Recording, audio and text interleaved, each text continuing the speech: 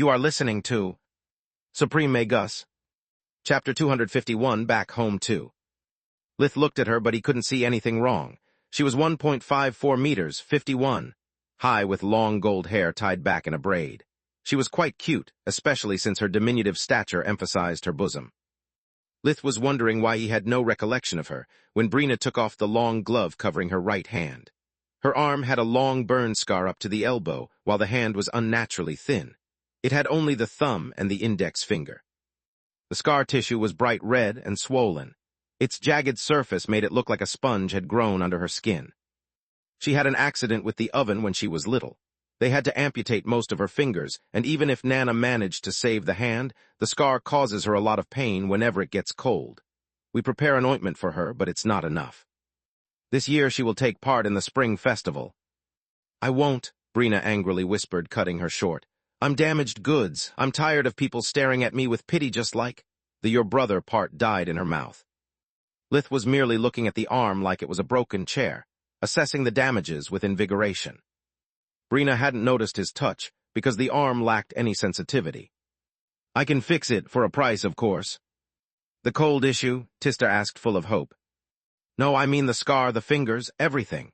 Seeing their disbelief, Lith placed his index finger on Brina's elbow, casting a short spell that restored an inch of skin. Nana can't perform Tier 4 light spells, but I can. His voice was cold and professional. The procedure is expensive.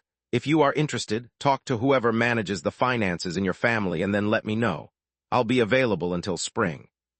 Tista opened her mouth to say something, but remained silent. Everything had happened so fast that Brina wasn't able to move or speak. She stared for a while at the pale new skin, before leaving in a hurry after noticing the kids staring at her, pointing their fingers at her still exposed arm.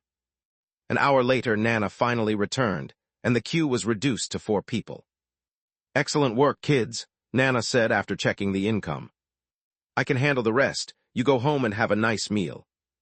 Lith could have opened a warp steps, but judging by how Tista was looking at him, she clearly had something to say.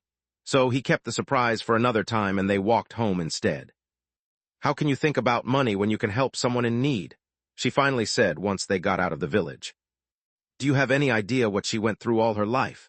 She gets out of the house only during fall and winter. She never had a boyfriend, she had it much easier than you? Lith's voice was indifferent. She has been well fed and dressed all of her life.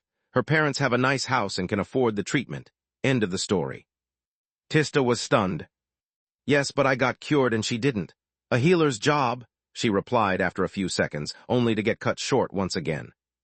It's a job like any other. Light magic is not some kind of holy power, it's just a mean to an end. Does the baker give bread and pastries away for free to those in need? No. Did anyone ever help us when we were starving? No. When you were ill, did her father care for your condition? No. Then give me one good reason why I should work for free. Tista remained silent for a few minutes until they arrived halfway towards home. So what are your limits now? She asked. Brother-sister confidentiality. Tista nodded. As long there is a breath of life, I can save anyone. I can now regrow organs, limbs, anything. My only limitation is that I can't repair something that was missing from the start. I can give back the sight to someone that has lost an eye, but not to someone born blind. Tista seemed incredibly happy at his words, making Lith worried. Are you unwell or there is someone else you want me to heal? He sighed. No, everything is fine, she giggled. It's just that Lucia is a small village in the middle of nowhere. After hearing your stories and seeing you at work today, I'm wondering if I should try to get into an academy too. Lith shuddered at the thought. I have always avoided mentioning the nastiest details of the academy. I can't see Tista not getting scarred for life by all those jerks. Not to mention that if she manages to graduate too, our family would be recognized as a new magical bloodline. It would cause us a lot of troubles. If she really wants to step up her skills, then I can't shield her from the truth anymore. The princess has to become a warrior, or the world will eat her alive. Before going back home, Lith went to Celia's house. According to Solus, she was supposed to have left together with Ryman, but he wanted to make sure the huntress didn't need help. The door and the windows were locked. Lith used life vision, discovering that there was no one inside. One less person to worry about, he shrugged. Nana was at the end of her rope and the huntress was gone, probably for good. Lith felt a sting in his heart, but he preferred to focus on those he had left. His parents were really happy to have him home earlier and during lunch. They wanted to know everything about his last days of the academy. Lith didn't tell them about the vision, but for Tista's sake, he shared with them all the aggressions and sabotage attempts he endured. So much violence just for a grade? Roz couldn't believe his ears. Lith explained to them how fierce was the everyday life at the White Griffin. Nobles take success for granted and don't like being overshadowed by commoners. They consider it as a personal insult. Commoners mostly work their asses off, but since the academy it's the only way out of poverty, they are ruthless too. It's easier to meet a dragon than to find an honest friend.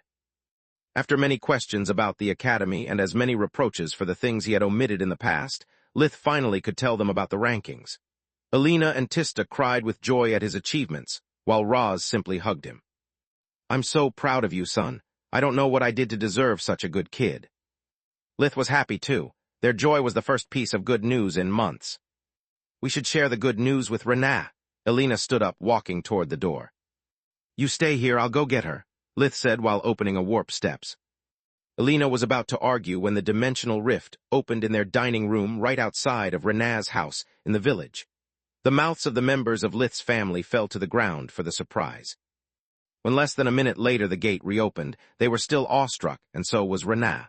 Lith had the princess carry her through the warp steps. They could hear many scared murmurs coming from the village. "Ah, suck it, you bastards," the voice of Zekel, Renaa's father-in-law, roared. "I'm the only one with a god in the family." "What a classy, humble man," Lith sneered as soon as the gate closed behind him. After much stuttering and many questions about warp steps, Lith finally brought Renaa up to speed. She was overjoyed by so many good news, and so was the rest of the family. Again, Lith couldn't understand why they were so excited about something they already knew. "It's incredible. Mom, this means you can visit me whenever you want, even during winter." Renaa's words left Lith speechless. "Indeed, now we can go to the village regardless of the weather. Oh gods, freshly baked bread during winter is a dream come true." Suddenly the conversation degenerated into how to better exploit Lith's new ability. More than once he wanted to point out that he wasn't a cab, but there was no such word on Magur. After everyone had decided what they wanted to use Lith's powers for during the winter, Tista pulled Alina aside. They whispered among them for a while, and even with his enhanced hearing, Lith was unable to understand what they were saying.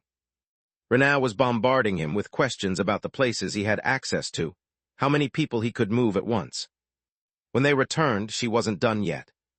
"Big sis, come here please." Tista pulled Renaa aside, pushing the index finger against her own lips. "Lith dear, please have a seat." Alina had a serious expression, making him inwardly fear to be about to get scolded again. "I told them so little and I am already getting my ass kicked. I was right working on a need-to-know basis with them," he thought. "Would you like to have another sibling?" Her words made Lith's brain freeze. His hands clenched the armrests so hard that only the fear to reveal his strength too made him snap out of it when the wood started cracking ominously. "Is this a trick question?" he thought. "After Orpal and Tryon, I don't feel safe rolling the dice again. Sadly, it's not something up for me to decide. Damn if I hate rhetorical questions." "Sure, Mom," he actually replied while hoping that his face matched his happy tone. "Are you pregnant already, or is it something you are planning ahead?" His words made the mood in the room turn heavy. Everyone was looking at the floor with a sad expression. Alina was squeezing her own hands, taking deep breaths to calm down. "Have you ever wondered why we didn't have any more children?" Roz said while hugging his wife from behind to comfort her. "Yes, I thought that since we had so many problems with food and money already, you used some spell to prevent further." Lith was about to say issues, but managed to stop in time. They were speaking about having another baby, so they didn't share his lack of love for small, smelly, noisy humans. "Another pregnancy." "Well, yes and no," Alina explained. "Sure, after you were born, we couldn't afford to have more children, even though we love each other so much." She caressed Ra's hands, kissing his forearm. "That's why we were actually happy when the Great Mother took the choice out of our hands." "The Great Mother? Aren't you using a darkness magic spell?" During all his life on Magur, Lith had yet to find a single church or temple. Religions were almost non-existent. Gods were relegated in the roles of swear words or synonyms for destiny. "We know the spell, but it requires a magico level of power to be viable. Otherwise, repeated uses can cause permanent sterility." Raz's words were like a punch in Lith's stomach. "Do you mean that?" Yes, Alina nodded. The labor was long and complicated. I don't know exactly what happened. Nana tried to explain it to me, but I couldn't and didn't want to understand. The only thing that mattered to me was that something inside of my body broke that night, making me unable to bear children anymore. Everything made sense. Lith had wondered from time to time why even after Orpal had been disowned, after Tista had been healed, and the financial situation of the household had improved so much thanks to his jobs, his parents had stopped having children. His mother was still young, yet nothing had happened. He had always shrugged it off, thinking they wanted to sit back and enjoy their new wealth. Yet now he couldn't help but feel guilty. Guilty for having always ignored their distress simply because it suited him, but mostly because he was the real root of that situation. They were his parents, but Lith wasn't really their son. Calm down, you idiot. No need for guilt trips. I didn't choose Alina, I didn't kill the real Lith. He was already dead, so nothing that happened that night was my fault. Lith was aware of how his birth was considered a miracle by his family. I pray the Great Mother every day to thank her for her gift. Alina took the word out of his mind. When Nana told me about my condition, I felt desperate, but as soon as I held you in my arms, it didn't matter anymore. I was already too scared after almost losing you. At that moment, you gave me a reason to live. Alina looked at him with deep affection. Those words soothed Lith's uneasiness, but his stomach was still tied in a knot. Tista says that you can cure everything. Is it true? Her eyes were full of expectancy. Yes. Do you think you can help me? Absolutely, Lith lied with confidence. The reproductive apparatus was one of his weakest spots, since he never experimented with pregnant women. There was nothing in the textbooks to help him understand the difference between a functioning, yet defective organ and a mint one. He remembered how during the treatments he had found lots of impurities in Alina's womb, but even removing them and bringing her to full health for years didn't seem to have worked out. Chapter 252, Siblings Part 1. I never noticed any anomaly. The damage must be something subtle. Probably it just makes the changes of pregnancy really low. I would have never missed something that affected her health, he thought. Lith stood up, placing his hand on Alina's belly before activating invigoration. He scanned her ovaries and uterus for a long time, but came up with nothing. Odd, everything seems fine. Noticing his mother's distressed expression, he tried to reassure her. Don't worry, maybe it's just because I don't know what to look for. I just need reference material. Lith touched Rena's womb, looking for clues. Good gods, Lith snapped back with a shocked expression. Is there something wrong? Rena was on the verge of panic. She had never seen her brother freaking out, not even after having an arm cut off. Yes, no, I'm not ready to be an uncle, I'm too young. The room exploded with cheers, tears, and joy. Lith remained dumbstruck. He really was not ready. Guess they didn't know either. For a moment I thought that Rena's pregnancy was the reason behind Mom's request. Like knowing she is about to become a grandma made her aware of the passing of time, he thought. Thank the gods. Rena squeezed him between her arms before putting his hand back on her belly. After being married for almost a year, I was starting to be afraid Sentin or I was sterile. I was going to ask for your help right after Mom. How is the baby? This big. Lith's index finger formed a circle about as big as a pea. I want to know if it's healthy. Rena slapped him on the nape. I guess, he shrugged. The fetus was too little, there wasn't much he could see. Lith had no experience in the matter and didn't want to give them false hope. Me and my big mouth. The chances of miscarriage during the first pregnancy are high, or at least they are on Earth. I can only keep my finger crossed and keep an eye on her. Please, no more surprises, he said, using Tista as a template this time. At those words, she became beet red but said nothing. I need a clean slate, he explained. I have no idea if Rena's body has changed to better host the baby. Using her as blueprint could cause a false pregnancy. A few minutes later, he believed to have found the root of the problem. The difficult labor had caused the formation of adhesions in the tubes. Lith had no idea what they were, though. He only recognized them as an anomaly. I got good news and I got bad news. Which do you want to hear first? He asked. The bad news. Alina hugged Roz, who tried to act strong. It's worse than I thought. Between the damage that you suffered and the passing of time, I can't promise a full recovery. What about the good news? Roz asked. I think I can do it, but I need some time to prepare and to ask for guidance. Roz tried to lift Lith out of joy, only to realize a second too late that his son was already taller than himself. They spent the lunch merrily, talking about their plans for the winter. Renaa couldn't wait to share the good news with her husband, but remained with them, asking Alina for advice.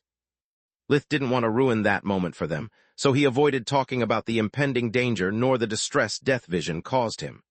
Tista couldn't take her eyes off his white griffin pin, asking a lot of questions about the academy.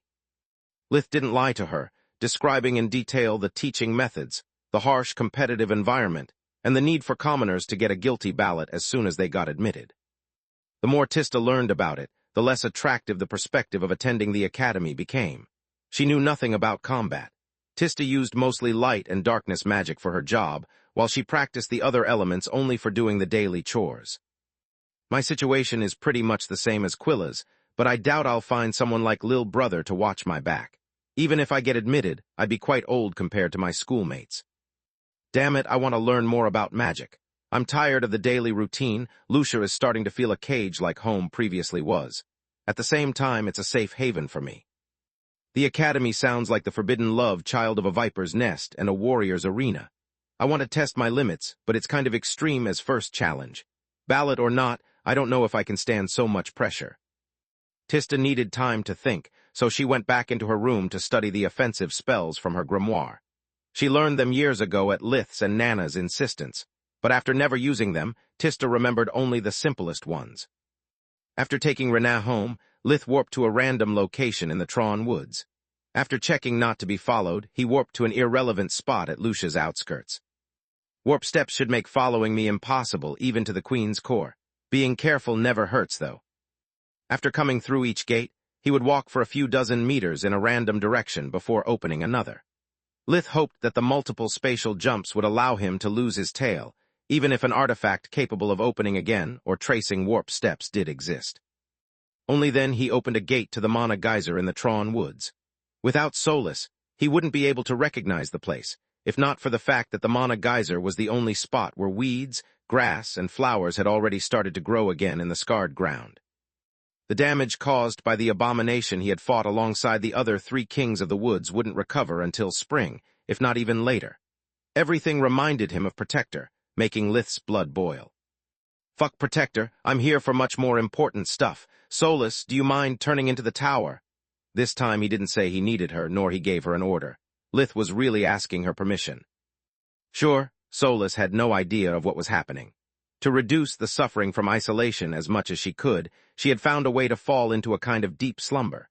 Solus had missed all the recent conversations and thought Lith just wanted to train or forge a master something. What do you need? She asked. Lith didn't reply until the tower was completely formed before answering. There were no changes from the last time.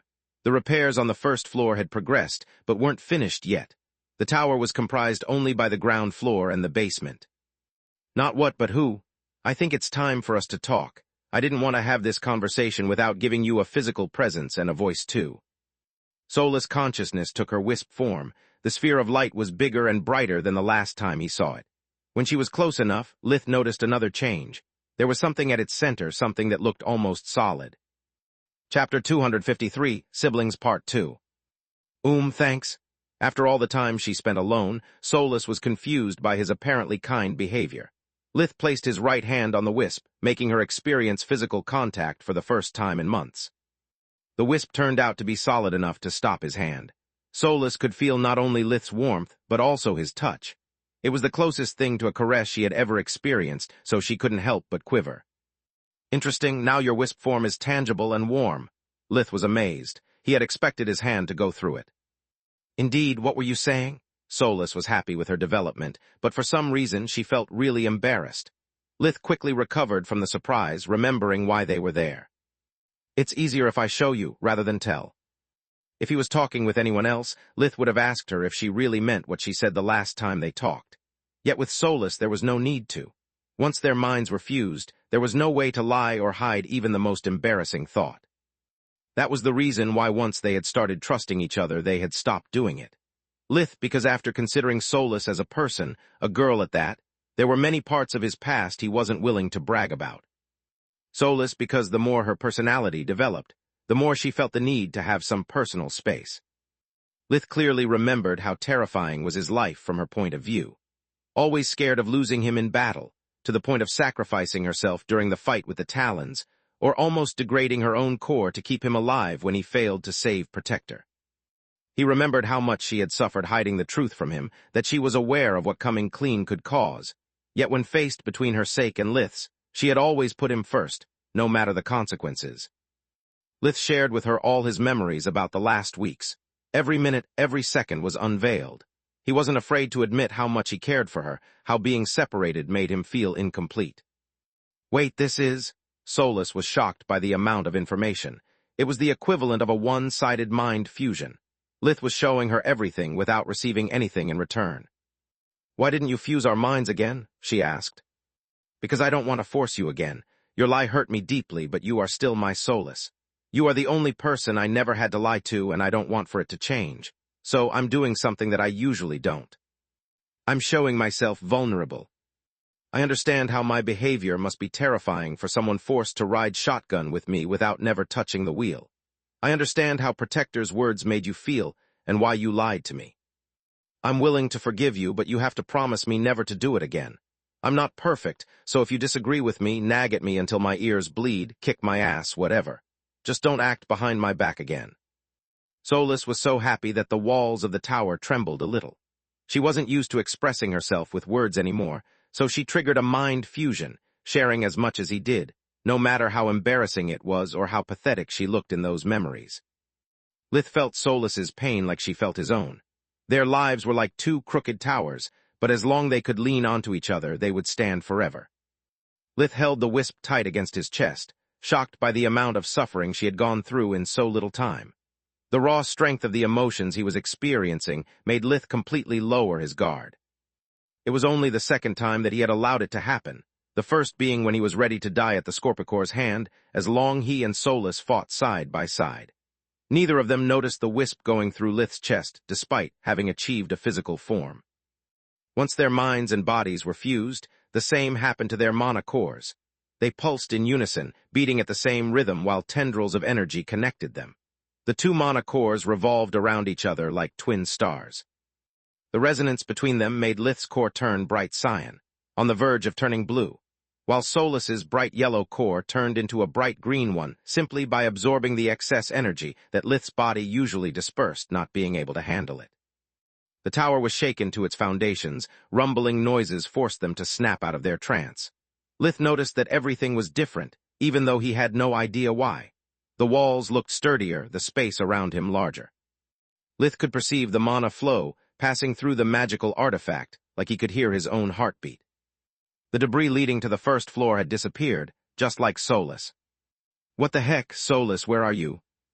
"Right here," Lith heard Solus's voice coming out of his own mouth. "I'm inside you."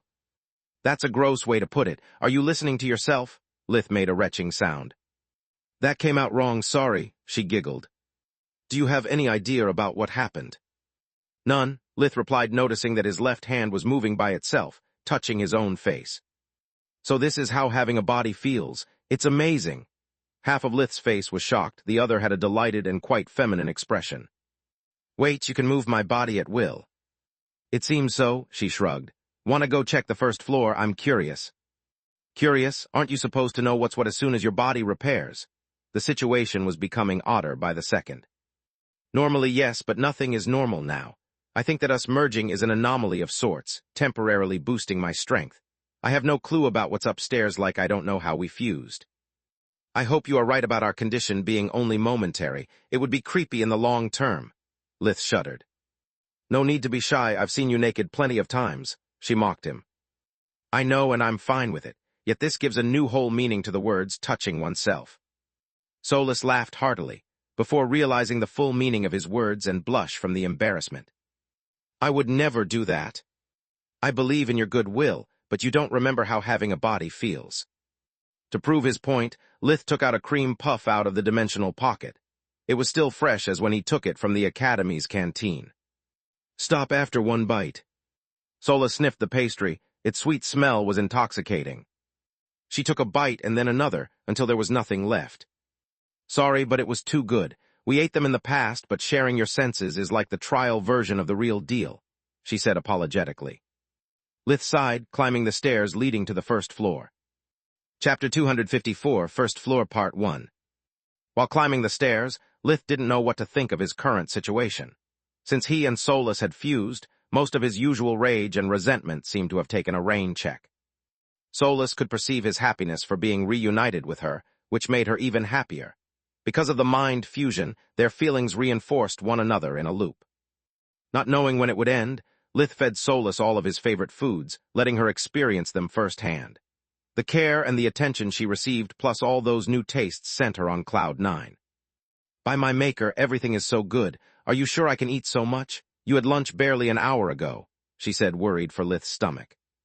Don't worry, it's nothing we can't cure. We should enjoy this pink-colored glasses moment until it lasts. The first floor was quite peculiar. The furniture was comprised of a few empty bookshelves, lots of mirrors, each one of different shapes and sizes, and a globe. It was similar to the one he had back on Earth, but this one represented Magus, and it was huge, with a radius of over half a meter, too. Unlike his childhood nightstand lamp, it didn't show the whole world. Only the areas where Lith had been and the places he had visited were depicted. He focused on the map of the region that was stored inside Soluspedia, recalling the names of cities and rivers, but the globe remained blank. So it's not a matter of knowledge. His voice was muffled by all the food Solus was stuffing herself with. It only matters where we have been. I wonder why. Any idea, Solus? None. Hey, there's even the Academy. Both of them, actually. Even the Lightning Griffin Academy is marked. The moment she made Lith's finger touch the Academy, the globe's surface zoomed in, projecting a 3D hologram, precise down to the last detail. The hologram was colored in shades of red, giving them a mild headache whenever they focused on a specific room they had visited during their short trip, before Headmistress Linnea rejected Lith's application. Lith then touched the White Griffin, getting the same result. I'm feeling a pattern here, Lith pondered. Let's try the mining town. The headache persisted. The holograms representing the known areas nearby the Academy were all as red as detailed. Okay, now let's give the Tron Woods a shot. Lith had never been outside the White Griffin's forest, since thanks to the Martianess he had access to the Mage Association's warp steps that brought him directly inside the Academy. He could have chosen the Lightning Griffin's outskirts, from where he departed along Count Lark, but he clearly remembered how tightly patrolled was the area. So, he picked a closer and much more harmless location. This time the hologram was blue and the headache was gone. Lith focused on the clearing in the woods where he used to train in the past. When he zoomed to a specific location, the hologram disappeared and Lith felt his attention drawn to the biggest mirror in the room. It had a silver circular frame, and it was so big to occupy most of the west wall. The surface of the mirror rippled, and the image of the room it had reflected until a moment ago was replaced by the clearing spot Lith had been looking for. Could this be? Lith pressed his hand against the image, but nothing happened. He could feel the cold glass surface under his fingers. Maybe we should send mana into it. Solus snapped Lith's fingers, channeling the energy from the mana geyser through the tower and into the mirror. The mana quickly rotated along the frame's edges, making it emit an orange glow. The glass then turned into a silvery liquid that was drained by the frame, yet the image in front of Lith's eyes didn't change. He was now able to hear the familiar noises of the wood's wildlife, to feel the chilly breeze blow on his face. A personal long-distance warp steps. Lith was amazed as much as confused. He tried several locations he knew, even some very close to Dirios, the capital of the Marquisate. They were hundreds of kilometers afar, yet they managed to open them effortlessly without using a drop of their own mana. There are only two problems, Solus pointed out. One, we can only pick deserted places. If someone looks through the warp steps, they could see inside the tower and that would get us into trouble. Two, how the heck do we come back? If the tower stays here, either we split or this thing is useless. Lith nodded, letting his arm across the dimensional gate. An unpleasant sensation spread through his body. Both Lith and Solus felt their minds drifting apart. Their connection became weaker and weaker, until he pulled his arm back into the tower. Guess our condition really is temporary. Probably we'll revert back to normal as soon as we get outside the tower. They were still recovering from the surprise when the walls shook violently, cracking in multiple spots. The tremors were strong enough to make Lith almost lose his balance. What the heck was that? Well, this room shouldn't exist in the first place. Solus ate a chocolate-sprinkled biscuit. If for any reason our fusion gets broken, it's likely everything will collapse on our heads. See? She pointed at the cracks that were disappearing as quickly as they had formed. Okay, so the globe represents all the places we can warp to. The headache probably means that a place is unavailable, at least at our current level. I prefer not to try forcing our way through the Academy's arrays.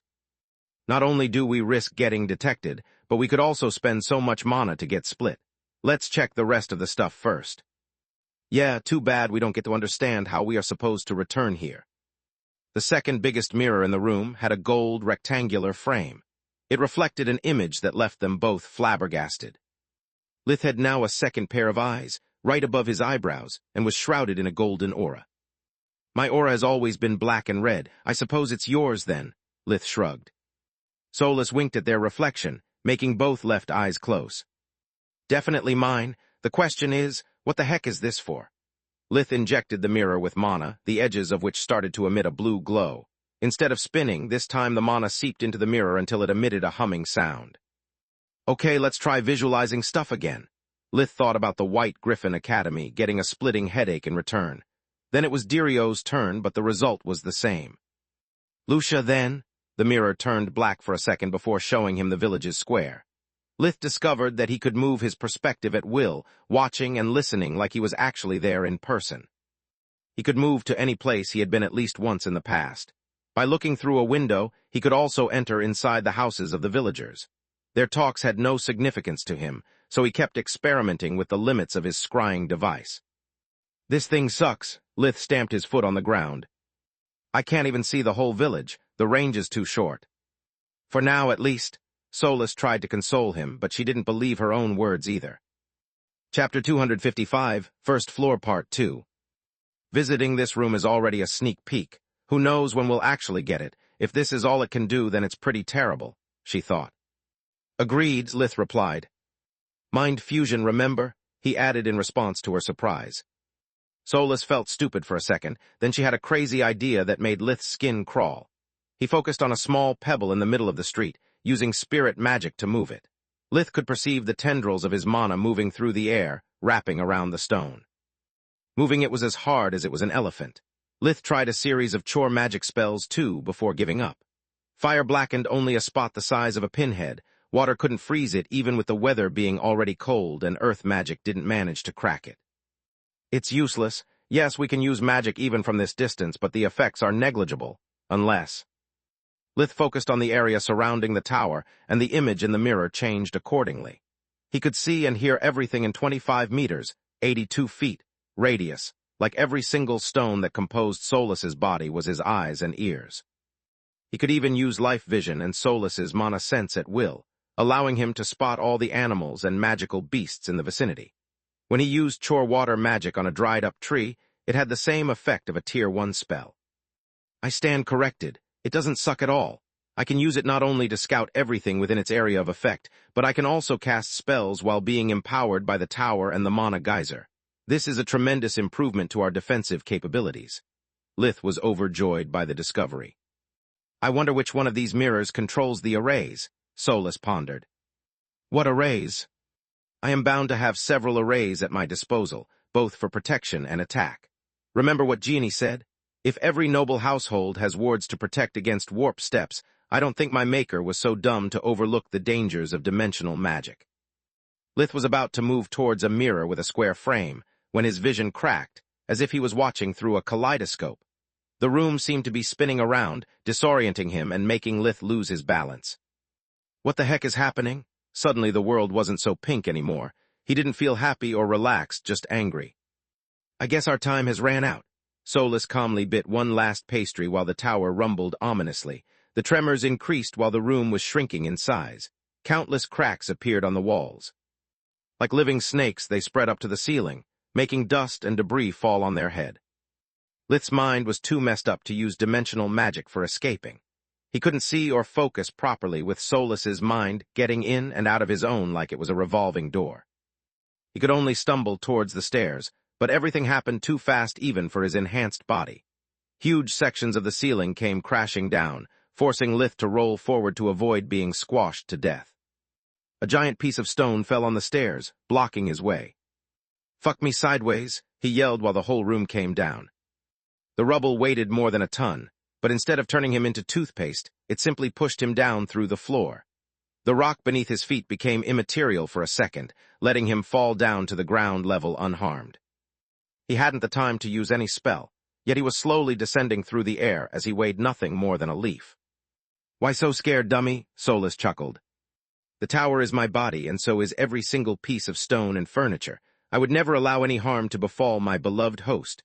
She smiled. "Holy shit, you are smiling!" Lith pointed his finger to the figure that was floating in mid-air a few centimeters from him. It was a humanoid female, entirely made of golden light. It had no facial features, aside from her shining eyes, a smiling mouth, and a cascade of golden hair enveloping her whole body that floated in the air like she was moving underwater. "What do you mean?" Her mouth disappeared. Solus had barely the time to look down on her own hands when her body imploded on itself, returning to be a wisp made of light. "Fuck," Solus angrily swore. "Can I see how did I look like through your memories?" "I don't think it's a good idea," Lith shook his head. "Pretty please with a cherry on top," she begged while circling around him. "Solus, it's for your own good. You wouldn't like what you see." "Please, I need to know." She rammed into Lith's head to emphasize her point. "We just reconciled. I don't want you to get angry or sad." "I won't, I promise." "Remember your words, because I will." Lith let his memories flow into their mind link. He had been true to his word. Solus didn't like it. "What's this? C-cup, maybe more. Fuck the light." Solus is a shorty, barely 1.54, 51. Hi, nice legs, sadly ass-na. Her belly looks kind of flabby. The images had more footnotes than a director's cut. "Did you check me out in less than 5 seconds? Lith couldn't share a memory without everything that came attached to it. "Yes, I told you it would make you angry, or sad, or both." "That's why you made me promise." "Guilty as charged," Lith nodded with a smirk.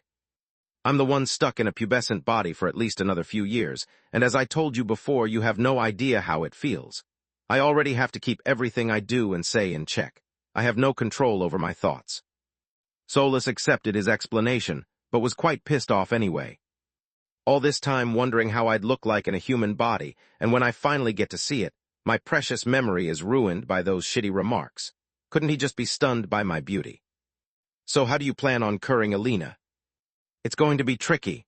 Lith sighed, remembering the second reason he had decided to solve his conflict with Solus. He needed her help. "This isn't just anybody, it's my mother we are talking about. I'm not going to take any risks. I can't afford using invigoration during the procedure. I need my full focus, and for you to constantly monitor her vitals.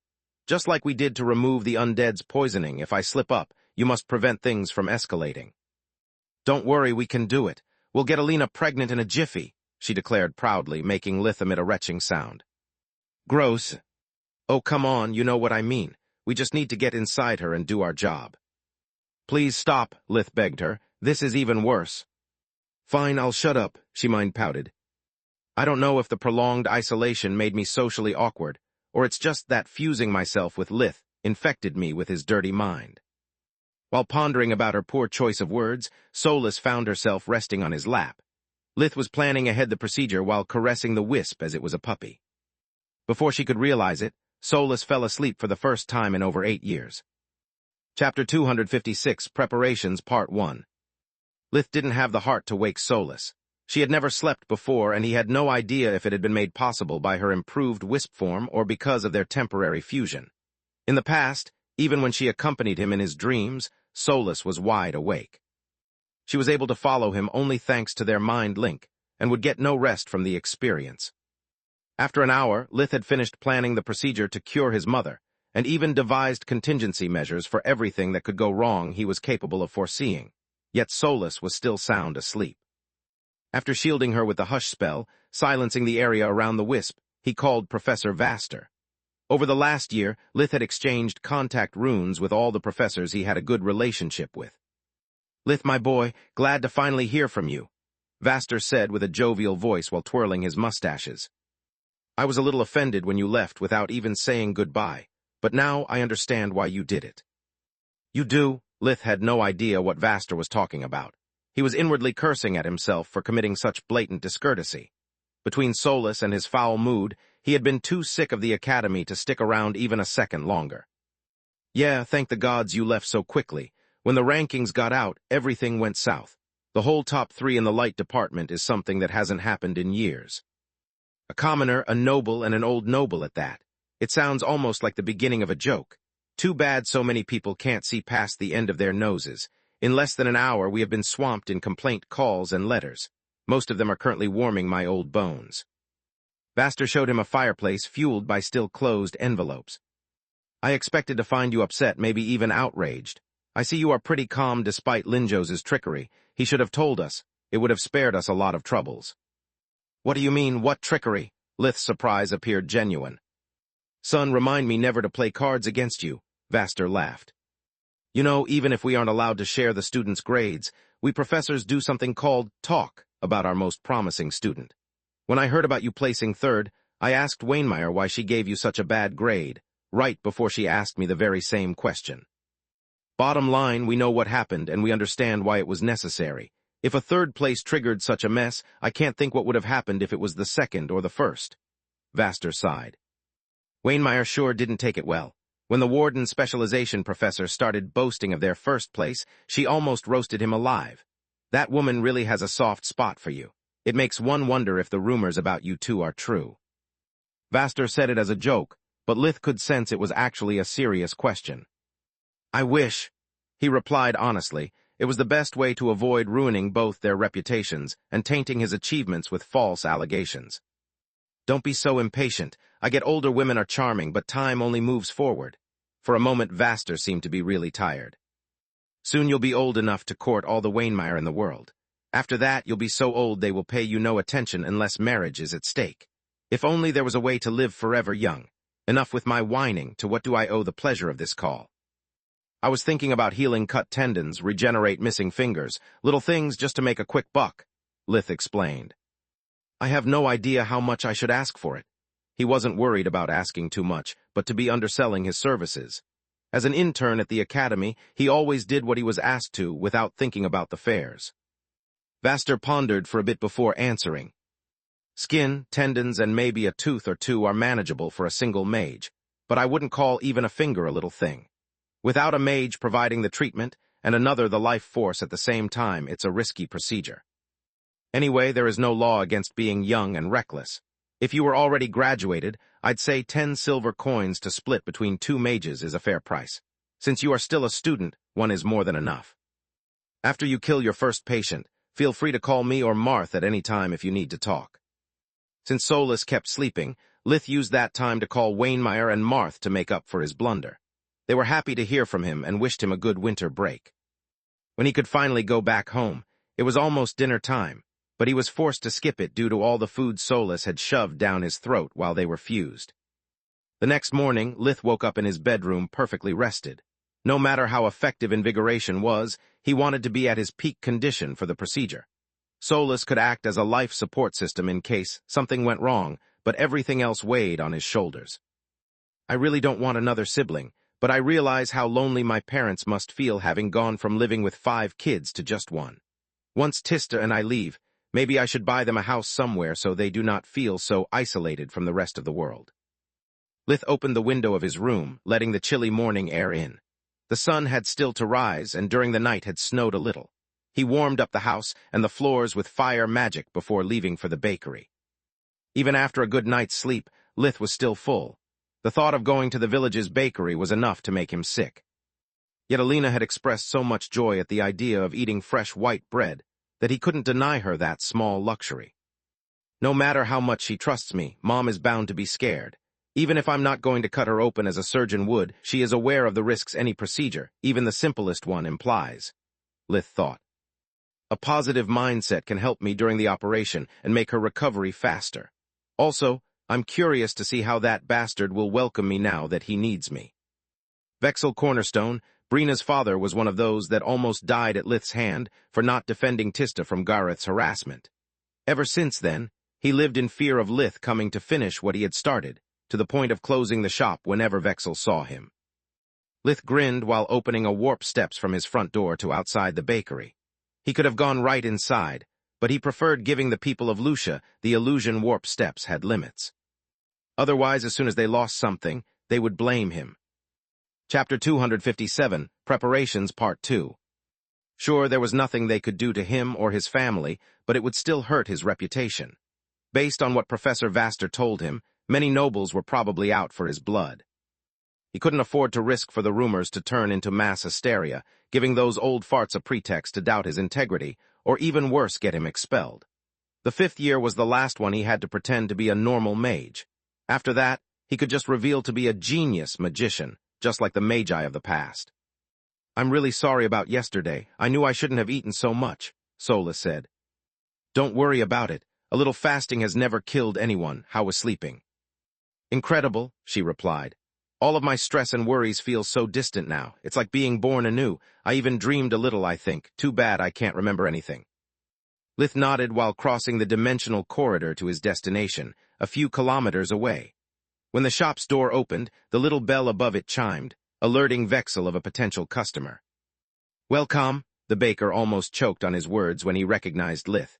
He was dressed like a farmer, with a simple brown shirt and pants, but looked nothing like one.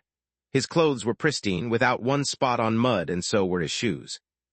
Vexel looked through the window, noticing that the snow outside was still immaculate. "I'd like 5 loaves of bread and 20 pastries, thanks." Vexel had prepared a speech, hoping to make him feel guilty for his lack of sympathy towards someone less fortunate than him. Brina was the same age as Tista, after all, and they both suffered from their condition. How could he be so insensitive despite knowing the pain she was going through? Yet he was unable to speak. Lith exuded a cold aura that sent a shiver down Vexel's spine despite the heat coming from the oven in the back room. There was something wrong with him. He managed to move over the squeaky old floor without making a noise. "Why the heck does he say nothing?" Lith was surprised by Vexel's meek attitude. Usually he doesn't hide his hostility. Sorry, I'm out of practice," Solus explained. "I forgot about having to cut down the killing intent you emit naturally. Since your last 2 breakthroughs, you always mix a bit of darkness magic with your usual glare whenever you are angry. Mages don't notice it because their mana flow protects them from it, but normal humans are weaker." Once Solus took action, Vexel discovered to have held his breath until that moment. Lith didn't look like a ferocious beast anymore. He was back being an annoying prick. "Can I get my food? I don't have all day," Lith snorted. Vexel inwardly cursed at himself, handing over the bread and the pastries as efficiently as he could. "It's on the house." With a single wave of the hand, Lith made the goods on the counter disappear in the pocket dimension, replacing them with the money at the same time. "I owe you nothing and I like things as they are," Lith sneered at him. "You should have thought about it when I was starving, not now that I have enough money to have a bakery of my own. Keep your fake kindness for yourself, or I'll shove your bullshit right where it came from. Who knows, you may even like it." "Lith, is that you?" Brina's voice came out of the back room, soon followed by the sound of quick steps that announced her arrival. "Hi, Brina, have you considered my offer?" Lith's voice was calm but lacked any warmth. He was neither hostile nor friendly towards her. Brina was carrying a basket of bread with her right arm, always covered by a long glove, while her face and left arm were dusted with flour. She wore a net over her hair and was smiling a lot. "Yes, of course, how much is it?" 1 silver coin for the whole skin, 5 silver coins for each finger." The idea of losing 16 silver coins at once made Vexel's heart skip a beat. "That's it," Brina sighed in relief, making her father inwardly curse at her. "Ask for a discount, you damn woman. If you flaunt our money, he will find an excuse to raise the price even more." "When you can start." Lith had actually asked much more than Professor Vaster suggested, to leave some space for negotiations. The outcome was a pleasant surprise. "I could ask for more, but it's better to shear a sheep rather than butchering it," Lith thought. "Not today, I already have another client scheduled. Is tomorrow fine with you?" "Yes," she nodded, incapable of hiding her surprise. "How did they find you so fast?" "Word travels fast, plus I'm that good." Lith gave her a thumbs up. "I need you to be perfectly rested, so take it easy today. Also, the procedure will take a toll on you. Before we start, eat as much as you can. You'll need energy. Remember, I'm a healer, not a miracle worker." Lith walked out the door, disappearing from sight before it closed behind him. Vexel and Brina looked out of the window almost at the same time. The snow on the porch was still immaculate. "Dad, do you think the blacksmith is right? Is he really a god?" "Zekel Proudhammer is just like my chamber pot, full of shit." Vexel wanted to spit out of disgust just by hearing that name, but managed to stop in time. He hated the blacksmith's guts. Ever since Renat had become part of his household, Tista would always treat them first, and for free while Vexel had to stand in line like an idiot. During the city assemblies, Zekel would always have his way, getting to pay fewer taxes compared to others simply by casually mention Lith or his daughter-in-law. To make things worse, the blacksmith always flaunted the enchanted tools he bought from Lith, saying they were all presents. Unbeknownst to Vexel, it was a lie. Lith only gave presents to Renaa while Zekel exchanged with him precious metals to get what he wanted. Before going back home, Lith went to Renaa's house, giving her some sweets, a few potions, and checking on her and the baby just to be safe. Chapter 258, Learning Part 1. After going back home, Lith finished preparing breakfast for everyone and used invigoration to recover the energy spent by using the warp steps. The procedure took place in his parents' bedroom as soon as they finished eating. Lith had Solus take the form of a small disc that he placed over his mother's belly. "What is that thing?" Alina asked. "It's a focus. It will help me direct and control the magical energies," he lied in response. Solus's core was weak and her mana capacity small, but she was able to use invigoration as well.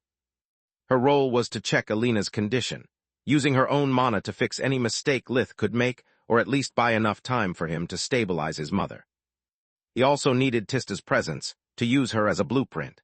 First, he blocked Alina's abdomen pain receptors, then he destroyed the scar tissue causing infertility while reshaping the organ to make it resemble Tista's healthy one. It was the first time he attempted something like that, so it took Lith several hours to complete the procedure. When he finished, he was exhausted. "Damn, ever since I burned part of my life force, I get tired faster than usual, and my stamina has yet to completely recover. Using invigoration on 2 people at once for imaging was more difficult than I thought. Then I had to cut away the scar tissue 1 layer at the time to not cause too much damage. I also had to prevent her from losing too much blood or going into shock. Unlike when I cured Tista, I couldn't immediately replace the destroyed tissue with a healthy one, since it was the excess tissue causing Mom's infertility. I can only hope that everything is fine now." "Is it over?" Alina asked with watery eyes. Despite Lith's precautions, she had experienced a burning sensation in her abdomen the whole time.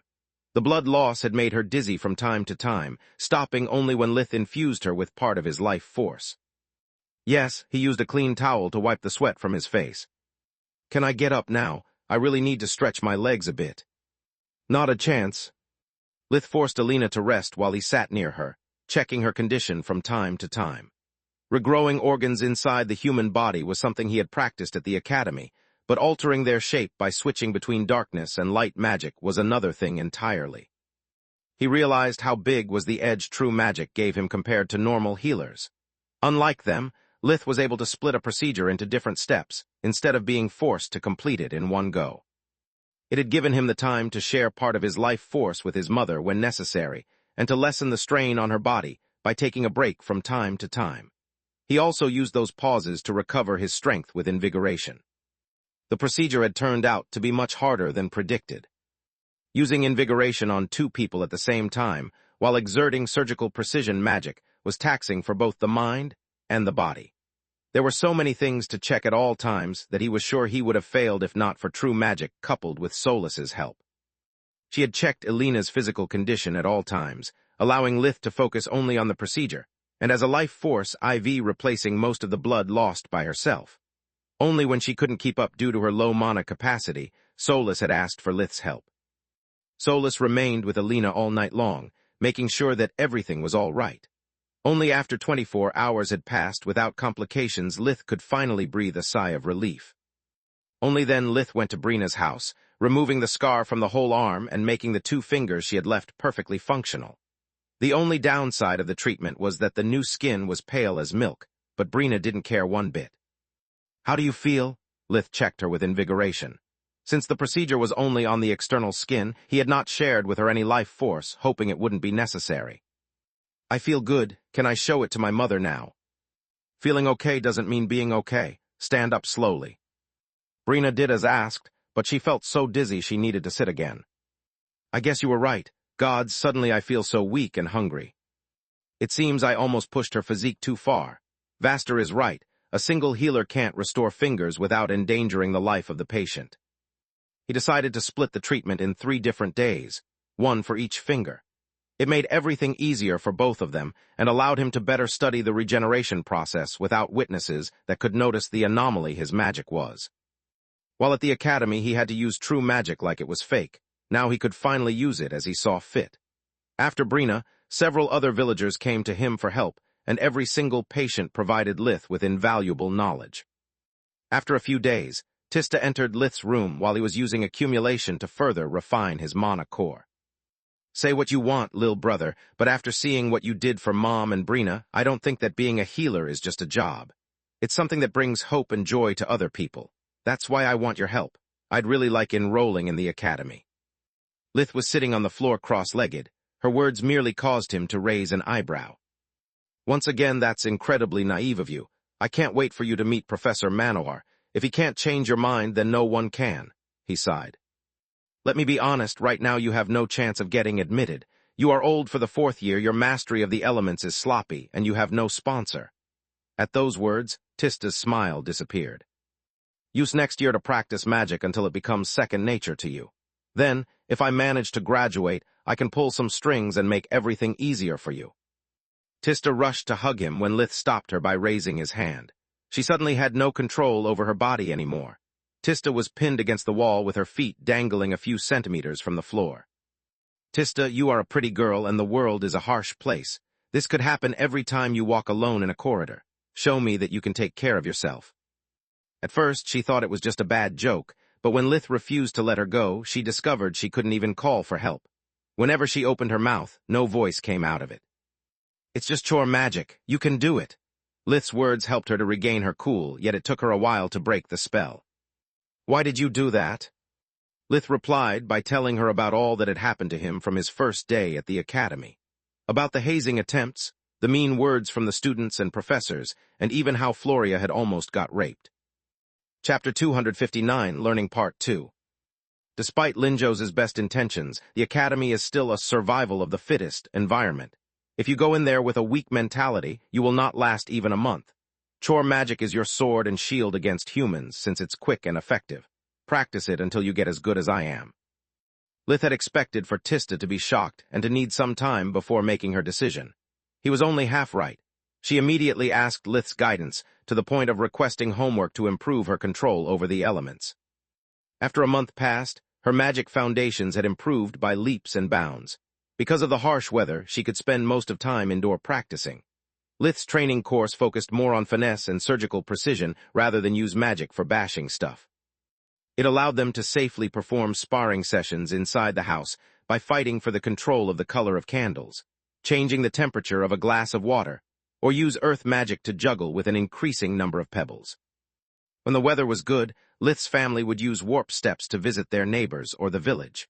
Alina was the only one with a communicator amulet, so she could always call Lith to have them warped back home anytime they wanted. Lith used those days to go back in the forest and conduct experiments with forgemastering. It had taken a while, but the package from Linjos had finally arrived. After learning of his ranking, Lith had spent almost all his points immediately. He had purchased a skinwalker armor and several magic crystals of different purity. The skinwalker armor was similar to his uniform, but better in every way. The elemental and physical protections were stronger. Also, by injecting mana into it, Lith could boost its self-repair speed. The armor's best trait was its adaptability. It could shapeshift into different forms. The only requirement was for Lith to provide the enchantment a sample of the clothing he wanted it to reproduce. Thanks to the skinwalker armor, Lith now had a whole wardrobe of enchanted clothes. They would all offer him a great degree of protection, and he wouldn't remain naked for a second like it happened when he switched between clothes via the dimensional pocket. Lith stored inside the gemstone his farmer clothes, the hunting suit, the academy's uniform, and the expensive noble clothes that Lark had bought him. Now this is the only suit I'll ever need. Lith had chosen the skinwalker armor not only because it greatly improved his defensive abilities, but also because it made possible to easily blend in with any crowd, and provided him a sample of magic crystal-imbued clothes.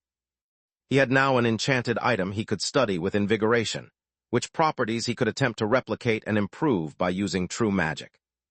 Lith had spent the rest of his points to buy mana crystals. There were too many unanswered questions about them.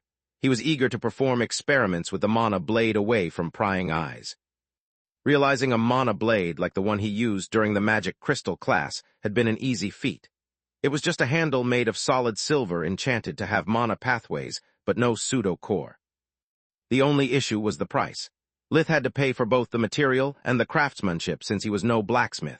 Lith managed to cut his losses by exchanging his forgemastering works with Zekel's. The blacksmith was eager to acquire dimensional rings to safely store his possession and enchanted tools to make his life easier, just like Lith was eager to get his hands on free materials.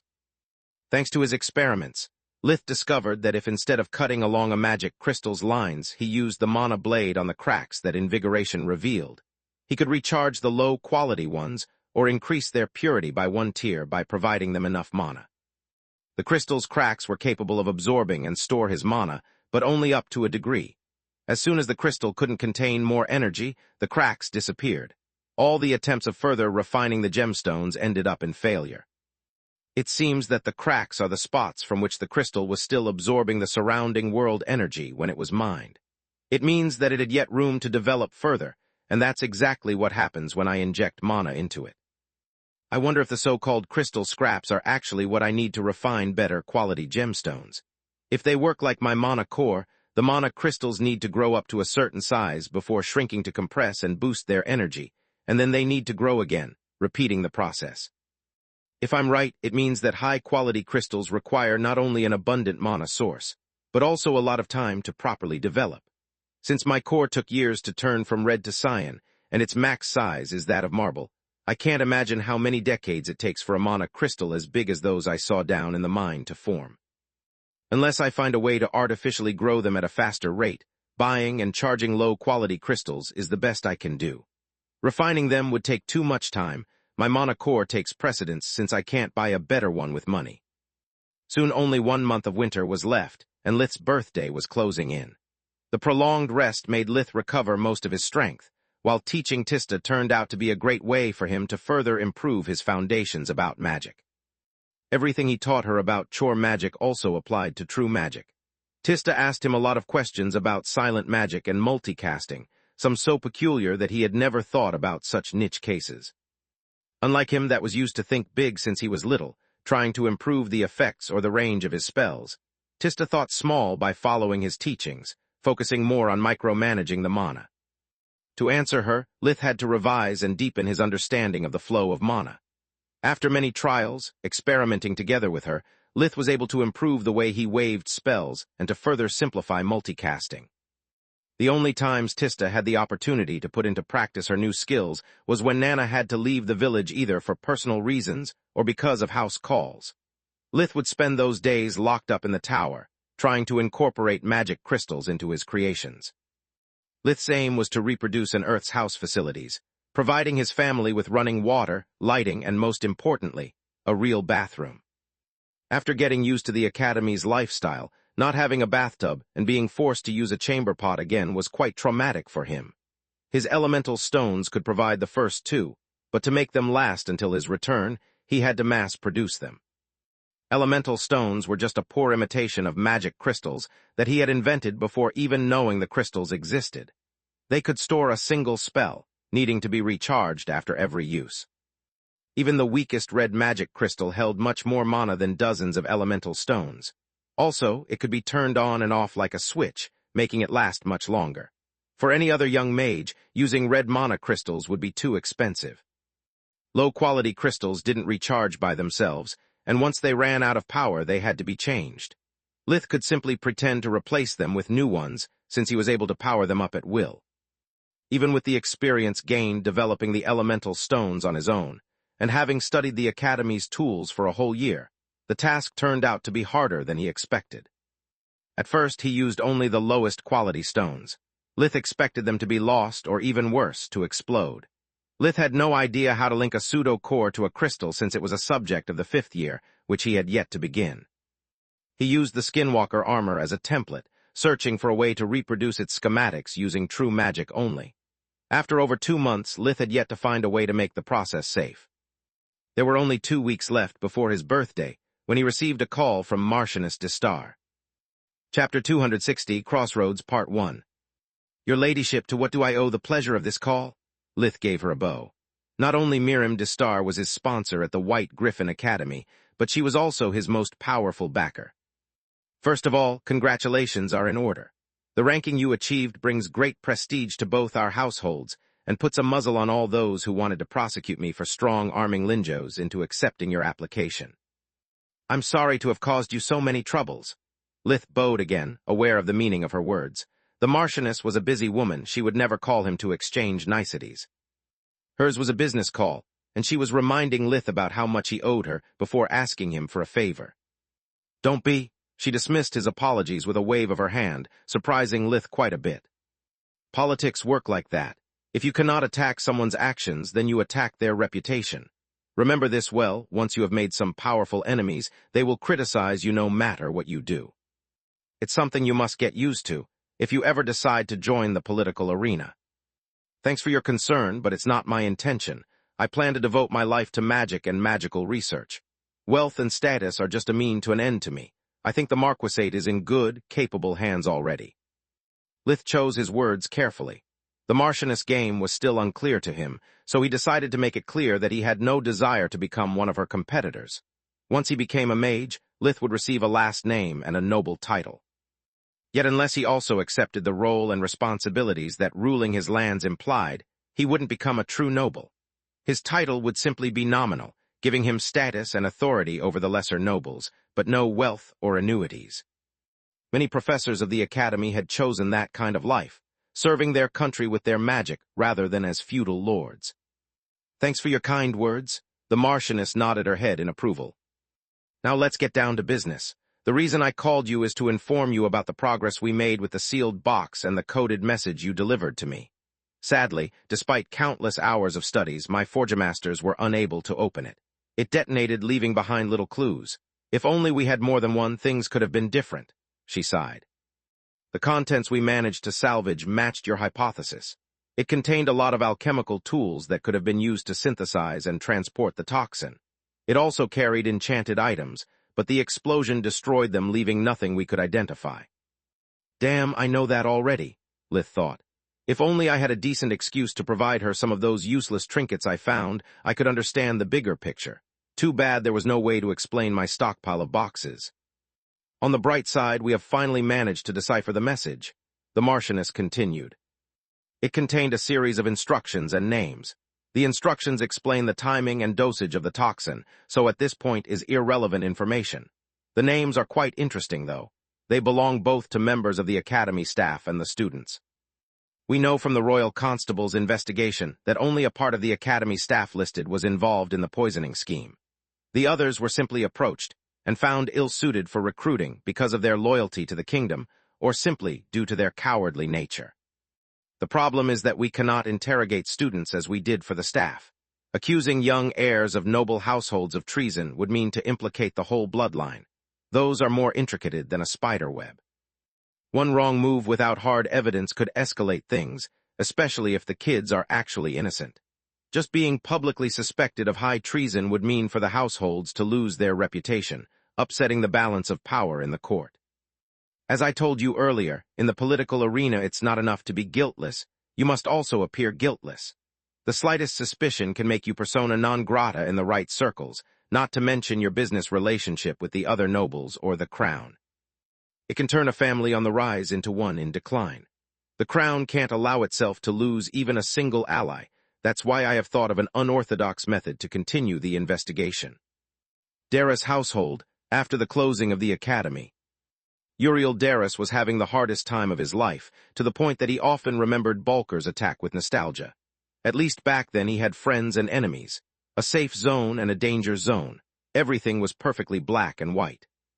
Now his whole world was in shades of gray so similar between them that the only way to distinguish shit from chocolate was by the smell.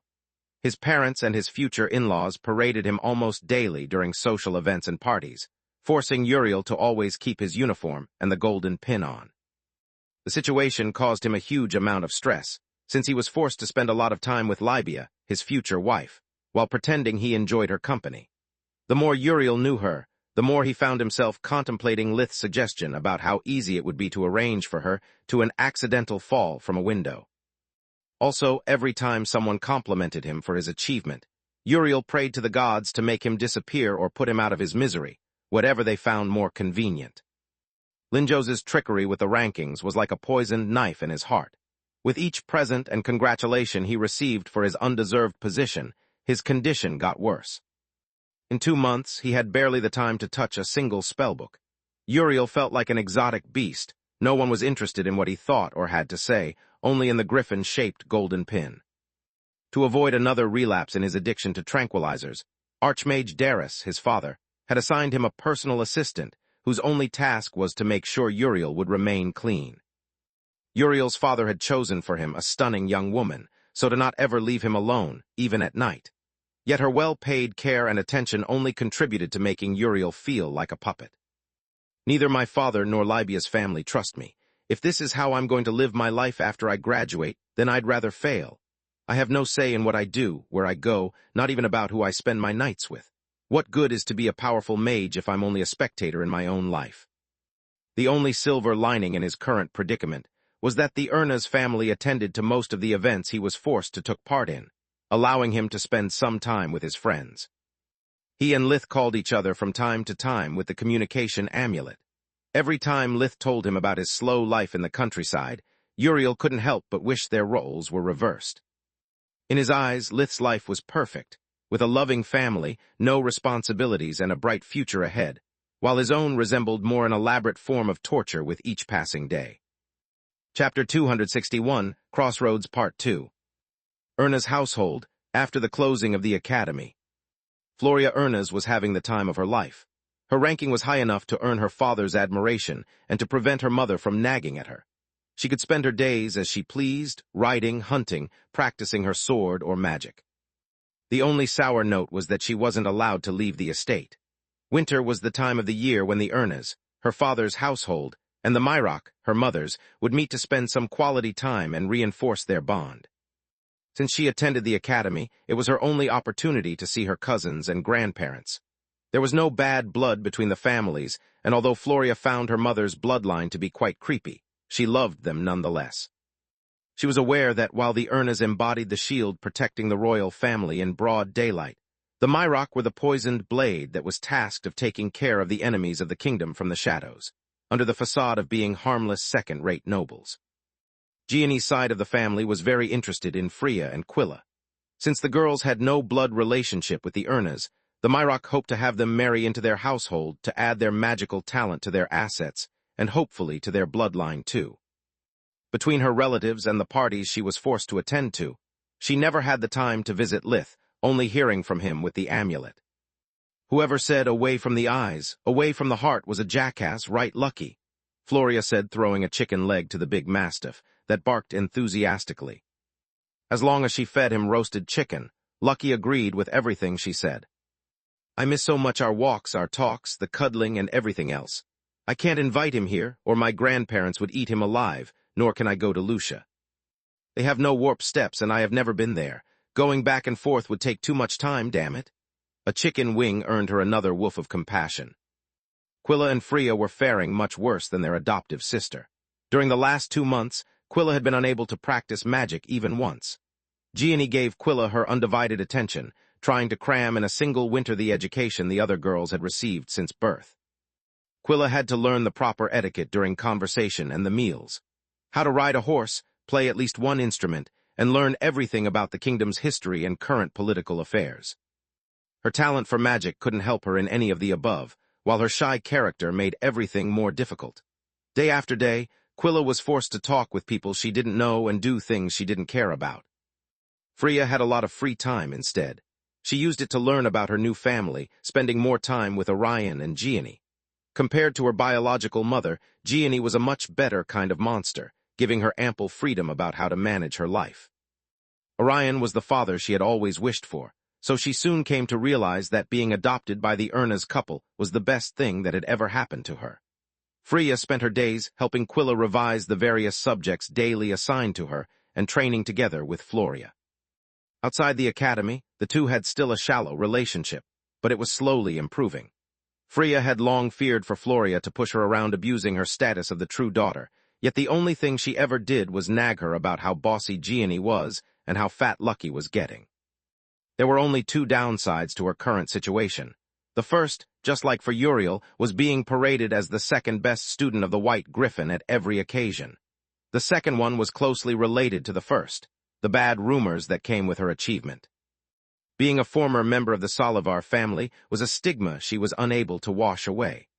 Both the old and new magical bloodlines resented Freya, spreading the vilest accusations about her. During each party, as soon as Freya turned her back, she could hear whispers about her sleeping with the professors, blackmailing them, or cheating her way to success. There was nothing she could do about those rumors. The thought that despite her presence was hurting the Erna's reputation, her new parents treated her as one of her own, only made her wish that she could cut away those filthy tongues and shove them up their asses. Distar household, 2 weeks after the call. That evening, one of the most important events of the season was taking place in the Marchioness house. Her marquisate was flourishing quickly, since it now ruled over the region, hosting 2 of the only 4 remaining great academies. The Earth and Crystal Griffin academies were closed. No one knew when or if they would ever reopen. Archmage Darius had been awarded for his services with the lands hosting the Black Griffin, giving him control over the remaining 2. They now shared an enormous power above all the other noble households. Some said too much power. All the 4 remaining academies depended on the 2 households for funding and supplies, giving them a voice in the matter of who to admit or about the changes in the academy system. The Crown had received countless petitions about taking at least one academy away from each of them, yet none had received a response. Officially, the Crown was still considering both sides' claims. Off the record, they had already dismissed them all. The Crown had no interest to strip 2 of its most loyal subjects of a prize they had worked hard to achieve just to indulge households with a shady past and an even more shady present. The names at the bottoms of most petitions were the same on the Marchioness list. It wasn't enough to accuse them of treason, but more than enough to not listen to a word they said. That night, Marchioness Distar had gathered the most influential people of the region to celebrate the rankers in the top 20 of the White and Lightning Griffin academies, allowing to students and their parents to mingle together. Uriel and his fiancée, Libya, were having another happy evening together. You know, when our parents arranged our marriage, I couldn't help but see you Darius like tricksters hungry for the Finter household wealth. I would have never expected for a commoner's bloodline to become so successful. I admit I was wrong about you. Libya said as soon they got rid of Duke Kalon. I was wrong about you too, Uriel replied with the same plastered smile like hers. I always saw you Finter as thirsty beggars in desperate need to get a bit of magic in their bloodline. I knew all along that your family has given birth to more dragons than mages in the past, he added viciously. I hoped we could at least keep things civil between us, but as I said, I was wrong. Chapter 262, Gala Part 1. Quite an attitude for someone that almost got outshined by a filthy traitor and a dirty poor commoner. Libya clicked her tongue in disgust. The traitor and the commoner, as you call them, are 1,000 times better than you. I wish my friend Lith was here. He is great at dealing with monsters, something I am still lacking at. Libya was about to reply in kind, when suddenly the whole room turned dark and empty. She turned around just in time to see a shadowy figure with eyes blazing with blue mana closing into her. My dear Uriel, I always told you to go big whenever you make a wish. Otherwise, if one of them comes true, it's more a pity than a relief. He's right behind you, of course, Uriel said with a smirk. You have quite an attitude for someone that ranked. My bad, I forgot you have no rank. It's just that my mind refuses the idea that someone without an iota of magical power could be so arrogant. Normally, Lith would have ignored Libya's slander. Back at the academy, he heard much crueler words on a daily basis, yet he paid them no heed. Lith just had 3 months of peace, and his renewed bond with Solus made him calmer than ever. The reason behind his unnatural behavior was the precise instructions Marchioness Distar had given him. It's been a while since I taught a lesson to an arrogant prick. This is going to be fun, he thought. It's better for you to watch your tongue, young miss. One day, even a dirty poor commoner could reach a status higher than yours. Without your noble title, you are nothing more than a spoiled parlor dog. You should be aware that dumb creatures that keep barking at the wrong tree are accident-prone. Lith kept his distance, pointing his finger at her while he talked. It was an act incredibly rude towards someone of a higher social class. In any other circumstance, Libya would have lashed out at Lith for his unacceptable behavior. She wanted to, but was unable to speak. Something prevented her from even moving her eyes away from Lith's index finger. To her, it was like a sword pointed at her throat, exuding a chilling aura that was prickling at her skin like countless needles of ice. With every step that Lith took forward, Libia's stomach twisted into one knot after the other. Suddenly she just wanted to hide behind Uriel, but he was nowhere to be seen. The whole world had disappeared, leaving her alone with a crazed beast. Contrary to Libia's perception, Uriel was right beside her. The room was perfectly lighted, and Magus kept spinning on its axis uncaring like always. I don't know why Lith is acting so touchy, and honestly, I don't care, Uriel thought. Her being forced to shut up for once, it's liberating.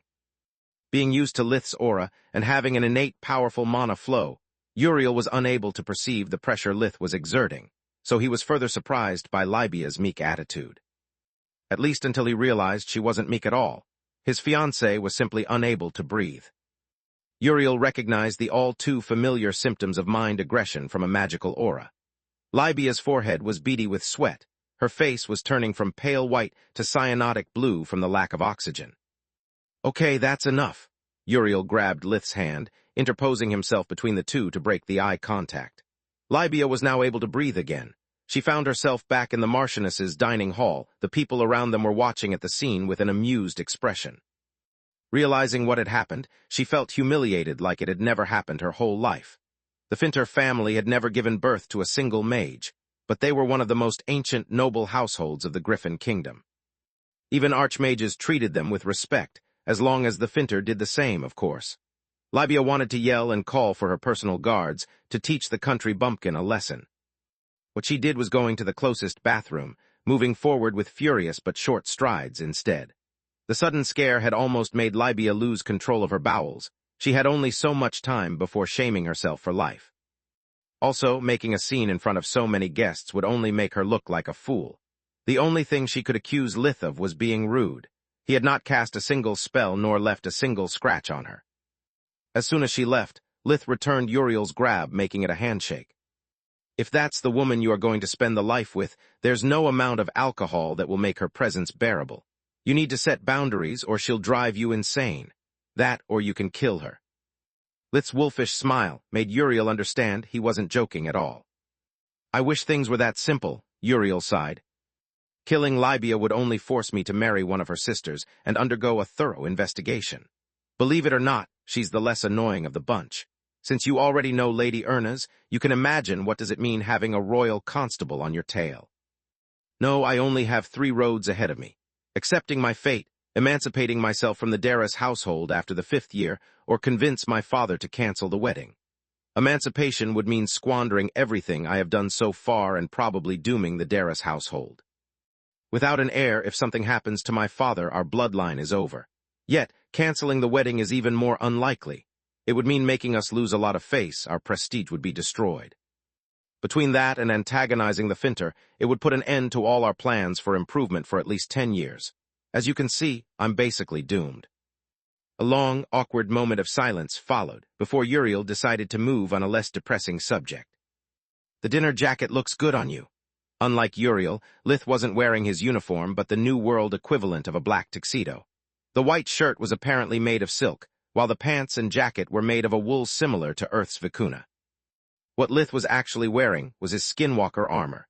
He had stored the real suit in the blue gemstone embedded at the base of the neck, allowing the enchanted item to mimic it to perfection. The white griffin pin was shining on the pocket above his heart. Aren't you sick of that uniform at this point? Also, you seem to have lost weight since the last time we met. Yes to both, but what can I do about it? Uriel shrugged. Since the rankings came out, my family was awarded with the lands that host the Black Griffin Academy.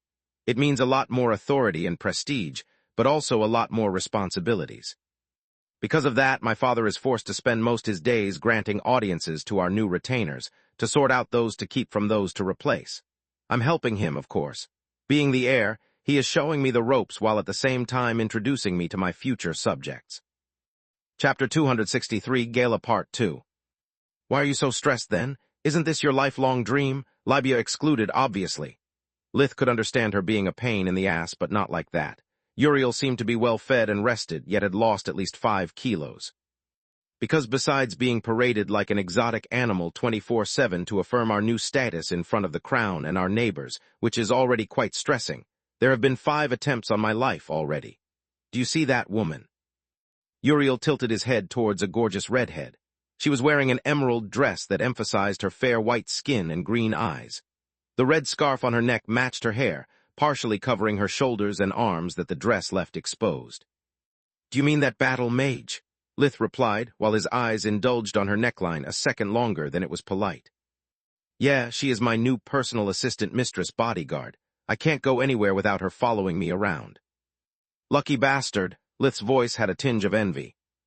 Wow, that's new from you, Uriel was surprised. He had always considered Lith made of stone, or at least the next best thing.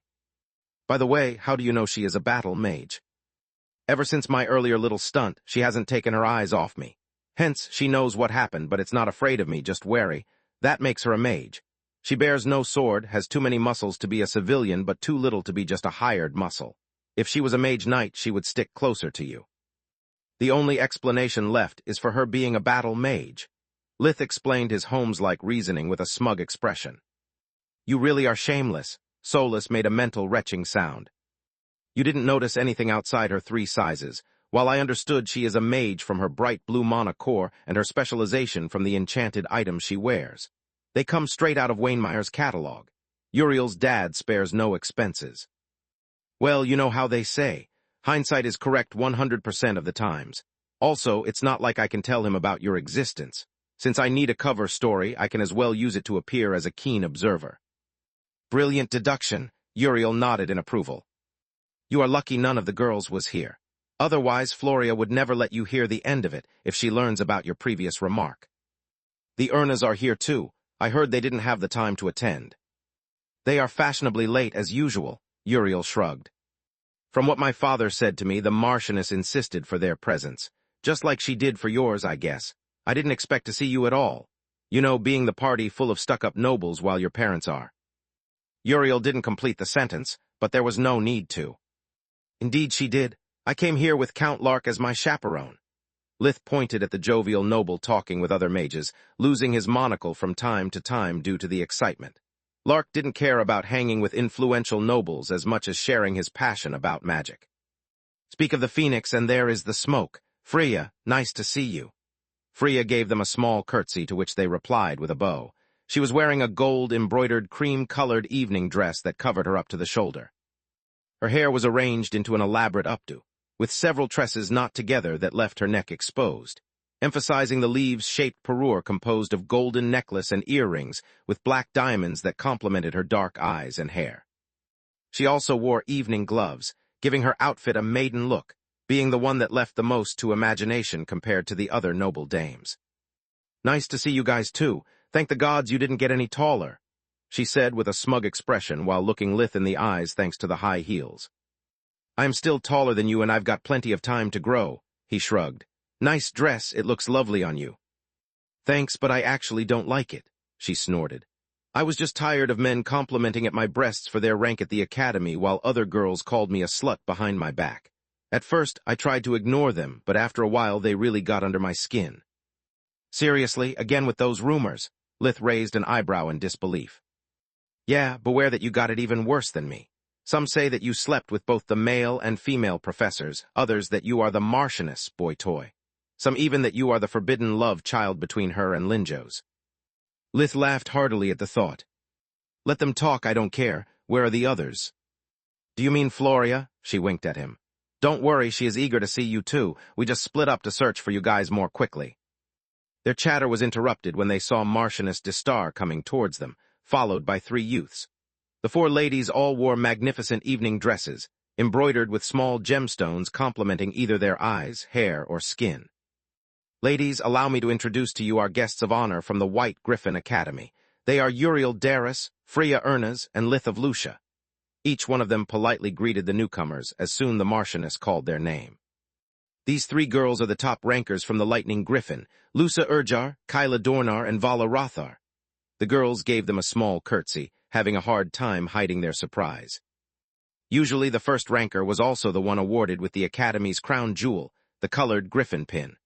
Lusa Urjar wore them both side by side, the golden griffin and the topaz griffin pins. That was also the reason why Uriel was the only one forced to wear his uniform. Otherwise, he would be forced to specify countless times which academy he was from. The second anomaly was the trio composition. On Magur, women were naturally more talented for magic, to the point that even inside the academies the males-females ratio was 4-6.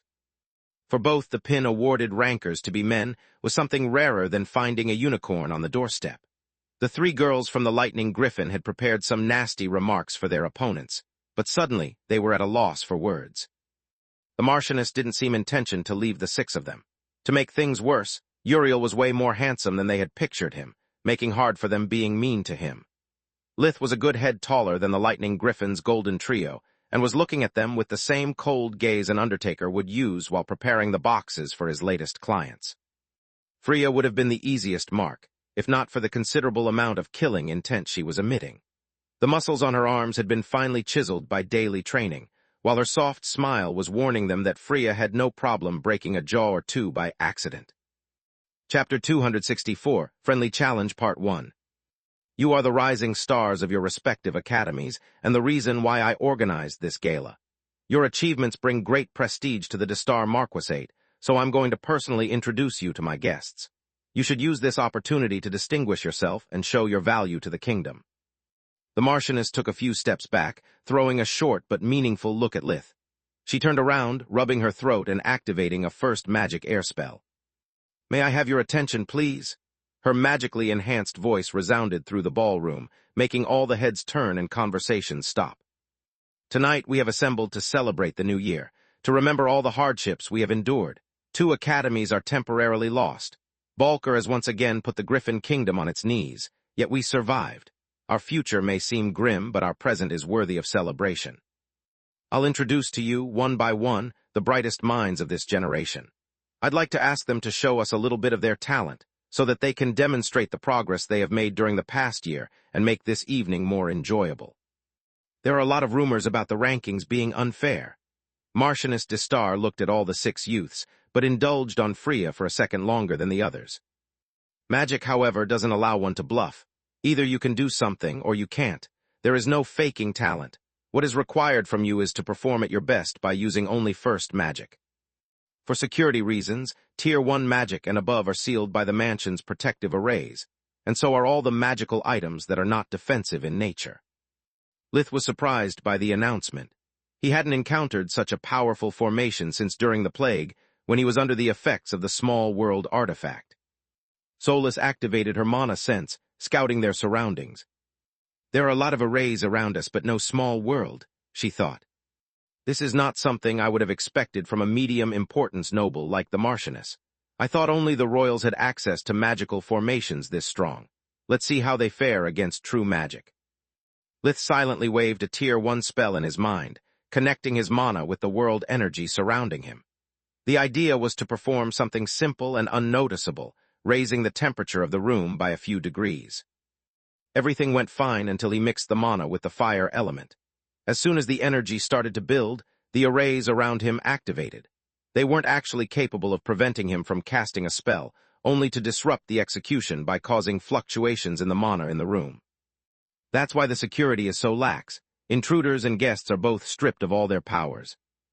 The arrays can definitely stop a fake mage, but not a true one.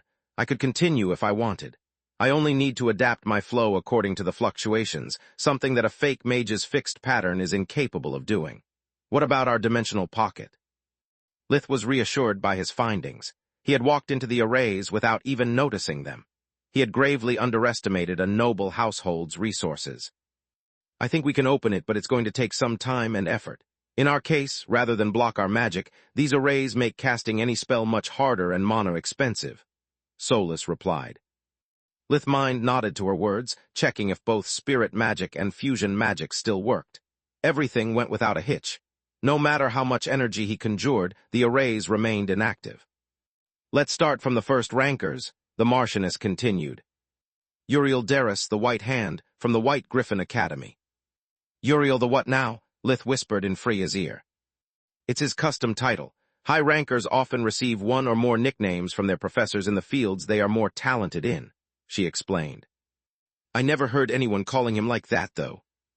And probably you never will. He probably wouldn't have one if not for Linjos's you-know-what. Her voice was barely audible, even with his heightened senses. Lith was able to notice Uriel being embarrassed by the pompous title, and the deafening applause that followed. Poor Uriel, Solas's voice was full of compassion. Not only he gets constantly reminded of his fake achievement, but he also got the short end of the stick by going first. Hope he doesn't get stage fright. Right now he has only two choices, either to keep drowning himself in self-pity or do his best to turn the lie into truth. I hope he'll choose the second one, Lith replied. Before their telepathic talk could finish, Uriel was already moving. Stage fright was something he had overcome years ago. As the heir of the Darris household, Uriel had followed his father to all the most important social events ever since he was little, often opening his speeches in the role of valet. After being paraded around the whole kingdom for the last 2 months, bragging was second nature to him. Uriel slowly spun around, waving his hands in the air while collecting small wisps of fire from every candle that met his eyes. The ballroom was mostly lighted with magical crystals, but there would always be other sources of light at a banquet to give the room warmth. No matter how brilliant it was, magic-generated light had something cold about it, especially to non-mages. The wisps danced around Uriel, forming an ethereal river, until he widened his arms, making them spread around. The wisps rose a few meters above the guests' heads, taking advantage of the high ceiling. Then each wisp grew to the size of a football, assuming the shape of a griffin that shrieked its challenge to its fiery companions. Each wisp griffin was of a different color, ranging from red to green. Handling so many griffins with only first magic put a cap on the temperatures the conjured flames could reach. The whole room gasped in amazement, while the pseudo-creatures charged at each other like they were fighting to the death. Then Uriel made them fly out from an open window, sending them as high as he could before he lost control. When it happened, they exploded, forming multicolored fireworks. His performance caused a spontaneous applause that continued until the Marchioness announced the next student. Lusa Urjar, the Mistress of the Storm. The Lightning Griffin first ranker was in quite a pinch. She had not prepared anything, the show wasn't planned. Lusa didn't want to be outshined, but fire was the flashiest element and it had already been used. So she resorted to water magic, collecting a few drops from the drinks of those presents to form a multicolored sphere of liquid that created multiple rainbows across the room before turning it into an ice dragon that flew out of the window before exploding into a huge rainbow. The crowd applauded, but after Uriel's performance, Lusa's was lackluster. Freya Ernas, the Master of Space. When her name was called, Freya went to the center stage. She used light and darkness magic to recreate the celestial sphere, giving to those present the illusion the ceiling had disappeared. Chapter 265, Friendly Challenge Part 2. Whole constellations moved at unison like each second was an hour, until a fake sun appeared on the horizon, making the right return in the room. The spectators congratulated her with a thunderous applause. Kyla Dornar, the Battle Goddess. Lith was already bored when he felt someone tugging at his arm. He turned around to discover it was Floria. He was about to whisper a greeting, but she was faster. Kiss me like you miss me. Aside from Freya that was standing right next to them, everyone was so caught in the performance that no one noticed the deep, passionate kiss she gave him. Lith had the impression she had just sucked the air out of his lungs, and maybe even tasted his tonsil. Floria only let him go when the applause marking the end of the performance resounded. Lith could finally take a proper look at her.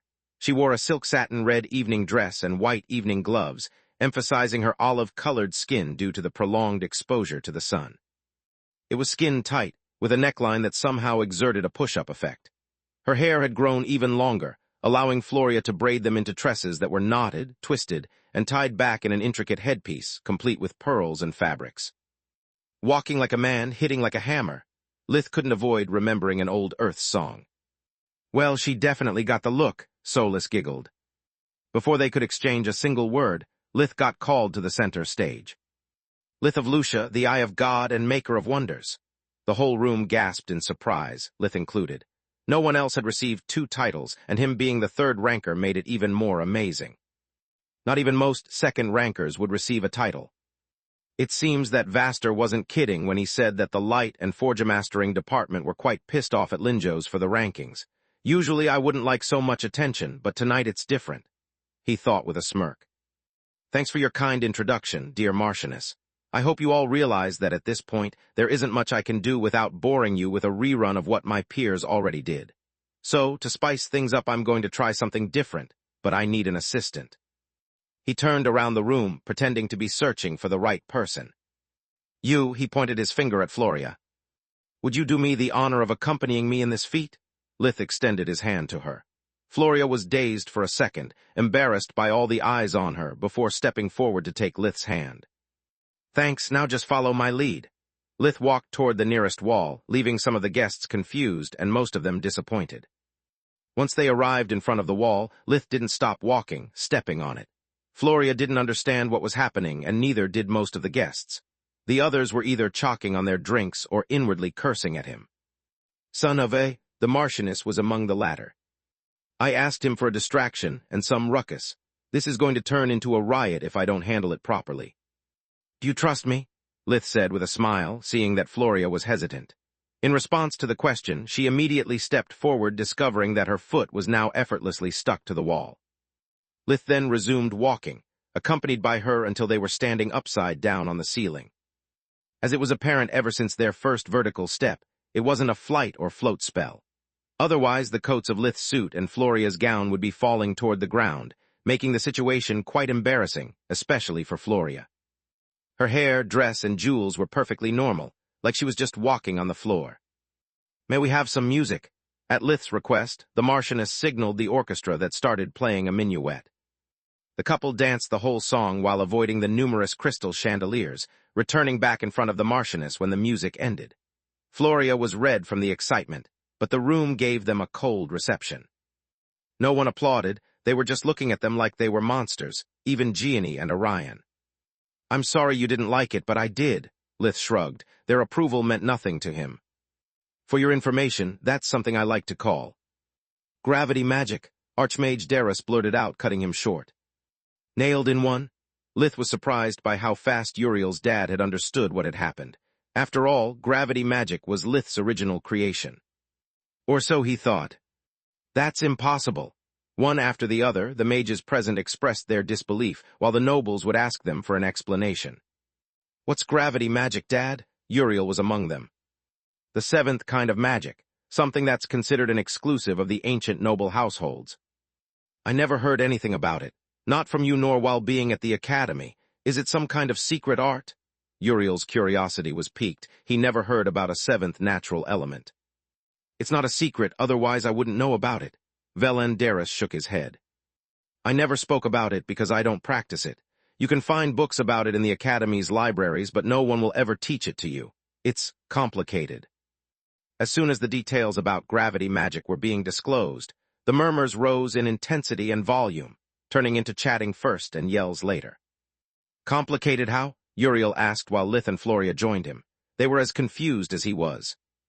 Gravity magic requires to be able to cast 6 spells at once and wave them together. It also requires a great mastery of the mana control and of the principles behind the natural phenomenons. What you saw your friend using is the equivalent of first magic, yet it's already beyond the reach of most. Gravity magic is considered to be a legacy of the most ancient noble households because they are the only ones that possess the knowledge and the magical legacy to teach it. Why did you never learn it? Aren't you an archmage? Lith nodded, agreeing with Uriel's question. He was quite disappointed in learning he had just reinvented the wheel, again.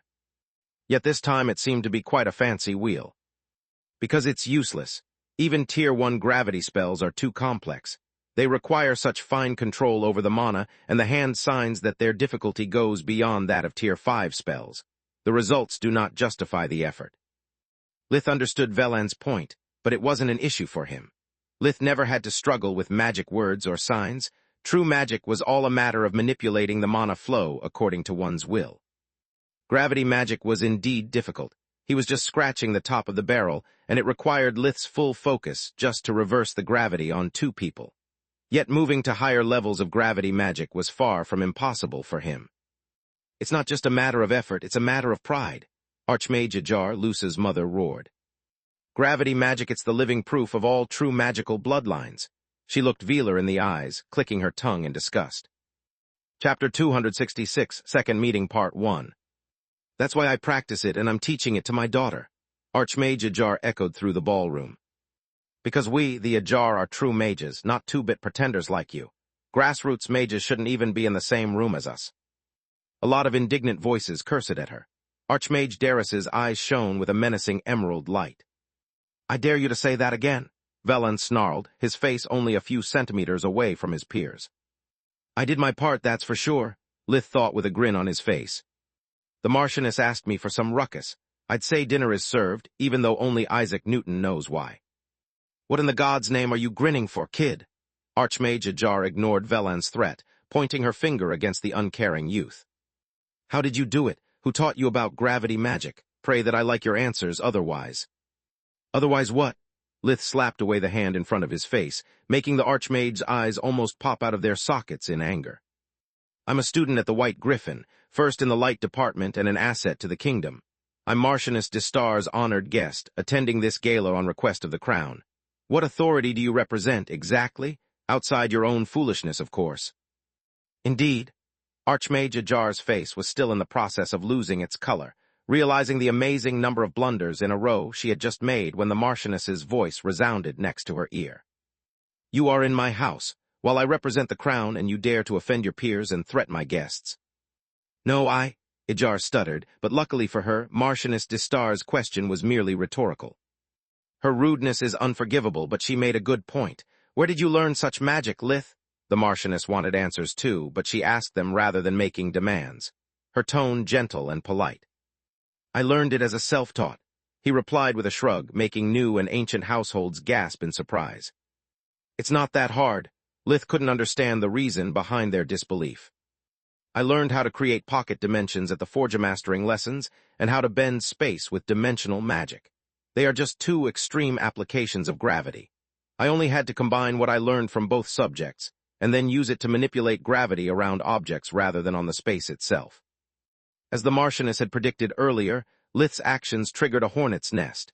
New households were using him together with Archmage Ajar's lack of manners as proof that magic was fair, while the ancient households were not. All mages deserved respect according to their talent and disposition, not based on the family they were born in. The ancient households claimed it was a scam, blaming the Marchioness for having shared their secrets with a commoner mongrel. Lith decided it was time to get to safety. Nobles' quarrels didn't interest him. He only did what he had been paid for. Where do you think you are going? Lith felt his center of gravity shift. Suddenly, he was on the verge of falling horizontally. Archmage Ajar was using gravity magic to pull him back in the middle of the conflict. First, he had to crouch, gripping at the floor with one hand to prevent the fall. Then, Lith used his own gravity magic to cancel the pull.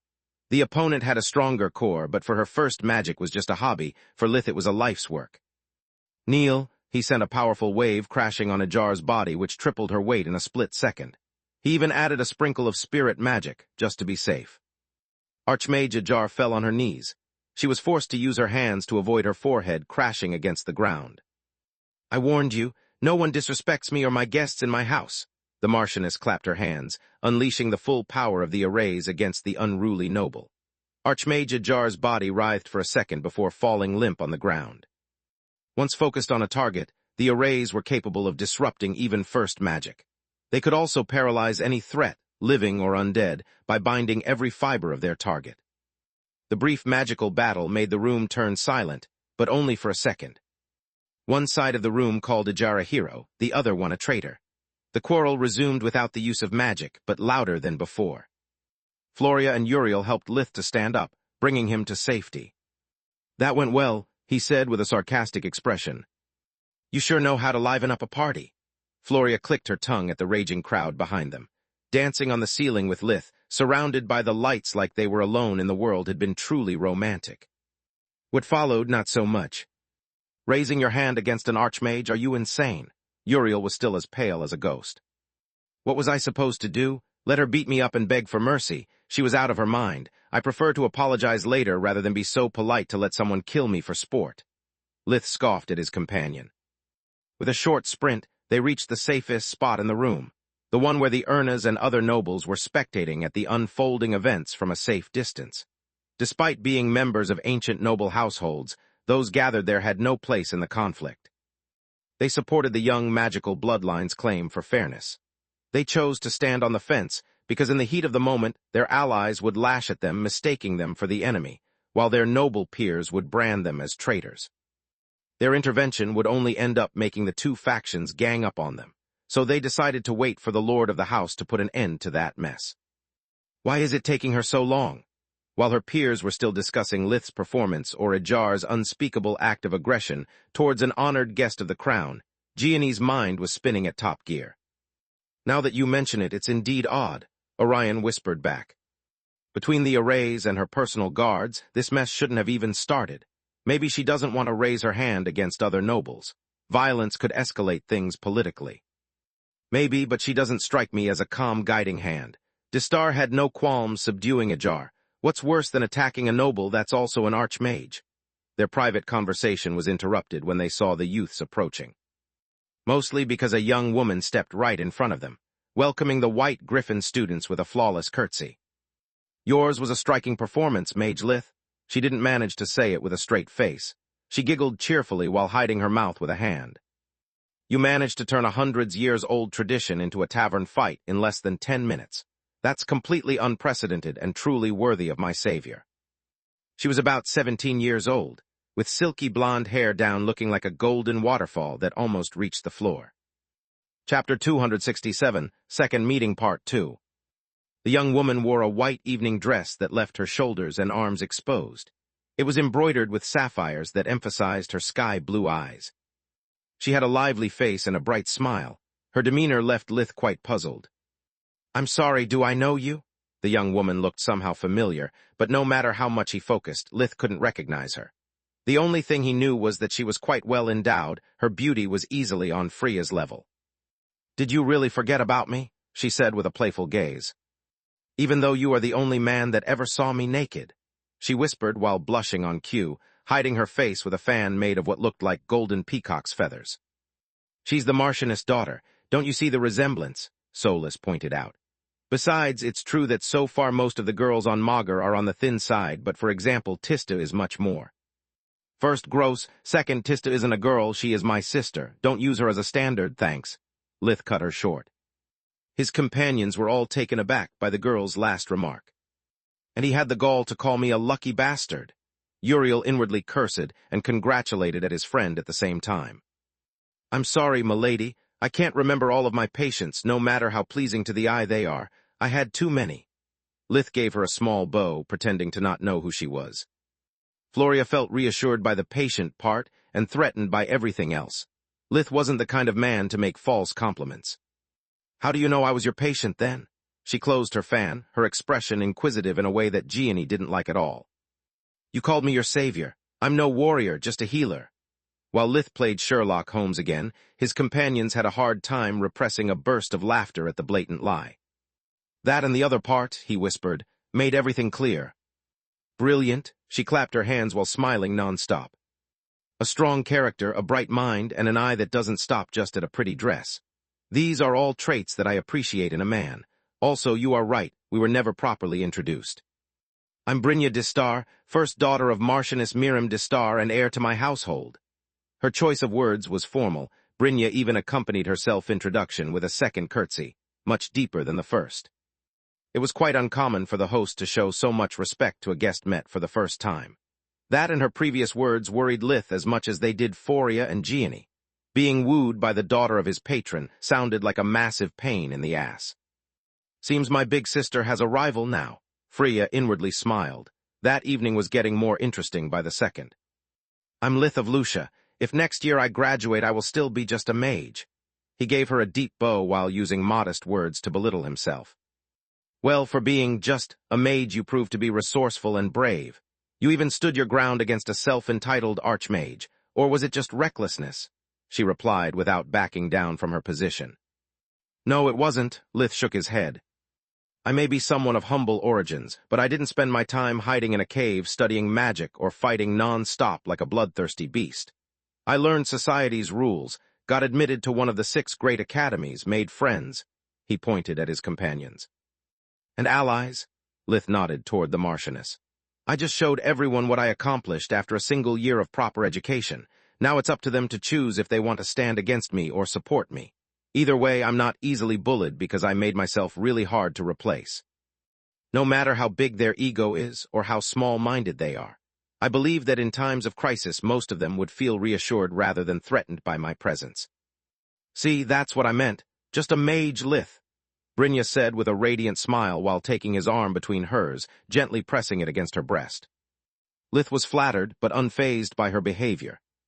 Thanks, your ladyship, but I think you missed the part about me being just 13 years old and without any background. Lith tried to step away. He could feel several eyes piercing his back.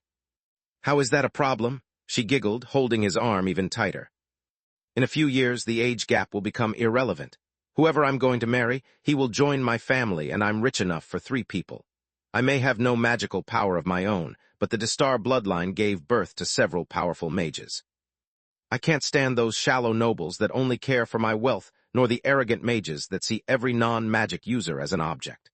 I'm tired of being considered an arm candy, with annuities from those who aim for my family title. Based on what I heard about you, and on what you did tonight, you are like a breath of fresh air. I just want to get to know you better. Her points were all valid, but Lith had no interest in any kind of relationship. What the heck, first Floria and now Brynja, women in the New World are quite assertive, Lith thought. Maybe it's because here magic gives them an edge, Solus suggested. Or maybe it's just a cultural thing they have. Unlike Earth's Middle Ages on Magur, women have the same opportunities as men. They can pass their last name and inherit their family's fortunes. Solus had a hard time not mentioning that she also would be assertive, if only she had the means to. Despite being brief, her experience with a body, first Lith's and then hers, had filled her with hope and confidence. At the same time, Solus had become quite impatient. I wonder how many years will it take for me to get even that body made of light? She inwardly sighed in a corner of her mind, glad to have her privacy. Until then, I can only cheer for Lith from the sidelines. Distar household, later that evening. After all of her guests had safely departed to their homes via the Marchioness private warp gate, she could finally sit down in the armchair in her office and relax. After the bumpy start, everything had gone as planned. She took out a communication amulet, placing it in the middle of her desk. 4 blue magic crystals appeared from the corners of the solid white oak table, opening a secure channel with Queen Silpha. I hope you bring me good news, Miriam. The Queen's stern face greeted her with a nod. Excellent news, Your Majesty. The Marchioness gave her a small bow. Chapter 268, New Accommodation, Part 1. Please, enough with honorifics and pleasantries. It's already late, and it's just the 2 of us, dear friend. As you wish, Silpha. The 2 knew each other since their time at the White Griffin Academy. It was a well-kept secret, since Miriam had attended the courses under a fake name. She wanted to avoid receiving a special treatment as the daughter of the ruler of the land. The 2 of them had both inherited their respective bloodlines' talent for magic, and that, together with the long years of friendship, had created a bond between them almost stronger than blood. After achieving the role of Lord Commander of the Queen's Corps, Miriam Distar had chosen to keep the pretense of being magicless to make her enemies underestimate her, making it hard to believe she was more than just a medium-importance noble. Her only regret was that life seemed to have an odd sense of humor. Her daughter was the only member of the family born without any talent for magic. It was something that had not happened for generations. It's almost like Brynja is being punished for my deception, she would think from time to time, before shrugging off all that superstitious horseshit. Inheriting magic was a matter of blood and luck. Having mages in the family made it easier for descendants to be more attuned with the world energy, but it wasn't an ironclad rule. That was the reason why, despite having many heirs, sometimes the ancient noble households bore no mages, even for decades. So how was your evening? Silpha asked. Marchioness Distar told her everything, putting emphasis on Lith revealing the ability to use gravity magic and the discord that followed. Amazing. That young man has a talent for angering people. The most fearsome aspect of his character is that Lith is aware of who and when to provoke. He causes almost more troubles than he solves. Silpha laughed when Miriam told her about Lith forcing Archmage Ajar to kneel in public. It sure humbled her without causing any physical harm. Miriam nodded. I managed to turn the following quarrel into a debate, forcing the 2 parties to find common ground. I can assure you that most of the guests left on better terms than when they arrived. That's the advantage of knowing when and where conflict is about to happen, Silpha grinned. The more hot-headed people get, The easier is to manipulate their reasoning. I'm not concerned by such small stuff, though. Tell me about your plan.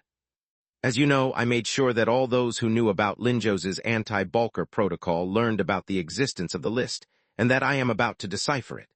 I assumed that whoever is the traitor would try to learn about it as well.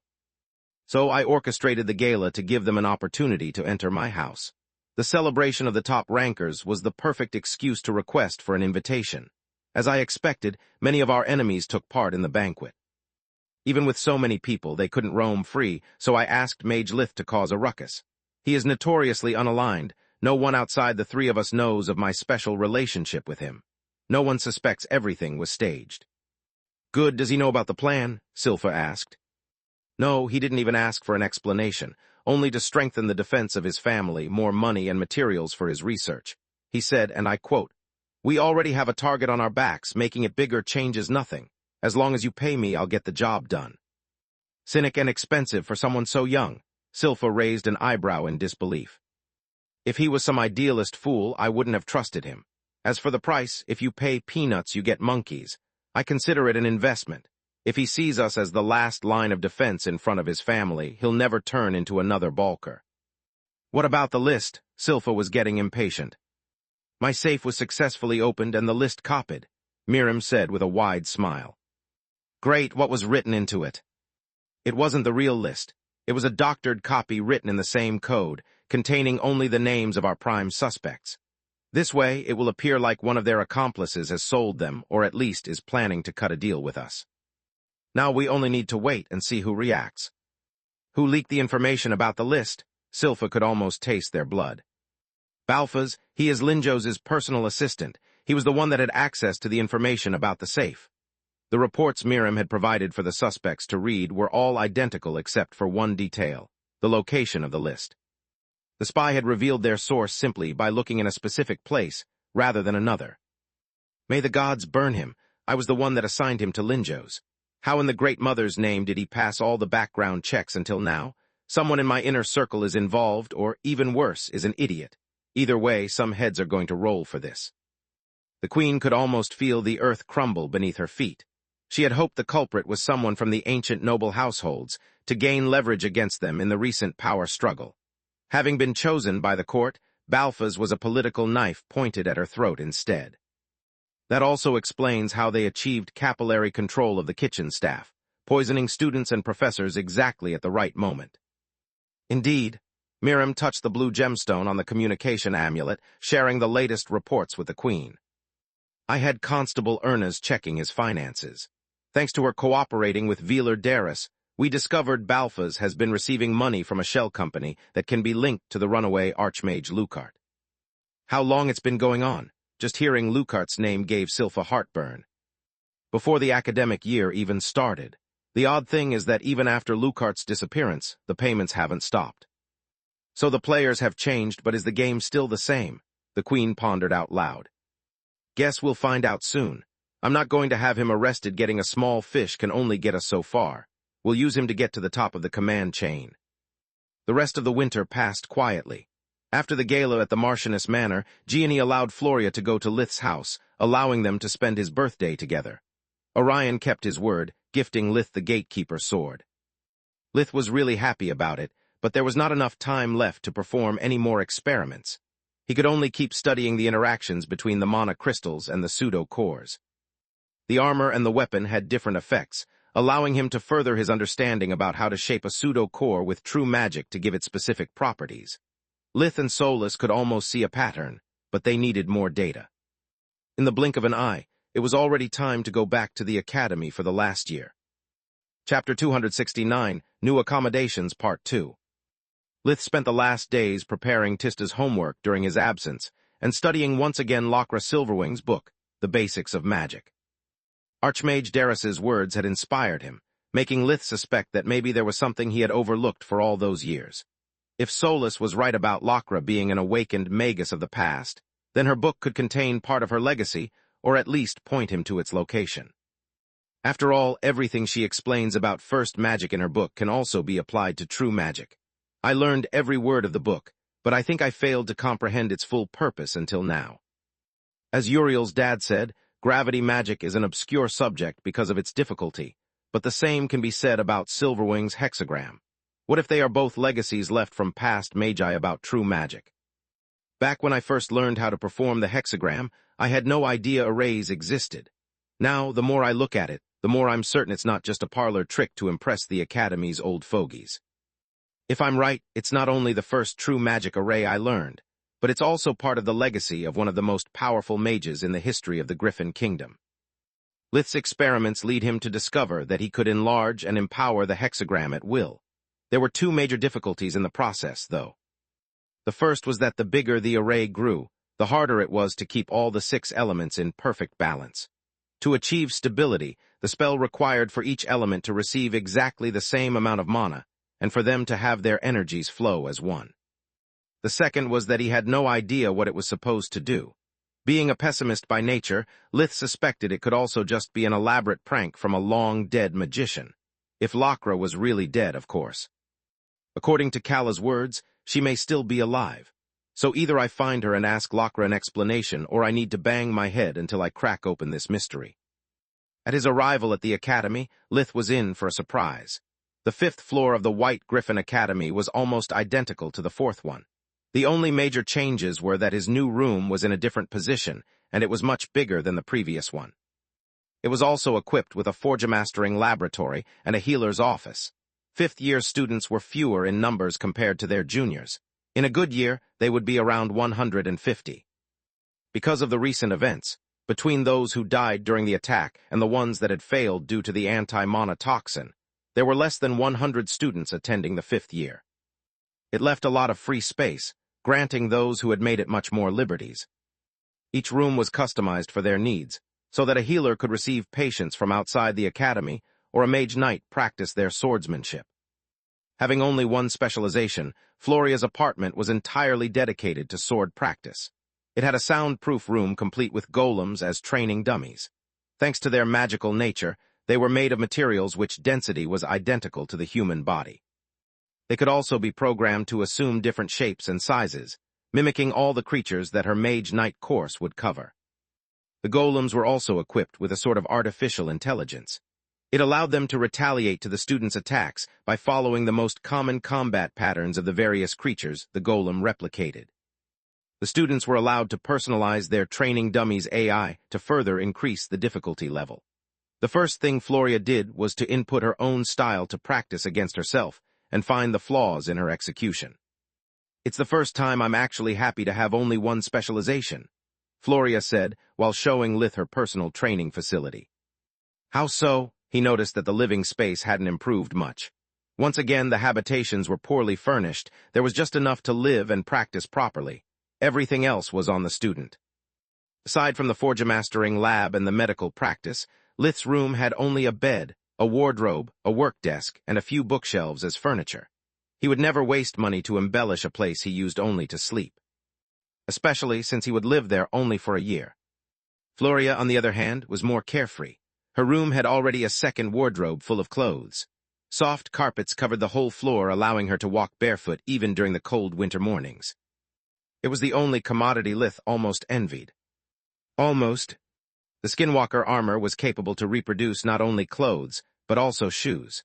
He only had to will for it, and the armor would reshape itself from the pajama's form to the uniform, covering his feet. The transition would only last for a split second. The enchanted clothes turned into a semi-liquid state, running over Lith's body while changing its color and composition on a molecular level. "It's worth every single point I spent on it," Lith thought every time he used the armor's properties. Unlike Lith's desk, which was always empty unless he was studying a particularly difficult subject, Floria's was decorated with egg-shaped nacre ornaments on small pedestals. They were arranged in a semi-circular form. She had even a couple on her nightstand. She had never allowed him inside her own bedroom except when the group gathered to study together. Even then, he had never seen them before. Clearly, she hid them before their arrival. "Because unlike Freya's, my training room allows me to spar with multiple golems at the same time. It's also big enough to accommodate 2 people. It means Freya and I can work out together, or I can simply train you a bit with the sword," she replied. "Good idea. The only problem is if we'll have enough time for that," he sighed. Well, last year was different. Now if we finish late, you can always sleep here. Floria swept her hair, blushing a little. What are these things? Lith changed the topic. It wasn't like Floria to make such an odd and rushed offer. After he had almost died, their relationship had slowed down quite a bit. Too many things had happened too fast. His constant mood swings had contributed to making things worse. Do you really have never seen a? Floria almost chalked on the rest of the phrase. The most shocking thing about visiting Lith's house had been noticing how his room was as big as one of her closets. He was always so aloof to luxury that she often forgot about his humble origins. What? Floria touched the closest egg. The upper part of the magical item opened, projecting a hologram the size of a photograph. It was completed with sounds and colors, depicting a younger Orion while he was reading a story to Floria when she was a little girl. It was a short clip played in a loop. Chapter 270, New Start Part 1. A rememberer. Another touch from Floria made the egg close and the hologram disappear. Then, Lith watched one showing Floria playing with Lucky when the Mastiff was still a puppy, both covered in mud from head to toes. Another was about Gianni, teaching her the basics of self-defense. It's how mages store their precious moments. Why did you never show them to me before? Lith's doubts were turning into a suspicion. Because those are my private moments. Floria fiddled with her hair while she was staring at the ground, incapable of looking him in the eye out of embarrassment. I didn't share them even with my sisters. Okay, let's cut to the chase. Lith closed the rememberer, resisting the temptation to pry further in her life. Are you jealous? What, why do you say that? Floria's flinching like that was a big tell. Well, whenever you called me after the gala, you seemed nervous. You have always liked to keep some boundaries, to go slow and steady. Yet now you are offering me to sleep here and sharing all this stuff. Sounds desperate, she completed the phrase for him. No, I was going to say, out of character. Oh, Floria blushed up to her ears. She wished for the ground to swallow her whole, but the carpet remained still. She walked to her bed, sitting on it before answering with a sad voice. Yes, I'm jealous. I don't think I can compete with the Marchioness' daughter. Floria's fears had gone through the roof when Gianni had pressed her to visit him during the last days of winter, instead of nagging her about her studies as usual. She's better than me under every aspect. She's very beautiful, moves and speaks like a lady. I'm just a clumsy giantess compared to her. Her eyes fell on her chest area, closing the speech with an unspoken comparison. Since when it's a challenge, Lith scoffed. Do you think I have a little book where I assign all the girls I know points or something, that I score them according to some standards? How shallow do you think I am? Wait, did you say all the girls? As in there's more? Floria was dumbfounded. Of course, there are. Ever since the rankings came out, all the girls of marrying age of my village have been parading in front of me every time I left my house. I keep getting invitations from small and medium importance nobles of the Lustria County. Most of them I didn't even know they existed. To be honest, I expect to receive the same attention from our female schoolmates Uriel did last year, if not even worse. Because now he is publicly engaged, while I am just an ignorant fool. I expect them to think of me as a limitless letter of credit. I'm not stupid or arrogant enough to believe I've suddenly turned into a beautiful swan. They are all just gold diggers. Lith sat on the bed beside her. Brynja is not different from them. Even after I saved her life, she never considered me nothing more than a brat with a glare. Otherwise, she wouldn't have waited for so long before making a move. She probably heard about me from her mother and got curious. You are the only person I met since I joined the academy that looked at me as a person instead of an asset. Even before we started dating, you sought my company and advice. You have shared with me your everyday problems, the quarrels with your mother, and even your dreams for the future. Lith swept the hair that was covering Floria's face before starting to caress her cheek. I wouldn't have ever accepted to go out with you otherwise, not even if you were the most beautiful girl in the world. Are you saying I am not? Floria had suddenly found her spunk back, hitting him with a cushion. Your words, not mine, remember. The mood while they walked toward the fifth-year lecture hall was completely different from before. Floria hummed the whole time, without forcing herself to be clingy or flirty. Not even when several girls looked at him like they saw Lith for the first time. Giggling and trying to strike up a conversation with him managed to ruin her high spirits. Especially because he dismissed them every time with a growl. Lith had no time to waste in pleasantries and hated leeches ever since his time on Earth. He still vividly remembered all those that thought him being parentless was cool, who had attempted to make him waste his hard-earned money for their own gain. The lecture hall was identical to the fourth-year one, but even with all the students attending the first compulsory lesson, more than half the seats were empty. When the second gong rang, Headmaster Linjos entered the room, closely followed by Professor Farg. "Welcome back, my dear students." Linjos's face was still long and unattractive, but he seemed to have turned into a different man. His gaze was hard as steel, any trace of his previous optimistic disposition was gone. Despite the headmaster was just in his late 20s, his chestnut hair had partly turned white, complementing the shades of silver he was gifted with and giving him an even colder look. There was no joy in his voice as he spoke, only determination mixed with something that Lith recognized as slithering rage. Linjos's expression could only be described as feral. Usually the headmaster's sharp features and aquiline nose contrasted with his kind nature, while now they gave him a ferocious appearance. Since lesson time has already started, I'll go straight to the point. The past year has been a nightmare, partly because bad things happen and partly because of some of the students and their parents. A few youths stood up in outrage, but before they could even open their mouth they were forced back to sit with a thud, unable to say a word. Linjos had used no spell or array. He only needed to let out part of his magical aura to overwhelm with his killing intent all those who had attempted to interrupt him. The power released by the headmaster was so strong that everyone present who didn't attend a combat specialization or wasn't part of Lith's group found themselves shivering in fear. So many troubles could have been avoided if some of you had the decency to leave politics outside the castle walls. So many would be still alive if not for blind pride and stupid prejudice tainting young minds like poison. Most of the perpetrators have been arrested at this point, others I have just expelled. This is my academy, after all. I don't need to justify myself to you, or anyone else for that matter. Since I believe we still have some snakes in the grass, this message is for them. The party is over. With a snap of his finger, Linjos made a guilty ballot appear in front of every student. To use it or not is up to you, but I strongly believe it's better to have it and not need it rather than to not have it and need it. Now imprint it with your mana. A few students stood up again. This time Linjos did nothing to stop them. Chapter 271, New Start Part 2. "That's ridiculous," said a 15-year-old girl with blonde hair. "Only weaklings need a coward's end." When she handed it to Linjos, others followed her lead. "I'll take the ballot and your uniform back, young lady." Linjos extended his arm, grabbing the magical stone. "Because defying a direct order from your headmaster is more than enough to get you expelled. I'm sure that, not being a weakling, you'll have no problem finding another academy taking you in. You'll only have to wait 1 year." "You can't do." The girl's voice faded away when Linjos bent down to look her in the eye while releasing his killing intent again. "I can and I will. Who wants to get expelled can give me the ballot." No one stepped forward. "Good, now imprint it." Everyone obeyed without hesitation. "Minus 500 points to all those who disobeyed my order." But another girl managed to stutter, despite the headmaster's imposing presence.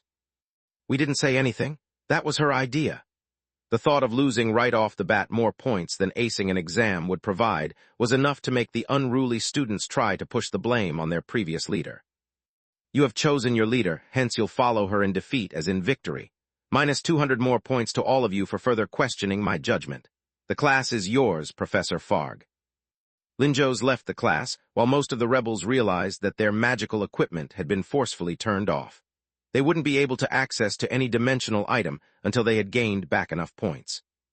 The girl and her followers were weeping, because of the humiliation they had just endured when Farg sent them back to their seats. The headmaster's speech fits perfectly in today's lesson. I'm not going to teach you about fancy spells or techniques to slay monsters. Today's subject is the life outside the comfort of your homes, something that every mage sooner or later needs to face. Some of you come from small villages and know nothing about the outside world. Her gaze lingered for a second on Lith and Quilla, sitting in the front desks. Contrary to Lith's expectation, no one had a good laugh at his expenses. Linjos was gone, but the fear still lingered in the lecture hall. Others come from noble households and know nothing at all. All of you lack the knowledge necessary for surviving in the real world. Money can't fix all of your problems, no matter how strong you are or how much influential you consider your family to be. A rogue can kill any of you just for your pocket money. If you happen to mess with a wandering wizard, they will destroy you before disappearing as fast as they arrived. To thrive, society needs order. Order breeds only from the law and the respect that all of you need to show for it. The first topic we will talk about is the difference between the Mage Association and the Mercenary Guild. In some other countries, they are known as adventurer guilds, but we of the Griffin Kingdom like to call things with their proper name. An adventurer? Farg's voice was filled with disgust. Her tongue clicked every time she spoke the word adventurer. It's nothing more than a mercenary that names themselves in a fancy way. Mercenaries can be recruited to do almost anything. Kill monsters or magical beasts, clean dungeons, retrieve stolen property. They can even act as personal bodyguards for whoever can afford their services. The only tasks they can't undertake are those forbidden by law or those that are strictly prerogative of the army or the Mage Association. To accept any kind of job is necessary to join a guild. They vouch for their employees and take full responsibility for their faults. That's why a guild is entitled to receive a fair share of your income. Forget all those tales about guilds being nothing more than a board from which the brave pick up quests. Their rules are strict since their lives are on the line together with your reputation.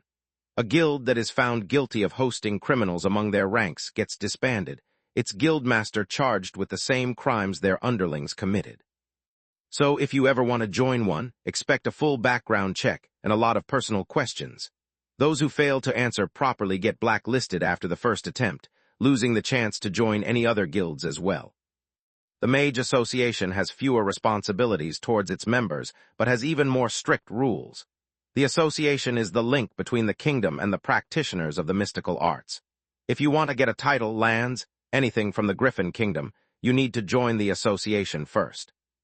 Having attended an academy makes things easier, but getting accepted is rarely automatic, unless you have already provided a service to our country. Just like the guild, the association allows you to take on assignments, but you don't get paid with money for them, only with merits. The moment you accept your task, you are representing the Griffin Kingdom and the Crown alike. Failure is an option. No one will blame you if you are forced to retreat or decide you are not up to the task. Making a mess and giving mages a bad name, however, is not. The association is also in charge of persecuting traitorous mages and hunting down those who abuse their powers. Killing an outlaw mage is worth much more merits than saving a village or capturing bandits. We magic users are the kingdom's backbone, but also its potential worst enemy. That's why rotten apples have to be taken out in a fast and efficient manner. Those who specialize in killing their fellow mages are called spellbreakers and receive the highest honors. Being part of the association is not a right, is a privilege. Its authority will shield you wherever you are. A simple call will provide you backup when in a pinch, or make whole medium-importance noble families disappear in a single night. It's possible to join a guild and the association both, but it's something that's frowned upon and will cripple your reputation. A mercenary can have as many masters they want to. Money can buy their services, if not even their loyalty. A mage in the association only serves the crown and themselves. Any more is considered a crowd, making them unreliable. It's through your merits that a mage can be recognized as a great mage, an archmage, or even a magus. Those are not just empty titles. They define the depth of your loyalty to the kingdom and how much your country values you for it. Spending merits will never affect your status, only your actions will. Merits are more valuable than money for a mage, since they can be exchanged for noble titles and the annuities that come with the role, for access to the vaults of knowledge that hold the most prized magical legacies of the Griffin Kingdom. During the Code of Practice course, you will not have to study the rules and regulations of the kingdom or the association. You will live them in the roles of civil servants and probatory members of the Mage Association. Prepare to get your hands dirty. Chapter 272, Codex Part 1. Professor Farg then explained how students would spend some time outside the academy walls, similarly to what Lith had already done during the 4th year for his healer specialization. The main difference was that they wouldn't be employed only according to their specialization.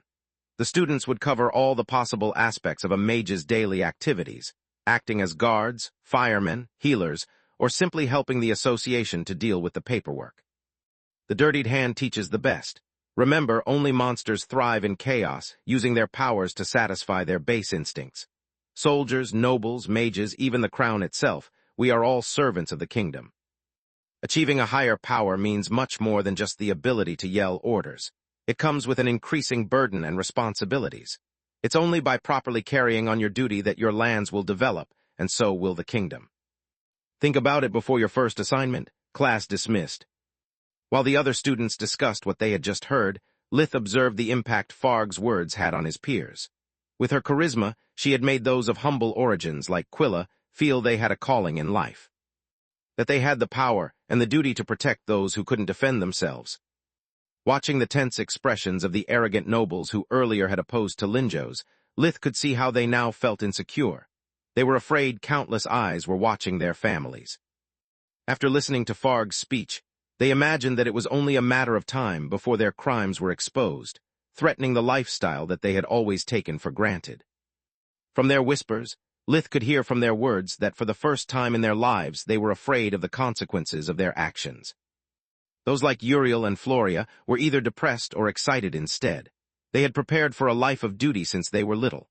The Code of Practice course meant coming another step closer to their adult life. I didn't misjudge Farg at our first meeting, Lith thought. She is a natural-born leader, capable of inspiring those around her, making them strive to become better persons. The problem is that the effect she has on people is bound to be only temporary. Once they have a moment to think, without the presence of a leader to guide them, they will soon fall back in their old habits and insecurities. No one becomes a better person just because of some fancy words, neither justice becomes more efficient. I wonder how long will it take, especially for those of humble origins, to be corrupted by their newfound powers and authority once they get out of the academy. I know very well how intoxicating is the freedom to get back at those you hate without the fear of consequences. It doesn't matter if they now believe to have the moral high ground. Once they realize they are giants in a world full of ants no one cares about, they'll show their true nature. Talk is cheap. Everyone is righteous until they have the opportunity to take what their heart wants and get away with it. Solus was a bit worried about him. After seeing how the villagers of Lucia had impoverished their neighbors for their own gain, how petty were the people of Earth and Magur both with all those who were one bit less fortunate than them, she knew he wasn't wrong. Yet she considered his vision twisted by his own baggage and distrustfulness. Solus considered herself lucky for having met Lith and him for finding friends despite the Academy's harsh environment. They were the living proof that there were good people in the world. The following lesson was also a mandatory one, so they only had to wait for the next professor to arrive. When the gong resounded again, Professor Nalar entered the classroom. She looked even prettier than before. All that rest had done her some good. Lith felt nothing in his heart while watching her walk to the center of the hall. He was completely over his childish, unstable core-induced crush for Nalar. Good morning, dear students. It's a pleasure to see you again. Believe me, after being bedridden for months, being able to walk again feels out of this world. In case some of you were wondering about it, your professors from the 4th year have moved to the 5th floor as well. The staff follows this rotation, so those that have nurtured you can keep following your progress, making the transition to the new subjects easier since we already know your strong and weak points. Our subject this time is magic creation. As you know, every real mage must be able to create their own spells. Some of you already have some customized incantations and know how hard it is to create something from scratch. The classroom nodded in unison. Most of their personal spells were nothing more than modified versions of standard spells. At their level, creating something new implied a lot of trial and error. One of the reasons Lith managed to score so many points every trimester was that he was the only one that seemed to be able to create new spells with ease. The truth was different, though. He only developed true magic spells. The words and the hand signs he used were just gibberish. Magic creation is another of those subjects exclusive to the 6 great academies. No mage that comes from minor institutions knows about it. Even speaking about it outside the walls of an academy is considered an act of treason. What I am going to teach you over the course of the lessons is how to more easily create new spells for each element. There's no way we can cover everything in a single trimester, so beware. Magic creation will last for the whole year. I'm going to cover only for the basics. Everything else rests on your shoulder. You'll also need what we do here for your specializations. After the first exam, you'll learn how to devise more complex and specific spells directly from the professors of the other subjects you attend. Do not slack off. If you fail with me, you are bound to fail in every single course. The class sweat bullets at those words, watching at Lith with envy. Everyone considered him having an unfair advantage. Too bad they were completely off the mark.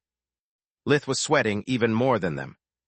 Oh shit, let's hope she doesn't call me as a volunteer to explain stuff, or I'll be in hot waters. The only silver lining is that I can fake my way out.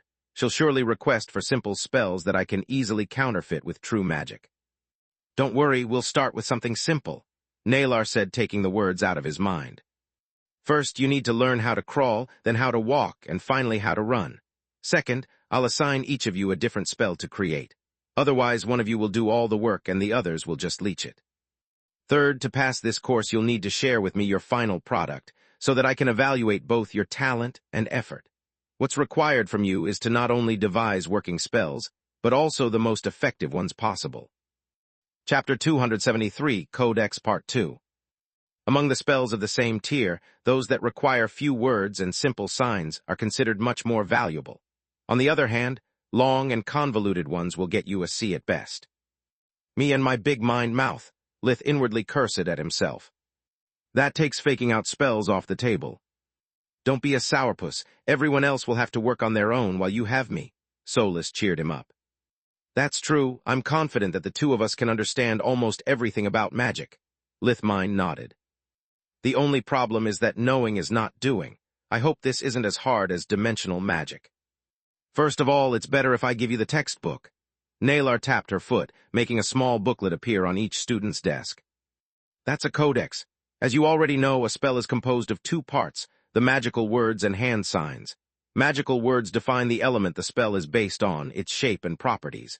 Hand signs are necessary to regulate the mana output and adjusting its effects instead. The book I just gave you will help you with the words part. It contains all the most common prefix and suffix to alter first magic, plus the standard words that cause specific effects. Let's make an example. Infiro is the magical word for fire, Menala means 3, and Tak means explosion. Hence, an Infiro Menala Tak is supposed to cause 3 fire-based explosions. It's not actually that simple, but this is just a theoretical lesson. You only need to get the gist of it. Nalar shrugged lightly. Now comes the hard part, finding the correct hand signs. Unlike words, there is no recording of them. Two people can create the same spell, yet use different words and signs. Hand signs are strongly dependent on the imagination and willpower of the mage devising the spell. While once an incantation is complete, anyone can learn it. During the creation process, some signs will feel wrong to some mages, correct to others, and lacking to many. Everything you have learned during the 4th year, even dimensional magic, it was all propedeutic to this moment. You needed to go past the boundaries of the first 3 tiers of magic to develop your mana perception. During all the exercises you have made, you have learned to control the mana flow with your will and to alter its properties. Without such solid foundations, creating even the simplest spell would require weeks, if not months of stumbling in the dark.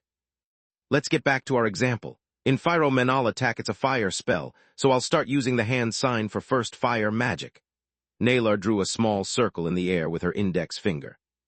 Once you have a perfect pronunciation of the words, what you have to do is to focus only on your hands and your own mana flow. Say the words, draw the fire sign, then keep moving your hands.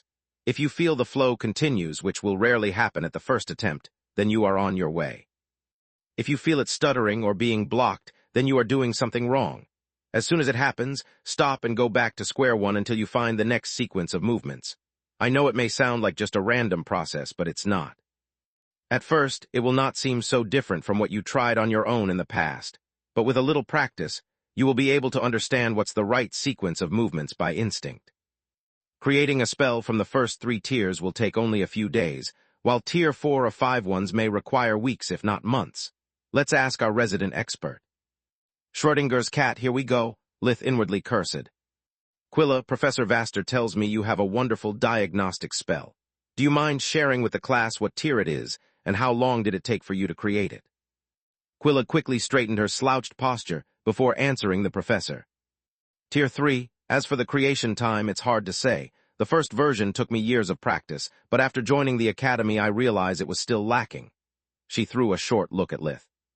I keep perfecting it every time I improve or I learn something new. It's a work in progress.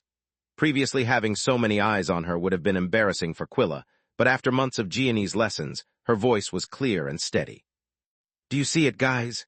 Nalar gave her a small applause, followed by the rest of the classroom. Years for a tier 3. I'm not trying to belittle her talent or efforts, just highlighting how hard it was for her. What about the spell you used during the second exam? Nalar was referring to Quilla's ice spell that was very similar to Lith's checkmate spears. Tier 3-2, but it only took me a few months to make it. Quilla suddenly realized Professor Nalar's point in questioning her. Exactly, the professor nodded at her. Because I have taught you how to manipulate your mana flow, while Professor Rudd gave you the necessary practice to alter it at will. Professor, what about those like me who failed at dimensional magic? Can we also successfully create spells, or are we bound to be second-rate magicians like Professor Rudd says? Said a boy, clenching his fists hard under the desk. More than half the class had flunked it, managing to graduate only because dimensional magic was considered an optional subject. Yet it had impacted their final score, causing them to be classified as B++ magicians at best. They couldn't help but feel inferior to the upper percentile of the class. They also considered the boy very brave for having the guts to say out loud what every one of them was thinking. Good gods, that man is a monster.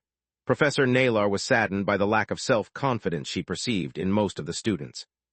Yes, you can create spells, maybe even faster than those who succeeded in dimensional magic. Albeit they are related, they are still two different talents. Dimensional magic requires exactcasting, a very strong mana perception and manipulation skills. Failing at it now doesn't make you lesser mages. You can keep practicing it on your own and learn it like anyone else. Most mages need years to master dimensional magic. What about you, Professor? The boy asked. How long did it take you to learn dimensional magic? Nalar bit her lower lip, struggling before answering. I learned it during my academy years. She would have liked to lie about it to reassure them about their future. However, the records were public, making the truth easy to be discovered. Nalar had graduated first of her year, ranked as an A++ mage. So she preferred to be honest, rather than give them false hope only to lose their trust in return. Most of the class sighed in despair. Professor Rudd's voice kept echoing in their heads, making Nalar sound just like a mother that was trying to comfort her children with white lies. Chapter 274, Body Sculpting Part 1. During lunch, the members of Lith's group were hyped at the idea of Nalar's new subject. The only exception was Lith himself. I really don't care about learning how to wave new fake magic spells. It's a chore and a bore. I'm already able to cook up new spells with true magic in a matter of days, hours if it's something I'm familiar with. He inwardly grumbled. So far, the 5th year is a letdown. Farg's course is useless too. I never did community service, nor do I plan to work my ass for free. This is just child labor. Well, this is an academy for young adults. What do you expect? Also, do I have to remind you that despite your constant pessimism, each subject we attended has either given us new ideas or helped to expand our horizons? Solus said. Thinking back at the necromancy class, Lith was forced to admit she was right. Solus wanted to be supportive, yet her greatest temptation was to tell him to stop whining and enjoy the company of his friends. The winter break had shown them how, despite their bond, noble families were as busy as Lith, if not even more. They had called each other often, but aside for the gala and Lith's birthday, the group had never managed to meet. They have only so much time together, yet Lith doesn't seem to realize how quickly a year pass. I'd like for him to make happy memories rather than waste time grumbling, she thought. I must say, so far the 5th year seems more exciting than the 4th one. Uriel was back being his old self. There were no bags under his eyes anymore. He smiled most of the time and had regained some of the lost weight. After the gala, Uriel had discovered that it was enough to pretend to call Lith to get rid of his fiancée for several hours. To make things even better, he had asked one of his private tutors to teach him how to emit killing intent. Despite being a mage, it was something he had never learned to do it. On Magur, all living being possessed mana. Emitting it was an involuntary act, just like breathing or perspiring. Intense emotions lead to an increase in the mana emitted. That, together with an aggressive disposition, inflicted a mental pressure on those who were exposed to it, causing fear, panic, or even terror. The phenomenon was simply referred as killing intent. It wasn't necessary to be a mage to emit killing intent. As long one had mana, they could employ it. Even animals were capable of using it to scare their prey or threaten their enemies. Being a mage made things easier, since by possessing large amounts of mana it was possible to amplify its effects. It was the way killing intent was used by calm people like Linjos. Another method was to develop the ability to channel one's fury into the mana. It required to train the mind, allowing people like Gianni Ernas to scare even powerful mages despite her natural lack of magical talent. Then there were people like Lith that had plenty of wrath and mana of their own. Ever since he and Solus had met, it had been her task to suppress Lith's mana fluctuations until he became capable of doing it on his own. Otherwise, after he gained a green core, any animal or human in his presence would feel like a lamb in front of a slaughterhouse. Uriel had lots of mana but little aggressiveness in him. His life had been stressful but pampered. Since he was a child, everyone had treated him with care and respect. Being gifted with a calm and collected nature, anger was something that rarely affected Uriel's judgment. At least until he had been forced to spend so much time with Libya. His instructor was a battle veteran. He had no trouble teaching Uriel how to use his gifts to put an end to their constant squabbles. It may be unfair on my side to use killing intent to shut her up, but it's much better than being forced to listen to her every day. Uriel considered it justification enough to quench his guilty conscience. I don't have a single spell that doesn't come from textbooks or from my mentor. Between my duties as the heir of the Darius household and the academy, it's already a miracle for me to keep up with all the homework they assign to us. I can't wait to create something that I can call my own. I already have several ideas in mind. Even Professor Farg's subject piqued my interest. Community service might sound boring, but I think it will be a great experience. I never set foot out of the high-end residential areas. It's a golden opportunity to connect with the people of the kingdom and understand their needs. I can tell you what they need. Quilla was pissed off at him. They want tasty food, warm clothes, and some real justice. How do you expect to become a good ruler if you talk about commoners like they are some exotic animals you need to take care of? Do you have any idea how cold a winter can get? How many people starve every day? Quilla was usually so calm that seeing her angry was almost scary. She is right, Uriel. Floria played with the food on her plate. I think Code of Practice is mostly aimed at us nobles as an eye-opener. Farg is right when she says we know nothing. I believe its purpose is to make us realize there is no easy solution to the kingdom's problems. Visiting Lith's house had been almost a shock to her. Even after all the renovations and improvements thanks to Lith's hard work, it was still worse than the servants' quarters at House Ernest. When he had shown her the nearby village, Floria had found it to be so small and dirty to make her heart tighten. After hearing Lith's stories about the farmer's harsh life, learning how even getting medical care was a luxury for them, she had felt guilty for days for having such a blessed life. Freya shared Uriel's enthusiasm, but nodded at Floria's words. She had never visited Quilla's village, yet all the stories about her previous life before she was adopted by the Ernas were enough to give Freya nightmares. After lunch, they headed towards the light magic department for their first lesson of the healer specialization. Lith was really eager to discover what kind of subject they would practice during the final year. They were already capable of healing all injuries and amputations. That left very little outside their reach. Welcome back, my dear students. Professor Vaster hadn't changed one bit. He still looked like someone had attempted to fuse together an egg and a man. The top of his head was completely bald. The hair he had left on the sides was snow-white, and so were his waxed handlebar mustaches.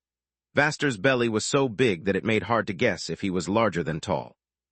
It seems I was a bit too pessimistic last year, saying that only a third of you would make it to graduation, he said while twirling his mustaches. Anyway, the lesser the merrier. Now that we got rid of the dead weight, our lessons will surely go smoother. Of the 34 students that had joined the healer specialization on the 4th year, only 16 remained. Chapter 275, Body Sculpting Part 2. Just like the previous year, we are going to spend the first 2 trimesters on a single but wide subject, while during the 3rd one you'll get real practice in the field. This time as lead healers in the most important hospitals of the kingdom. What I am about to introduce to you today is the last branch of healing magic you need to master before achieving the privilege and the honor of being considered full-fledged healers. Tier 1 to 3 have taught you to mend broken bones and to heal injuries. Tier 4 how to replace lost limbs and organs, yet there is still a case we haven't explored. What if our patient never had a limb to start with? What if they were born with a deformity or a defective organ? He asked while walking around the class. Are we helpless in front of such eventuality? The answer is no. There is nothing that a true healer cannot fix. Only death is beyond our reach, at least for now, Vaster declared with a proud look in his eyes. The first 4 tiers of magic are completely useless against natural deformities simply because there is nothing wrong in the first place. You can't heal a man born blind because it's his natural status. Even if his eyes were to be gouged and regrown, they would still be blind. Tier 4 magic simply gives the body the means to revert to its original status. Nothing more, nothing less. Tier 5 light magic brings in something that we have often mentioned but never worked on: the study of the life force. During the first trimester, I'll teach you how to sense your own life force and how to use it to manipulate other people's life force to give them a normal life. The class murmured, for all of them life force was a vague concept. They had learned how to share it with the patients, allowing them to survive critical wounds and major procedures, but nothing more. That's only the first step, though. Once you learn how to control the life force comes the real deal. Let's suppose our patient is born with a deformed arm. It's the easiest case you'll ever face. 2-bit healers will approach the problem by amputating the arm to regenerate it in the correct shape. It works, yes. The arm will be perfectly functional, but that's a butcher execution that will teach you nothing and endangers the patient's life. A real healer uses a complex mix of light and darkness magic to perform what is called body sculpting. Mastering the life force means you can find the dissonances in its flow and correct them accordingly. Darkness magic is used to remove the excess parts or to clear the way, so that light magic can start the healing process while the mage teaches the body its new form, permanently altering its natural state. That way, if the arm gets damaged or maimed, healing magic will restore it without the need of using body sculpting. I want you to understand the deep implications of altering someone forever. Our physical appearance is something that defines us, or at least affects how others perceive us. Body sculpting is still a highly controversial ethical matter. Some worry it can be used to turn a human being into something else. That through human experimentation it could breed all sorts of hybrids. Such concerns I can understand, but it's something for the crown to regulate, not for us mages to care about. Some radical fools say that it breaches the boundaries the gods have set for humans. I say that's bogus. When the crown passed a bill that forces those who oppose to body sculpting, because it's unnatural to give up all magical tools and commodities since they are unnatural too, no one dared to say a word anymore. They are just a bunch of hypocrites, Vaster snarled. Another thing that you must know, before learning body sculpting, is that like all magic it's not omnipotent. Along with the hypocrites that would like to outlaw body sculpting, there are also the quacks that try to abuse it, exploiting the insecurities of the rich. In theory, it can be used to change the shape of a nose, to make someone taller, slimmer, or to increase bust size. Quacks demand insane sums, but the results are underwhelming if not fatal. Seems plastic surgery still has a long way to go here. Lith was fascinated by Vaster's explanation. Body sculpting sounded a lot like the procedure he had performed on Tista years before. Why fatal? He asked. A nose is external and relatively small. Compared to reshaping a whole arm, it should be much easier. Lith unconsciously touched his own nose, while the rest of the class wondered what they would change about their bodies if given the chance. Excellent question. Vaster scratched his short button nose, wishing he could make it more manly. Once you learn to perceive the life force, you'll notice that everything has a purpose. Our bodies have something I call a voice, for a lack of a better term, and you must learn to listen to it before applying the smallest modification. A hand wants to grab, to touch, he said while flexing the fingers of his left hand. A leg wants to walk, a nose wants to breathe, a heart to beat. What about a perfectly functional nose, albeit not easy on the eyes like mine? If you could listen to my life force, you'd find out that aside from the problems related to age, there's nothing wrong with me. It means that altering my life force, even just on the nose, would have unpredictable consequences. Make it longer could cause me problems breathing, affecting my ability to cast spells. Becoming taller is alluring, sure, but what about the ramifications? Even a few centimeters more imply that all my bones, my organs, everything must be reshaped. There is a reason why powerful mages aren't all muscular studs or world-class beauties. It's because the benefits are not worth the risks. Healthy organs have a healthy life force. Their voice can't help you. Changing them means you are acting blindly, relying more on luck and wishful thinking than on scientific basis. Vaster took a brief pause to make sure that his students had a clear understanding of his words. Internal organs are even more tricky. Like all magic above Tier 3, the procedure requires a full medical team. Unlike regenerating an organ or a limb, the process can't be performed in one go. Cutting and reshaping take a huge toll on both the healer and the patient, especially if we are working on a vital organ. It's never wise to subject them to too much stress. because if complications arise, the body may not have the strength to make it through. Even if that's not the case, it may be necessary to switch the lead healer to allow them to rest. Body sculpting is probably the hardest thing you'll ever do, and also the way you'll lose most of your patients. Vaster looked down on the ground. His mind couldn't forget all those he had failed. Each death had changed him, making him more cynical and detached. They also had made him a better healer and a better man. Chapter 276, White Part 1. There are countless things that can go wrong during a body sculpting procedure. Professor Vaster continued. I'm not going to lie to you. Despite our best efforts, I expect you to see a few people die before you graduate. Some may die under your hands. It's going to put you under a lot of pressure, testing your will. Too many times in this job, I've seen old men live long enough to not even remember who they were, their bodies refusing to give up, while young people not even old enough to marry would die under my care for no apparent reason. Many healers refuse to practice body sculpting, either to not affect their reputation with repeated failures or because they cannot take it. Up to Tier 3, you can still blame bad luck. At Tier 4, anything seems possible. Once you reach Tier 5, you can only blame yourself. People will die because you aren't good enough, aren't prepared enough, or simply because you have let your pride get the best of you. Never be afraid to tell a patient that it's better a long but limited life than gambling everything on a maybe. Never hide them the risks of any procedure or make them any promise. The final choice is theirs, but the final burden is yours. Vaster sighed deeply before resuming his usual confident attitude. One last thing, don't think that once you graduate you are set for life. What we are teaching you are the basics of the basics. The difference between a quack and a real healer is the number of personal spells they develop, how much of yourselves you put into your work. That's why we'll also cover how to alter, improve, or create from scratch spells. The 5th year will make the 4th one look like a walk in the park. Class dismissed. After listening to Professor Vaster's introduction to the subjects of the healer specialization for the 5th year, the students were gloomy rather than excited.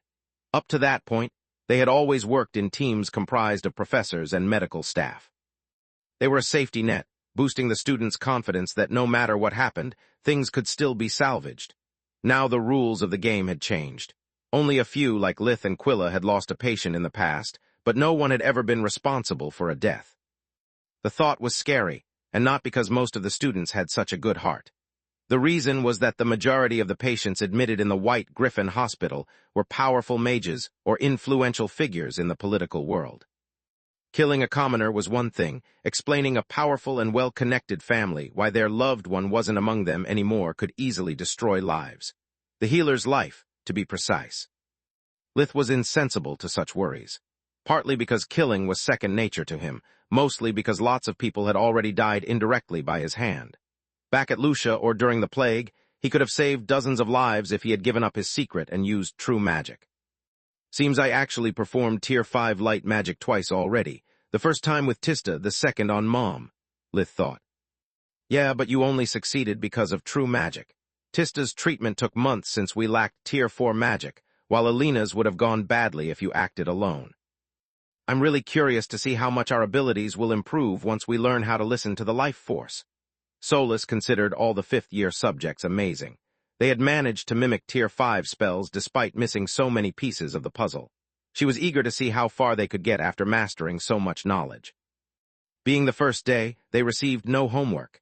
It allowed Lith to go straight to the library and borrow books about the other specializations to copy them. During the 4th year, he and Solus had stockpiled an impressive number of tomes. Every time Lith had spent the night practicing a specific spell, Solus would use that time to make copies. The information amassed in Soluspedia gave Lith an edge while studying most of the magic-related problems. Even if his understanding of the basics of each specialization was shallow, he could analyze each situation from different angles to find the best possible approach. Lith decided to keep up the pace, using the time before dinner to work together with Solus and complete the first batch of copies. They could only borrow 3 books at a time and needed to return them before getting new ones. Since they used water magic to control the ink, each page took barely a few seconds to be reproduced. The problem was that each book was composed of hundreds of pages. They worked on a different book each to make things faster. Don't you think it would be better to spend this time with your friends? Or at least with Floria? You two only saw each other twice in the last 3 months. Solus liked to be alone with Lith, yet since having a full free afternoon was a rare event, she would have preferred for him to socialize. During winter, at night, or whenever his family was away, and he wasn't busy with clients, Lith had already spent countless hours studying and researching magic inside the tower.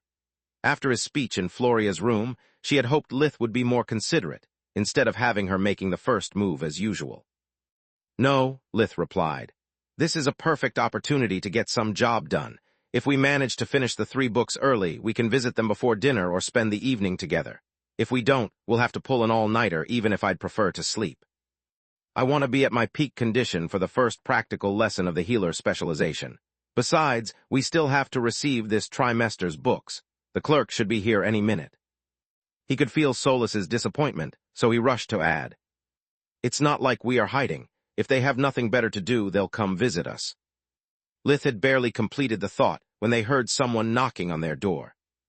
"See, this must be the clerk. Good thing we are here, otherwise we would have missed them and be forced to go fetch our package from the secretariat. I bet this is Floria. I hope she gives you a good scolding before dragging you somewhere nice for a date." Solis cheated, using her mana sense through the door. Their guest had a bright cyan core and was very tall. It was unlikely for a clerk to be so powerful, while Floria fitted the bill. They were both wrong.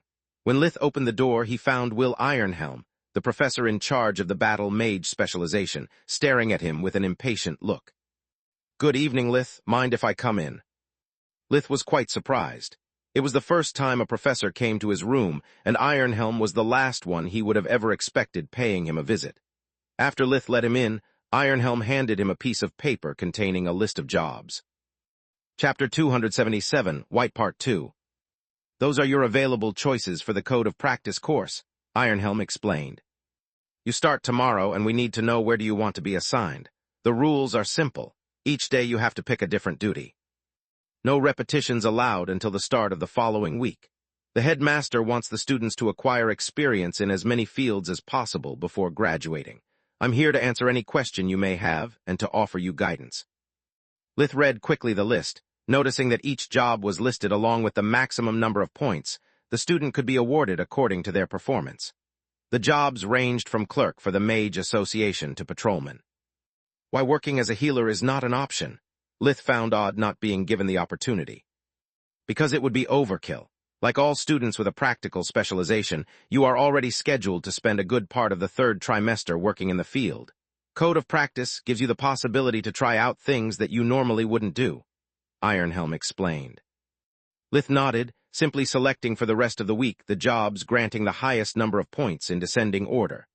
Ironhelm furrowed his brows. Most of Lith's choices were identical to those of his colleagues. Being the last year, everyone was eager to score the maximum number of points, no matter what. Yet very few had selected the first job on the list. "Are you sure about this?" Ironhelm asked. "Yes, I am. Is there any problem?" "Kid, I understand you are in the top 3 and want to keep it that way, but maybe you should rethink your choice. This is the real deal. I know that Linjo's kept you safe until now, be it in the forest or during the house calls. However, the headmaster is only a man. He cannot guarantee your safety at all times. What good would points do you if you die? If it's so dangerous, why is it available?" Lith didn't budge, merely raising an eyebrow in annoyance. "Because we didn't make this list, the Crown did.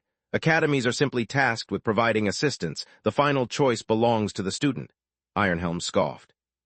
"Thanks for your concern, but I have made up my mind." Ironhelm shook his head. There were several things he would have liked to say, yet he remained silent. After inputting Lith's choices in his communication amulet, the professor left the room. "Are you sure about this?" Solis asked. "What about our plan of being low-key?" "Too late for that. This is the final year. Holding back is useless. I need to stand out as much as possible to acquire what I need and guarantee the safety of my family even during my absence. Besides, the Crown already knows about me. During the last year, I've spoken with the royals more often than most nobles do during their whole lives. I have allies in the army, in the Queen's Corps as well as in the White Griffin. Before I was a nobody. I had to build up things slowly while now I'm a rising star. Even if I sit back and do nothing, a lot of people will try to get back at me for my success. As I see it, this is our only way out." The following day, the city of Xanatos. Thanks to the Academy's warp gate, Lith crossed hundreds of kilometers in an instant. Arriving at the location of his first day of community service required help from a mage of the local branch of the association. Lith had never been there, and time was of the essence. "I still can't believe we are going to do this," Sola sighed. "What do you mean?" Lith laughed in response. "It's our first opportunity to face normal human opponents instead of the whack jobs we keep meeting since we entered the White Griffin. Who knows? Maybe working as a member of a tactical team may be interesting." Walking through the warp steps, Lith found himself inside an abandoned warehouse. It was a rundown place, dust and cobwebs covered most of the surfaces. The only clean spot had been arranged as a debriefing room with wooden chairs and a white board. Lith could see the rough sketch of the layout of a building that was drawn on it. He counted 3 floors and what seemed like a basement. Several men and women wearing military-looking uniforms were assembled in a circle around the boards. Their faces were tense. No one had weapons, but only because each one had a dimensional ring. Their clothes were black in color, with the insignia of the local lord's household on their backs, shoulders, and heart. They also wore metal protectors on the forearms, shoulders, and chest. Solus completed the analysis for him. "Everything they wear is enchanted, but the quality is poor. The clothes are inferior to your old uniform. Only the zones also covered by protectors offer a decent defense." Being used to the Queen's Corps, the Talons, and all the marvels of the Academy, Solus had high standards. "What do you expect? This isn't an elite squad, just a local police force. It must be the standard equipment. I could never afford my skinwalker armor without the Academy's points." "How many mages?" Lith replied. "Good question. All those present have red cores except the woman on the second chair from the right who has a green one and the man on the first chair on the left. He has just a yellow core. She's probably a mage. Him, I'm not so sure. It depends on the power standards they use." Solus pointed at Lith, a woman with chestnut hair in her 40s, and a black-haired man around the same age. Everyone in the squad had an expression difficult to decipher. More than nervous, they looked like they were there because they had lost a bet. "The first saddle has arrived, Captain," a rough voice scoffed. Lith saw it belonged to the man with the yellow core, who spat on the ground with a disgusted expression. The woman with the green core glared at him for a second but said nothing. "Saddle," Solus was baffled. "Probably an insult. I guess they consider students like me dead weight, or worse." Lith didn't like being offended, but he could understand the man's feelings. Whatever they were about to do was a dangerous job, and the police officers would be forced to keep an eye on the students too. It would make their work harder, and get back in one piece even harder. "Nice to meet you, son." The captain offered Lith her hand, which he promptly shook. "I'm Captain Yerna of the Zenato's police force." "I'm—" "No names, son. We must judge only the performance, not the household," she said with a stern look. "Since you are from the White Griffin, we'll just call you White. That's Sergeant K.A. Tran, my second in command. Sorry for the cold reception. Today's task would be a run-of-the-mill, if not for the fact that we are waiting for another student." "2 rookies to the same unit?" Lith asked. "Yeah, the other one belongs to the Fire Griffin," Yerna nodded. "Why did they send both of us here? It makes no sense." "Thanks for your understanding, White. The problem is there aren't many missions that students can take part in without endangering themselves or the host team," she sighed. "Which is exactly you are doing by being here." K.A. Tran stood up, walking toward Lith with a menacing expression. Chapter 278, read Part 1. "I know that for you nobles your points are much more precious than commoners' lives. But I'd like for your lordship to realize that some of us may not come back to their families because of you brats. Captain, instead of wasting our time with niceties, let's see how much a waste of space he is. What's your status, Saddle?" "I have a girlfriend. Don't know if she's the right one, though." Lith pretended to have misunderstood the question. Being obnoxious was a game 2 could play. Seeing Lith's smug expression, K.A. Tran became red from anger. Some of the officers laughed at the joke. "I don't give a damn about your love life. I want to know what can you do." Lith took a mental note that no one was defending him. Even the captain did nothing, aside from the occasional eye roll. "His specializations are forge mastering." When Captain Yerna read out loud Lith's file, multiple groans and the sound of hands slapping a forehead or a leg in a fit of rage echoed through the warehouse. "That's great. Another one as useful as a third nostril." Yerna ignored K.A. Tran, raising her voice to cover the sergeant's whining. "And healing, back in his village, White was a hunter and a bounty hunter. Last year he survived Bulker's attack, went toe-to-toe with a valor and lived to tell the tale." Instead of wasting her time arguing, The captain had decided to check her trainee's personal files from her data amulet. It contained an image of his visage to recognize him and all the relevant information for the mission at hand. Many heads turned when they heard about the healer part. A few nods followed Lith's past as a manhunter, and clear disbelief accompanied the last sentence. His village, many echoed. Yeah, I'm a commoner, not a noble. I've worked very hard to get where I am. Since they showed him no respect, Lith was ready to pay them back in kind. His voice was cold while death vision showed him a series of gruesome deaths he had no intention of preventing. A healer from the White Griffin sounds nice, said a brown-haired man in his mid-20s. For Magus standards, he was tall and lean with his 1.74 meters. Like all the men in the unit, he was perfectly shaven. I'm Huron Nakth, nice to meet you. Can you get rid of this scar? The ladies don't like it. He took Lith's hand in his own, making the request without a hint of shame. I could for a price. It will leave you exhausted. Lith was amused by the change of attitude. The scar was long and deep, going from the lower half of the left cheek down along the neck. A healer is damn fine as long as they are trustworthy. K.H. spat again. Every kid still attending an academy is a survivor, so there's no point in bragging about it. As for fighting a valor, what kind of sick joke is that, Captain? It's no joke, the captain replied. Yerna's words caused a small commotion.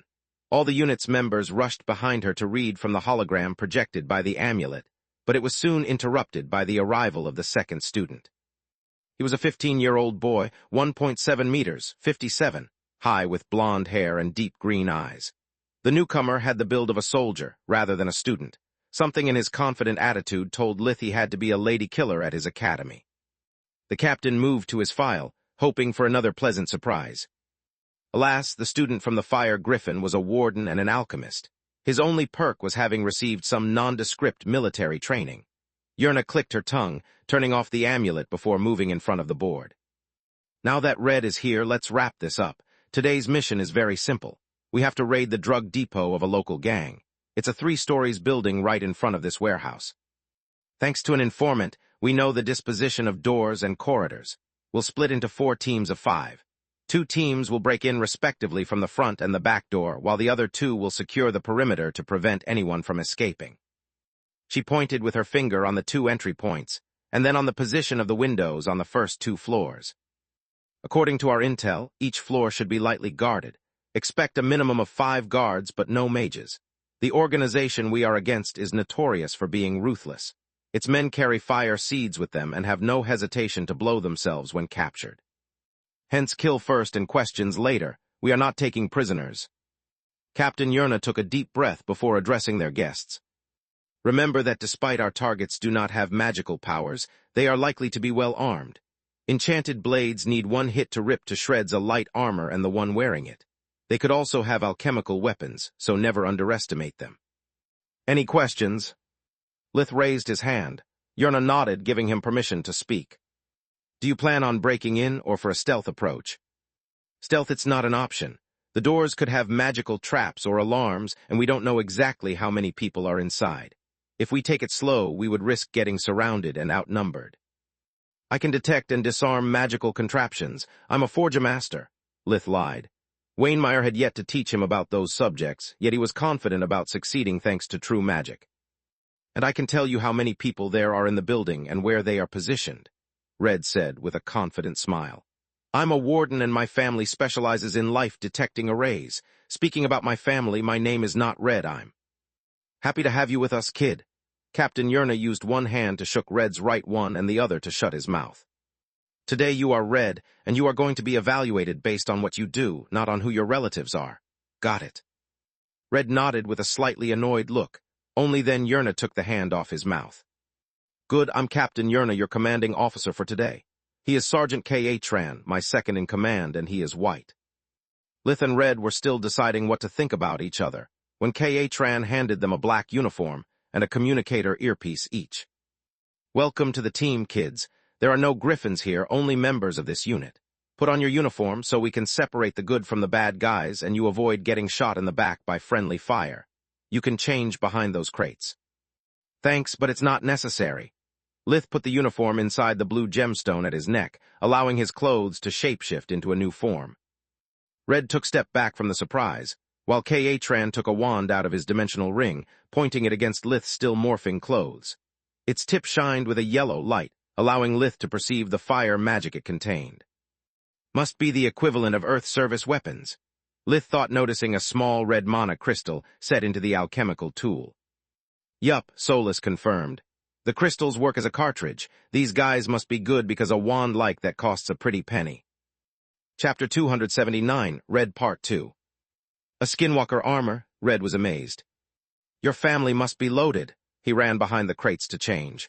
Red didn't want to be the one slowing down the team. With the two of you, we can give the stealth approach a try. Change into something less conspicuous, so you can scout the building without drawing the attention. A few minutes later, Lith was wearing his hunter clothes and studying the front door while pretending to be interested in the merchandise of a food vendor. Don't try to be a hero. If you are not certain of your findings or don't feel up to the task, just say it. Captain Yerna's voice sounded in his ear. Solus, Lith couldn't use life vision without scaring the crap out of the vendor. He still had to find a way to activate it without his eye glowing like small suns. Solus's mana sense was much more discreet. The front door is clean. No magic at all. If there is anything, it's mechanical in nature. There are no arrays active, but I can sense something magical and powerful on the third floor. Lith bought some of the food, going into an alley to circle around the building. It was his first time in a slum of a big city. The alley was full of trash, forcing him to dodge rats eating rotten food while he walked. Now that he could use life vision, Lith detected that aside from the animals, the alley was empty. He could see the people inside the building through the wall, and no one seemed to be alert. Lith used darkness magic to extend the shadows of the alley. It provided him a cover while he studied the back door from a safe distance. It also masked his glowing eyes, preventing onlookers to notice him. The front entrance is just a regular door, he reported via the communication earpiece. The back door, not so much. It's reinforced by some kind of earth spell, making it as hard as stone. The lock is booby-trapped to turn into a skewer of ice whoever tries to pick it. Damn, the captain sounded really worried.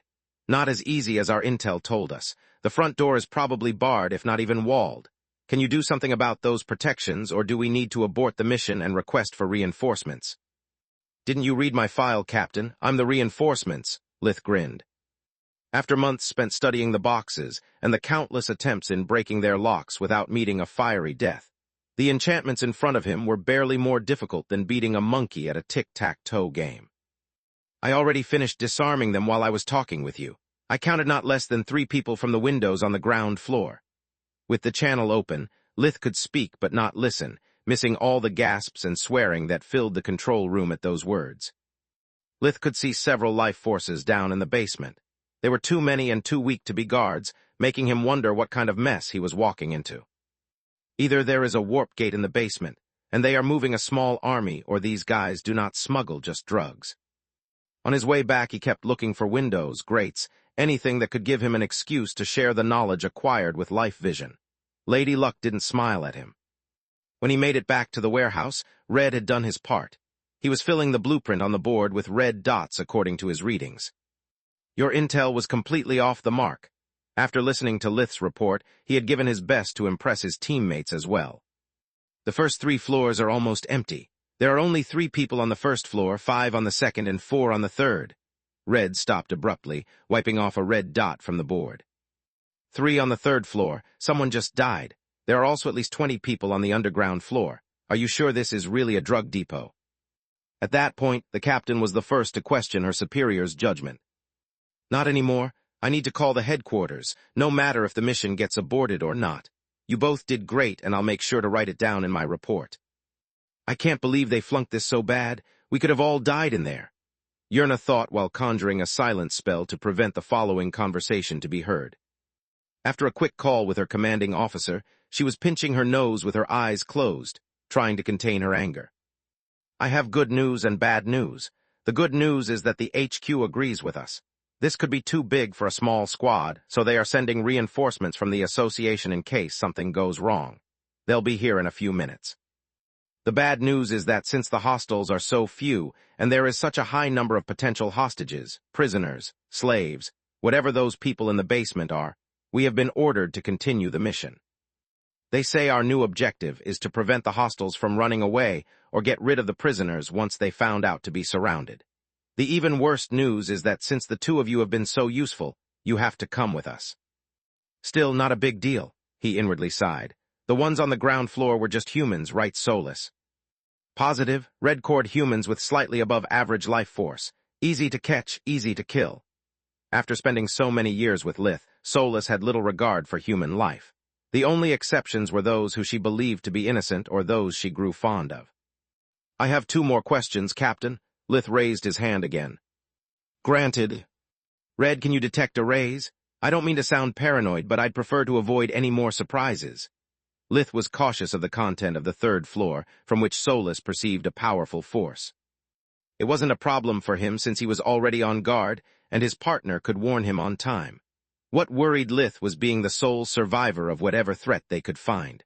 It would raise too many questions.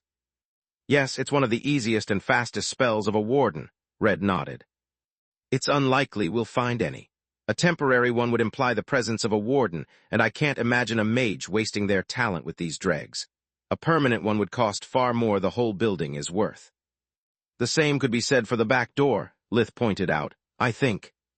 Wait, Red cut him short. Another person on the 3rd floor just died, and one of the 2 remaining life forces is fading quickly. What in the God's name are they doing there? Weapons at hand, everyone. Captain Yerna took out a sword and a wand from her dimensional ring. We are about to find out. Chapter 280 Roll Out Part 1. I still have a question, Captain. Orders or not, Lith had no intention of charging blindly. Whatever was happening inside the building was of no relevance to him, and so were the people in the basement. He was there for the code of practice course. The only things that mattered to him were his own safety and the points. Just be quick, White, Captain Yerna snorted. Red, keep me posted if anything else happens. Since the mission has changed, what are the new conditions to consider it a success? Kid, do you think this is some kind of game? People are dying in there. Lith could understand K.A.Tran's righteous outrage, yet he found it annoying anyway. The sergeant was a commoner, probably of humble origins just like him. Unlike Lith, he had dedicated his life to protect the weak. What an irritating guy, always preaching his own ideas. I had hoped for having left this kind of zealots on Earth, Lith thought. So what? Lith replied. I took no oath, I'm no policeman nor hero. I'm interested in the mission, not in some nondescript ideal. Captain Yerna grabbed K.A.Tran by the shoulder to prevent another outburst. We only need to get in and check the condition of those in the basement. If they are hostages, releasing them takes priority. If they are soldiers, we can just blow them into oblivion before moving on the rest of the guards. Is it clear, everybody? The unit nodded in unison. Okay, then let's move. We need to be fast. There is no way to get to the back door unnoticed, so prepare for a warm welcome. Actually, there is. Lith waved his hands in the only fake magic he really used. He opened a warp steps leading straight into the alley in the last covered spot before their destination. Many people flinched in amazement. For non-mages, dimensional magic was something straight out of a fairy tale. Today's our lucky day, people. Captain Yerna was grinning from ear to ear. Change of plans. My team and K.A.Trans will take point and assault from the back. The rest of you will remain on standby until we check on the prisoners. On my command, surround the building. Red with me. The others followed her through the steps. Each unit was comprised of 5 people, leaving 10 officers in the warehouse to close the perimeter or act as backup in case of need. You really are a dick. K.A.Tran stopped for a second before stepping through the dimensional corridor. Yet the gods know how much I'd like to have one like you on every mission. Once on the other side, the sergeant conjured a shroud of silence around them before asking Red for an update. Another life force disappeared. Now there's only 1 person on the 3rd floor. Damn, Captain Yerna cursed. She had hoped it was some kind of internal strife, but 3 deaths in such a short time frame didn't fit the scenario. What about the guards on the ground floor? Red focused for a second, checking twice just to be sure. There are none right now, but someone is coming down from the 2nd floor. 1 person. Arrays, Lith asked. Red handed to the nearest officer a red mana crystal he was using as a focus. Without it, casting another spell would cause him to lose control of the life-detecting array. I can sense something on the ground floor. It's inactive at the moment. The unit inwardly cursed as one while Lith pondered on Red's words. This means that neither life vision nor Solus can detect latent arrays. I need to learn the array detecting spell as soon as possible. What does it do? The captain asked. No clue, Red shrugged. Never seen anything like this. Great, let's finish this before we have to find out. Yerna took out from her dimensional ring what looked like a clump of clay, sticking it to the wall near the door. It created a thin air dome, silencing the area within a 10 meters radius. The team entered the building, activating a new clump each time they neared the end of the air dome, generating a corridor of silence. It allowed them to speak and move while remaining undetected by the inhabitants of the building. At least the layout of this place is as we know it, K.A. Tran cursed. Maybe it was because he knew they were potentially stepping on a minefield, but since they had entered the house, the sergeant had an eerie feeling in his gut. The door to the basement should be on our right after the next corner. What about the person you mentioned earlier? It's closing in slowly. It should come from there. Red was pointing to the left branch of the T-shaped corridor. The sergeant put a clump of silence clay on his hand, while 3 members of the units aimed their wands in the direction from which they were expecting the enemy. Shoot only after I do, K.A. Tran instructed. The figure of a woman popped out of the corner. She was dressed in a brown sweater and cargo pants. Lith noticed she was young, couldn't be more than 20 years old. She was walking while spinning some odd handcuffs on her index finger. Sergeant K.A. Tran generated a powerful gust of wind from his hand, propelling the clay towards the girl's face. Despite the surprise attack, she managed to dodge it by rolling on the ground, taking out a wand from the back of her pants. She screamed for help, but the clay was never meant to do damage. Lith could see her lips moving without emitting any sound, like watching an old silent movie. The same happened when streams of lightning made her slam against the wall in a seizure. Khan's objective was a silent kill all along. Atren, take care of the body and clean the scene. Red, stay with him and warn Atren if anyone else moves. Captain Yerna tapped on her ear to remind him of the communication earpiece in case he needed to contact her. The unit moved forward until the door to the basement. White. Locked and enchanted, Lith replied using invigoration to study it. It was a very crude pseudo-core with only 2 mana pathways, not strong enough to block someone determined to open it, but enough to slow them down. Seriously, what do you usually do when you don't have a Forge Master? We mourn. K.A. Tran's reply didn't sound like a joke. Cladu Barada Nikto. Lith's fake magic word generated several tendrils of darkness that made short work of the pathways. Without something to contain its energies, the pseudo-core faded away with a crackling sound. Lith took point to search for more traps, but there were none. The wooden stairway led them to a cellar 6 meters wide and 10 meters long. Contrary to the run-down look of the rest of the building, the room was clean. Behind a simple steel grille there were over 20 people of different gender and age, laying either on the ground or against the walls. They were all shabbily dressed. Their appearance suggested they had spent most of their lives on the streets. Yet they appeared to be well-fed and in good health. There was no trace of dirt in their clothes. The weirdness of the scene didn't end there. Chapter 280, One Roll Out Part 2. Lith signaled to those behind him to stop, scanning the place with life vision. What the fuck? I can feel the lingering presence of healing magic emanating from them. I can even smell traces of soap coming from their bodies. Someone has been taking good care of them, but why? Lith thought. Maybe I can answer that. Solus felt there was something terribly wrong there. All these people have only 2 things in common.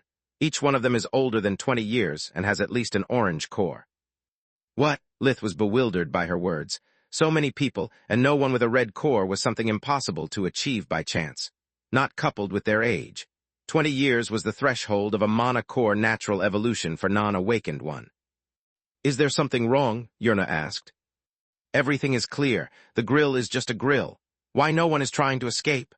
The more Lith looked at them, the more the cellar reminded him of Pigpen instead of a prison. Yerna walked past him, placing her hand on the keyhole, turning it into an icicle before crashing it with her fist. She only needed to smell the breath of one of the prisoners to answer his question. Afez, they keep them dosed. Afez was the name of a plant from which it was possible to extract the drug her team had been following for weeks. At low dosage, it induced a feeling of euphoria, while at higher dosage it caused the user to be in a catatonic state. They would still be able to move and talk if interrogated, but their mind was clouded by the drug. They had no memory of themselves or will to fight. It's the latest form of slavery. Once you give someone the first dose, it turns them into meat dolls. Do you want me to cleanse them? Gods know this is a blessing in disguise. The captain shook her head. Best case scenario, they would freak out. This way they are meeker than sheep. It will only take one of us to get them to safety. Can you? Lith sighed, opening a warp steps back to the control room. The prisoners moved sluggishly, mindlessly obeying the captain's orders. What do you make of this, Captain? Aside from a few exceptions, they are too bad-looking or old to have any value as slaves, even for a fighting arena. Judging from the state of this place, they have been here for a while. Only the cost of the drug necessary to keep them meek for so long makes the whole operation unprofitable. They have been nurtured for some reason I'm unable to comprehend. She then ordered the units outside to lock the perimeter. While Lith and the captain were moving the prisoners, a couple of members of the unit performed a quick search of the cellar. They discovered a few small crates containing packets of drugs ready to be sold, and several big crates. The latter contained luxury furniture ready to be shipped. What the heck? Atren was flabbergasted. One of these things is worth more than I earn in a year. Seems we arrived just in time. Atren had a brooding face. Those people were the last batch of whatever they are doing. The ringleader has packed their stuff and is ready to leave. Sweeping the first and the second floor took them less than a couple of minutes. With Red telling them where and how many their targets were, it was like shooting fishes in a barrel. At each floor, Red would always detect the same inactive array. While moving through the various rooms and corridors, they could see that unlike the ground floor, the rest of the house was still completely furnished. Everything from the paintings to the tapestry was very valuable, but they were assembled with no taste. It seemed a patchwork made by a colorblind art connoisseur. I have never seen anything so tacky in 3 lives, Lith thought. Whoever did this would put the Mona Lisa beside a Pollock, with some piece of junk modern art in front of them both. I'm no expert, but that's enough to deserve to be hanged. Bad news, Solus chimed in. I don't know if it's the same array Red sensed on the other floors, but there's one active on the 3rd floor. I don't know its purpose, but I can tell you it's something powerful enough to blind my mana sense. If not for Red, I couldn't tell you how many people there are up there. Wait, something is wrong here. They were moving in a single column, and Lith was right behind the captain, making it easy for him to stop the unit's advance. I can feel the hair on my neck standing up, he lied. According to Magus' superstition, it was a common phenomenon in presence of powerful magic. In reality, it was just a reaction in front of impending danger, completely unrelated to magic. I thought I was getting paranoid because it's all too easy.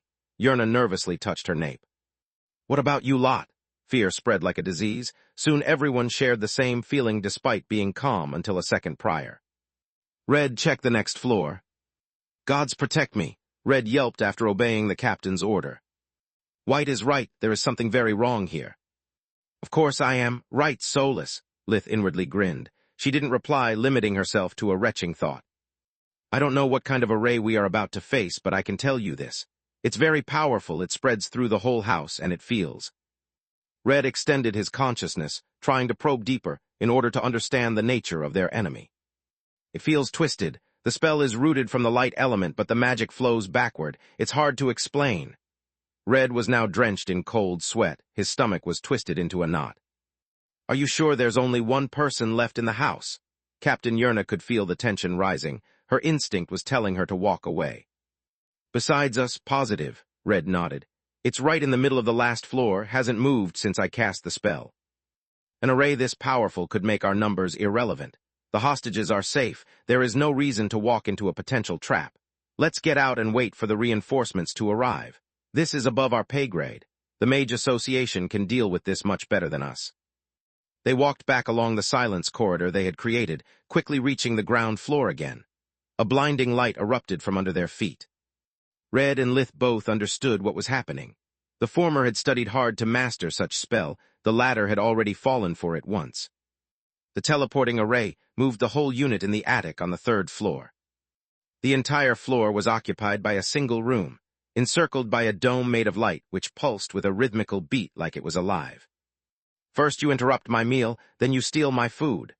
The man speaking was the most handsome and the most repulsing that any of those present had ever seen. I won't let you go away without proper compensation. Chapter 282, Unnatural Part 1. Saying that the attic was furnished would have been an understatement. Tapestry, carpets, even the chair the man was sitting on were embedded with precious gemstones the size of a nut. Piles of coins and jewels were laying in random spots of the room, as if a creature composed of living gold had a tour of the place, while having a bad case of diarrhea. A magic 8-pointed star inscribed in a circle made of pure white energy encompassed the whole room. At each extremity of the star, there was a small altar made of white marble. The surface of the altars was covered with runes that Red and Lith both would easily recognize as the same light magic runes that were empowering the array below their feet, if only they managed to take a single glance at them. If they did, they would have also noticed that on some of the altars there were dried-up bodies, while the others had their pristine white surface tainted by an ashen powder. All the corpses were dried up like they had been dead for quite some time. Not even the fact that the body on the altar right in front of them was rapidly collapsing on itself, like it was a closed paper cup being sucked with a straw, could make any member of the unit take their eyes off their unwanted host. The man literally sitting in the middle of that mess was on paper the embodiment of perfection. 1.9 meters, 63 high, with black hair of such a light shade to almost seem blue. His clear blue eyes were rested on a face that seemed to have been carved out by an artist in love with their own creation.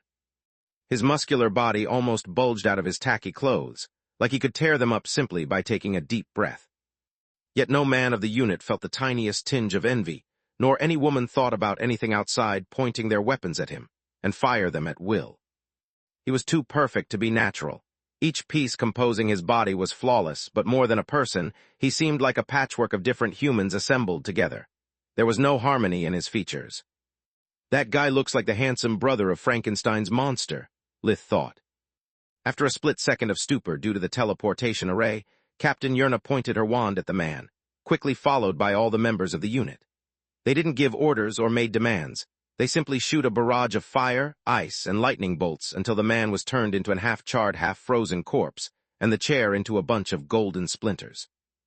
I have bad news and I have worse news.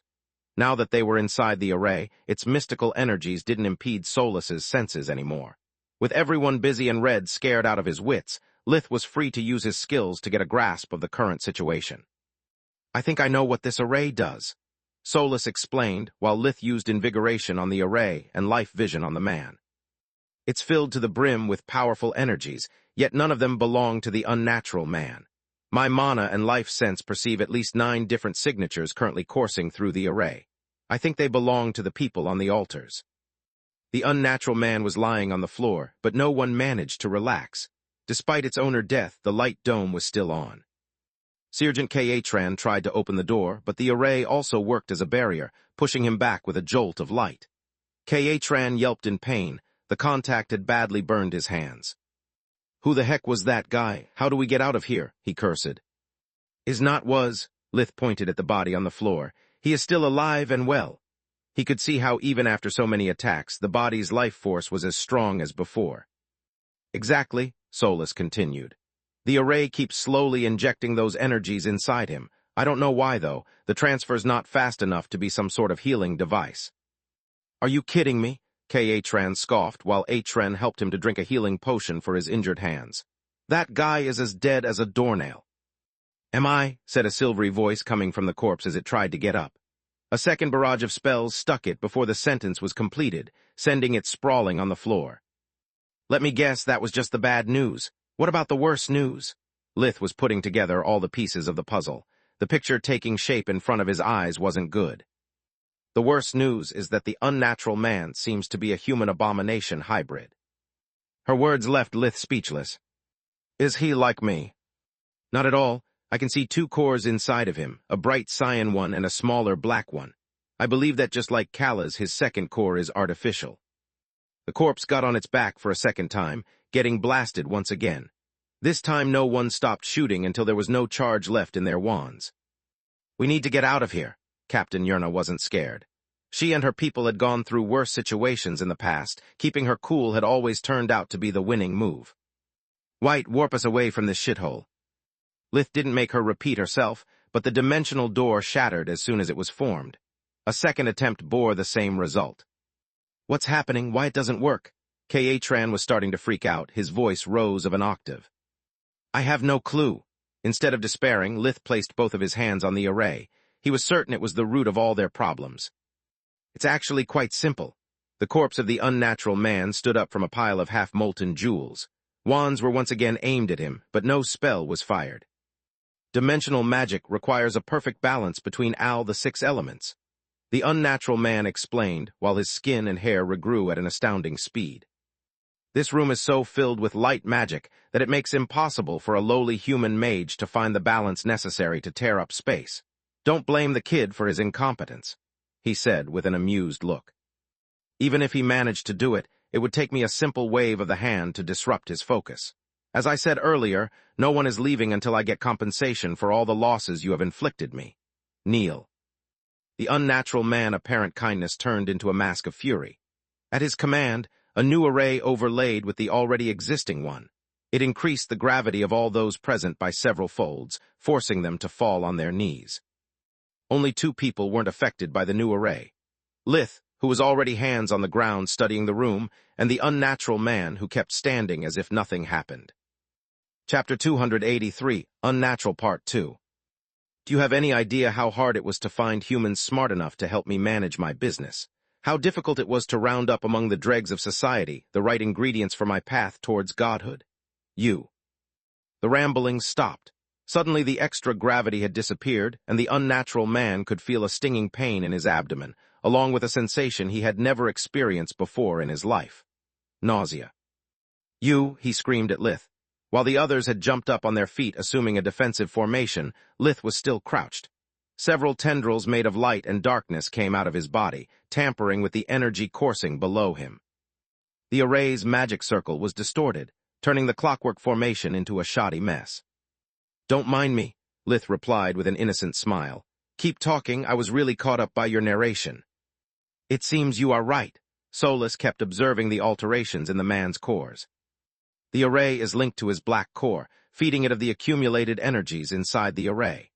The black core absorbs and refines the energy before transferring it to the cyan one. It's an artificial version of accumulation. By my maker, I can't imagine how many lives it took for him to reach a bright cyan core. It was the only possible explanation for keeping those people prisoners. Lith shrugged. He needs quality cores, that's why he fed and healed them.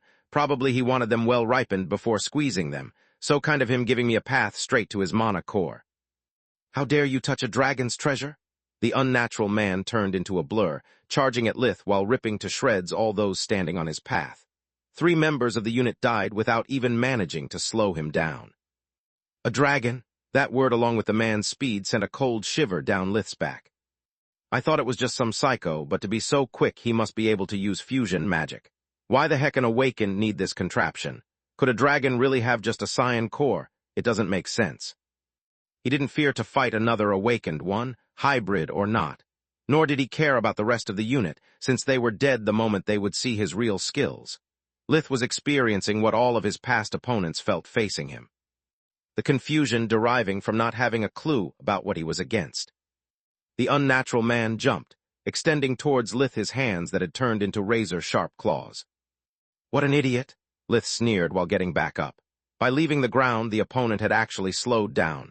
Once in the air, fusion magic was useless and the trajectory was easily predictable. Instead of freezing up in fear like his opponent expected, Lith took a side step. He then grabbed the arm while pivoting on his right foot, executing an overhead throw. Lith added his strength to the opponent's momentum, slamming him against the light dome. This guy has no technique, just brute strength. Revealing his abilities just to scare me is stupid beyond reason. Why the throw? Solus was confused by the turn of events. Because normally one can't be harmed by their own magic, yet I think he is trapped as well as we are. The impact was strong enough to make the unnatural man penetrate into the light wall for a second.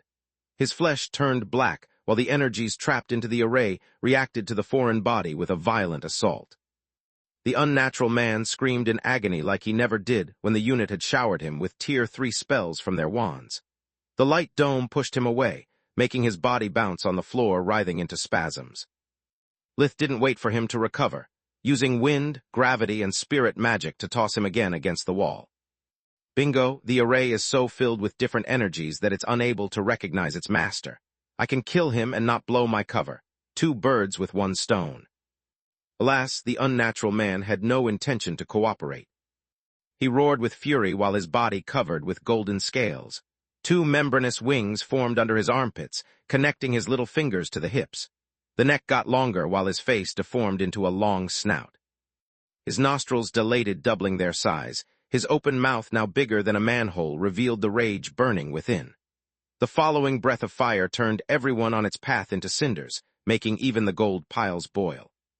When the jet of flames ended, the creature was over 4 meters, 13 feet, tall, forced to bend over to avoid his head to graze the ceiling.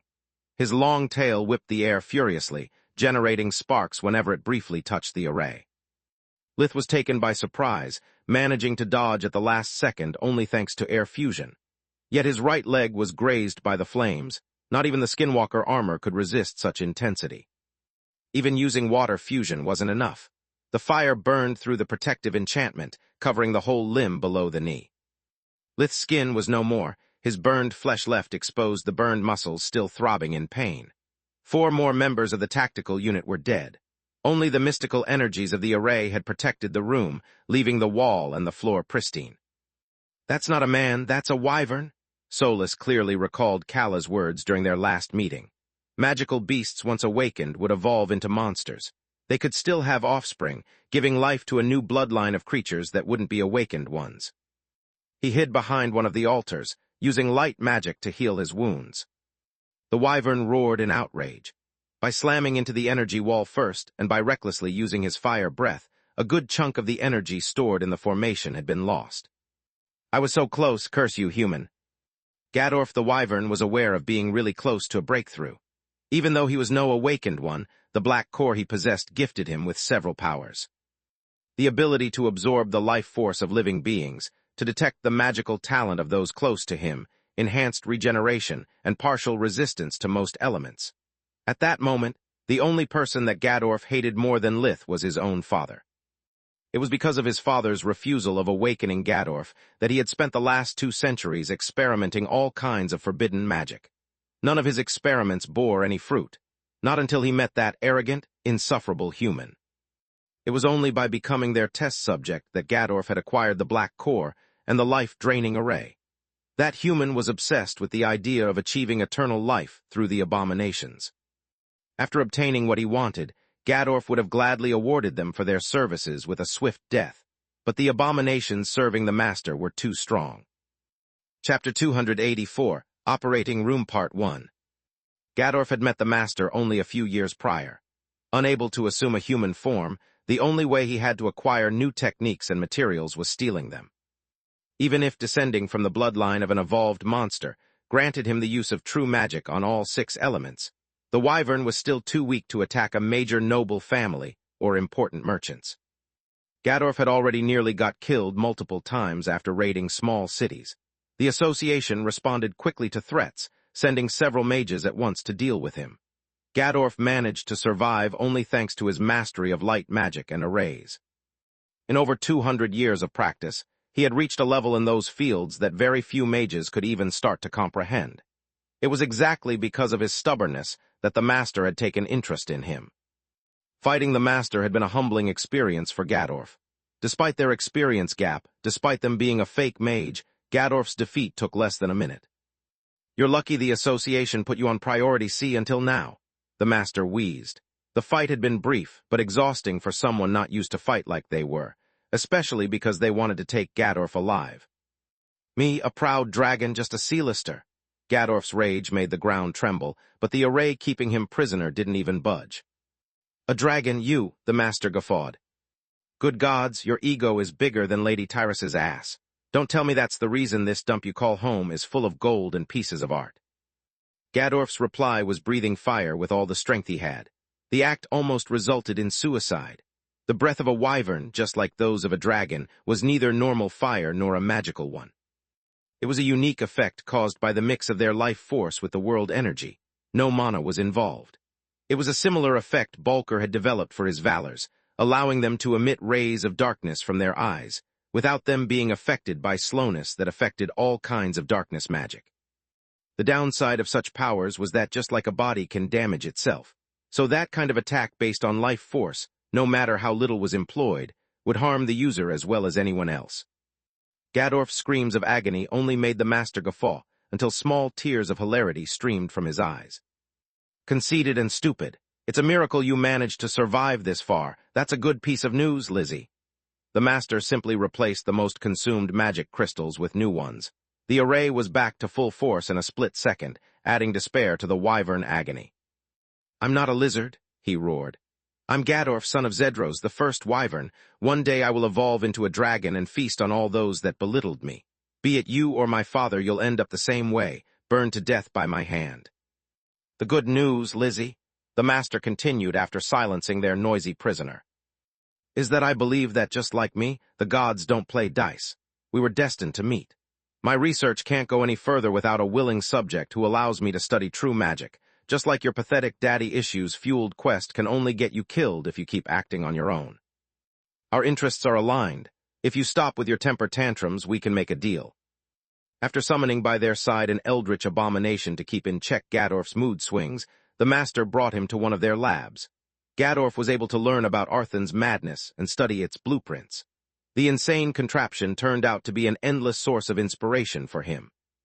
Together, they developed the life-draining array for Gadorf, and some of the technology the master needed to fuse together abominations in a stable form. I don't get it. While sealed up in one of the master's gene tanks, Gadorf could still talk while daydreaming about how inflict to his partner in crime the slowest and most painful death possible. If you are already able to create artificial cores, why didn't you make one for yourself? Gadorf was a prideful creature, to the point of considering even an equal partnership as a dishonor. He believed to have been born a ruler. As such, stomping arrogant ants was his birthright, and the master was no exception. By defeating him, by subjecting him to all those humiliating tests, the master had earned themselves 1,000 deaths. Alas, just like Zedros, the master was too strong for him yet. Gadorf could only suck it up and bide his time. Because I don't like the middle way. The method we have developed for you may turn you into an awakened one, but then what? You'll get a little more powerful, live a little bit longer. I find your idea of turning into a dragon is nothing more than wishful thinking. You are already a wyvern. The very thought of someone as conceited as you becoming a guardian is disturbing, to use a euphemism. Instead, if I succeed, I'll become an immortal being with no limit to my strength and none of the weaknesses that plague abominations. Humans have stopped evolving for a long time. Awakening is just a palliative care. I'll bring the dawn of a new golden age for mankind. Imagine a world where a selected few, the truly brilliant and enlightened, can lead the masses without the threat of death, aging, or illness. Gadorf had listened to that speech countless times. The master's eyes always shone with a childlike enthusiasm that bordered madness. Sure, there will be collateral damages. Some people will be sacrificed for the greater good, but Magus is full of idiots that do not deserve to live. Small-minded cretins incapable of seeing further than their nose. The rage transpiring from their words made Gadorf suspect that the master was lonely, unappreciated, or both. You don't want to conquer the world? Gadorf was flabbergasted. The master was as powerful as short-sighted. Power is the only requirement to rule over the weak, he thought. The master laughed heartily at those words. You really are insane, Lizzie. I'm just tired of seeing good people die while the mediocre thrive. To see true genius go unnoticed or buried under useless paperwork that could be handled by lesser men. I only want to show humans their true potential to cure the ultimate disease, death. I'm sure that despite their name, abominations are as natural as you and I. They are the next evolutionary step. They just need to be perfected. After acquiring his black core and practicing his new skills, Gadorf was eager to leave the master's side. The next time they met, it would have been when he ripped the master's still-beating heart from their chest. Or so Gadorf thought. Where do you think you are going, Lizzie? The master refused to call him by his name until the wyvern gave up his pretentious dream of becoming a dragon. Both had proven to be stubborn. Chapter 285, Operating Room Part 2. Away, I need food to evolve, Gadorf snarled. You really are an idiot, the master sighed. Attack magical beasts and evolved monsters will kill you. Attack humans and mages will do the same. They are many while you are one, not a particularly brilliant one at that. Gadorf growled but didn't reply. He had always picked on humans because he was scared of meeting evolved monsters. The wyvern had always considered the humans as the weakest link, yet their fake mages had almost killed him several times. The master was a human and a fake mage, yet had single-handedly defeated him. Those words deeply wounded Gadorf's pride, yet their truth was undeniable. This lab costs money. Giving you power cost me a lot of money. This isn't a bard's tale where you get riches simply thanks to the writer's pen. If you want your food and get away with it, if you want your gold, you've got to earn it. The master taught him how to feed only on the weak and the poor, those whose disappearance would cause no alarm, if not call for celebration. The master also showed Gadorf how to alter his life force to assume a human form. It was something called body sculpting. Last but not least, the master introduced him to the criminal underworld. Someone like Gadorf, capable of opening illegal warp gates crossing hundreds of kilometers at once thanks to his arrays, of transporting people and contraband alike, was a money-making machine. Drugs, fugitives, stolen goods, there was nothing Gadorf couldn't slip over the Griffin Kingdom's borders unnoticed. Even some of the most powerful noble families used his services to get to safety their endangered members, like the ex-head mistress of the Lightning Griffin Linnea, or Archmage Lucart did. Thanks to their support and protection, his criminal empire had grown over time. The reports about his activities were constantly covered up or downplayed if hiding them was impossible. Sometimes, leading figures of human society would use him to get rid of overzealous officers, like Captain Yerna, or to settle their grudges away from the Crown's eyes, like in Lith's case. Yerna's execution was already scheduled. Lith's was just the icing on the cake. An opportunity to kill two pests with one stone. Gadorf needed food, they needed a killer. It was a win-win situation. The Wyvern gladly indulged in such favors. He would get powerful mages to feed on, together with huge sums. The only sour note was that half his profits ended in the master's pockets to fund their research. I would have already acquired a treasure worthy of a dragon if not for that leech. Gadorf hated sharing, but the master kept him on a tight leash. A single eldritch was enough to chase him to the darkest corner of Magur and put him down like a rabid dog. While Gadorf was assessing his losses, watching his treasures boil and his priceless furniture turn to ashes, Lith was back at his peak condition. Where the heck are the reinforcements? He had no idea that those sent to their aid were of no threat to the Wyvern, nor that they had been sent to the wrong address. One hand washed the other, and both hands washed the face. Who's left? Among the smoke and flames, it was hard for Lith to see. Thanks to air magic, breathing was not a problem instead. You, Red, the captain, the sergeant, and the only two Orange Cord members of the unit. I suspect the Wyvern did it on purpose, Solus replied. No shit, Sherlock, we must be his full course. Time to go all out. Lith actually had several attack plans, but none of his liking. The Wyvern was bigger and stronger than him. Between the fire breath and the tail ending with a talon-like extremity, Lith was tempted to curse at the unfairness of the match. Could as well got a broom up his ass, so he can sweep the floor and kick my butt at the same time. Lith focused on Solus's ring, making it grow until it covered his whole right hand. Now it looked like a stone gauntlet with a yellow gemstone shining at the center of the back of the hand. Then, he used darkness magic to cancel his presence and fire magic to spread the smoke while making it thicker. Thanks to life, Vision Lith could easily see Gadorf through to smoke and circle around him waiting for the moment to strike. The Wyvern kept turning his head, sniffing the air in search of his prey. The array hindered his mana perception. Gadorf was sure to have left alive the right ones, but couldn't pinpoint their exact location. He tried multiple times to extinguish the fires and clear up the smoke, but someone was opposing him. I could force my way through, but this could be some kind of trap. The resistance he felt made keeping control over the burning environment a tug-of-war of willpower. To prevail, Gadorf needed to focus. Such a focus would diminish his awareness of the surroundings. Bah, I'm overthinking. I have nothing to fear from some weak humans and unharmed kids. Lith felt his grasp over the smoke weakening and smiled for it. He is no awakened, otherwise the smoke wouldn't hinder his senses. Finally, a piece of good news. The moment the air cleared, Lith struck. He charged towards the Wyvern's exposed back, his hands pulsing with electricity. Gadorf had centuries of battle experience. As soon as he smelled traces of ozone in the air, he reacted, boosting his reflexes with air fusion. His tail lashed toward Lith with the bone stinger aimed at his shoulder. The ritual required a living prey, not a healthy one after all. Lith took out the gatekeeper bastard's sword at the last second, boosting himself with fire, air, and water fusion. The sword's appearing took Gadorf by surprise, while Lith's movements brought complete shock to him.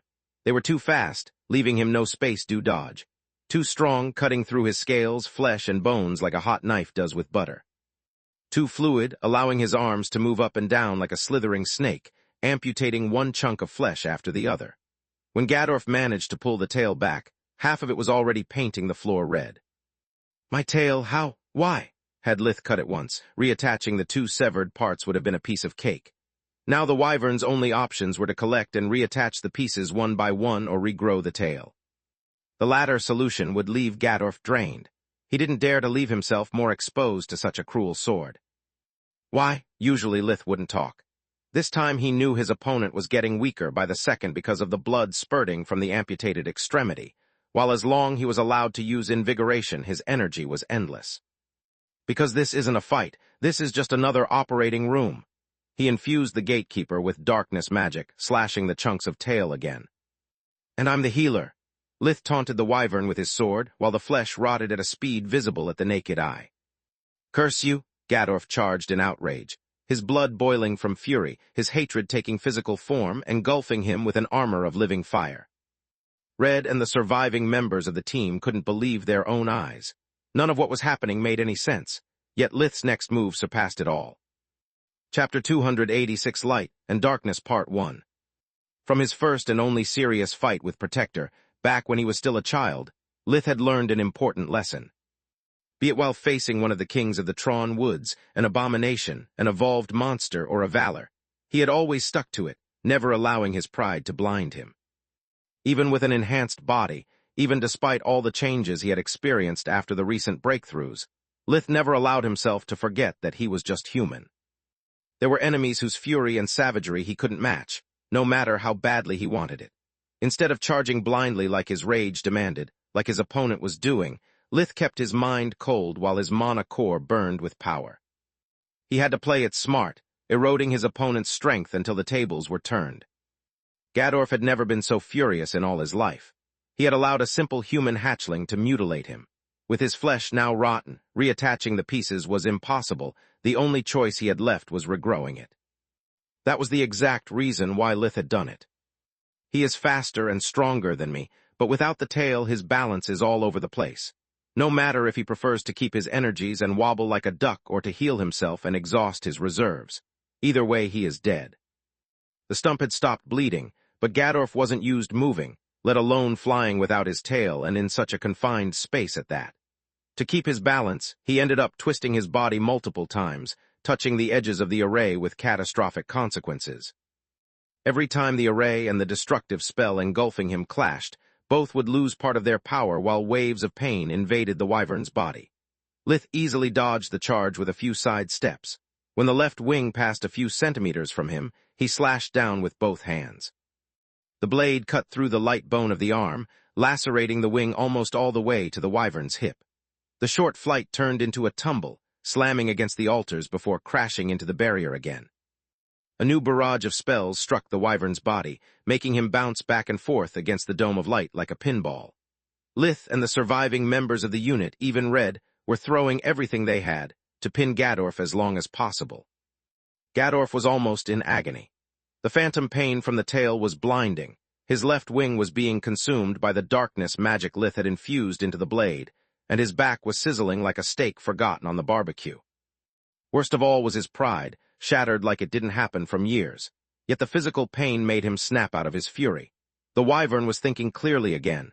His survival instinct combined with centuries of battle experience allowed him to see how foolish he had been. "I really am an idiot." The master's words echoed into his mind, and for the first time the wyvern actually listened to them. Seeing that the kid with the sword was waiting for him to do something stupid again, Gadorf took a deep breath instead.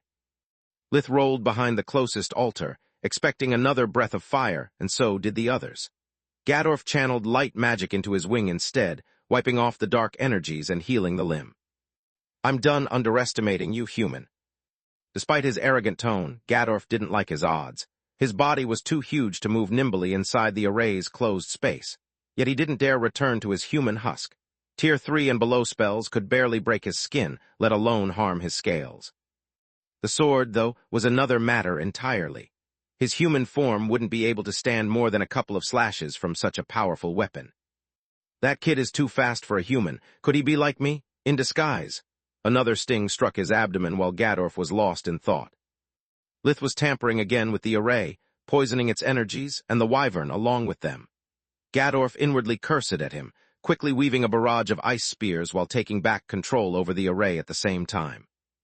Lith channeled fire fusion into the gatekeeper, engulfing himself in a shroud of flames that turned the ice into steam. Gadorf looked at the sword with greed, before blinking behind Lith and releasing a new stream of flames from his mouth. Oh shit, Lith inwardly cursed, realizing that the opponent not only could use dimensional magic, but also true dimensional magic. His instincts screamed at him to put the sword away and blink to safety, an action that would lead to his death. Warp steps had already failed him before. There was no reason to believe blink would work any different. Also, without the sword, the difference in physical prowess would be crippling at such a close range. Lith clenched his teeth while suppressing his muscle reflexes. His only option was to dodge. Yet it failed. His legs were stuck to the ground. Lith found himself incapable of lifting a single foot. While the flames roared towards him, he needed only a glance to understand what had happened. The energy of the array was wrapped around him like a leash, blocking his movements. Fool me once, shame on you. Fool me twice, shame on me. The array is mine. You are not the only one that can twist it to your whims. Lith didn't lose time wondering how the heck the wyvern could talk while hurling the stream of fire. He channeled water and air fusion into the sword, splitting the river of flames in two while generating a cold aura to protect himself from the scorching heat. Yet he was too close to their source, and the wyvern's breath too deep. The creature's flames had an intensity on par with the Tier 5 raging sun that had almost killed him in the past. They broke through the aura first and the armor later, prickling at his skin like thousands of white-hot needles. Lith's hair took fire. His skin was covered in blisters and burns despite the multiple layers of magical protections. Captain Yerna didn't stand idle. She had attempted to contact the HQ multiple times, but the signal was jammed. Yerna had already used all the weapons she had with little to no effect. She only had one card left to play. While the two monsters fought, she reached Red's side. Why are you staring at them like an idiot? Do something now. Me, Red was almost frozen in fear, his mind replaying Balker's attack in a loop. You are the soldier, you do something. Kid, I only know Tier 3 spells that the army bestowed to me. The sergeant is just a magico stuck at Tier 2. Do you really think we can help? You are a warden and we are stuck inside an array. Do your thing. Red cursed at himself. He had picked a potentially dangerous job to get rid of the fear and helplessness Balker had etched into his heart. Yet just like during those days, he was cowering in fear behind others. It's going to take time. Then you'd better start now. Chapter 280, 7 Light and Darkness Part 2. Before the jet of fire ended, Gadorf charged head first at Lith like a ram. Even with the flames still raging around him, fighting off the blinding pain with light fusion, Lith saw the wyvern coming at him and acted accordingly. The heat had not only injured Lith, but also weakened his constraints. He could now let himself fall to the ground, holding the sword with both hands close to his chest. As he expected, Gadorf blinked at the last second, keeping his momentum to strike at him from a dead angle. It was what Lith would have done in his shoes. With the back on the ground, however, he had no blind spots. The area was still shrouded in flames. Gadorf had no way to know Lith's exact position. His head only hit empty air. Lith rolled away as soon as the blink happened. Darkness energy coursed through the blade, grazing one of the wyvern's legs as he passed. It was just a scratch, but it affected Gadorf's already precarious balance, chipping again his life force at the same time. The wyvern tripped on his own feet, crashing against one of the altars. The array protected and empowered it, giving Gadorf the impression of having hit a mountain. Lith was too weak. His battered body didn't allow him for fast movements anymore. Charging at Gadorf was like asking him to blink and put him out of his misery. Lith lifted his sword again, using all the strength he had left to stab the ground, unleashing all the accumulated darkness magic into the array. The wyvern felt like his body was being torn into shreds. The array was like an IV of life force dripping straight into his core.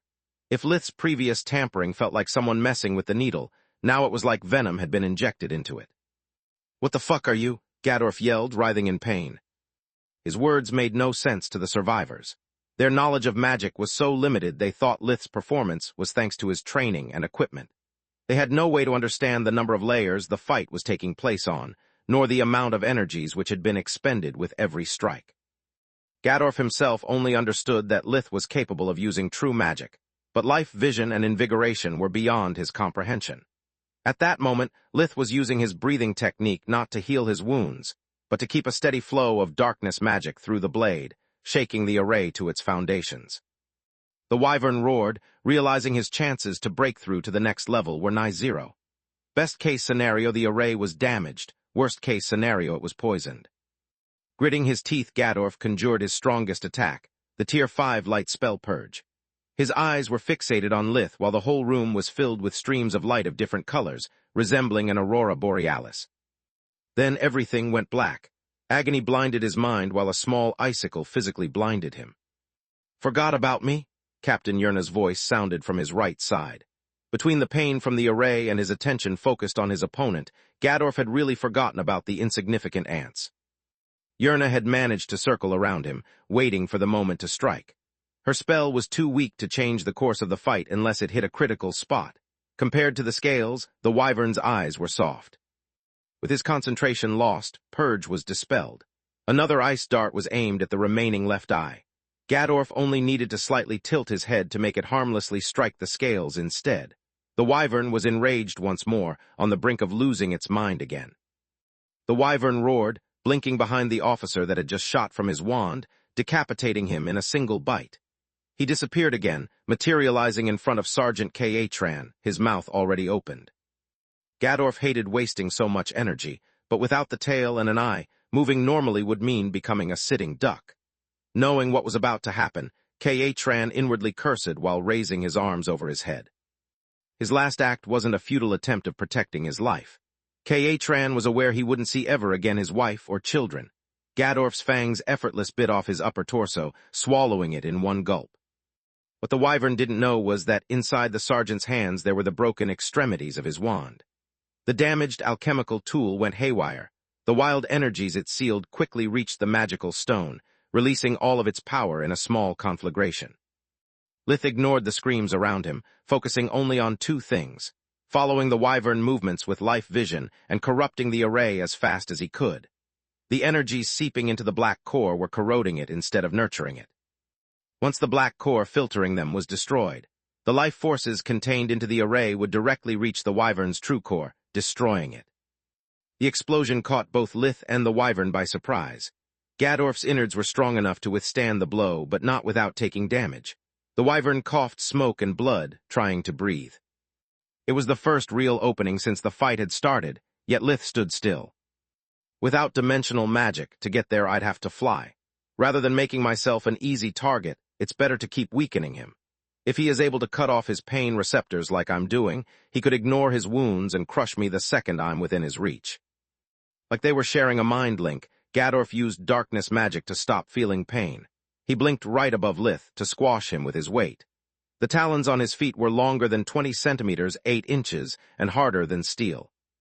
The wyvern slashed downwards with his legs. Their longer reach prevented Lith from raising his sword and impale him. He had no time to adjust his position. Standing there meant having his arms torn or worse. Lith rolled away, but the talons still managed to open deep wounds on his back, from the clavicle to under his rib cage. Blood spurted all over the wyvern's body, filling him with renewed confidence. Gadorf pushed forward to not lose the advantage, following the prey closely. Lith couldn't expose his back anymore, so he turned around, slashing randomly with the gatekeeper to keep the monster at bay. Lith's swordsmanship was already bad to start with. Now that his arms were weakened by the wounds, Gadorf had an easy time grabbing it in mid-air and ripping it from Lith's hands in one fluid movement. Contrary to his expectations, the brief contact welcomed him into a world of hurt. The sword had been infused with light magic, granting it healing properties. The spell Lith had imbued it with wasn't meant to treat any injury, only to reconnect the severed pain receptors. Gadorf lost his grip, throwing the sword as far as he could. His throat was back to burning so bad that every breath was agony. Every time the ice shard piercing his eye moved, the pain would make his vision go blank. Suddenly Gadorf couldn't breathe nor see. He fell on his knees trying to control the spasms and shut down the receptors again. The wyvern regained his sight just in time to see Red completing his spell, turning the world around them into shards of light. Chapter 288, Call Part 1. After Captain Yerna's wake-up call, Red was forced to bet everything on a desperate gamble. The members of the unit were dying like flies, and despite his outstanding equipment, there was only so much White could do against a wyvern. The captain had asked him to do his thing, but there was actually a single option in his arsenal. Countering an unknown array was almost impossible. The only thing he could do was to identify its key points and use them to bring it down. Destroying an array was always risky, even more if you were blocked inside it. It meant twisting the energies coursing through the formation into chaos, turning the mana flow against itself until its structure collapsed. The stronger the array, the greater the risk for the consequences to be literally explosive. The only perk of the disarray spell was to be relatively quick compared to most warden incantations. If it works I may die, but if it doesn't I'll die for sure. Here goes everything, Red thought. The only silver lining was that, based on his previous analysis, the array seemed to be based on light magic, hence probably harmless. Probably. The word echoed in his mind while the life-draining array shattered, freeing the prisoners from their cage. The life force released formed wisps of light, the intensity of which made it almost impossible to see. The surviving member of the unit jumped off the nearest window without hesitation, quickly followed by Red. While their uniforms could easily protect them from the fall, the same could not be said against an angry wyvern. Their escape almost had a tragic ending, since their colleagues surrounding the house had been spooked by the explosion of lights. Not receiving any response from the captain for several minutes, they had requested for backup and were expecting the worst. The sudden explosion made them trigger happy. A few of them shot at their falling comrades before seeing the black of their uniforms. Meanwhile, Gadorf was panicking. The array had been dispelled before the link between the magic formation and his mana core could be severed. What was meant to be his instrument toward godhood was now a gaping hole in his cores.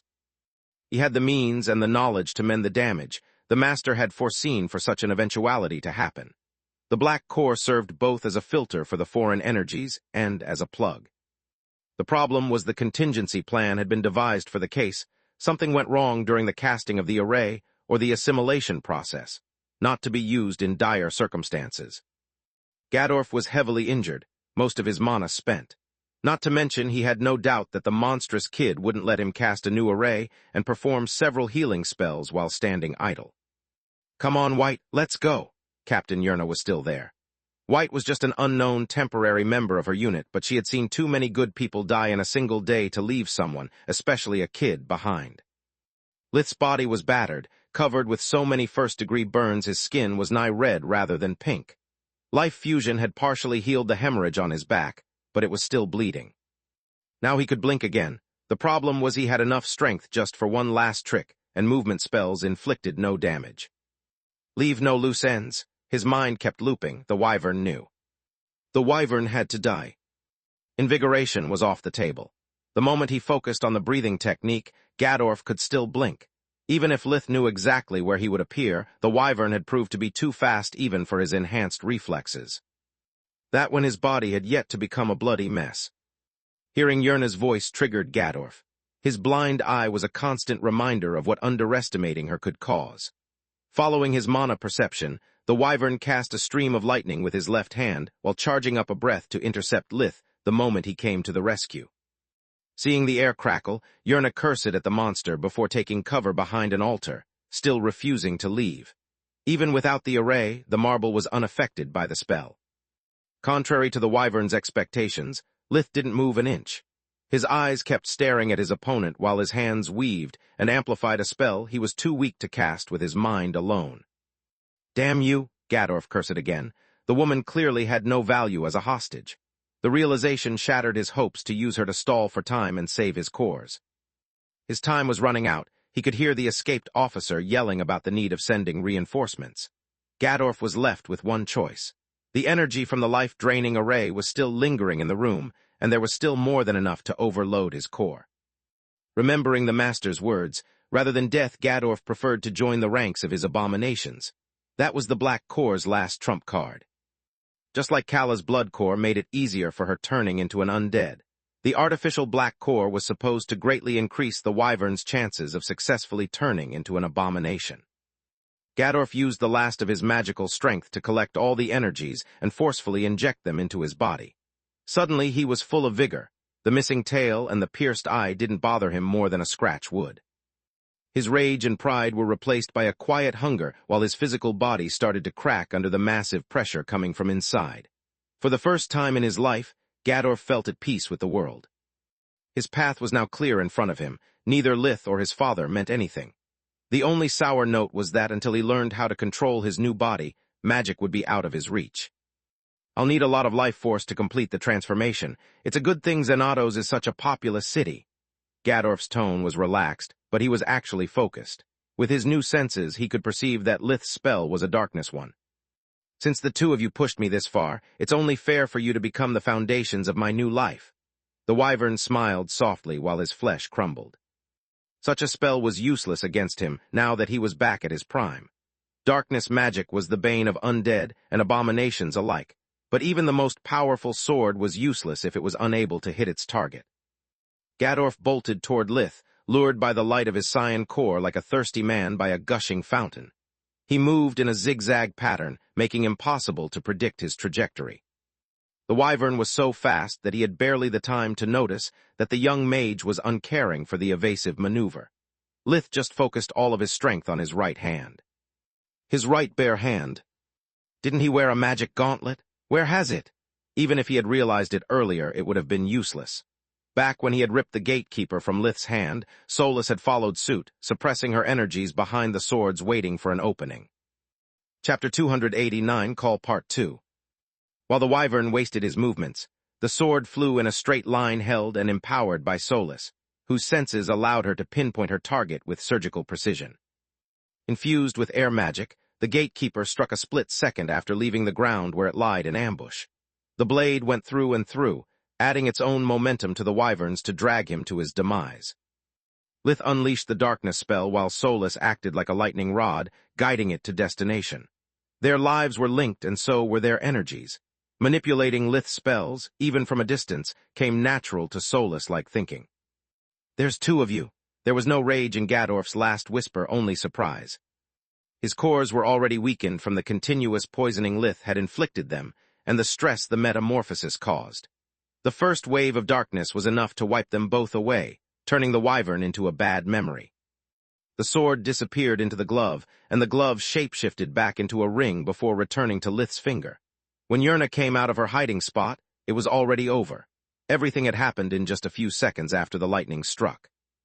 A little help here? Lith was sitting on the ground in a small pool of his own blood. The captain had no idea what had happened, yet it didn't stop her from applying first aid at the best of her capabilities. The wounds were too extensive. They required Tier 4 healing magic. Stopping the bleed was within her reach instead. The monster, she looked around nervously, expecting it to jump out from the shadows. Dead, that lightning was his swan song. Lith lied, pointing his finger to the few scales still in the process of turning into light. Seems his life and the array were connected. Red saved our lives. Saved our lives, my ass, the captain cursed. She knew it was unbecoming of an official and didn't care one bit at the moment. Even if what you say is true, it means that if instead of chickening out he had acted earlier, half of my team would still be alive. K.A. would still be alive. Yerna had yet to come to terms with the massacre of her unit. You are crazy instead, tampering right off the bat with an unknown array and holding your ground like a madman. She wanted to scold him, but found herself unable to. The good kind of crazy. Red or not, I'm going to write in my report that if it wasn't for you, we would be lying on those altars, waiting for that crazed monster to turn us into dried meat. That and the fact we've been set up. Set up? Lith raised his eyebrow in interest. Yes, even if I have no proof, I'm certain of it. Too much of our intel was wrong. The support was supposed to be on standby, yet never arrived. Too many things do not add up. It's likely to be all my fault. I stepped on too many entitled toes during the last years. I'm ready to bet my next 2 months' pay that everything will be covered up. Some minor bureaucrat will be fired, all thoughts and prayers to the victims, but in the end, nobody will be held accountable. Those rich bastards always get away with everything. Rage and sorrow cracked her voice. God, so many people have died today, good people, what I'm going to say to their families. Lith didn't know and didn't care. I'm not much for justice. He took out his communication amulet. But revenge is something I respect. It's time to see if my pin is worth its troubles. Lith called what he thought being his most powerful ally. He had no idea if the real target was him or the captain. Either way, Yerna's reasoning was sound. Someone had to pay. The Royal Constable Gianni Ernest was surprised seeing Lith's identification rune. He never called her before. "This better be Imp. What happened to you?" Lith looked like a burning building had just collapsed on his head, yet Gianni knew he could shrug off such a trivial event without a scratch. "Murder attempt. I've been set up during academy duty." Lith used the same tone anyone would use to talk about the weather. Gianni liked him more every time they spoke. Calm and collected like a professional. "Tell me everything." One moment, Lith gave the amulet to the captain, who didn't know how to react. "Ma'am, your son is safe and sound. I can't tell you more, and neither should he." Yerna threw a mean look at Lith. "Today's events are likely to be classified. I'm really sorry." Gianni found the situation hilarious, yet she just smiled warmly.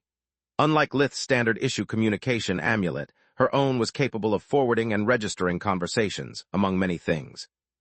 She shared the call with Linjos and the Queen, before making the proper introductions. "Don't worry, Captain Yerna."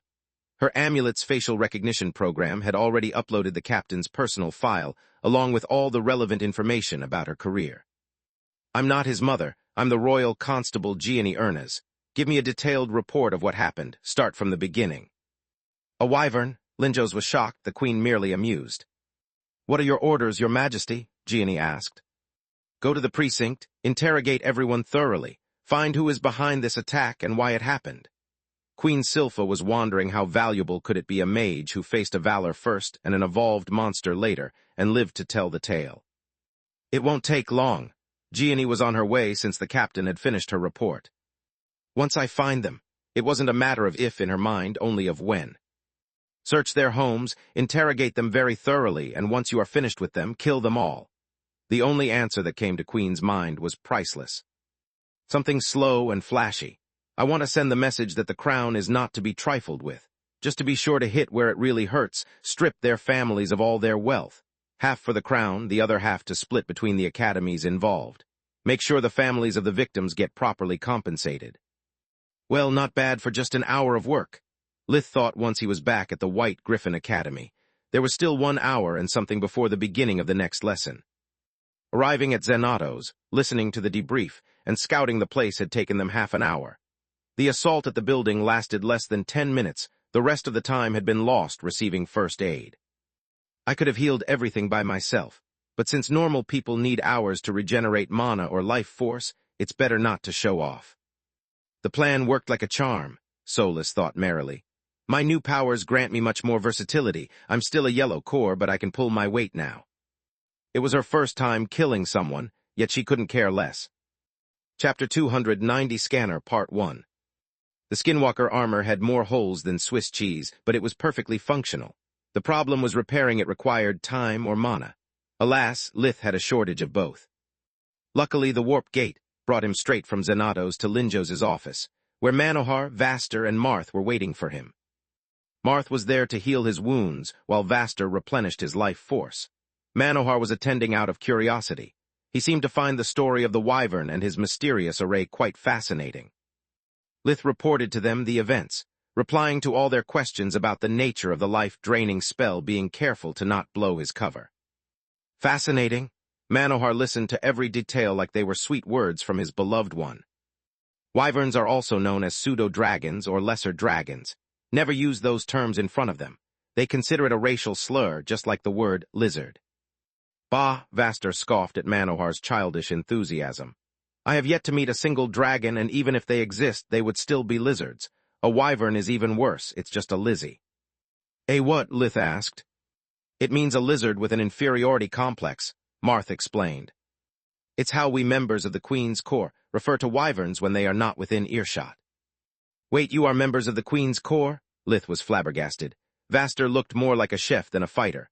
Marth closely resembled one of his high school teachers. As for Manohar, he was Manohar. It was an inhuman task, just to imagine someone willing to fight beside him, without being given the opportunity to strangle him on a regular basis. Don't underestimate me because of my well-fed exterior."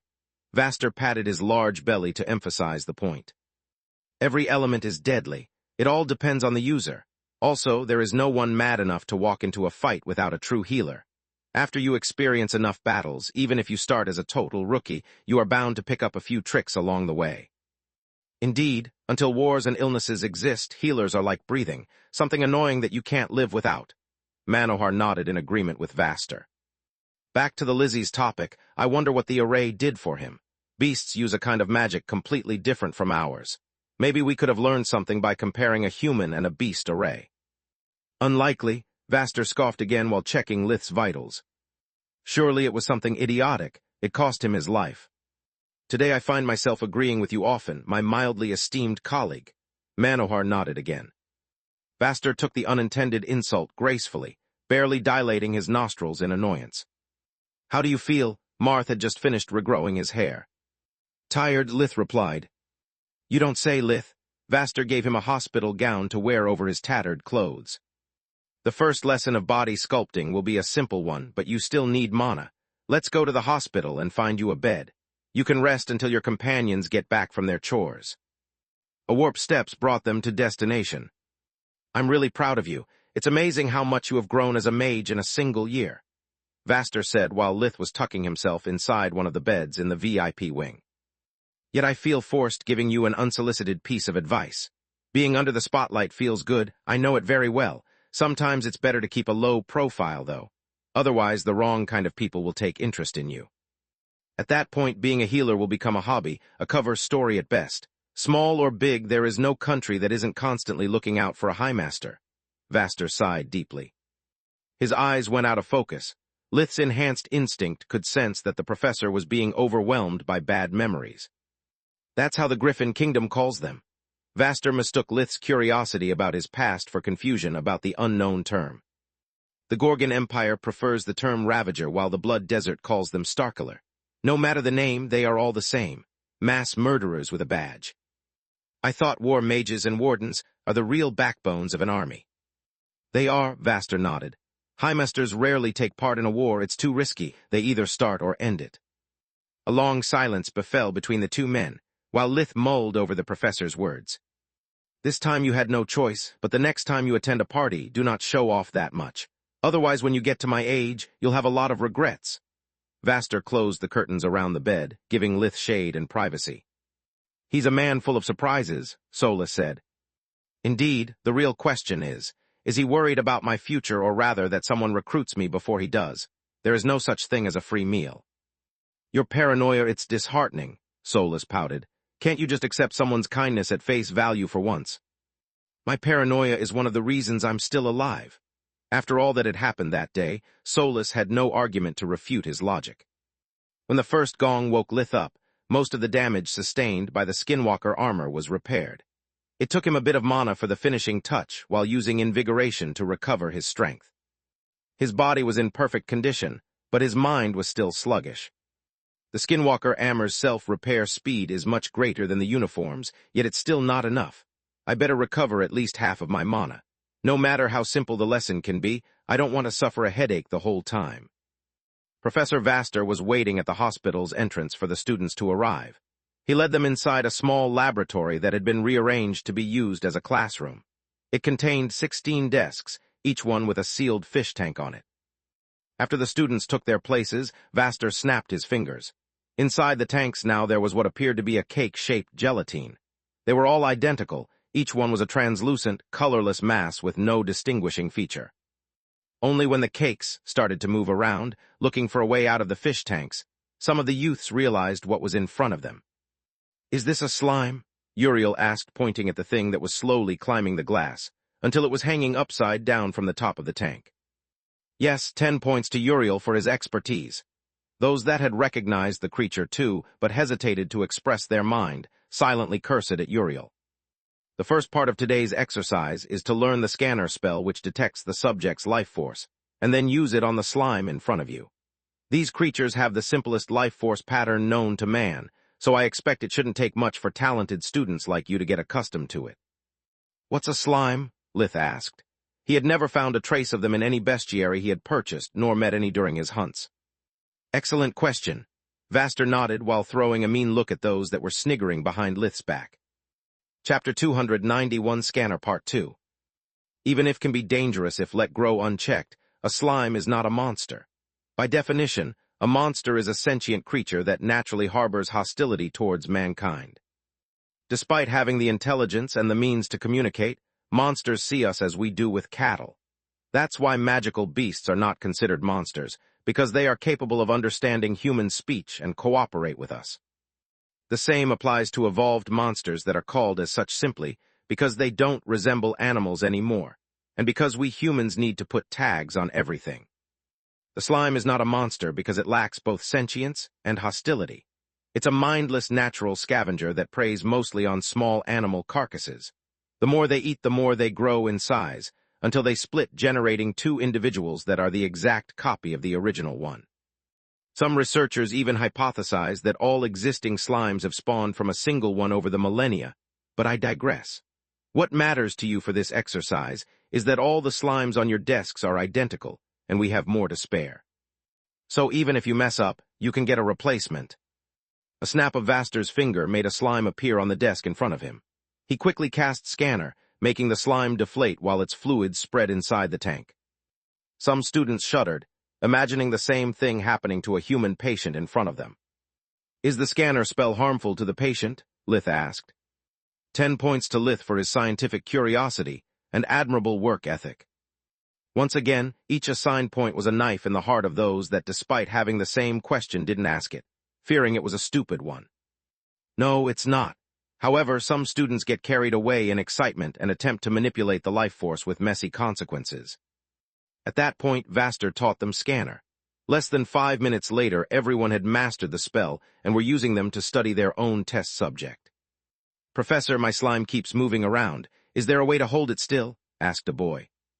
Sure, you just have to kill it, Vaster replied with a sneer. Do you expect a heart to stop beating or the blood to stop flowing to make your life easier? Consider the slime as an involuntary muscle. Lith was amazed by the slime's composition. Despite being liquid-looking, once seen through the scanner spell, it actually resembled a stack of gelatinous Lego bricks. To move, they would slide along each other, swapping their position like a treadmill. Each brick emitted a red pulsing light that defined its contours, its individual vitality, providing a living map of the whole creature. Even if the bricks appeared to be capable of independent movement, after further examination, Lith noticed a red pathway connecting all the nearby bricks. He then used Invigoration to compare the two skills. He hoped that just like clothes, the thin barrier between the slime and his hand wasn't enough to block his magical sense. Through Invigoration, Lith could sense the creature's life force, its feeble mana flow, but no life force or any organ. To Invigoration, the slime appeared like a huge, single-cell organism. Seems fake magic just beat us this time. Lith was amazed and kind of frightened by the discovery that even Invigoration had limits. For now, Solus eased his paranoia with her soothing voice. We can always master Scanner and evolve it into true magic. Also, who knows? Maybe it can teach us new ways of using Invigoration. Lith inwardly nodded, going back to use Scanner, but this time on himself to better comprehend what the spell was showing him. Unlike Invigoration, Scanner was unable to provide full-body imaging. Everything appeared as a red blur until Lith focused his attention on his arm and then on his hand. Now he could see the muscles, the bones, the blood vessels, as well as the nerves surrounding them. Yet he visualized them as red Lego bricks too. Some were smaller, others bigger, but all were connected by multiple glowing red strings, the complexity of which made him dizzy. It was like studying a 3D railway map made with an erector set. The intricacy of a single of Lith's fingers was way higher than that of the whole slime. Lith went back to examining the slime again, gaining a new understanding of how the creature worked. Suddenly, Vaster clapped his hands, almost making him flinch in surprise. The first hour is over. Enough with the theory, it's time to put what you have learned to practice. I can tell you in advance it's a bad day for being a slime. Griffin Kingdom, City of Xanatos, House of Duke Kalon. Eberst Kalon, 12th Duke of Xanatos, was a big and burly man. Even though he had been born a noble, Eberst had voluntarily served in the army, quickly achieving the rank of captain. After the honorable discharge, he had never stopped training himself following a rigid schedule. With his 1.9 meters, 63, he was an imposing sight to behold. His pitch-black hair and beard made him look authoritative, almost cruel. Rumor said that he never cried during his adult life, neither when his beloved parents died of old age or when his wife gave birth to his firstborn. Yet now, while Lith was studying his slime, Duke Kalon was sobbing, shivering uncontrollably. There were no restraints preventing him from standing up from the chair of his own office and run for his life, yet he didn't dare to. Not after his last attempts only resulted in a dislocated shoulder, 3 broken false ribs, and his index fingers more twisted than a pretzel. Fear blocked him like the cruelest of chains. He couldn't understand how someone so small could also be so strong.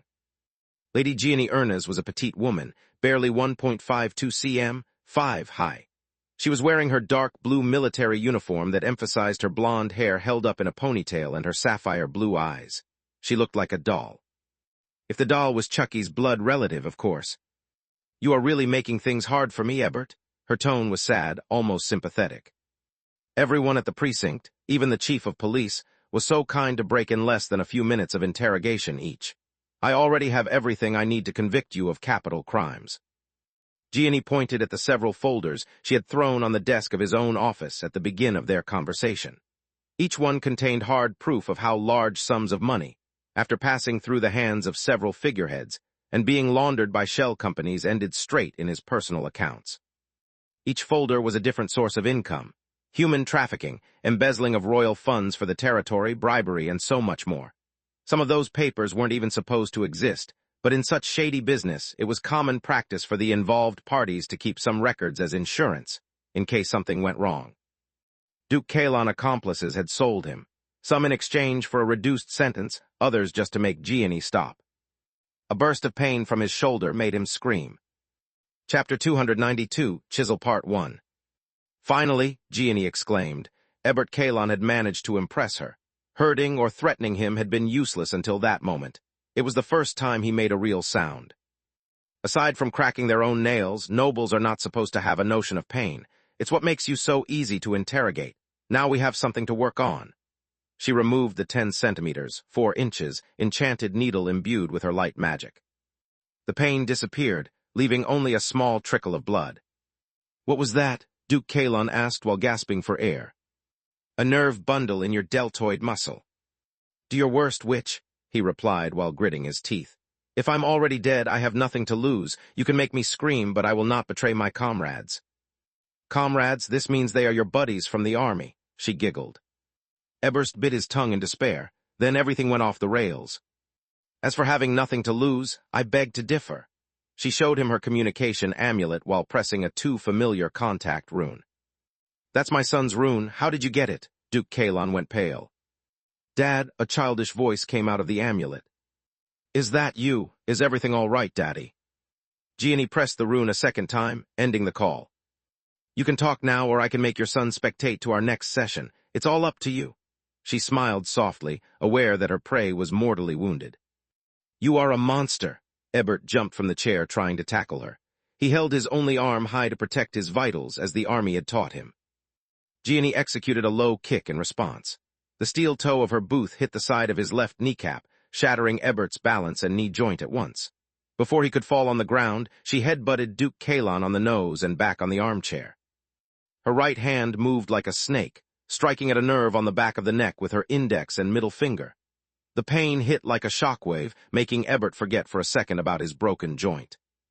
"Ebert, start telling me something I don't know. Otherwise, I'll show you what a real monster is." White Griffin Academy, in the same moment. A second sealed fish tank appeared on each desk. At first glance, there was no difference between them, nor between their inmates. "The first slime is a healthy one. The second one is your patient. We professors have altered their life forces and created anomalies in their bodies. You'll use the first slime as a baseline to find what's wrong in the second one and understand how you're going to fix it," Vaster explained. "It's the same method I used to cure Mom." Lith was amazed by how much Tier 5 magic resembled true magic. Several hands were raised at once. Vaster pointed at Freya, allowing her to talk. "Professor, before you effortlessly killed a slime, does this spell have any combat application?" "No," Vaster shook his head. "I managed to do that because all slimes are identical. I don't even need to look at their life force anymore to know how to manipulate them. To use it against an opponent, I'd need them to be still long enough for me to understand their life force. During all that time, I could kill them hundreds of times by using more ordinary spells."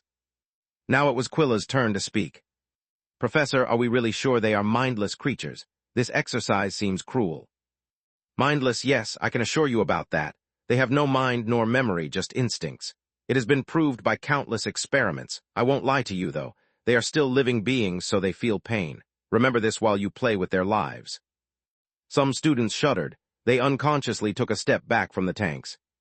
No one forces you to be here. No one forces you to become a healer, Vaster sighed. Tier 5 healing magic is extremely delicate. It can only be learned through a trial and error process. We start with slimes because they are easy to deal with, but also because they are the perfect starting point to steal yourself. They have no eyes, no mouth, no fur, nothing that can make you empathize with them. Then we will move to small animals, bigger animals, and lastly on humans.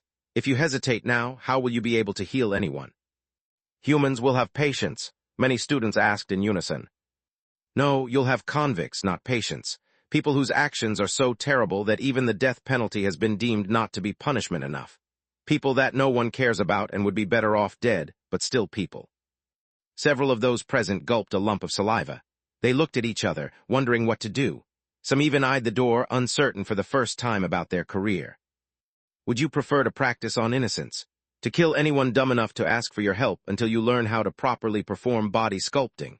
If it can ease your conscience, those convicts would die anyway after several hours of torture. They volunteered for this. You are their only hope for a clean death. If you are so worried about hurting someone, you shouldn't have picked any specialization. A healer is also a torturer. Battle and war mage are fancy names for killers. Alchemists and forgemasters are nothing more than weapon dealers. Now, for those still interested in becoming healers, I'll explain the chisel spell. The rest of you feel free to leave.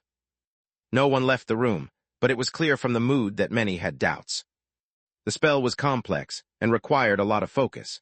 It generated a single blue tendril of mana that allowed the student to interact with the patient's life force with surgical precision. The task was made even harder by the necessity of employing two spells at once, scanner and chisel. Vaster explained that a full-fledged healer required at least triple casting. The ideal procedure required to use scanner twice, one for the patient and the other for the healthy subject, usually the healer themselves. Chisel was employed only on the patient. A few slimes were colored, some had odd shapes, others had small tendrils. Lith's slime was one of the latter. After carefully studying both slimes, he came up with two possible solutions. From what I can see with scanner, while normal bricks are all linked between themselves, those that make up the tendrils are disconnected from the main body, with the only exception of those at the base of the tendrils. So I can either sever the life force connecting the bricks that serve as junction or make them be reabsorbed. I have no idea how to perform the second procedure, though.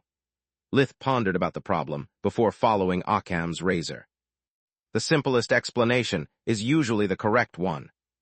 The first method was similar to amputation, something that Vaster had harshly criticized during the first lesson.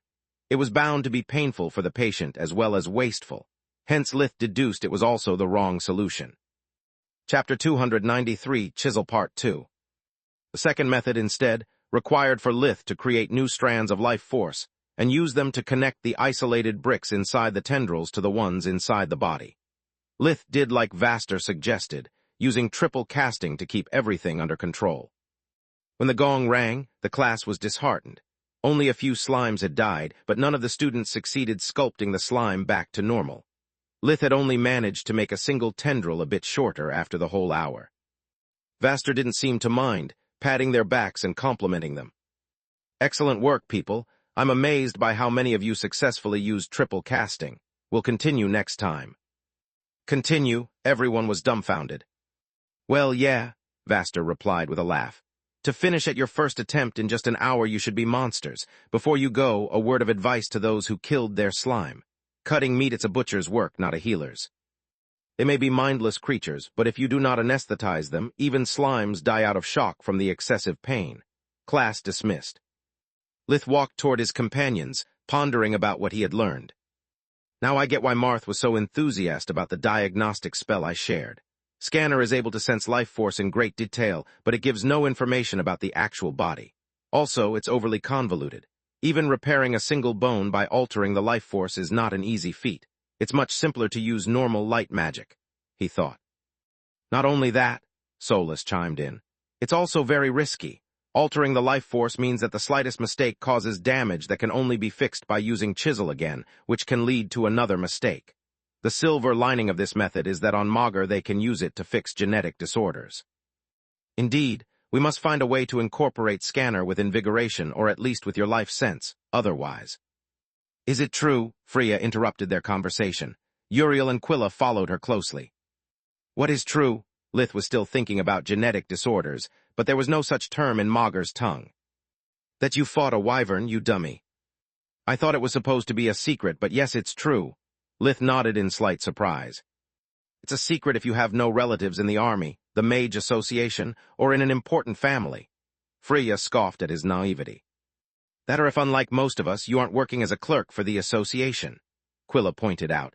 It was the second available duty awarding the most points. It came with 0 risks, aside from dying of boredom under a mountain of documents. What happened in Xanatos generated a mountain of paperwork. I doubt any student of any academy at this point doesn't know about it. Who cares about the paperwork? Uriel wanted more juicy news. What does a wyvern look like? Was it strong? How the heck did you survive? The reports didn't say much. You must tell us everything. Lith was happy and pissed off at the same time by seeing them so excited. Happy because after Balker's attack, the mood turned heavy. It took the whole winter break for things to slowly go back to normal. Pissed off because it was his life they were talking about like it was some kind of reality show. He was impressive. Enemy or not, Lith refused to speak about Gadorf as a thing instead of a person. He used the same respect he would have liked for himself or for Solus if their true nature was ever exposed. Oh, wyverns! Thank the gods you are okay. The moment they walked out the light magic department, Floria hugged him tightly, lifting him a few centimeters from the ground. I'm going to kill you for making me hear about it from my mom instead than from you. Contrary to her words, the embrace was tender and her voice filled with warmth. I didn't want to bother you during your community service. He had prepared no lie, so Lith spoke the truth. How can you put your life and my community service on the same priority level? Floria was shocked. Did you at least call your parents? She put him down. Why would I? Her questions didn't make any sense to him. Are you telling me you almost got cooked sliced, and yet you didn't feel the need to call anyone, to hear a friendly voice to share the joy of being alive? Seriously, what's wrong with you? Now her voice and words were a match made in heaven. Lith froze for a second. It was all true. Between the disregard for his own life he felt ever since he was on Earth and everything that had happened on Magur, a near-death experience felt just like a Monday to him. The realization was disturbing. I never made a mystery of being kind of insane in the membrane. Lith tapped his temple with an index finger. So do you want me to list what's wrong with me in chronological or alphabetical order? The group had a good laugh at Floria's expenses. She was the only one to not find the joke funny, not one bit. She pinched her nose with her eyes closed, trying to calm down. Okay, now tell me everything about your day from the beginning. I need to know how bad it is. While they walked toward the canteen, Lith shared with them the whole story. House Erna's at that moment. Lady Erna's managed to get home just in time for lunch. Even if their duties kept them apart for most of the day, she and Orion always tried to consume their meals together. It was a way for them to relax and unload their daily burdens. Gianni had still much to do in Xanatos. After Kalon surrendered, he had given her the names of all the players involved in that morning's events together with all the dirt he had on them. In the underworld, there was no honor among noble criminals. The best way to get rid of a competitor had always been to collect incriminating evidence until there was enough for an anonymous tip. At that point, if the constable assigned to the case was competent enough, it was only a matter of time before the kingdom did the dirty work in their stead. What Duke Kalon had given her wasn't enough to indict any of them, but enough to start an investigation. A confession to a royal constable didn't allow to bargain for a reduced sentence unless it was backed by proof. That was another reason why so many collected information about their competition. It was both a weapon and a shield for rainy days. Now that she had completed a branch of the investigation, she had to open the new one from what she had. Like a domino, Gianni had to bring down the little pieces until she had enough to make the big ones fall too. There was only one rule in that game: follow the money. While power plays could be concluded with an illusion or a handshake, moving huge sums always left a trail. Following such trails was Gianni Ernest's specialty, aside from interrogation, of course. She was surprised to discover that Orion had prepared the main dish. Cooking was a hobby he practiced when something was troubling him. Did something happen today to you too, dear? Orion was a good cook. It was the timing of the events worrying her. As a matter of fact, yes. From today onwards, I'm relieved from all my duties as a member of the Knight's Guard. Chapter 294, Bonding Part 1. What, why? She couldn't believe her own ears. Do you know what happened today at Zanato's? Gianni nodded. Well, it seems that one of my swords was decisive in slaying a wyvern, and now everyone wants one. How is that bad news? Gianni laughed, her fears were relieved. It's not bad news, it just doesn't make sense. The gatekeeper is something I made to keep you and our little flower happy. Since Lith is no swordsman and can't use spells with only one hand, its only ability is to channel and amplify first magic. Floria always says he is very good at it. What Orion didn't know was that true and first magic worked through the same principles, making the gatekeeper the perfect weapon for an awakened one. Only ability. Do you mean you realize something that boosts the effects of the only kind of magic anyone can use, and which can be cast silently, taking the opponent by surprise? Yes, even though when you put it that way, you make me feel quite dumb. Why didn't you make one for me too? Gianni almost felt jealous. Because it's just a jack of all trades but master of none. I made you much better weapons. Orion almost felt offended. Gianni's needles were among his masterpieces. They amplified her light magic, allowing Gianni to stimulate the victim's pain receptors, maximizing the effects of her interrogation techniques and healing most of the damage dealt at the same time. It was just one of their functions. Still, I could use a gatekeeper, Gianni added. I think you simply underestimate your talents, dear. Why the suspension, though? That's the odd thing. I'm assigned at forge-mastering duty until I deliver 9 blades like that to the crown. White Griffin Academy. Lith was really happy to have managed to tell most of the story on the way to the canteen, otherwise lunch would have taken forever. After sustaining so many wounds and consuming so much mana, he ate the equivalent of a whole turkey by himself. By sharing with him part of his life force earlier, Vaster had replenished Lith's stamina, not his nutrients reserve. Magic couldn't create life, only enhance or alter it. Just how badly did the wyvern hurt you? Floria was worried. The few times she had seen him eat like 2 Quilla was when he had been pushed an inch from death. Lith shrugged. He had nothing to add to his report. Okay, that's it. Luckily, there is still quite some time before the next lesson. She stood up, dragging him by the arm. Sorry, guys. Lith needs to rest, and I'm going to make sure he doesn't do something stupid like training or studying. They got out of the canteen so fast that Lith had just the time to say, "See you later." Quilla and Freya giggled like crazy at the scene. I swear, sometimes they look identical to Mom and Dad. Quilla was truly happy for her sister. Over time, she had outgrown her puppy love for Lith. Her new family had quenched Quilla's desperate desire for affection, allowing her to understand better her own feelings. If only their heights could be swapped, it would be a perfect match, Freya added, making them laugh even harder. Is it me or Floria got prettier? Uriel felt uneasy asking such a question. Did you notice too? Freya nodded. After Balker's attack, she's lost part of her edginess. Mom says it's because when a woman falls in love, she becomes more dazzling. The real question is, why do you care? Do you have a crush on her? Quilla was a bit annoyed. After a whole year using Vaster's tonic and proper feeding, she was the one that had improved the most among the 3 girls. She not only had become taller, but also her body had developed enough to make her look like a young girl instead of a child.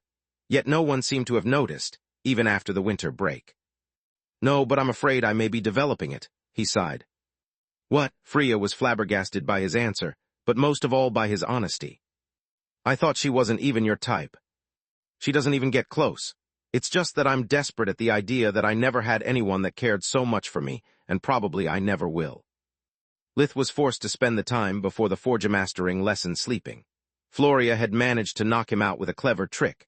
As soon as they started cuddling, she told him about her day and all the archiving protocols she had learned about. Lith's mind didn't last 5 minutes. Despite invigoration, he still felt fuzzy. Damn, she was right. I really needed to. The moment he stepped into the class, Lith was assaulted by enough hostility to give him the creeps. There were less than 20 people. No one seemed to pay him any attention, yet his instincts were warning him about an impending danger. There is no hidden threat. Solus kept scanning their surroundings to no avail. I can get some of these spoiled brats are angry at me, but this much. It's not a single individual, more like a collective will, a shared emotion, Lith thought. Why are you blocking the door?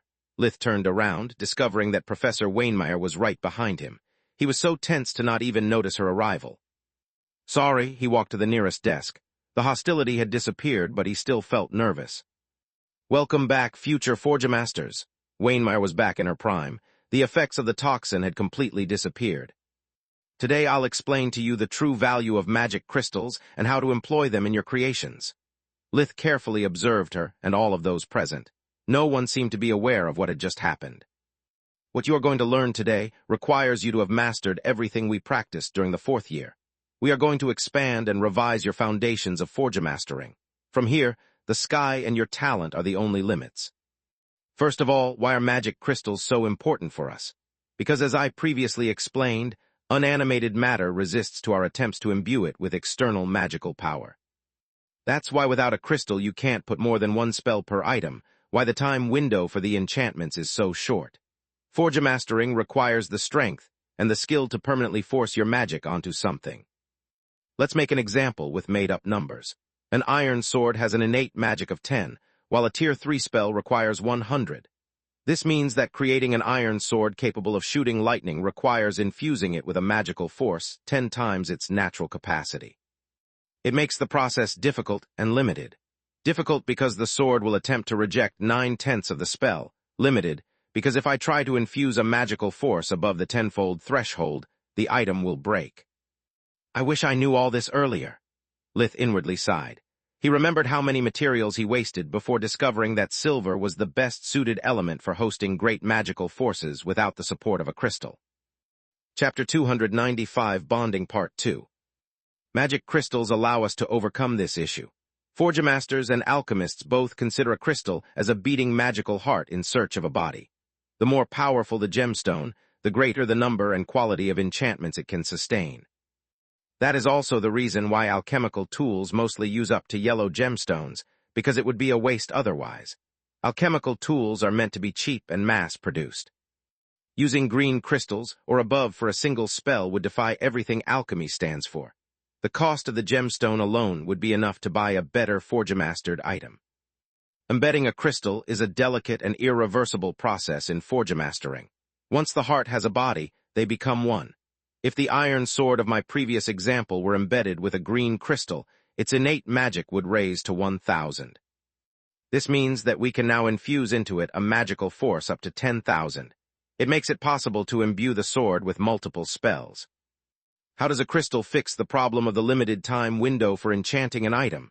Asked a chestnut-haired boy. Once one or more crystals are embedded, the Forgemaster no longer channels their magic directly through the object, but through the gemstones instead. They are also amazing magical conductors that widen the time window from a few seconds up to a few days, depending on their strength. Otherwise, it would be impossible for a single Forgemaster to have enough mana to imbue so many spells at once. Another reason for using mana crystals is because they are a power source. If you remember, the elemental weapons you crafted during the past 3rd trimester can be only used 2-3 times a day tops. Gemstones allow using multiple spells in a short time frame with no mana expenditure from the user. Good magical items, like your communication amulets, require 1 blue gemstone minimum. Blue and violet gemstones are expensive, but they absorb mana very quickly from the environment, making it possible to keep an enchanted item active almost indefinitely. Green and cyan crystals are employed only for making toys or ceremonial weapons. Any more questions before we move to a practical demonstration? Lith raised his hand while Solus left his finger to take a closer look at the students. Her mana sense perceived a familiar sensation, but it was too faint to recognize it from a distance. Does it mean that crystal-embedded Forgemastered items can last forever? Lith's question was linked to Solus's nature. What Wainmeyer explained doesn't make sense. Thanks to true magic, I know that without the imprinting from the mage, the mana pathways fade away with time and the pseudo-core dissipates. If crystals are also power sources, why Solus almost died, he thought. I would have talked about this before we studied constructs like golems or gargoyles. No harm in moving a little ahead of time, though. The answer is no, they don't. Most stories about heroes finding legendary equipment laying on the floor are just stories. Without a user, an artifact will degrade over time, magical gemstone or not. It happens because all items have passive properties that are always kept active, like weight reduction, self-repair, or enhanced resistance. Usually the more powerful the artifact, the more passive abilities it has. It means that magical gemstones alone cannot keep up with the mana expenditure. That's why golems require arrays that serve as recharge pods. Unlike artifacts, arrays have a single function, making them easier to preserve. Ancient noble households are protected by several arrays, but each one has its own magical stones and requires maintenance. Anything else? Lith shook his head. The tower from her memories was so big and powerful that probably it would have required a whole crystal mine to keep it active. Especially since Solus cannot go in standby mode. It would mean her death. By the end of Wainmeyer's explanation, Solus had returned. Yes, asked a black-haired girl. Why not just enable passive abilities to be turned off whenever the object is not imprinted? Because most of those spells are needed to preserve the magical item. Even if you do not notice it, imbuing an object with a great magical force causes a constant erosion. If an artifact sustains too much damage, it loses all its magical properties. The only way to preserve it from the passage of time is either to pass it to a new owner or use an array. Both solutions require for the original user to die in a manner convenient enough to allow for the artifact to be preserved. Useless to say, it doesn't happen often. Then, Professor Wainmeyer proceeded to teach them the bonding spell before giving a practical demonstration. She placed an amulet and a green gemstone inside a magic circle entirely made of runes of power. They were so tightly packed to almost resemble a straight line. I hope you learn to use water magic well, or drawing this kind of circles will take you days. Wainmeyer grinned, seeing Minnie quivering at her words. She didn't need to charge the magic circle with mana. Wainmeyer directly chanted instead. The amulet and the gemstone started to float in mid-air, orbiting around each other like twin stars, while the runes turned into threads of blue light. The threads pierced both items, passing through them over and over again. After each passage, the amulet and the crystal neared each other until they came into contact. Then, Wainmeyer chanted a different spell. The threads entered inside the gemstone, painting it blue before spreading to the whole surface of the amulet. Lith could see the lines of power even without life vision, finally understanding why crafters considered magic crystals like living hearts. The threads had formed the equivalent of a mana circulatory system, allowing the gemstone to fill the amulet body with its power. The lines turned from blue to green before disappearing, while the amulet returned on the flat surface of the black forgemastering table. It's just as she said, Solus was amazed. I can see with my mana sense that the amulet has now a powerful magical aura. In a way, it reminds me of ourselves. Now the amulet is ready to be enchanted. The use of the bonding spell does not imply the need to imbue spells right off the bat. Bonding and forgemastering can be considered two separate processes. Now it's your turn to try. This is Tier 5 magic, so remember that the spell requires from you to generate as many threads you can control. The greater the number, the better the bonding. A forgemaster like me can generate 1 thread per each rune. In your case, since it's your first attempt, 1 out of 4 runes can be considered a passing grade, but only if the bonding is successful. All the threads must always go through both targets. If even one misses, the spell will fail. Who wants to go first? Chapter 296, Growing Hostility, Part 1. Lith stood up, eager to put his talent as forgemaster to the test. The pattern of the spell was simple, but the execution was complex. It allowed the mage to choose if to power up the runes one by one like Wainmeyer just did, or to group them up as she suggested. Making a single strand out of 4 runes meant a lesser strain on the mage during the first chant, since it required an average level of multi-casting, but it made things more complicated during the second spell. It would generate a thread 4 times thicker and likely 4 times harder to control. The second spell was just a crutch for the mage's willpower, making it easier to control the conjured energies. After learning the spells, Lith went all out. His multi-casting ability allowed him to control 10 spells at once, 1 for each finger.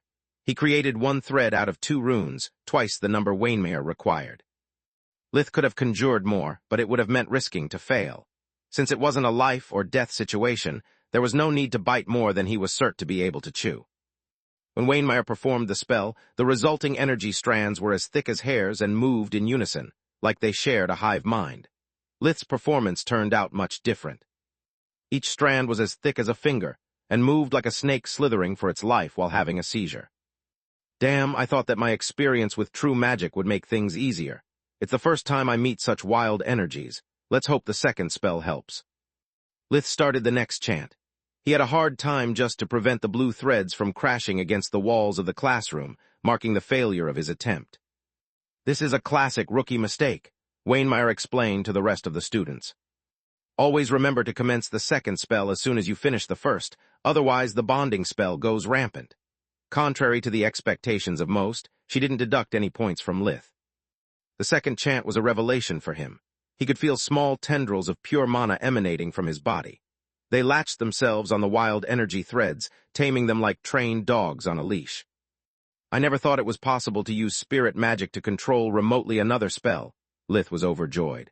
I have to master this leash spell as soon as I can. It has countless applications. From that point onwards, the rest was easy. Lith successfully completed the bonding spell, but the difference between his product and Wainmeyer's was like heaven and earth. Lith's amulet had a much weaker magical aura, not even half as strong as the one the professor made. The mana vessels he created were fewer, smaller, and formed a less complex pattern compared to hers. Seems the results of the bonding spell aren't linearly proportional to the number of threads generated, as much as exponentially, he thought. Outstanding job. Wainmeyer clapped her hands with a big smile on her face.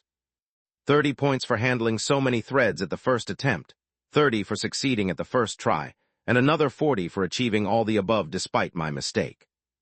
Your mistake? Lith raised an eyebrow in confusion, while the rest of the class heard nothing after realizing the total sum was 100 points. Yes, she nodded. I forgot to point out the importance of the timing for a successful bonding. Unlike everything you have attempted before, the two spells are interlinked. My blunder affected negatively your odds of success, hence the 40 points. Now let's see how those that were so smug while you were about to fail perform. I expect great things from them. She threw a cold look to a few students that went immediately pale.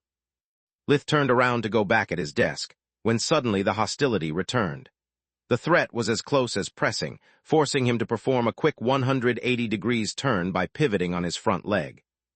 Wainmeyer looked at his arms raised in a guard position with a puzzled look. The feeling of danger coming from behind had disappeared. Is it something wrong? She tilted her head in confusion. Lith shook briefly his head before returning to his station. Okay, something is fucking wrong here. First the brats, now the professor, soulless. I was going to wait until the end of the lesson to tell you, but at this point we cannot take any more risks. Lith could feel soulless using all of her senses to keep the whole classroom under surveillance. Do you remember I told you there was something familiar? Well, I was right. When I went checking your colleagues, I noticed that at least 5 of them wear trinkets bearing the same pseudo-core of those we found in the boxes.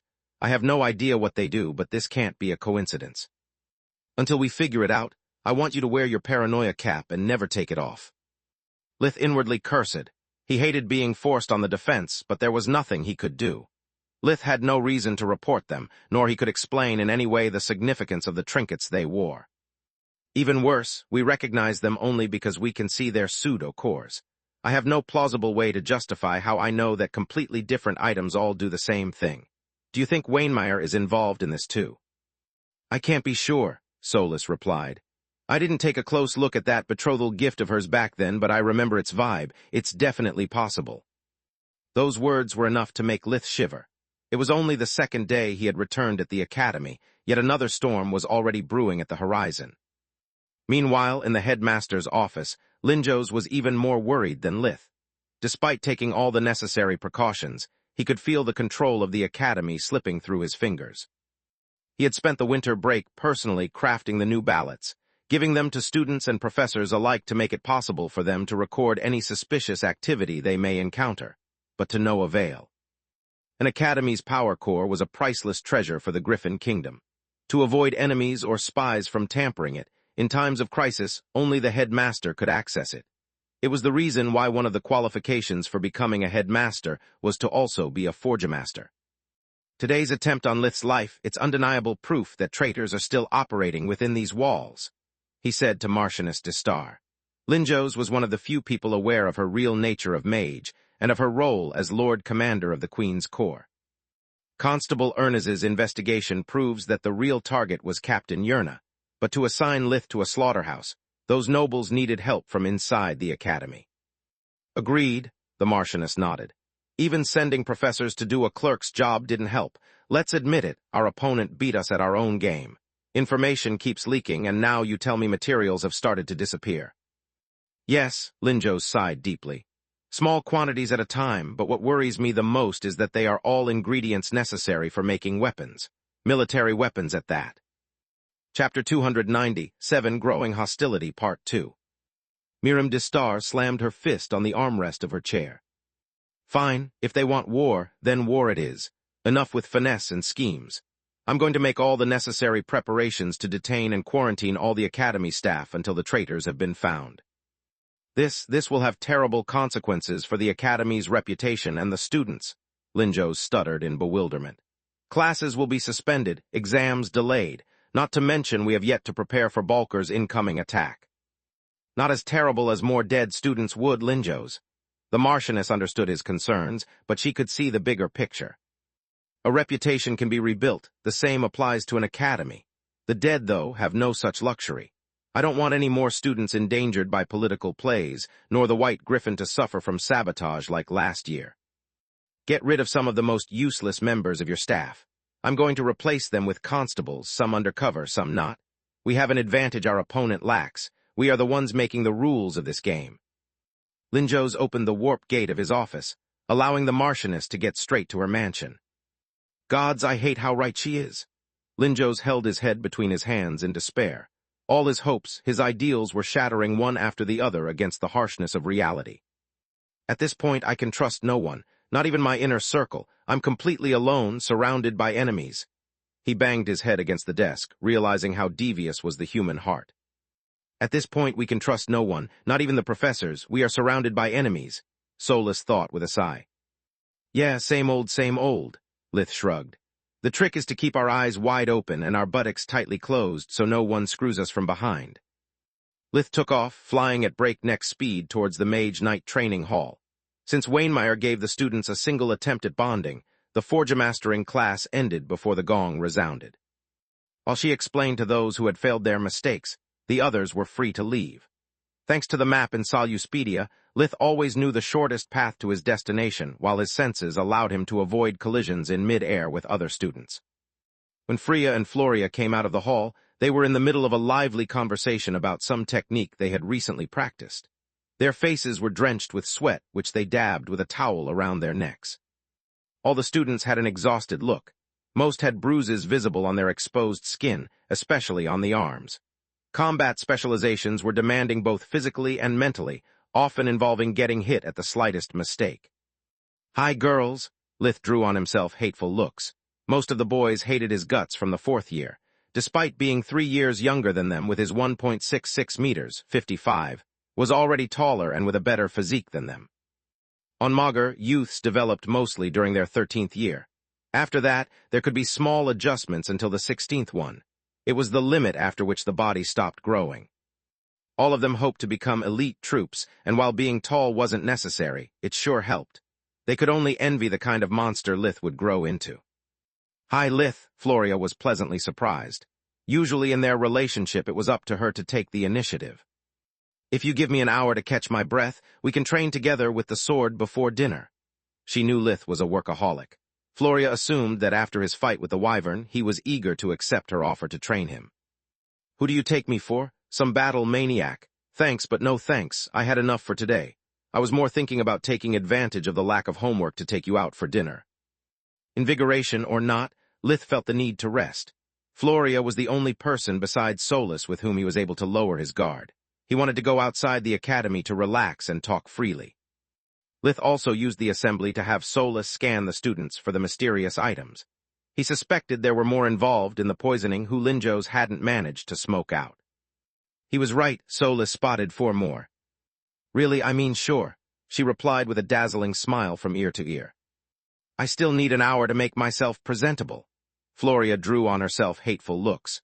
Most of the girls of the 5th year hated her guts. How such a plain-looking girl managed to date a pin wearer was a mystery to them. From Lith's dating experience on Earth, 1 hour was an optimistic estimate for an improvised date. Sure, I'll go visit Uriel in the meantime. Call me when you are ready. There is no rush. He wiped a drop of sweat that was streaming along her cheek with his thumb. All the bruises on her body healed, her muscles and joints stopped aching. Instead of getting tired because of the light spell, Floria felt her fatigue disappear. "How did you do it?" She was amazed. Lith hadn't used any sign or magical words. "We are inside one of the great academies, so I'll go with magic," he shrugged. "What about me?" Freya hadn't missed how Floria's breathing was back to normal or that she had stopped sweating. "Sorry, 3 is a crowd. Find yourself a boyfriend," he said, taking off before she could give him the finger. "I meant the healing, jackass," she yelled, even though Lith was already too far. Uriel was pleasantly surprised to see Lith too. It was rare of him to seek Uriel's advice or help, which made him happy to oblige. After the fight with Gadorf, Lith understood he needed a better grasp of the power of arrays. Since he was still stuck with Silverwing's hexagram, Lith decided it was time to ask the opinion of an expert. "Can you check if this is an array?" Lith asked after materializing a small golden hexagram between his hands. "Sure thing, it's unlikely though." Uriel's array-detecting spell begged to differ. "I stand corrected. This is an array and an impossible one at that." "What's an impossible array?" Lith asked.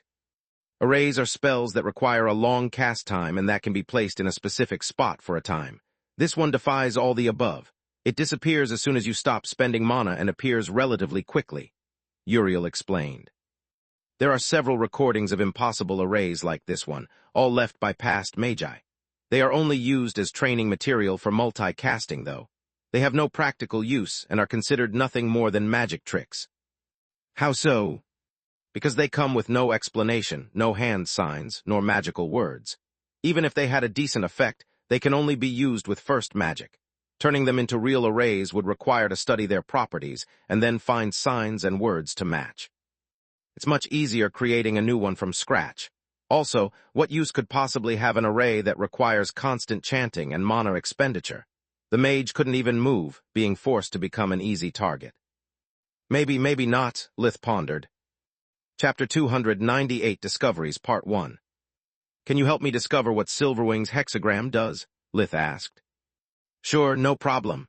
Uriel was happy to be finally able to repay his friend of all the help he received in the past, even if it was for a fool's errand. "I'd also like to see those impossible arrays you mentioned earlier." Lith was sure to have struck a gold mine. Having true arrays in his arsenal was an opportunity he couldn't miss. Lith kept the hexagram active, making it possible for Uriel to perform a series of experiments and spells to determine the newfound array's properties. While Uriel studied it from the outside, Lith could perceive from the inside the changes in the mana flow each test produced. After a while, they compared notes about their initial findings. They were still discussing the details when Lith received Floria's call. I wish I knew how much time has passed. I have to make myself a damn clock or something." 13 years after his third birth, Lith was still unable to tell the time without looking at the sun. It frustrated him beyond reason. When he went to pick her up, Floria was wearing her uniform just like him. She wore her waist-long black hair down. Her wavy hair reflected the Academy's light, giving them a silky look. Floria emanated a delicate flowery scent that Lith found surprisingly relaxing. Even before he obtained an enhanced sense of smell, Lith had always found perfumes to be too strong. Their sweet scent was nauseating for him, just like a man using too much cologne. She wore little makeup, just enough to make her features appear more delicate and her eyes bigger. Her lips shined under the effect of lip gloss. "How do I look?" she asked with an expectant look. "You look gorgeous," Lith honestly replied. Lith took her to the lagoon city of Vinia that he had visited during the 4th year's house calls. With its many small canals and boats, it was the most romantic place he knew. It reminded him of the Italian city of Venice he had seen in many movies back on Earth. Also, it was located quite far from the Academy, so the odds of meeting someone they knew were very low. Lith wanted some peace and quiet. They chose a restaurant with outside tables to enjoy the scenery. Being still early spring, the air was a bit chilly. It took Floria just a wave of the hand to warm the air around them and make so that the heat wasn't dispersed. Lith took care of the lights, summoning small silvery moons around them. The poor waiter assigned to them was so flabbergasted by their uniforms and display of power that it took a while to manage to order some food. "Not to complain, but this is not like you. Taking me outside the Academy, in a romantic city instead of ordering food from the canteen and eating it in one of our rooms. What's wrong?" she asked, extending her hand across the table to take his. Am I really such a cheapskate? Lith thought. Solas's silence spoke volumes about the matter. I hate to be the bringer of bad news, but there's something you need to know. Lith told her about the hostility he had perceived from Wainmeyer and the other students. It's no coincidence. All of them wear accessories that give me a bad vibe. They wear matching items. How did no one notice them before? She was surprised. It was quite the dumb move on their side. It made them recognizable. Not matching, but I'm positive they have the same properties. I want you to be wary of all of them. Lith gave her the names and a physical description of those he had identified. Then how do you know they are linked? She asked. I just know. Is this another of your secrets, like your physical abilities and your mysterious brother? Lith just nodded. Okay, I believe you, she replied with a radiant smile. This is actually a piece of good news. How so? Lith was stunned by her positive reaction. He had expected her to doubt his words. Floria was aware of how paranoid Lith was, and he had offered her no proof aside from a nondescript bad feeling. Even if she believed him, he was afraid the new impending threat would ruin the mood. Because at least now we know whose asses we have to kick. It was no mystery there are traitors at the academy, nor that some of the students were involved in the poisoning. It's the first lead we got. Thanks for trusting me enough to share it with me. Her response almost made him feel guilty for hiding so many things from her. Aside from Solas, she was the person that trusted him the most, no matter how many shadows Lith left lingering between them. She was the first girl on Magus that had gifted him with a gentle touch and a warm embrace. Even when he had almost lost it after Protector's fake death, Floria had never left his side. Lith sighed, finally ready to admit with himself that he cared for her. Over time, Floria had become his home away from home. Someone to return to without worrying about how to act or what to say. He could just be himself. Floria giggled, closing with her hand Lith's mouth that had remained agape since her reply. No, thank you for believing me. Now that I said out loud, I realize how insane this story sounds. Lith felt a sting in his heart, but it was a pleasant one. I would believe you even if you told me some monster kidnapped you overnight. Otherwise, what are girlfriends for? She held his hand tightly. I was thinking we could use this knowledge to unleash my mom against them. I doubt she would act just because I have a bad feeling, Lith sighed. True, but my mother is even more paranoid than you are. If I tell her that the bad feeling is mine and that those people acted in a suspicious manner, she'll come running. She's overprotective since your vision. Floria suddenly stopped, dropping the fork on the ground. That's it, your vision just got updated. I beg your pardon? Lith had just reached the same conclusion, yet he was curious to see how far she was willing to push that lie. We can say that your vision showed you something about those items. It will be more than enough to give Mom everything she needs. What if I'm wrong and they are actually innocent?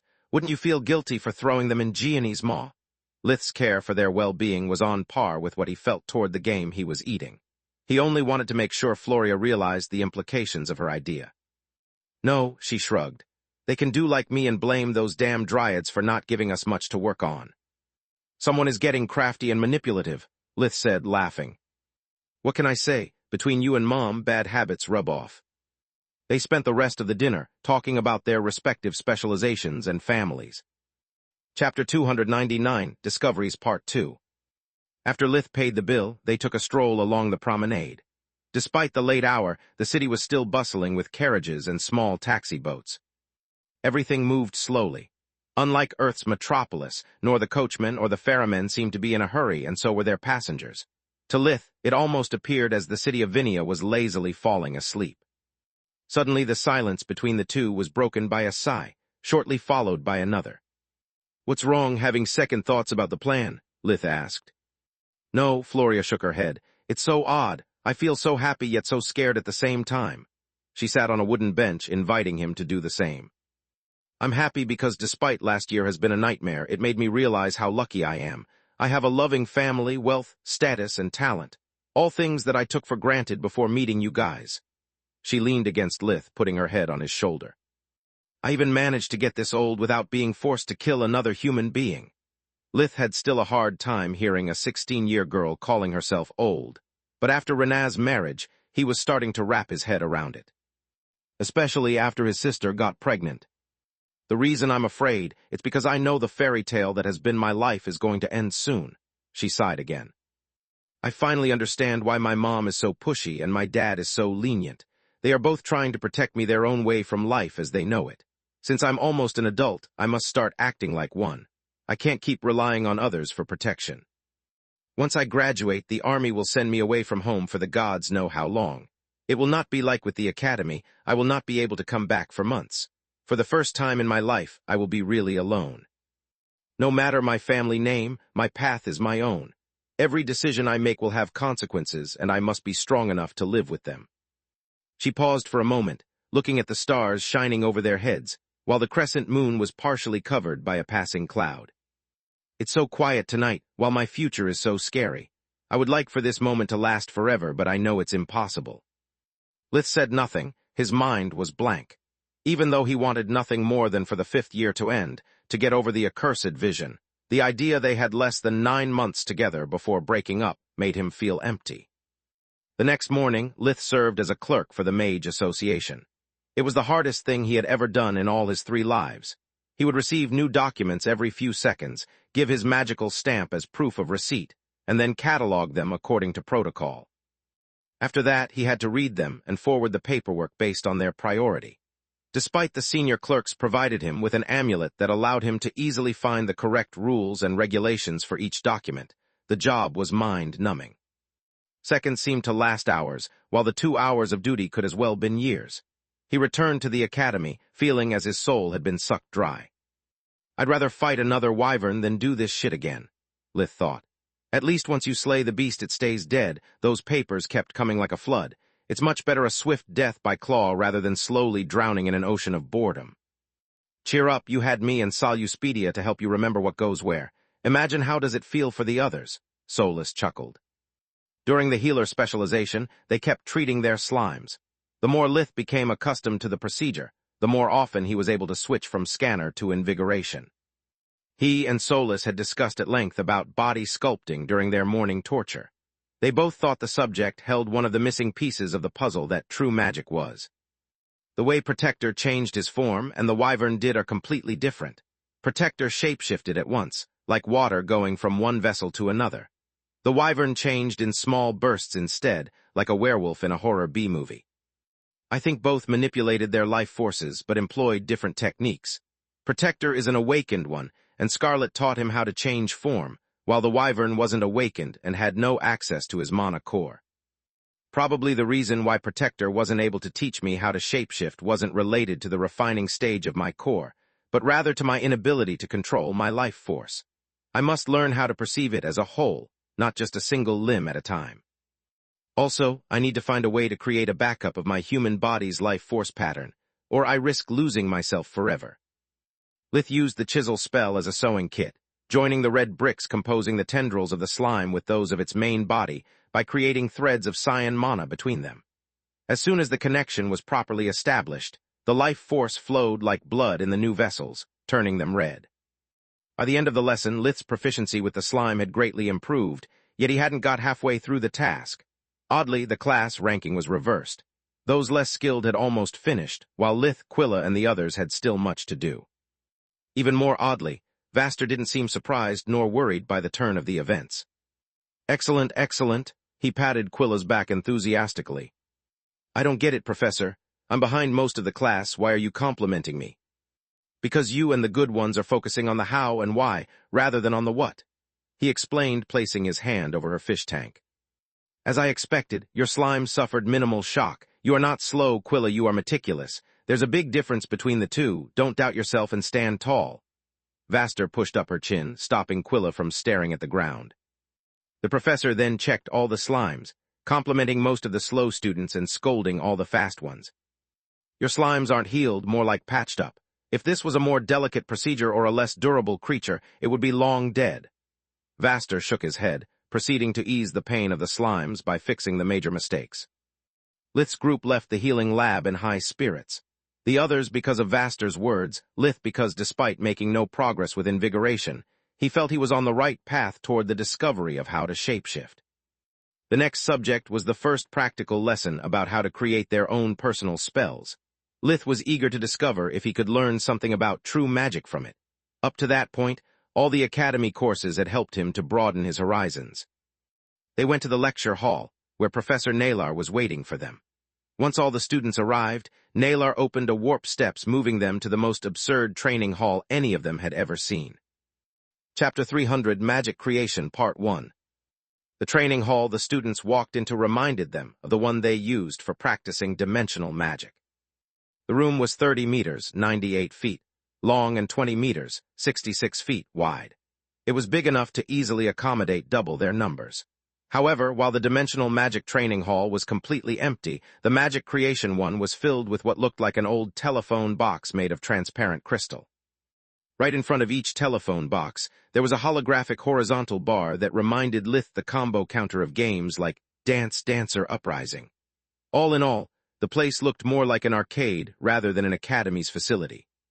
First things first, you should take out your own codex. Professor Naylor showed them the book she had distributed during the first lesson.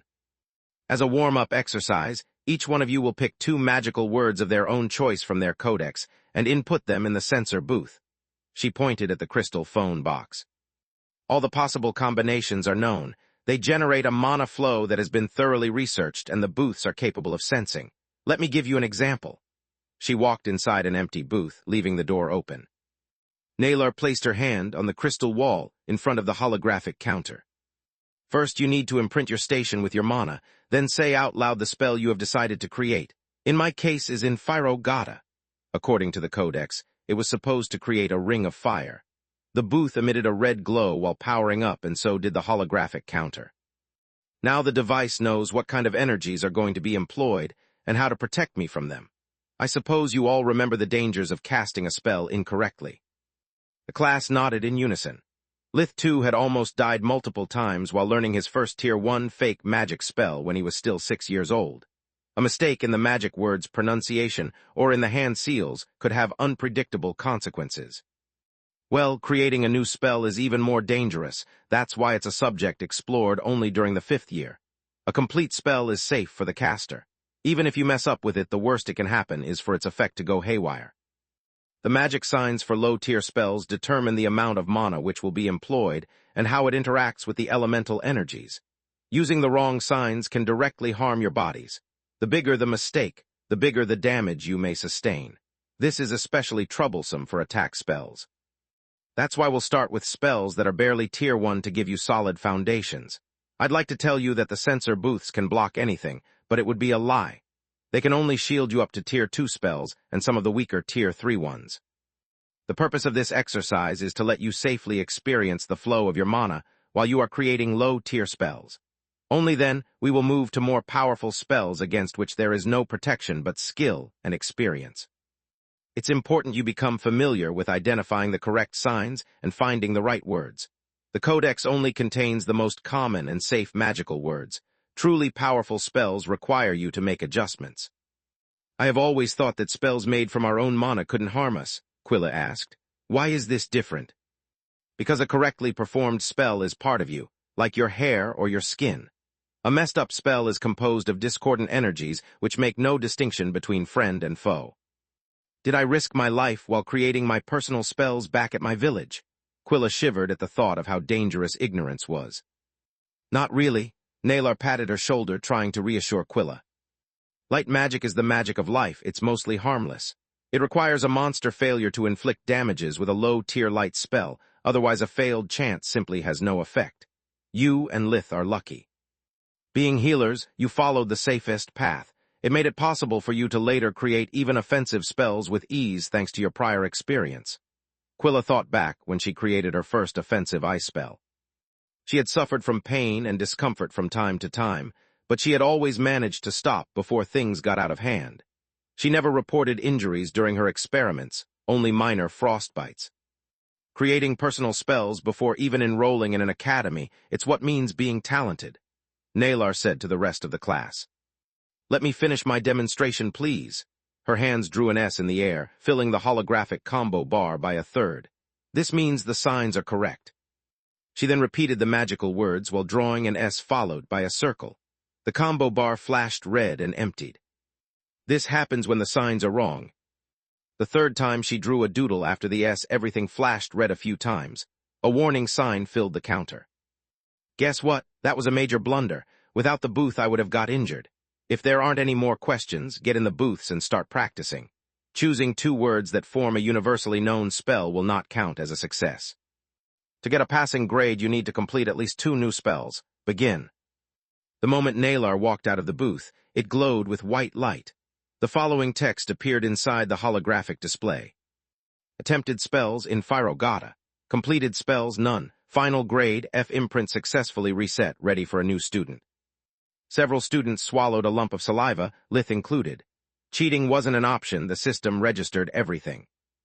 Lith inwardly cursed at his bad luck. I'm not Quilla, I never created fake spells besides those I taught Tista. Let's hope it's enough. He took a deep breath to calm himself down, then Lith imprinted the terminal with his mana. Jorun Ka. According to the codex, the spell would create an ice cube the size of a table. Lith started to form all the signs he knew, discovering that such a brute force method was unpractical. Every failed attempt consumed part of his mana. Taken individually, a failure was nothing to him. Hundreds of failures in a row were quite tiring, though. After an hour, Lith had wasted a quarter of his mana reserve and completed a single spell. Calm down, you idiot, Lith scolded himself. Don't panic like a drowning man, this is just the first lesson. Worst case scenario, you'll get a failing grade, but there's always next time. Focus on the task at hand. Lith recalled Vaster's words about the difference between being slow and being meticulous, then about the purpose of the exercise. They weren't practicing for a guessing game. They were there to learn to perceive the mana flow inside their own bodies. The 4th-year classes required to sense the mana once they projected it outside. Magic creation was the opposite. Chapter 301, Magic Creation Part 2. This exercise is just like a math problem. I can either learn by rote all the equations, or I can understand the underlying principles of the main formula and derive from it everything I need. So far, the first method failed me. Time to give the second one a try. Lith closed his eyes, ignoring the combo bar in front of him and focusing on his mana core instead. The second spell of his choosing was Jorun Bat, a useless spell that would generate coin-shaped icicles. It was similar enough to the previous one to make it possible for him to at least reuse the first hand seal. Lith drew the symbol in the air slowly, feeling a small amount of mana departing from his core. Then he almost stopped his hands, making one small movement at a time and observing how the mana strand reacted. He discarded all the signs that caused it to bloat or collapse, following only those which made it move outwards. Lith had no idea how much time had passed when he heard the sound announcing the completion of the second spell. He opened his eyes just for the time necessary to pick the next 2 words from the codex and transmit them to the booth. He kept practicing ice spells only, observing each time with more clarity the shape the mana strand assumed with each different spell. The revelation struck him like a hammer. Most of the movements composing a single hand sign were useless. They had likely been added to make it easier to remember, to mask the important parts from prying eyes, or both. What mattered were the movements that altered the shape of the mana strand, adding to it twists and turns until its flow resembled that of a true magic spell. Lith decided to put his theory to test. He picked another couple of words, forming a simple ice spell. Lith mentally visualized how he needed to manipulate his mana flow to obtain with true magic the same effect the fake spell would have. Next, he pronounced the magic words while using both hands to shape the mana strand like the true spell he just created. The booth signaled his success coincided with the gong marking the end of the lesson. Lith found himself drenched in sweat. His mana reserve was low enough to give him a splitting headache. Yet he was pleased with his results. The bad news is that I can't use the same technique for higher-tier magic. It takes me a minute to whip up a Tier 1 true spell, but the same can't be said for the upper tiers. It means I must really learn how to create fake spells, Lith thought. This not only will come in handy to pass this subject, but also as a way to obtain credits by sharing spells if I ever need something from the association. The good news is that now I found a much quicker way to turn fake magic into true magic and vice versa. It seems my original theory was right. Fake magic's foundations are the same as true magic, and the whole tier system is a ladder that leads to the discovery of the mana core. Lith walked out of his booth, waiting for the hologram to project his results. Attempted spells, 15. Completed spells, all. Final grade, B imprint successfully reset, ready for a new student. Not bad for someone who spent half the lesson to get a single spell right. Solus tried to cheer him up. B was the lowest score they ever got, yet she was proud of him. Lith had achieved that grade all by himself without asking her help. It's better to wait after dinner before asking him if he did it on purpose or he was simply so focused to forget about me, she thought in a hidden corner of her mind. Lith turned to watch how the others performed. Quilla's hologram reported.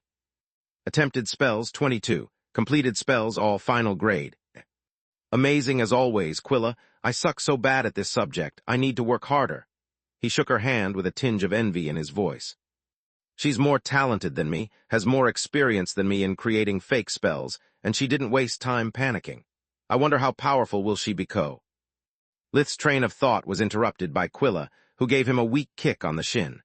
The way she compulsively tilted her head made him think Quilla was having a stroke or something. Turn around, idiot.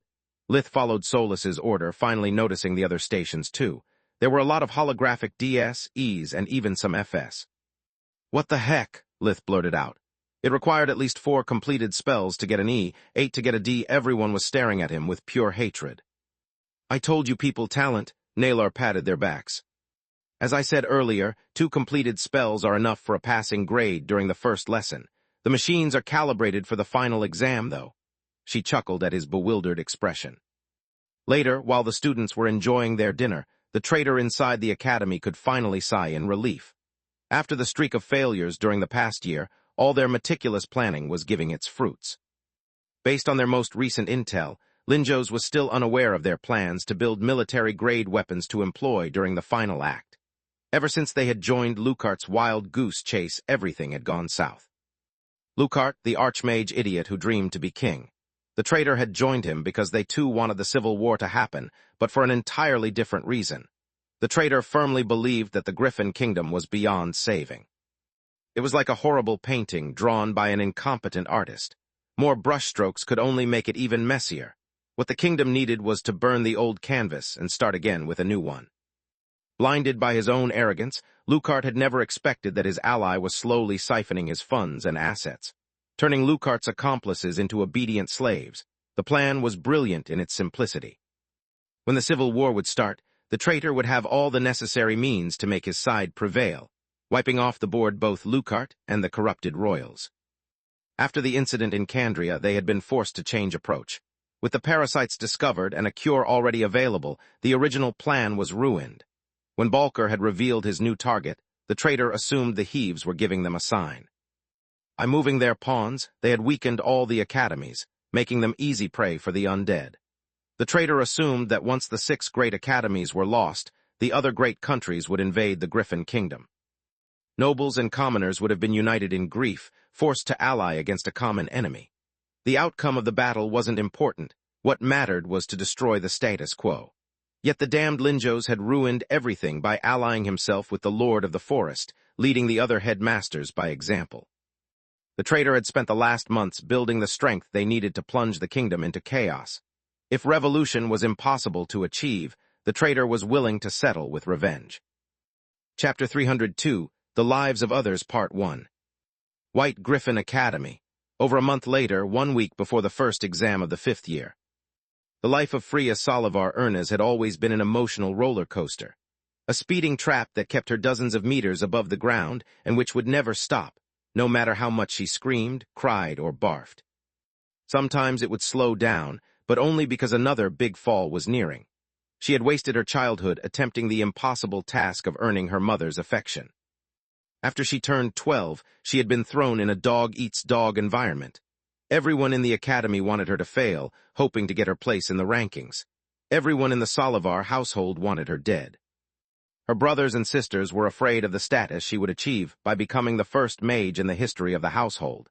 If Freya succeeded, being the firstborn or the line of succession would become meaningless. She would become Duchess Solivar's right-hand mage and inherit everything when Mommy Dearest took her leave. Freya had spent so much time watching her back that her encounter with Uriel had been like seeing the sun after a perennial winter. Thanks to his status and power, the environment turned peaceful, giving her the opportunity to relax. Meeting Quilla saved her soul. Despite having a much harsher life than Freya, Quilla still had a gentle heart and only strived for affection. She restored Freya's faith in mankind. After giving her the equivalent of a sugar candy, the 4th year turned out to be the apex of her misery. First, she had lost her family. Being branded like a traitor, she had been forced to accept Lady Ernest's offer to adopt her.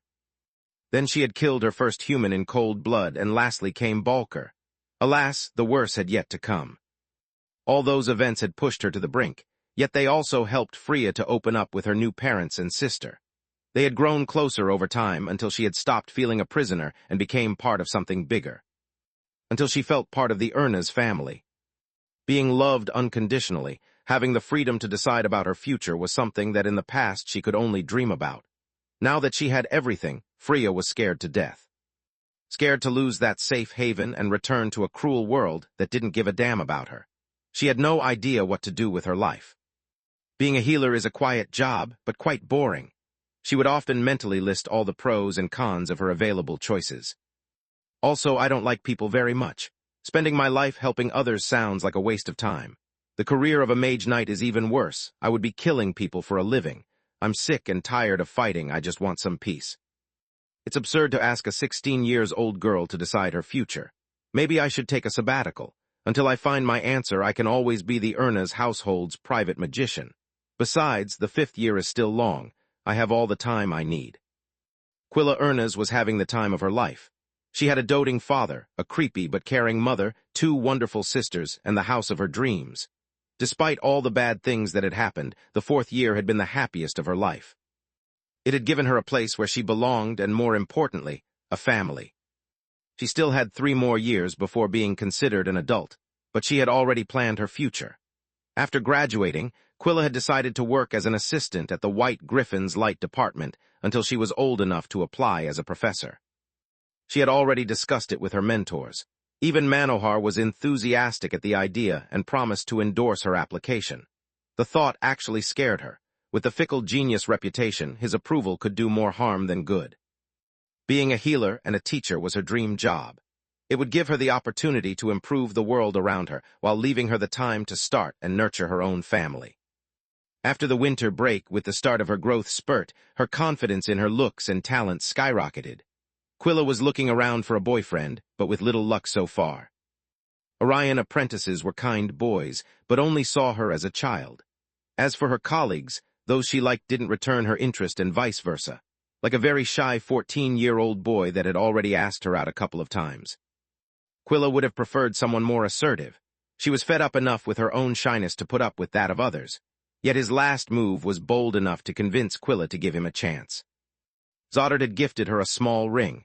I was nothing fancy, just a trinket a student of humble origins could afford. It was the note it was wrapped in that mattered. A charmed ring for a charming girl. A cheesy pickup line, but it's still cute. I'll wear the ring for our first date, she thought. If things don't work out, I can always give it back. The 5th year's subjects were demanding, but unlike during the 4th one, no professor assigned homework. That left Uriel plenty of time to practice his skills as a warden in the lab built inside his living quarter and to help Lith with his research. It's amazing how the so-called impossible arrays all require at least hexacasting and fine control over all the different mana flows. Yet Lith manages to perform them at the first attempt thanks to his mastery of first magic. Maybe I was wrong always dismissing it as inferior magic. Their research progressed slowly.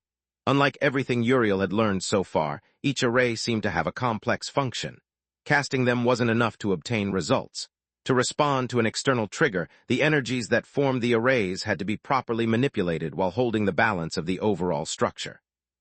Over time, Uriel became fascinated with them and learned how to cast them by himself, to experiment even when Lith was otherwise occupied. Thanks to that exercises, Uriel's mastery of Tier 4 and 5 arrays improved by leaps and bounds. Sometimes, when he was focused on the mystical patterns, he could feel a burning sensation located near his solar plexus. At first, he thought it was a coincidence.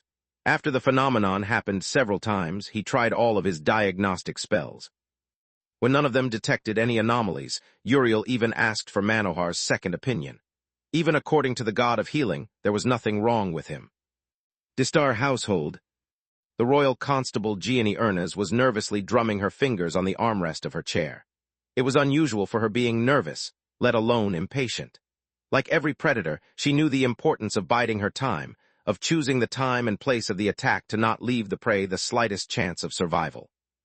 Yet all that waiting was wearing down her nerves. Chapter 303, The Lives of Others Part 2. The vision changed almost a month ago. Why are we doing nothing?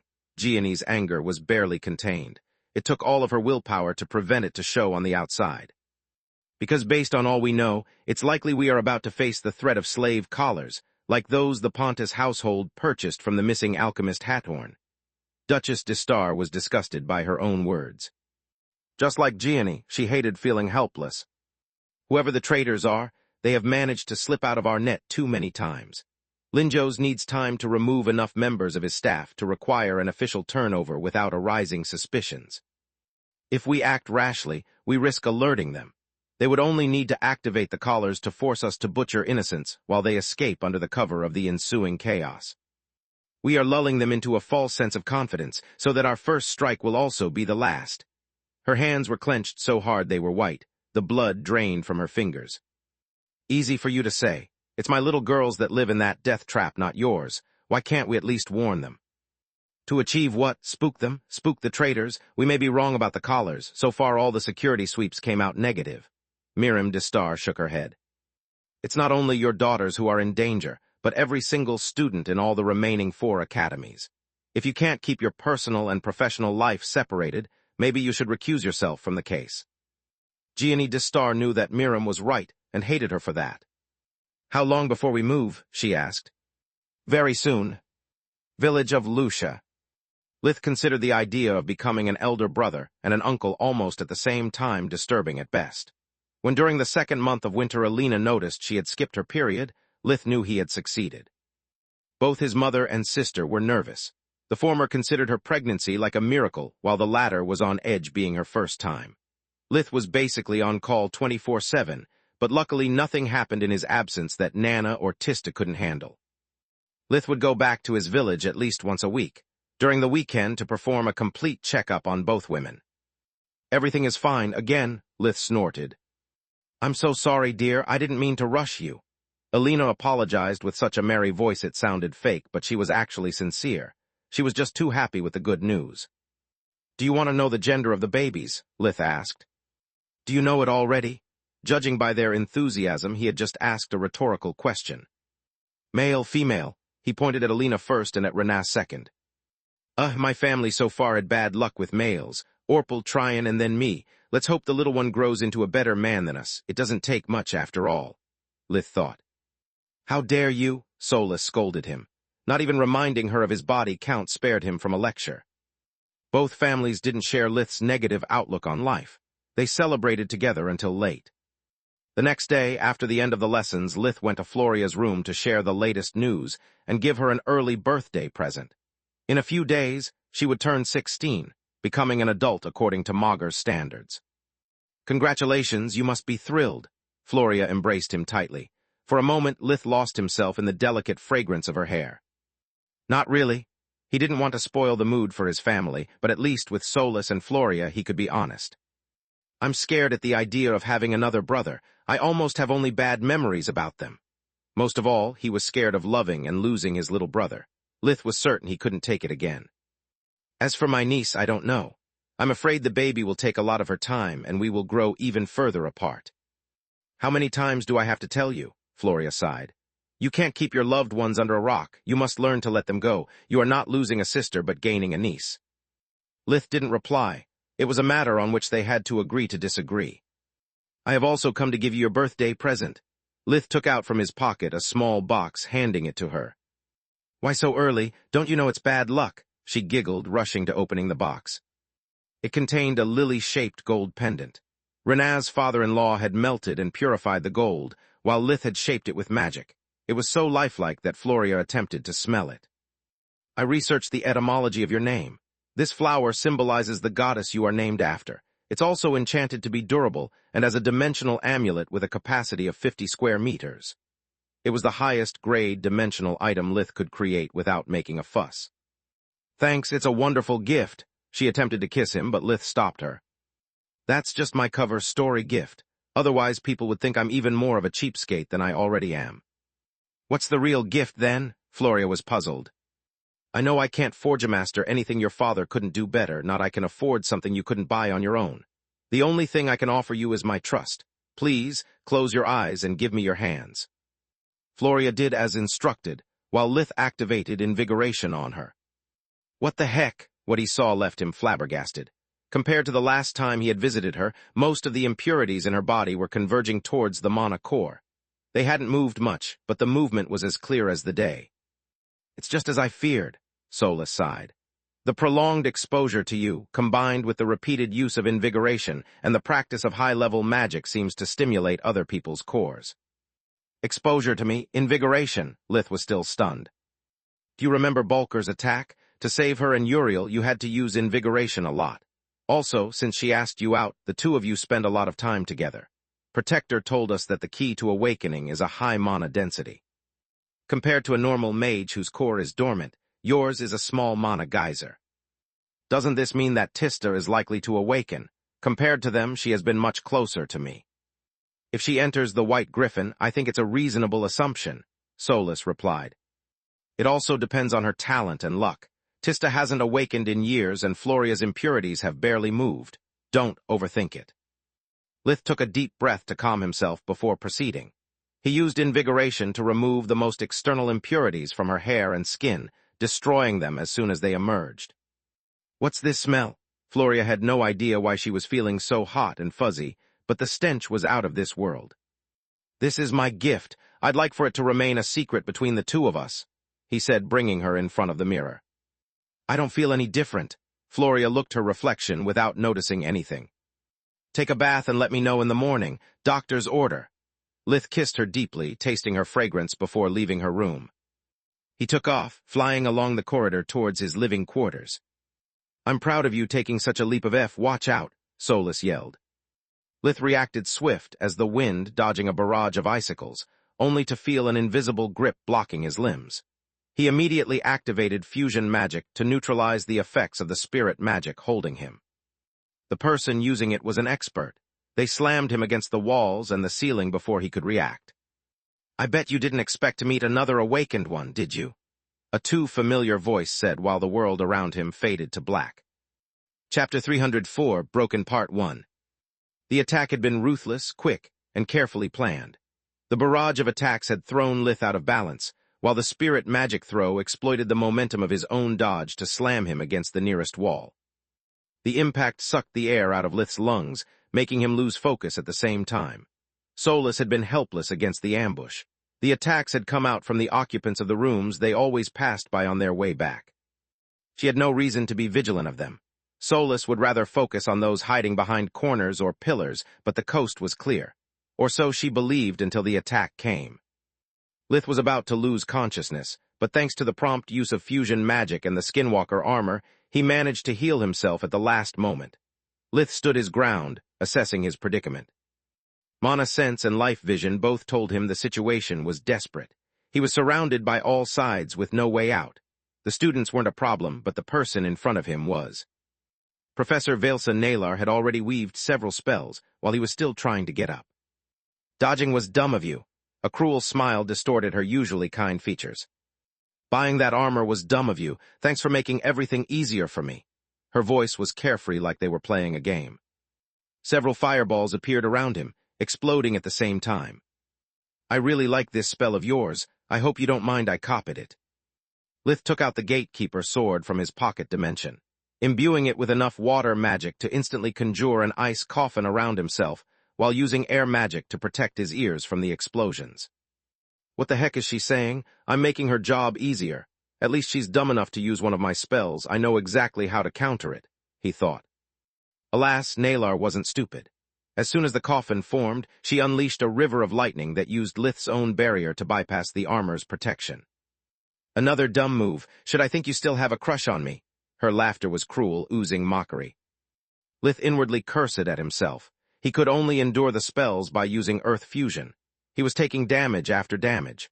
Up to that point, he was stuck on the receiving end of the battle. Damn, she has silenced the whole area. No matter how much noise she does, no one will hear a thing, Solus thought, racking her brain for a solution. I think I know why she said you are making her job easier. She can't kill you because of the Academy's arrays. If she attempts to, they will protect you and send a distress signal. Lith had almost forgotten about the Academy's protection. He never needed them. Wind blades shattered the ice coffin. He was tempted to offer them no resistance to activate the protective arrays, but he felt something was wrong. Nalar was taunting him. She was likely to have taken precautions. Lith parried them with the blade, discovering he was right. They were too weak to inflict him a serious injury. She was aiming to make him faint. You know, I can't believe it took me so long to realize we are cut out of the same mold, two awakened ones. Lith ignored her words. Distraction tactics were one of his specialties, too. How you survived the Talons helped find a cure for the parasites, or saving the life of that Darius idiot. Everyone believes you are the next Manohar, but I knew it couldn't be the case. You are too normal, too sane to be a genius. Lith moved his hand behind his back, taking the ballot out of the pocket dimension, only for it to be ripped away from his fingers by Nalar's spirit magic. That was rude. Time to finish this. He ignored her words again, pretending just for a second to be willing to fight for the ballot in a spirit magic tug of war before jumping towards the nearest student. The arrays work for everyone. It means if I strike one of them down it will activate anyway, Lith thought. The student was startled. Lith moved too fast for her eyes, yet before his sword could reach the girl, he felt an agonizing pain from his back. Several knives stabbed him. Their enchantment was strong enough to piece his armor while their blades were too short to do serious damage. Nalar pulled out the blades with her spirit magic, activating their second spell. Healing magic from the knives closed all of Lith's wound, completely restoring his body. At the same time, the healing weakened him even more, sapping his strength. I call them the Ant-Academy weapons, strong enough to knock you out, but not enough to trigger the arrays. You have no idea how much trial and error I had my little lambs go through before Wainmeyer perfected them. So many of them got reprimanded or expelled for hurting their own friends, she chuckled. Sacrifices must be made sometimes. Right, little lambs? The students' faces were like stone, yet their eyes were crying in fear. She struck Lith's temple with an enchanted leather club, making him lose consciousness. He fell for my trap, just like I expected. The students weren't here to trap him, they only served as bait. Now that he's out of the picture, I'm not going to let him ruin my plan. An awakened one is an unpredictable wild card. I have no intention to discover if a slave collar works on us or not. If not for these damned arrays, I would kill him right now, Nalar sighed. She brought Lith in her apartments, bringing along a few students. During the winter break, she had everything prepared in advance. It was impossible to have a secret compartment made without the power core of the academy detecting it. Yet she could easily turn one of her closets into an excellent prison. Short chains were hanging from the wall, blocking Lith's neck, waist, legs, and arms. Then Nalar proceeded removing all of his enchanted items. The dimensional amulet, the magic-storing rings, AN.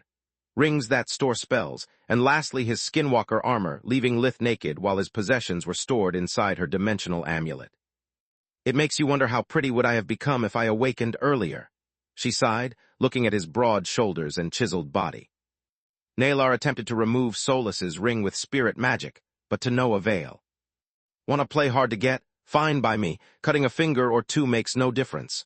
A jagged blade appeared in her hand, making Solus desperate. She had been fuming with rage from the beginning of the fight, hoping Nalar would come close enough for a sneak attack. Yet the professor had Lith always moved by the students, or with spirit magic. She never came close enough. Wishing she could use Lith's mana when he was unconscious, or at least move his body, Solus's only real option was to perform an all-out attack. As soon as the blade cut the skin, Solus shapeshifted from ring to a stone scorpion, attacking Nalar physically and magically at the same time. Chapter 305, Broken Part 2.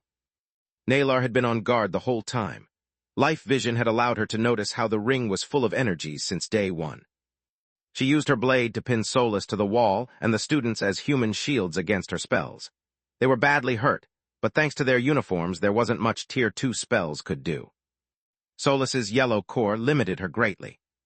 What a marvelous object! Nalar blocked Solus with spirit magic.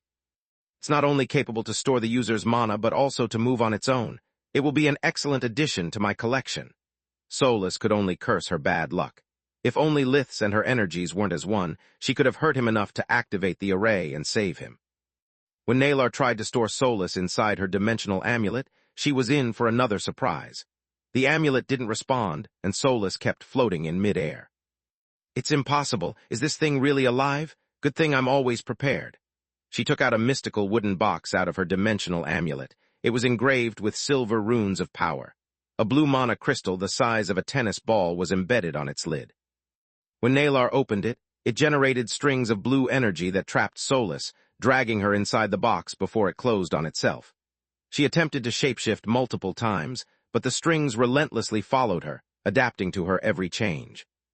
The blue gemstone powered up the runes, sealing its content from the outside world. The bond between Lith and Solus was broken. The backlash gave Solus a seizure while Lith suddenly woke up, roaring like a wounded beast. The killing intent he released made 2 of the students faint. The spirit magic blast he generated made everyone but Nalar fly against a wall and lose consciousness. She sneered at his swan song, hitting him on the head with the leather club again and again. The club was another enchanted item she had prepared. It was made so that it would inflict a lot of pain but no harm, draining the victim of their vitality. What she didn't expect was for Lith's mouth to suddenly open like a maw, filled with fangs instead of teeth. The moment her hand was close enough, he bit her deeply. The fangs dug into her flesh until they reached the bones while 7 eyes stared at her with hatred. Nalar ignored the pain, passing the club to the free hand, resuming the beating. The eyes burned bright in defiance, refusing to let go. The maw was almost closed when the head fell limp again. Even fury had its limits. "What the fuck are you?" Nalar cursed while using invigoration to close her wounds and restore her strength. It took her less than a minute to heal the injured students and replenish their life forces with invigoration. They had spent no mana, so they were still in their peak condition. "Here are your orders, my little lambs. These chains are strong enough to hold an angry bike, but what's even more important, it's their color." She pointed at the mystical aura surrounding the shackles and the chains both. "When it's red, it means Lith is unconscious. When it turns green, it means he is awake. As soon as it happens, you have to stab him with these knives." She handed them the Anti-Academy knives. "Don't stop until it turns red again. Wait for my signal. Only then you can kill him, cut his head and pierce his heart just to be safe." The 5 students nodded in unison. "After you are done with him, return to your rooms and wait further instructions. Tomorrow is the big day." The next morning, Floria hummed all the time while she was walking to pick Lith up for their morning stroll before breakfast. She wore the golden lily pendant over her uniform. It didn't matter to her that wearing an early present was bad luck. Floria was too happy to care about silly superstitions. "I don't know what Lith did, but my skin had never been so smooth nor my hair so silky and easy to comb. My sisters are going to be so jealous." She inwardly giggled. What made her so happy wasn't the beauty treatment itself. The changes were so slight, it was unlikely for anyone to notice them, and she knew it. The reason behind her happiness was Floria felt something had changed between them after the date in Vinia.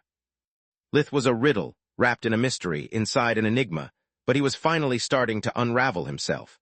When she knocked at his door and no response came from inside, it didn't spoil her good mood. After 10 minutes of knocking, she started to worry. Maybe he is just too tired. It's no big deal, we'll see each other for breakfast. Floria didn't believe her own thoughts. Lith had never stood her up before. When he missed breakfast too, she was close to panic. The others tried to reassure her everything was fine and called Liths on his communication amulet, yet he never answered. Fear started to spread, like fire through dried grass. The second gong signaling the start of the code of practice without him attending was the final straw. "Where do you think you are going, Lady Ernest?" Professor Farg yelled at Floria, who was walking away. "Enter the warp gate now, or I'll make sure you lose more than a lesson's worth in points." "Feel free to report me to Linjo's," Floria retorted. "It will save me the time to explain to him what's happening. Maybe if 2 students disappear at once, he'll move his lazy ass." Farg attempted to localize Lith with the artifact Lady Tyrus had given her, but to no avail. It's impossible, she thought. For his hybrid aura to disappear like this, he should be dead. No one can die inside an academy. I have to warn Lady Tyrus immediately. Floria had no guardian to summon by her side, but she had the next best thing. Gianni Ernest walked through the warp gate leading to Linjo's office less than 5 minutes later, wearing her royal constable badge on her chest, right above the heart. "What's the meaning of this?" Linjo's jumped from his chair. The gate had opened without his consent. "Royal override code," Gianni replied with a stone-cold voice. "I'm Constable Ernest, investigating on a missing student case. Hope you remember my husband." Linjo's turned pale seeing Orion standing right behind her. The memory of him beating the headmaster an inch from death was still vivid. "What are you talking about? What case? Do you realize what you coming here could cause? You may have ruined a month of hard work." Not at all. I have here a missing person report and the authorization to investigate. She slammed on his desk Floria's statement and Alina's request for intervention. The two women had always kept in contact, and after hearing about her son's disappearance, Alina would have even signed a deal with the devil to have him back. I have all the necessary paperwork. Find me Lith and I'll walk away before the gate even closes. Linjos had no choice but to comply. He attempted to activate the tracker in Lith's uniform, and when it didn't work, he checked all the records about who had got in and out since his last sighting. This makes no sense. The tracker can't find him, and no one has left the academy unsupervised yet. Well, the good news is that he is still alive and somewhere inside the academy. The even better news is that I finally have a reason to turn this place upside down. Tell Destar that I'm done waiting. Now we are going to play by my rules. Chapter 306, Rising Tide, Part 1. Attack him where he is unprepared. Appear where you are not expected. That was how Nalar had defeated Lith, but also the way Gianni Ernas planned to smoke out the traitor. The arrival of Constable Ernas was a big enough monkey wrench in Nalar's plot to put both her master and contingency plan at risk. It was impossible to use dimensional magic inside the academy because of the array blocking it. The only way out was using the warp gate, but even with the help of her little lambs, it was impossible for her to drag away Lith unnoticed. Her teacher ring was useless too. It not only would leave a record of her position, but also could move her inside the 5th floor only. Each floor of the castle is huge, but with enough time they can search every nook and cranny of it. I can't hide Lith forever, nor can I kill him and store his body in a dimensional item. I can't believe months of careful planning are about to be crushed because of a stupid girl. Nalar had underestimated the depth of the bond between Lith and Floria, dismissing it as a simple crush. She was also unaware of Martianus Destar's plan of putting the academy in lockdown to search for the traitor. The information blackout had worked like a charm. The problem was the Martianus had no way to know what the enemy intentions were. It almost resulted in a perfect setup to douse the fire, yet to have it ready after the house was completely burned down. Almost. Lady Ernas was a decisive woman. The moment Floria contacted her, she put her first contingency plan in motion, pulling a lot of strings and calling in as many favors. She knew Lith well enough to know that he wouldn't leave the academy without letting her little flower, or at least his mother, know. His disappearance could only mean something big was about to happen. Taking out someone of his caliber in such a clear manner, inside an academy at that, meant the enemy was as strong as well prepared. Lady Ernas was certain she had not a second to spare. Alas, she was right. Professor Amila Farg contacted Tyrus as soon as Floria left, reporting to her everything she knew. "What are your orders, my liege?" Farg asked. "I'll be there in a while," Tyrus sighed. From her throne, she could feel the air in the kingdom turning heavier by the second. "I mean to spectate, not to intervene. I feel that what's happening at the White Griffin is similar to Balker's attacks. A reckoning. Humans are bound to make mistakes, and it's only by suffering the consequences of their choices that they have the opportunity to grow. I don't plan of doing like Salark and treat them like a bunch of kids that need to be held by hand. As for you, Amila, do whatever you think it's right. You have my permission to use the full scope of your abilities." After closing the call with Farg, Tyrus called her only two friends. The fall of one of the great countries might be something all guardians would like to bear witness. Inside the enchanted box, Solus had long recovered her senses. Without her bond with Lith, she couldn't feed nor she could grow stronger, only weaker. That didn't mean she was powerless, though. She had still all the abilities of a yellow cord awakened one. Invigoration didn't allow her to recover her strength, but was a crucial instrument for her survival nonetheless. She had spent months studying the boxes together with Lith, attended the same lessons, and followed all of his steps towards becoming a Forgemaster. Invigoration made it possible for her to study the lock keeping her sealed. Solus wasted no time crying or despairing. She had spent the last few hours planning her escape. "Always prepared, whatever my ass looks like, you witch." Solus had never been so angry in her whole life. It could be said that even though she had developed the whole spectrum of human emotions, she was incapable of hate. At least until that moment. Hatred was something usually Lith generated enough to supply a small army, something she was used to contain, being careful not being infected with. Now it burned through the very core of her being like molten lava. She would have loved for life to be like those comics Lith liked so much as a kid, where trivial things like love, friendship, or rage could produce miracles, giving the hero endless strength. If love could do any good, Nalar wouldn't ever manage to take them apart. If rage was worth something, Solus would have already turned the box into cinders to be reunited with her other half. Feelings have no power per se. They are only what drives you towards your goals. I have to do like Lith always does, not let myself be controlled by them but harness them to keep my mind focused, she thought. Luckily for me, this box has been built to be difficult to open from the outside, not from the inside. I also doubt Nalar ever suspected that the dimensional amulet she stole from us is actually empty. I still have access to a dimensional pocket full with everything a compulsive hoarder with full-blown paranoia prepared, just in case. Wait for me, Lith, I'm coming for you. Tendrils of darkness magic emanated from her body, relentlessly eroding the internal safeguards of the box. Solus only had to make sure to survive the conflagration. To her, it didn't matter who or what was outside the box. The whole Magur could burn for all she cared. City of Valoran, capital of the Griffin Kingdom, inside the king's quarters. Are you sure giving Constable Ernaz the royal override code was the right thing to do? Queen Silpha asked. Absolutely, King Meron nodded. He was engrossed in testing his gatekeeper longsword potential. The more I read the reports about this Lith, the more I'm inclined to believe he is a natural awakened one. Traitors come and go, we fight them on a daily basis. Awakened ones are too precious to be lost. If I'm right, he would be the first one we know about inside the whole kingdom. We could even pitch him against the Magic Empress, if we play our cards right. The Magic Empress was the only known natural awakened on the Garland continent. How could he be an awakened one if some kids are strong enough to take him down? Silpha found the idea simply absurd. Maybe he is not an awakened, or maybe the traitors have developed a weapon capable of defeating one, Meron replied. Whatever it is, we can't afford to stay idle. We are already left with only 4 of the 6 great academies.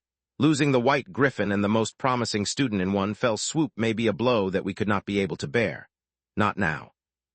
We are already stripping the ancient noble households of their privileges bit by bit, redistributing them according to merits and loyalty. The kingdom is still too unstable. If the traitor threatens one of our assets, we must react swiftly. Chapter 307, Rising Tide Part 2. If there really is a weapon capable of defeating an awakened, we must get to it first. That's why I've given her the royal override and control over a division of the royal army. We cannot afford any more failures. Queen Silpha pondered on those words before agreeing with her husband.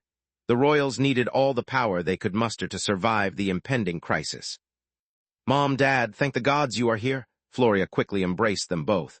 Their presence was enough to mitigate her fears. I'm glad to see you too, my little flower. Gianni returned her embrace, feeling something was different about Floria. There isn't a moment to lose. Mom, this is the list of all those Lith had marked as suspicious. She handed Gianni a list of names followed by their addresses in the academy. Floria hadn't been idle either, collecting all the intel she could while waiting. This one is the closest one to my room. She pointed a name in the middle. Dad, whatever happened, it must have taken place between my room and his. I can guide you there. There is no need, Orion replied. My amulet already contains all the blueprints of the 5th floor and the list of its residents. I'll go check on my own, you go with your mother. You are the only one that knows these kids. Maybe you can notice if anything is out of the ordinary. And maybe keep your mother in check, he inwardly added. Orion took off, quickly reaching Lith's room and moving from there towards Floria's after taking out his equipment. Open spaces were a nightmare to investigate. Too many things could go wrong. Animals, bad weather, worst-case scenario the culprit could burn everything. A closed space, an academy at that, was another matter entirely. Orion didn't take much to find the place of the ambush. What a smart son of a dragon! Orion smirked while finding a cut alongside the stones on the floor. Before falling, Lith had employed his failed slash against the girl to leave a mark behind. Darkness magic could delete many things, but couldn't hasten the academy's self-repair mechanism. Starting from there, Orion found traces of water marking the use of ice magic and small burnt marks in the crevices between the rocks. That, coupled with the lingering traces of ozone, indicated a powerful lightning had been employed. Whoever attempted to clean the scene is an amateur. Either they know nothing about our investigation methods, or they didn't expect an investigation at all. Orion's guesses were actually both right. Nalar had cleaned the crime scene to the best of her abilities, but not being a forgemaster, she had a limited idea of what they could achieve, aside from what Wainmeyer knew. Professor Wainmeyer was many things, but not a member of the Knight's Guard. Hung on the wall, Lith had already undergone several cycles of regaining consciousness just to be knocked out by the Anti-Academy weapons again. Nalar's little lambs weren't allowed much freedom of thought or movement. They were trapped in a nightmare of their own creation. When they accepted to follow Archmage Lucart's plan to trigger the Civil War, only a few raised objections about the use of slave collars. Even then, it was only because slave collars were one of the most universally despised versions of forbidden magic. Simply owning one carried the death penalty, if not for the whole families to be stripped of their titles and wealth before being executed. Most of the little lambs considered slave collars the most natural course of action. Each one of them would receive a master ring, allowing them absolute control over their victims. Just considering all the possible uses an obedient slave could have made their mouths watery. Little did they know that even their master rings had been replaced with normal slave items. Nalar made sure no little idiot could endanger her plan out of lust or cruelty. She hated nobles the most, so she had always intended to use them as cannon fodder in case something went wrong. Once the little lambs discovered the truth about their rings, it was already too late. They had been trapped in their own bodies for months, drowning themselves in self-pity, which made them more than happy to vent out their frustration on Lith. Between their rage and the boredom of the task, they didn't notice that every time it took them a little longer to make him faint again. Unlike Nalar, who had awakened at 15 years of age with an already cyan core, Lith was awakened from birth, starting with a measly red core. It meant that his body had all the time to adapt to the changes, expelling impurities little by little. So far, Nalar's core had progressed only once because of the long time it took for her body to adjust from a dormant cyan core to an active one. It also meant that she had expelled impurities only a few times. She was magically superior to Lith, thanks to her blue core, but her body was weaker. When she planned how to keep him prisoner, Nalar used herself as a standard. According to her calculations, the pain would keep him from casting spells before losing consciousness. Lith's pain tolerance, however, was higher than hers, especially since the bond with Solus had been broken. The emotional pain he was experiencing, together with the endless void her absence left behind, allowed him to clench his teeth and emit small bursts of darkness magic inside his body. With every cycle, Lith was able to shut down more and more pain receptors. At first, he would last barely a few seconds, too weak to project magic on the outside. Soon, the pain wouldn't break his focus anymore. As soon as Constable Ernaz arrived, Nalar knew she had to move ahead of schedule, even if it meant endangering her master plan. Her lambs on the outside had warned her about an incoming division of royal guards. They would reach the White Griffin any minute. Too many external witnesses would ruin everything. All of her planning was based on each floor of the academy being strictly isolated from the others and the outside world alike. The only silver lining in all that situation was that the code of practice had been suspended. All the students were still present, making her plot still feasible. She walked right behind Wainmare, who knocked out Balfaz, Linjos's secretary, on their way in. "Headmaster, we heard the news. Is there anything we can do to help?" Wainmare's voice was genuinely worried, yet her hands kept trembling, one of her eyes twitching. "I wish," Linjo sighed, not missing any of the odd details of that meeting. The two professors had never been close. Quite the contrary, he was pretty sure that being Wainmare from an ancient noble family didn't make her pleasant company for a self-made woman like Nalar. "Please return to your apartments. You'll be contacted when your turn to be interrogated comes. I can't believe this is happening. Never before a student has disappeared like this inside an academy." Those words triggered Nalar's rage. "Yeah, if it happened outside, it would have made things a lot easier for you." Her voice was full of contempt. "Nalar, I know what happened to you, and it was terrible. Now things are different." A shower of lightning and ice rained down on the headmaster while he was still talking. All he needed was to activate his headmaster ring to trigger the defensive arrays and make the attacks vanish into thin air. "How did you silently cast such a powerful spell?" Another wave of Linjos's hand, and both professors were trapped inside a circle of light. He hadn't missed how Wainmare just stood there while he was being attacked. Whatever was going on, he wasn't willing to take any chances. Chapter 308, Awakened Part 1. "So it's true," Nalar laughed maniacally, giving Linjos the creeps. "A headmaster is like a god inside their own academy. Sorry to break it for you, dear Linjos." Nalar took out from her pocket a magic crystal so finely chiseled it resembled a diamond. Each facet had a rune of power engraved on it. That's a power core unit. Where did you take it from? Linjos was horrified by the implications the gem had. There are no gods in this world. She ignored him, breaking the gem and causing the power core to temporarily shut down, bringing all the arrays offline at the same time. Ever since the sabotage of the Dimensional Magic Training Hall, Linjos knew that something was wrong with the power core of the Academy.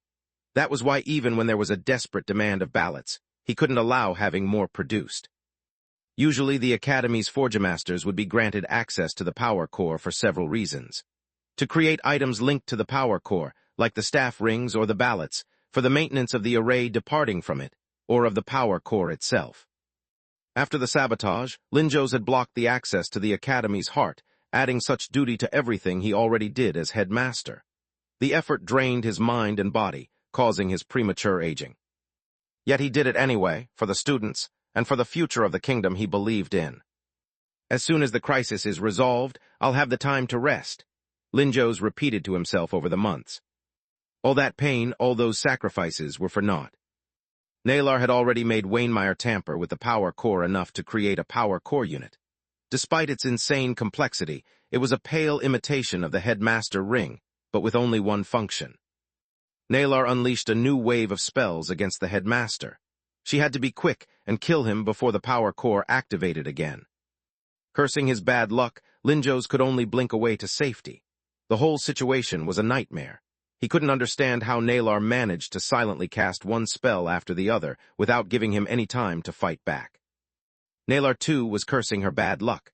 Her original plan was to lure Linjos away from his office and backstab him. Nalar would have framed Wainmeyer for the murder thanks to the ballot she carried with herself. With the headmaster dead, her little lambs would have the opportunity to butcher all the students of commoner origins or those from new magical bloodlines. It would make it appear as even after Balker, there was still a radical faction among the ancient noble households not willing to back down. Her hope was that the massacre would reopen the divide between social classes and trigger the Civil War. After all, Wainmeyer and the Lambs all came from influential families. The surviving students would be found in possession of slave items they brought themselves inside the academy. All the evidence would lead to Archmage Lucart and his allies. There was nothing left indicating Nalar's involvement, especially after she would have made sure Wainmeyer and the few little lambs that worked with her died in the ensuing fight to save the academy. A head-on fight was something she wanted to avoid. The headmaster robe was a masterpiece. It not only offered great protection from physical and magical damage, but also constantly boosted Linjos like potions would, making him immune to spirit magic. Not to mention Linjos was one of the best young mages of the kingdom. The headmaster didn't mindlessly blink. The spell was too expensive to use it recklessly. He used it to keep his distance and reach hidden stashes in his office. Whatever she is doing, it's a game two can play. Linjos unleashed a barrage of ice, fire, and lightning generated by alchemical tools. Just like true magic, they had no cast time. Nalar cursed, she was forced on the defense after barely 3 exchanges. Each one of them was at the peak of Tier 3 spells in terms of power, and there were so many that not even an awakened one wearing a professor robe could tank them without risking their life. Thanks to the defensive spells she had ready at hand, Nalar avoided the brunt of the damage, but Wainmeyer wasn't so lucky. Even with the protection from her magical items, she was slammed against the wall and on the verge of unconsciousness. To make things even worse, the smoke the spells generated engulfed the whole room, making them all blind. Or so Linjos thought. Nalar activated life vision, making the figure of the headmaster appear as clear as the day. She could see him casting an unknown spell.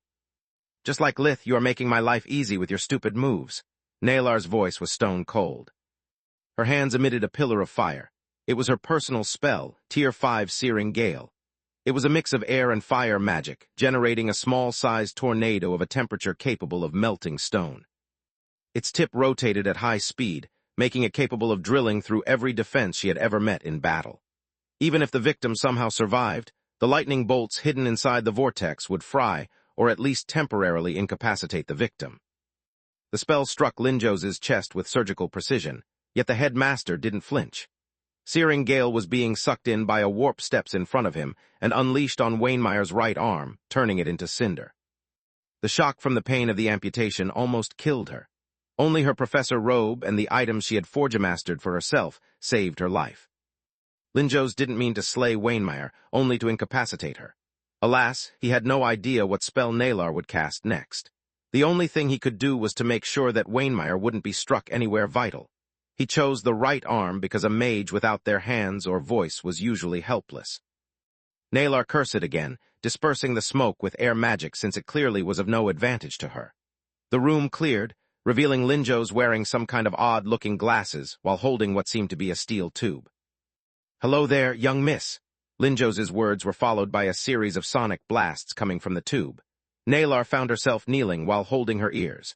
The sonic booms were making her bleed from the eyes, nostrils, and ears. They also shattered her eardrums and balance alike. Damn Forgemasters, damn them and their creations. Nalar knew how dangerous a Forgemaster with a dimensional amulet was. It was the reason she brought Wainmeyer along. They were walking armories, and Wainmeyer was supposed to be as good as the headmaster. Linjos was even younger than her, yet he had left his fellow Forgemaster no time to act. Linjos fired his weapon over and over again, until he was sure Nalar was in no condition to fight back. He took out from his dimensional amulet a rope that bound Wainmeyer by itself, and another for Nalar. "You have much to explain. I'm sure Lady Ernez will be able to learn from you everything we need to save the country." Alas, Linjos didn't know that the only thing that Nalar needed to recover was to breathe. He had stopped his attack thinking that even if she had the means to heal such extensive wounds, exhaustion would have been the death of her. Yet thanks to invigoration, with every breath her body healed. With every breath her strength returned. Chapter 309, Awakened Part 2. Linjos took out his communication amulet to call for reinforcements when Nalar's sword moved by spirit magic impaled him from the back. The headmaster fell on his knees, coughing blood. The surprise almost made him ignore the pain. "How why?" were his final words. Nalar freed herself and Wainmeyer from the ropes, moving the unconscious professor like a puppet thanks to spirit magic. Wainmeyer's remaining arm easily lifted the sword, decapitating Linjos with a single swing. Blood spurted like a fountain, painting the room red. "It is done," Nalar laughed maniacally. "Linjos died by your hand, by your sword. Oh, Laika, if only you could see. I'd kill you right now, but you need to make a statement to not leave any doubts about what happened here." Nalar took out her communication amulet. "Rise, my little lambs, the time has come. Your final order is the following: do whatever your heart wants. Rape, kill, steal. Have no fear for tomorrow because you don't have one. Show the whole world what kind of monsters you really are." And so, the final part of her plan began. Outside the White Griffin Academy, Lady Tyrus wept warm tears for Linjos's death. "Nice order. If it wasn't for her being raving mad and using slave items, I could almost admire her cleverness," Salark said with a disgusted expression on her face. "Watch and learn, girl. This is why I lead my country with an iron fist, and why Ligaen abandoned the Gorgon Empire," she said to Milia Jennys, the Magic Empress and also the only human among the spectators. "Humans are cruel beings that inflict pain on their kin not out of necessity, but simply because they can. They can't feel good with themselves unless they stand atop others." "Indeed," Ligaen nodded. "Violence only begets more violence. Abuses breed monsters in an endless cycle of blood and chaos." White Griffin Academy, right after Orion left and before Nalar entered Linjos's office. Gianni compared Floria's list with the one on her amulet. "Good thinking, my little flower. I'm proud of you." "Thanks, Mom. I think we should start with this girl because not only she's close to the scene, but she also belongs to a very powerful family. It means that if she is involved, she has a lot to lose. You can use it as leverage," Floria pointed out. "By the gods, she is really getting crafty." Gianni didn't miss her daughter becoming mature, nor the lily pendant at her neck. "Let's just hope her bull-headed father doesn't make a fuss when he notices it too," she inwardly sighed. The two women quickly reached the room of Leflia Querun, daughter of Duchess Querun, an influential figure among the ancient noble households. While Floria made way, Gianni studied Leflia's family file without finding anything unusual. According to her personal file, Leflia was a tall 16-year-old girl with black hair and chestnut eyes. In a way, she reminded Gianni of her own daughter. She had flunked her battle mage class, hence she could only graduate as an unspecialized mage. It made it impossible for her to achieve a high ranking. The moment the door opened, Leflia's lineaments contracted for a split second. Behind the girl's meek appearance, Gianni recognized hatred and envy. "Is there something wrong, Ernez?" Her voice was low and sweet. Royal Constable Gianni Ernas, we need to talk about what happened last night. Gianni stood in front of Floria, tapping her index on her badge. I'm sorry, I know nothing about it. Leflia opened the door, inviting them to come in. Gianni didn't miss her eye twitching for a second. The rooms are soundproof, inside and out. She was still denying when Nalar's voice came out of her communication amulet, giving the final order. The change was like a switch had been pressed. Leflia's features turned into a mask of wrath. She took out a short sword from her dimensional amulet, attacking Floria in a frenzy. Floria didn't even flinch. She grabbed and twisted the opponent's wrist with the left hand, making her drop the blade. At the same time, she grabbed Leflia's neck with the right one, raising her from the ground with a single arm. You better start talking or I'll start squeezing. Floria's voice was stone cold. She was barely letting Leflia breathe. I'll never talk, you whore. You don't deserve what you've got. You sucked up to 2 filthy commoners to improve your grades. Another twitch happened. Keep her hanging, darling. Do not let her go, no matter the reason. Gianni took her badge and passed it over Leflia's neck before moving to her hands. We are lucky. The badge had just emitted a ping while Gianni waved it over the left hand. It's only a slave ring. What? Floria was shocked. She had only read about them in history books. Why lucky? Gianni didn't reply. She stabbed the girl's arm with one of her needles, which acted as a nerve blocker. It immediately became limp. Because otherwise I couldn't do this. She cut off the ring finger with a single movement. Only then the slave item could be removed. Why do you think they used collars in the past? After the amputation, Leflia changed again, sobbing desperately. It's Nalar, she made me do it. Lith is kept prisoner inside her apartments. Floria was shocked by the turn of events, yet she retained the presence of spirit to stop the bleeding and reattach the finger with light magic. The cut was so clean the extremities took little effort to heal. The moment Gianni stepped away, Leflia turned hysterical again. Don't leave me, she'll be back, they'll kill you. They'll kill us, don't leave me. She threw herself at Gianni's legs, hugging them desperately. Lady Ernas took the needle out of her arm and into her neck. Leflia's pupils suddenly dilated while her body relaxed. Who is going to kill us? She asked, placing the girl on her bed. Everyone. Nalar's apartments in the same moment. Lith's eyes opened, staring at the tireless efforts of his captors to make him unconscious again. They could stab all they wanted. He felt no pain. With his focus finally restored, all he needed to do was breathe. With every breath, his body healed. With every breath, his strength returned. As soon as he had enough strength, he grabbed one of his captors with spirit magic, pinning her against the wall. One by one, they all found themselves hung on the walls or the ceiling, just like him. When Lith returned to his full strength, he started studying the locks. His mind was cold and rational, while his heart was scorching hot with rage. Yet the void inside him devoured everything. The hunger consumed all other feelings. Black tendrils came out of his body, eroding the pseudo-cores on his wrists, legs, and waist until they exploded. Between his body being fully empowered by earth fusion and the use of invigoration, he didn't care for the damage sustained. The first lock almost cut off his left foot. The second one only gave him a 3rd burn degree and some metal shards stuck in his flesh. With each lock he learned more, taking less damage opening the next one. His fury didn't make him stupid. He kept the neck for last. The left wrist was barely scratched, the right one remained unscathed. Lith grabbed the shackles at his throat, turning them into dust before speaking. His voice was coarse and guttural. His words growled more than spoken. Where is my ring? Chapter 310, Escape Part 1. My stone ring, where is it? Speaking was a mammoth task for Lith. He had to focus and spit the words one by one while suppressing the urge to tear those present apart, limb from limb. The fury running through his veins only steeled his willpower to find Solus first and butcher Nalar later. First things first. The students were shivering in fear, but because of the set of orders they had received, they were unable to speak. At least until Nalar's final order came out of their communication amulets. Do whatever your heart wants. Set me free, you fucking monster, or my mother will have you and your family beg for death, some said. I beg of you, have mercy. Nalar made me do it, the others sobbed. 2 girls out of 5 students were cold-blooded enough to release the spells stored inside their magic rings, uncaring for what would happen to their comrades. The shroud of darkness enveloping Lith engulfed their magic attacks, eating away most of their destructive power before they struck. Yet because of the short range, they were more than enough to make him bleed, to rip his flesh apart and expose his muscles. Lith reacted, sending the darkness towards his attackers. The tendrils pierced the two students, robbing them of their vitality while transferring it to Lith and healing his wounds. The girls withered like dried-up mummies in a matter of seconds, before turning to ashes together with their uniforms. Feeding off someone's life force not only allowed Lith to recover without becoming more fatigued, but also restored his body's stamina as if he had a short rest.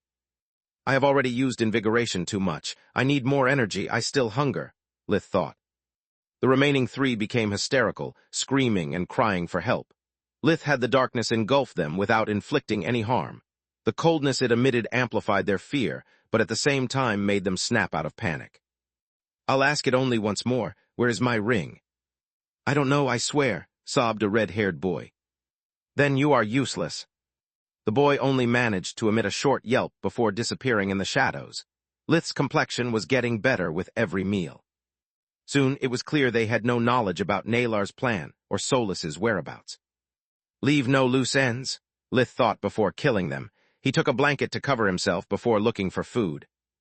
Invigoration can give me back my strength and mana, vampiric touch can restore my fatigue, but none of them can replenish my nutrients. I need all the advantages I can get before confronting Nalar again. Judging by her order, Linjos is dead and the academy is about to fall.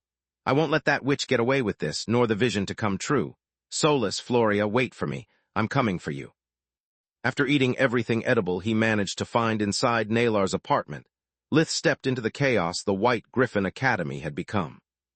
Solus's patience had run out from hours, yet she endured. She could feel her strength dripping away, but so was the spell keeping her prisoner. Unlike Lith, she couldn't heal or recover her mana indefinitely, so she had to take a surgical approach. First, she had to probe the mana crystal and the pseudo-core's pathways, looking for weak spots.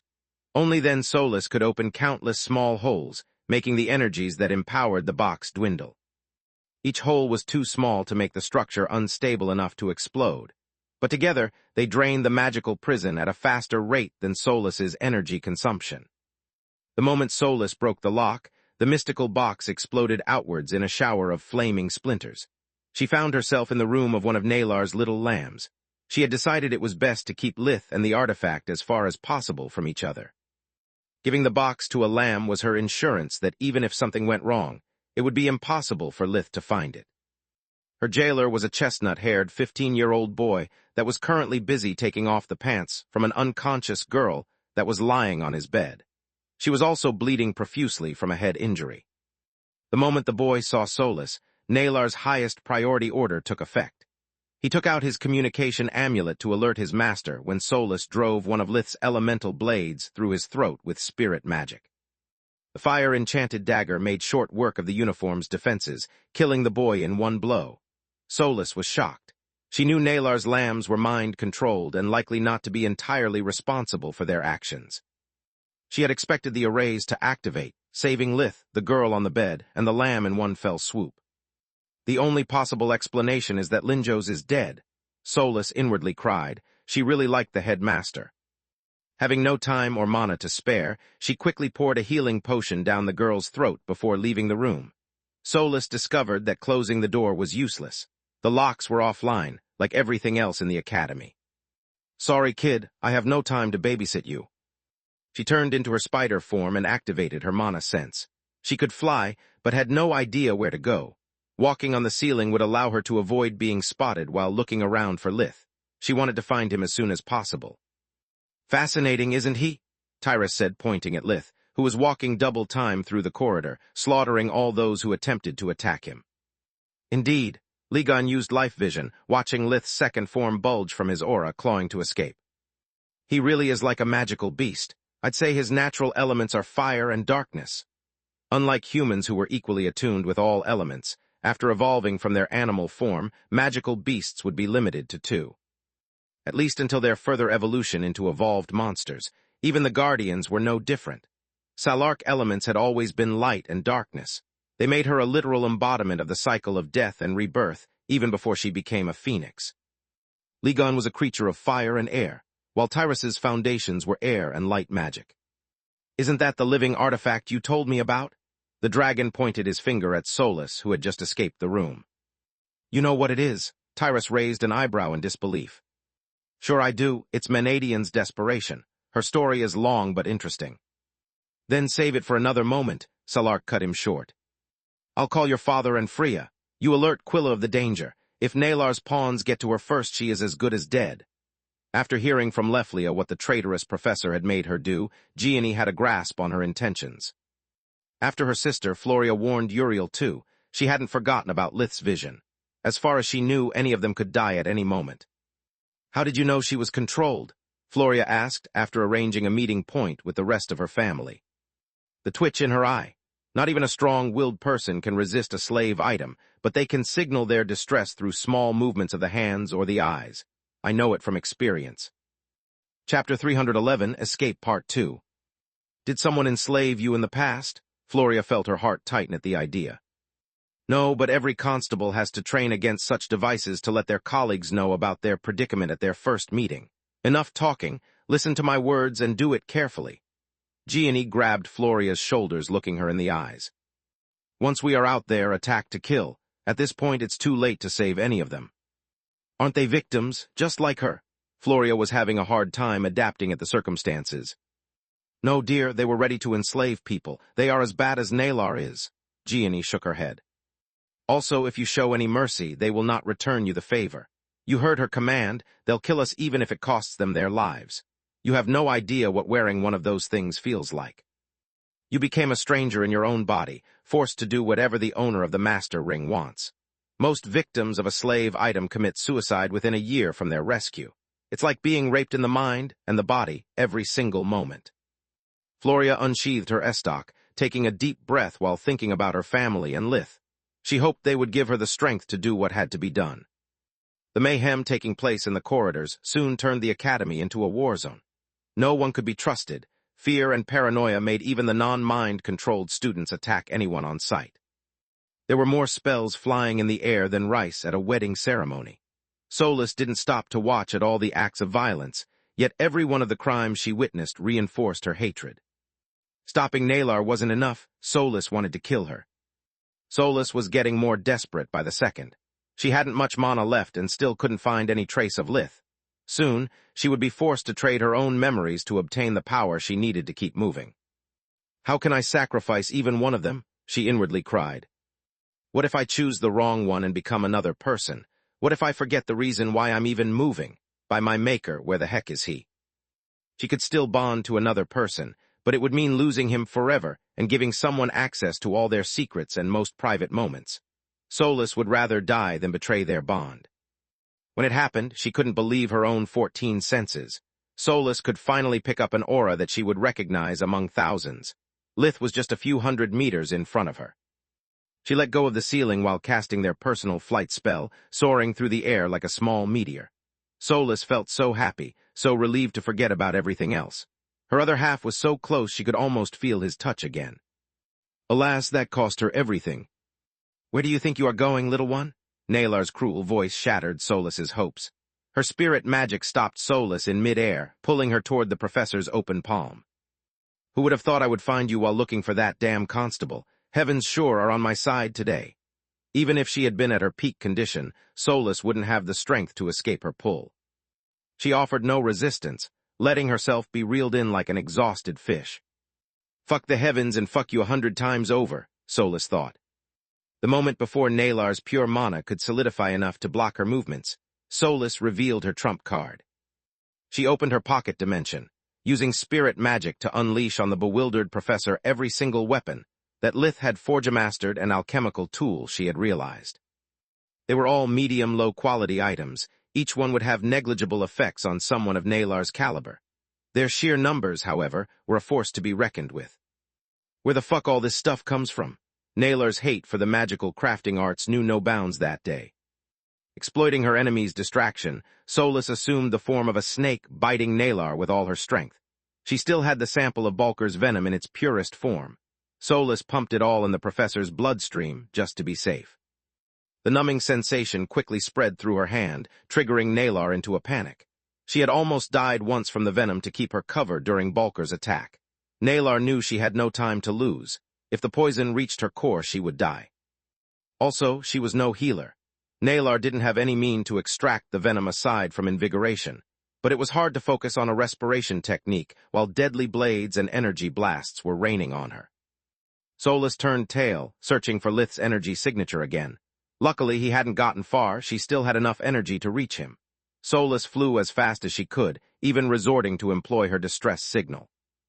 The one that had brought them to meet so many years prior. Anyone in the academy could hear it, but Solus didn't care. She wanted to get his attention before it was too late. Yet it was 1:15. Nalar warped in front of her, clutching her tight with an iron glove surrounded by a mystical aura. Damn Forger Masters. Can't live with them, can't live without them. Nalar spat in disgust.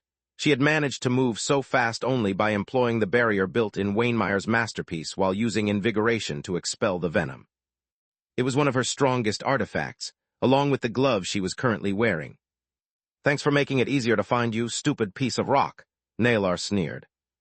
Indeed, said a voice from another warp steps, shutting her mouth with a fist that sent Nalar tumbling on the ground for several meters despite the barrier shielding her. Solus escaped her grip just for a split second before finding her into another one. The contact triggered the bonding, making them whole again. For Solus, it was like being able to breathe again after almost drowning. For Lith, it was like seeing the sun at the end of an endless winter. They became one, their minds fused in joy and hatred, allowing their cores to beat as one. Solus covered his hand, but this time it wasn't a glove. The gauntlet covered Lith's arm up until the elbow. Its fingers ended in razor-sharp claws, and small blades came out from its ulna. The gemstone resting on its center wasn't yellow anymore, but of a deep shade of green. A split second later, the gatekeeper sword was back in Lith's hand, and the skinwalker armor replaced the shroud. Lith didn't waste time asking himself how it was possible nor losing himself in Solus's warm embrace. Not like she would allow him anyway. They were one, which meant they shared their every thought, including the burning desire to kill Nalar. Chapter 312, Traitor Part 1. Nalar's own words echoed in her head, but now they sounded more sarcastic than triumphant. Like heck, the heavens are on my side. What's happening here? The entire world seemed to have turned upside down in less than a minute. Lith's corpse was supposed to be hung to a wall, yet he was jumping with the bastard sword aimed at her neck. He was also wearing the skinwalker armor that until a moment ago she was certain it was safe inside her dimensional amulet. Nalar had no way to know Lith and Solus shared a pocket dimension, and thus the dimensional amulet he always carried around was merely a decoy. After Lith had lost consciousness, Solus had stored away the gatekeeper, making it appear as it was Lith's final act before fainting. When Nalar had taken away the rest of his equipment, Solus had bid her time, letting her store away the magical rings while Mana Sense allowed her to study the timing with which Nalar opened her dimensional space. The moment Solus saw with Mana Sense the glow preceding the opening of the dimensional rift, she had recovered the skinwalker armor just a split second before it could be stolen. Nalar never bothered checking her loot because until Lith was alive, the magical items would bear his imprint, making it impossible for anyone else to use them. The professor was shocked by the sudden turn of events, yet she managed to activate the barrier in time, blocking Lith's first attack without a scratch. She still felt the impact, realizing that his strength was above hers. This doesn't make any sense. I awakened almost 9 years ago while he can't be awakened for more than 6 years. It can't be just because he is a man. It doesn't matter. He is still just a student while I practiced magic for almost 20 years. While he spent the whole night getting stabbed, I had a good sleep. Whatever that stupid piece of stone does, I still hold all the advantages. Nalar's reasoning wasn't wrong, but it wasn't entirely right either. Having graduated from the academy 7 years prior, she indeed had a stronger core and more experience with using high-level true magic. However, Lith had a stronger body, all the knowledge from his previous life, and a rich combat experience. Not to mention that fighting Linjos and patching up Wainmeyer had already cost her quite some energy, while Lith partially recovered from feeding on her little lamb's life force. Nalar infused herself with air, fire, and earth magic, intercepting Lith's sword with her own. The impact made her slid a few meters backward, almost making her lose the grip on the weapon. "What the fuck are you?" Nalar extended her left hand, pointing the iron glove against him. A series of shockwaves struck Lith, like several cars were ramming against him one after the other. Solus used her spirit magic to create a force field, while Lith used his own air magic to disrupt the attack, making it lose part of its strength. Yet the remaining force was enough to make him crash against a wall, bleeding from his mouth and nostrils. Fuck, it's the first time I fight an awakened with this much experience. Magical beasts were always limited to 2 elements, while the Clacker Queen was as inexperienced as Protector. In a battle between awakened ones, experience and equipment can easily turn the tables. I have yet to create a single damn Tier 5 spell, he thought. Do you think we should retreat? Solus didn't like the idea one bit. She wanted Nalar to suffer an agonizing death, but the short exchange had shown her a gap between the two that fury alone couldn't overcome.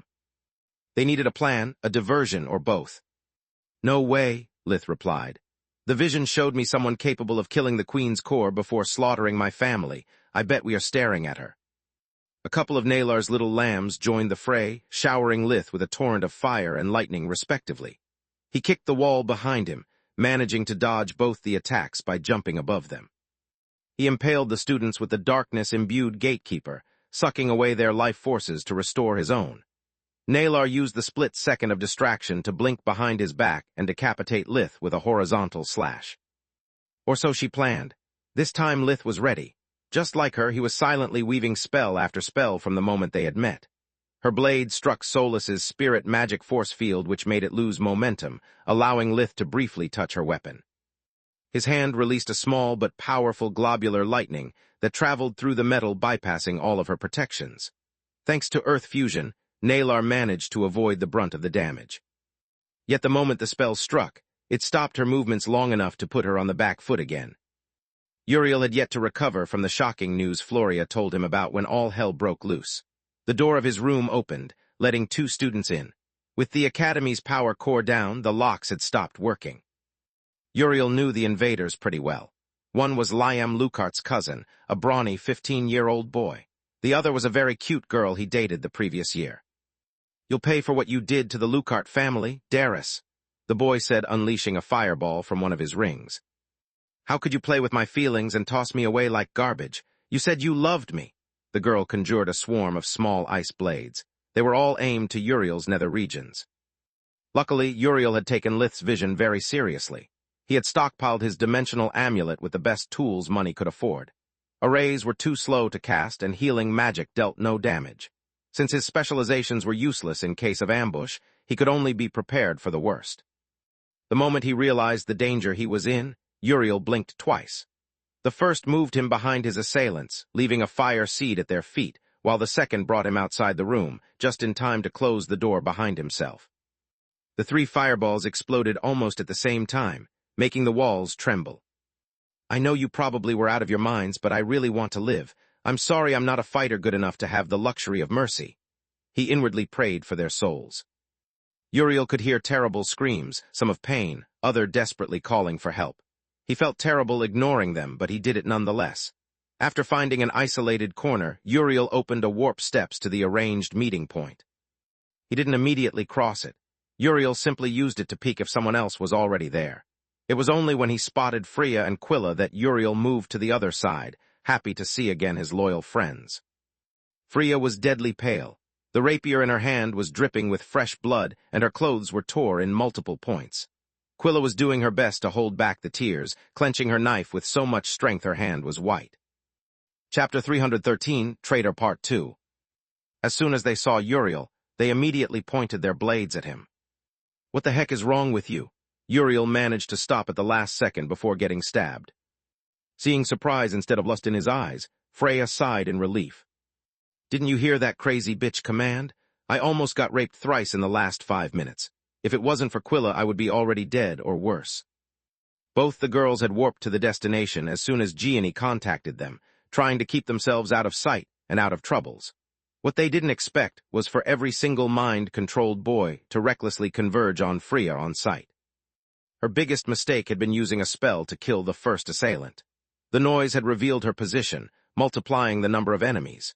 They had kept warping and fighting until that moment, managing to survive only because they wanted her body intact, and because they completely ignored Quilla. She had never been so happy for not being very attractive.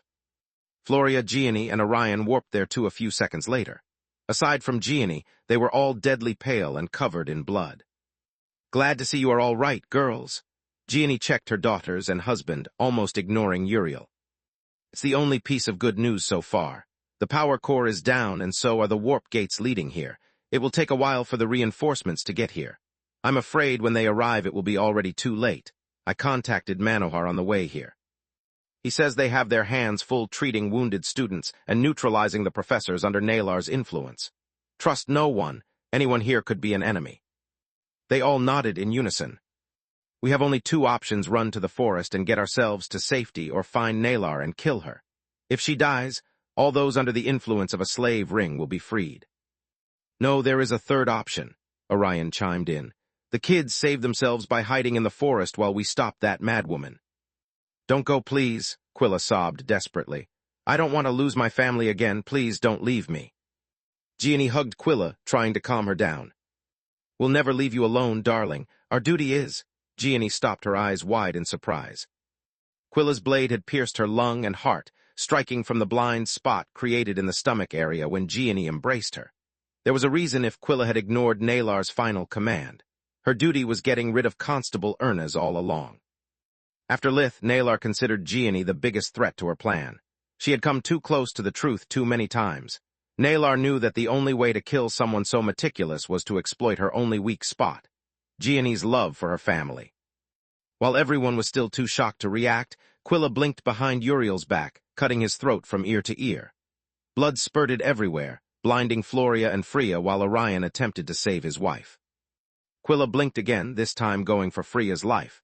Nalar had given her precise orders. To make sure Gianni was beyond saving, Quilla had to kill all the healers. Lith pressed the advantage by activating his Tier 4 true magic spell Burning Prison. 6 fireballs appeared at the same time around Nalar, one above, one below, and the others in a square shape. The fireballs exploded simultaneously, one reinforcing the effect of the other. It was the same tactic Nalar had employed in her ambush, and now it was Lith's turn to exploit the spell's nature to predict her next move. If she used ice to counter the fire, he would use lightning. If she blinked, he would follow suit, stabbing her the moment Nalar reappeared. Thanks to life vision, an awakened one could see the exit point of a blink, making the first one to employ such spell an easy target. Yet she did neither. Nalar activated once again her sword's barrier, using it to take the brunt of the damage. It was one of Lith's best spells, yet she came out of it almost unscathed. Almost. Lith bolted forward, boosted by air fusion, but Nalar was ready for him. With an upward swing of her sword, while she was still in a crouched position, she managed to deflect the gatekeeper and aim for his right arm at the same time. There was no time to adjust his stance. Lith could only let go of the blade to prevent his limb from being cut off. Nalar smiled in triumph, aiming to Lith's head next. That until she saw the gatekeeper plunging from the air as quick as a bullet toward her heart. Only then she noticed Lith's right hand was bare, the gauntlet was gone. Cursing at herself for falling into such stupid trap, Nalar blocked the falling blade, leaving her side exposed in the process. Lith punched her in the ribs with all his strength, cracking 3 of them. His aim was to break the ribs and use them to puncture her lung, but Nalar managed to fly backward at the last second, reducing the damage. Damn, at least she took a solid hit. Sooner or later she will have to use invigoration, and that will be my only chance to take her out, Lith thought. Alas, Nalar was well aware of such a possibility as well. Solus returned to Lith's hand, who was flying towards the enemy at full speed to not give her a single moment of rest. Thorman, the professor of the Mage Knight specialization, flew against Lith enveloped in a sphere composed by conjured shields which rotated at high speed. It was the Tier 5 Mage Knight spell Revolving Fortress. Lith cursed when Solus pointed out the professor was wearing a slave item too. Now that they were activated, she only needed a glance to recognize them. Lith attempted to dodge, but the shields broke the formation, barring his way. At the same time, Professor Binlow of the Mage Knight class unleashed against him several armor-shaped constructs. Each one was armed to the teeth, but frail. Lith needed only a few slashes to wipe out shields and construct alike, but it gave Nalar the time to get back at her peak condition. Binlow sent a pulse of mana, allowing the constructs from his Tier 5 personal army spell to repair all the damage they had sustained. "Sorry, Lith," said Nalar with a smug expression. "You are not the only one who has brought friends to the party." Chapter 314, Traitor Part 3. going toe-to-toe with an awakened one who possessed a stronger mana core and was more experienced with magic had already pushed Lith to his limits just to keep up. Even with his core and solaces resonating, he was barely at the cyan upper stages, while Nalar had a blue core. Now that he had to face her along two other professors, Lith felt his heart sink. He had long learned not to underestimate fake mages. The only advantage he had against stronger mages was usually the surprise effect, but Nalar countered that. There was nothing he could do that she couldn't, making his odds of victory non-existent. Damn, if I put my life on the line, I can kill one of the professors, maybe both. Not Nalar thought. She can always use them as meat shields to buy time and recover. Lith thought. Should we run away? Solus hated not being strong enough to help him. Reality was a harsh mistress. All her battle spirit meant nothing in the face of true power. It was better to survive to fight another day. Exposing our back? No thanks. A tactical retreat may help, though. Divide and conquer. If I manage to fight them one by one, we can still do it. It's a big if. Solus was worried. The three professors were all casting something big. Meanwhile, Gianni and Uriel were quickly bleeding out. Orion was using all his medical skills in an attempt to save them. He forced Gianni to drink top-class healing potions while he used magic on Uriel's neck. Neither seemed to work well. Her organs are too damaged. She needs Tier 4 magic. His wife was dying in his arms, but Orion managed to keep his emotions in check, assessing the situation. Uriel, too, is in a bad shape. The wound is too wide and is sapping his life force very fast. We need a healer fast. Floria felt the ground crumbling under her feet. Her whole life was going down the gutter, and there was nothing she could do about it. Why didn't I learn healing magic too? Is my mom going to die because I didn't push myself hard enough? She thought. The truth was she never showed particular talent toward healing magic. The academy was a demanding environment, so Floria had applied to the Mage Knight specialization only to not waste her energies.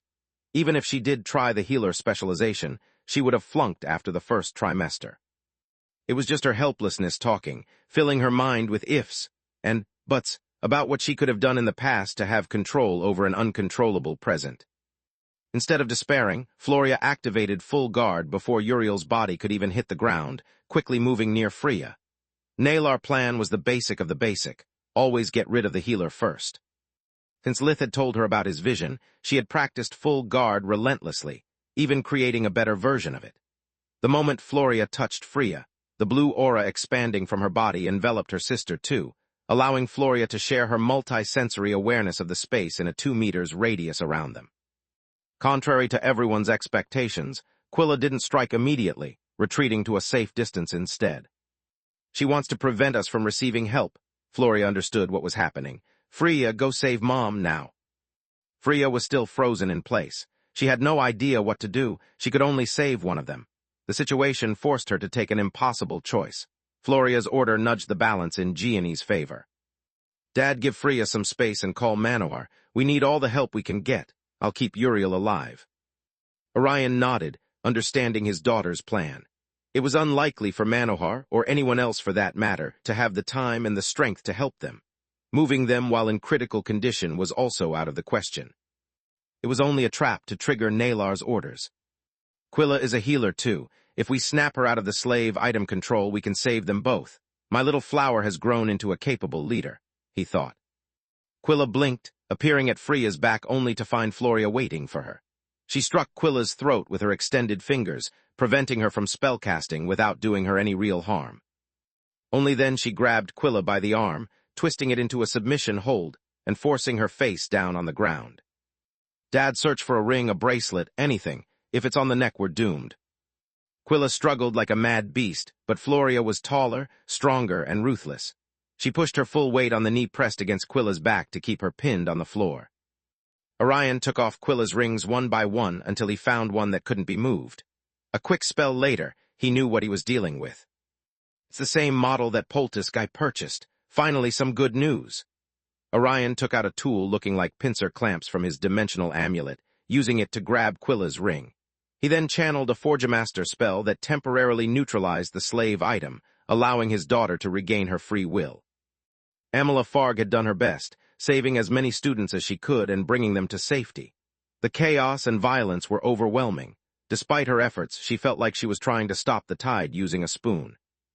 The mind-controlled students would either warp away from her or attack innocents, forcing her to defend them while they got away and found another victim.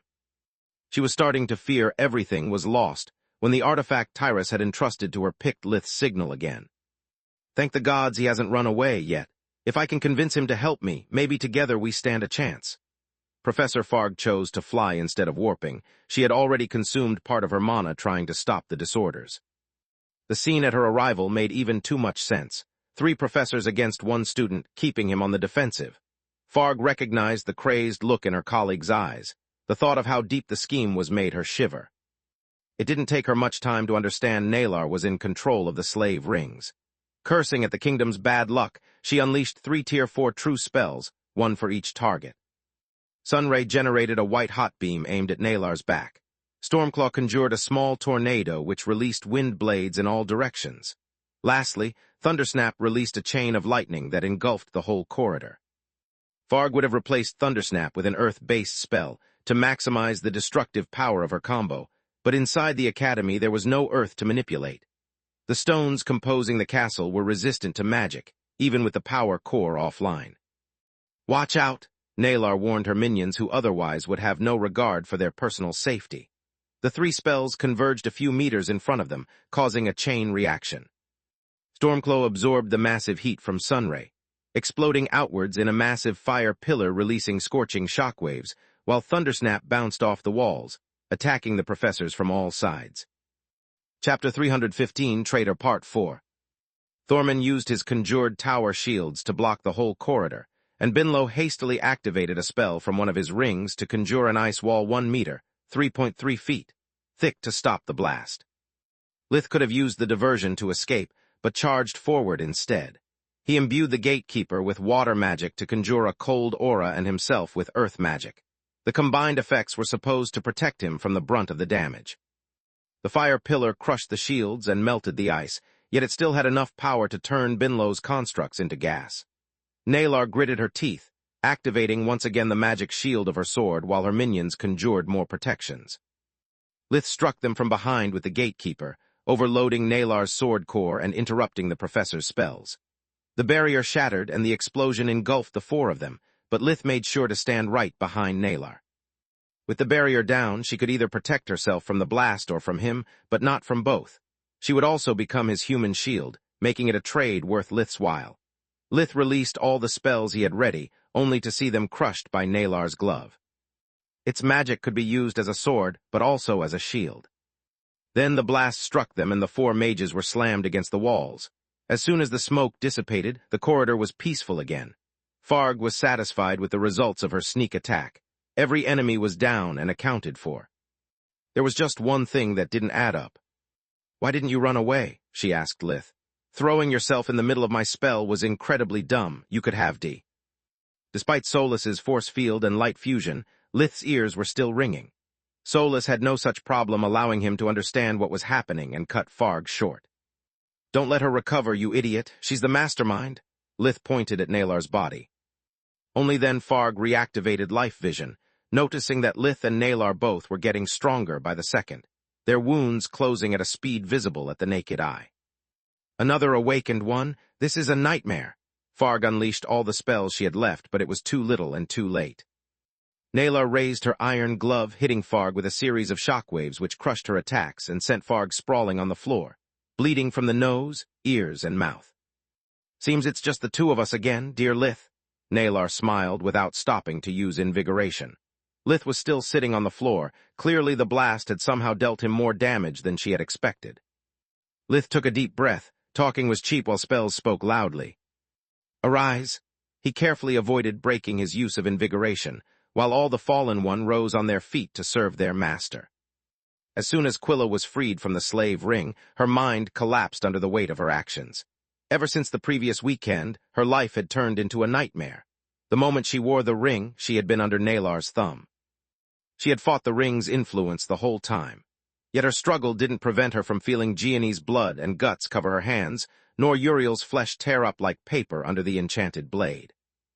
Quilla stopped struggling. She broke into tears while desperately trying to apologize. Meanwhile, Freya was already deadly pale. Regenerating Gianni's heart and lungs also required her to share part of her life force to prevent her mother from dying of weakness. How the fuck does Lith to make it always look so simple? She inwardly cursed. She was doing alone something that the Academy trained her to do with 2 teams of 3 persons each. Feel free to take my life force.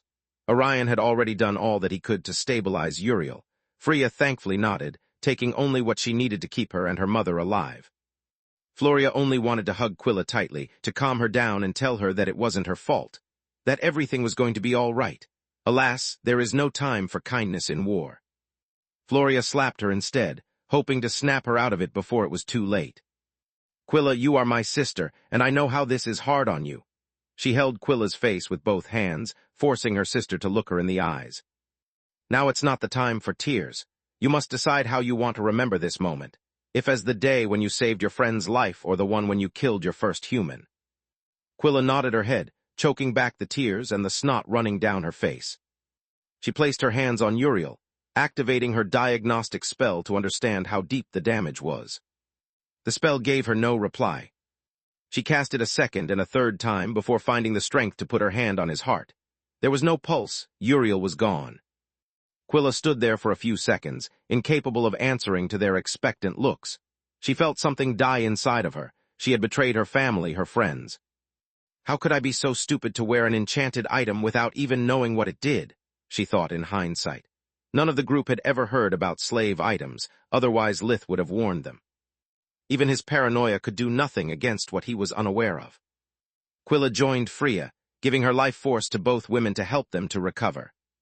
Floria and Orion understood what had happened, but there was no time for mourning their loss. They stood guard against the chaos surrounding them, blocking anyone that could threaten the ongoing treatment. For Orion, they were just kids. For Floria were familiar faces she had seen every day for the past 2 years. Yet they killed them nonetheless. Only death awaited those who ignored their warning and entered the range of their spells. Gianni regained her sense, coughing out the blood that had invaded her lungs. What happened? Her mind immediately recalled the events leading to her near-death experience.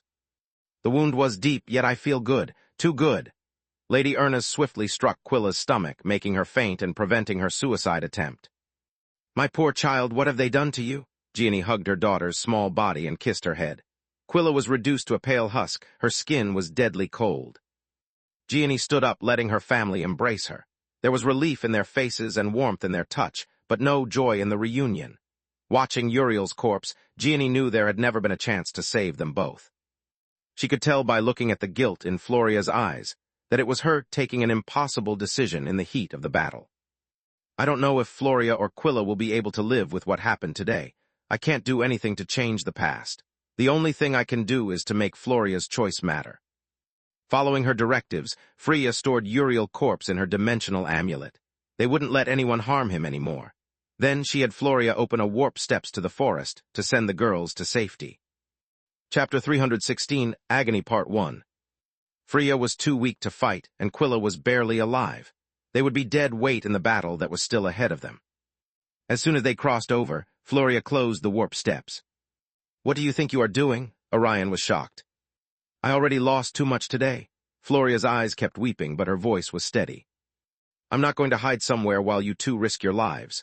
Mom, Dad, I couldn't live with myself if anything happens to you, not while knowing I could have made a difference. Uriel is dead because of me. No, dear. Gianni caressed her shoulder, honoring her daughter's determination. Uriel is dead because of Nalar. You didn't make Quilla your slave. You didn't order her to hurt him, nor you prevented the arrival of the healers who could have saved him. Let's put an end to this madness. Milia Jennys, the magic empress of the Gorgon Empire, had seen many awful things during her life as both wandering magician and ruler of her country. Yet seeing so many youths turned into beasts and lose their lives was a sight even her found disturbing.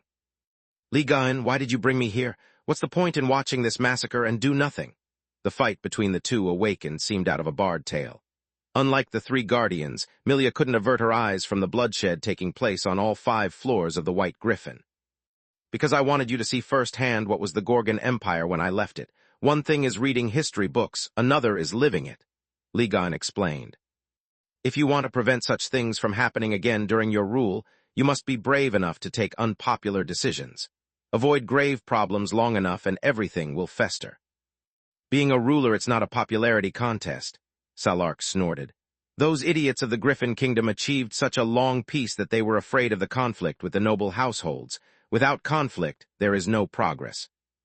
They should have thought of the consequences of letting powerful people become even more powerful would have in the long term, instead of prioritizing the status quo. It ended with the royal family almost losing its dominance. It would have caused a civil war that would have lasted years. Remember, powerful people already have all the means they need to protect themselves. If you let them, they'll drain your authority. A stable country requires balance and shared resources. Indeed, Tyrus nodded. My only hope is that, just like for Balker, this bloodshed will bring some real changes. The royals have finally opened their eyes. Now it's time for the nobles to see the errors of their way or get condemned by history. Nalar was surrounded by undead students who stared at her with looks full of hunger and hatred. Their usually pristine white uniforms were tainted by blood and excrement, releasing a foul stench that would make hard for most people not to puke. To Nalar, it was just another day. It was the exact same thing she felt every time she watched one of those disgusting, stuck-up noble kids walk along the corridors of the White Griffin like they owned the place. Nalar had suffered them ever since her first year of academy, back when she was just 12 years. Her parents were employed as household staff of a minor noble and had been enthusiastic of their daughter becoming a mage. Nalar, not so much. Ever since the academy started, everyone treated her as a servant, not as a peer.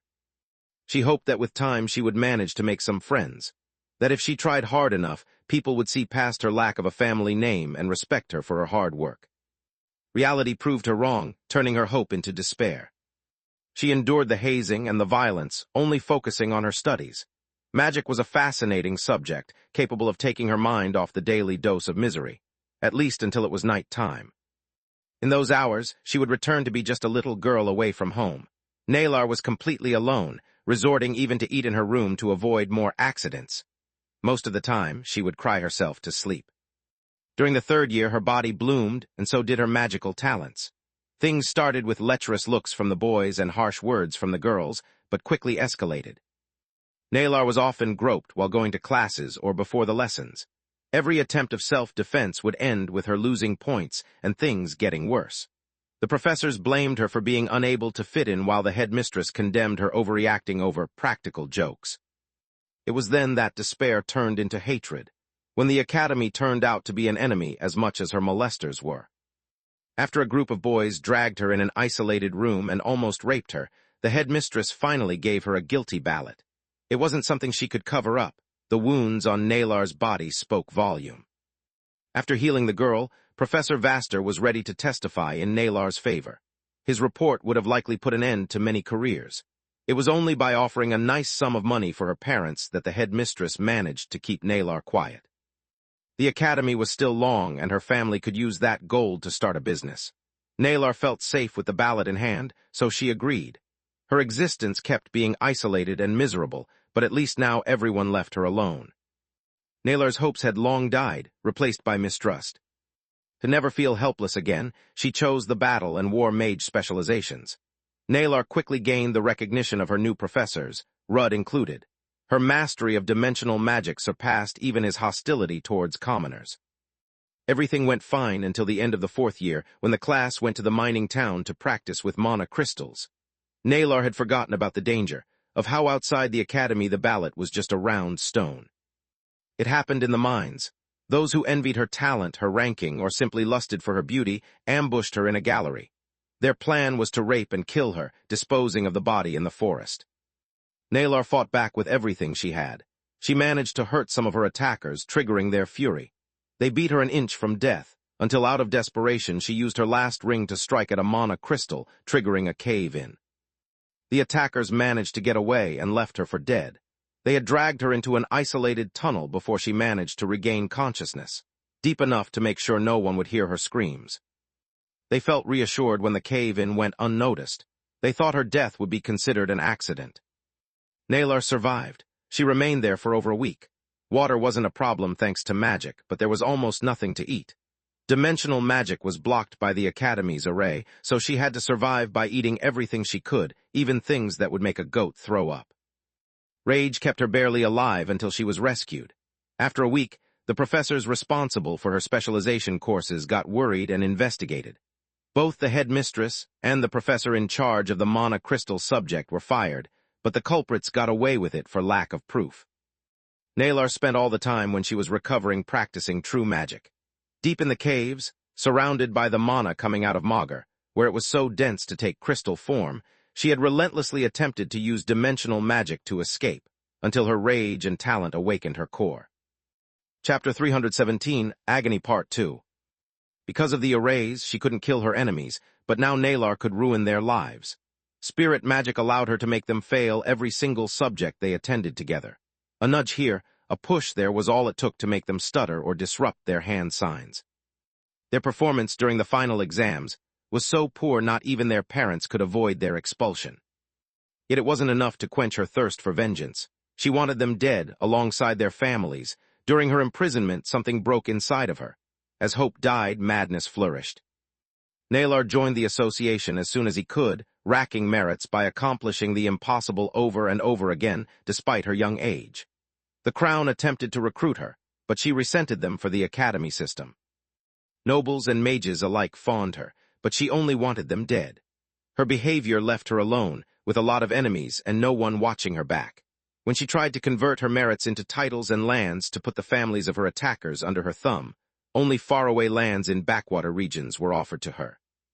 With no ally in the court nor in the association, no matter how much she achieved, her goals would always be outside of her grasp. She had tried to fight alone against the world, and the world crushed her. "I'm the victim, why am I the one getting punished?" she thought while her madness and rage grew day by day. When Linjos offered her a position as a professor, she thought she could have a fresh start, but even under the naive, gentle headmaster things weren't much different from the past. When Lucart offered her revenge in exchange for her help, Nalar accepted only to act as a double agent. She hated people like Lucart the most. Bringing down him and his associates was an opportunity she couldn't miss. After seeing how deeply rooted was the rebellion, how mages like Hatorn were willing to sell their own kin for money, Nalar lost all hope, and a plan formed in her mind. Hatorn's slave items were a terrible tool. She had managed to fuse forgemastering and alchemy to obtain some special pills that allowed to remove the cursed objects while keeping the victims under control. Thanks to his associates, Lucart always knew when a security check was about to happen and had the slaves using the pills to pass the inspections. Nalar used the first batch of slave items she received on the students instead of her alleged targets, turning Lucart's accomplices inside the academy in her puppets, and gaining control of every box that reached the academy. After helping Lucart escape, he gave her his master ring. Just a second before she killed him and all his family with the Tier 5 spell Raging Sun she had silently cast. At that point, she had complete control over all of his assets, inside and outside the academies. She finally had the means to achieve her revenge. After capturing Lith, the awakened one responsible of so many failures, and turning Quilla into an unwilling sleeper agent, Nalar's plan was bound to succeed. Or at least so she thought, until Farg's unexpected arrival put down her minions, giving Lith the time to rise a small army of undead. Thanks to life vision, Nalar could see they were filled to the brim with darkness magic. They were all lesser undead, nothing compared to Balker's creations. Yet Nalar felt afraid. In a real battle, a moment of distraction was the difference between life and death. With a wave of Lith's hand, the undead charged at her in a mad rush. It makes sense. He probably wants to stall for time, preventing me to focus while he cast his spells. Lith is using against me the same strategy I employed to capture him. She inwardly smiled. He really is a good student. If only he didn't make friends with the enemy, he could have shared this moment with me. It's really a pity killing him, but he left me no choice. He should have never got close to the noble scum. Even if its barrier was still offline, Nalar's sword had several tricks up its sleeve. She needed but a thought to unleash part of the power the many mana crystals embedded on it stored.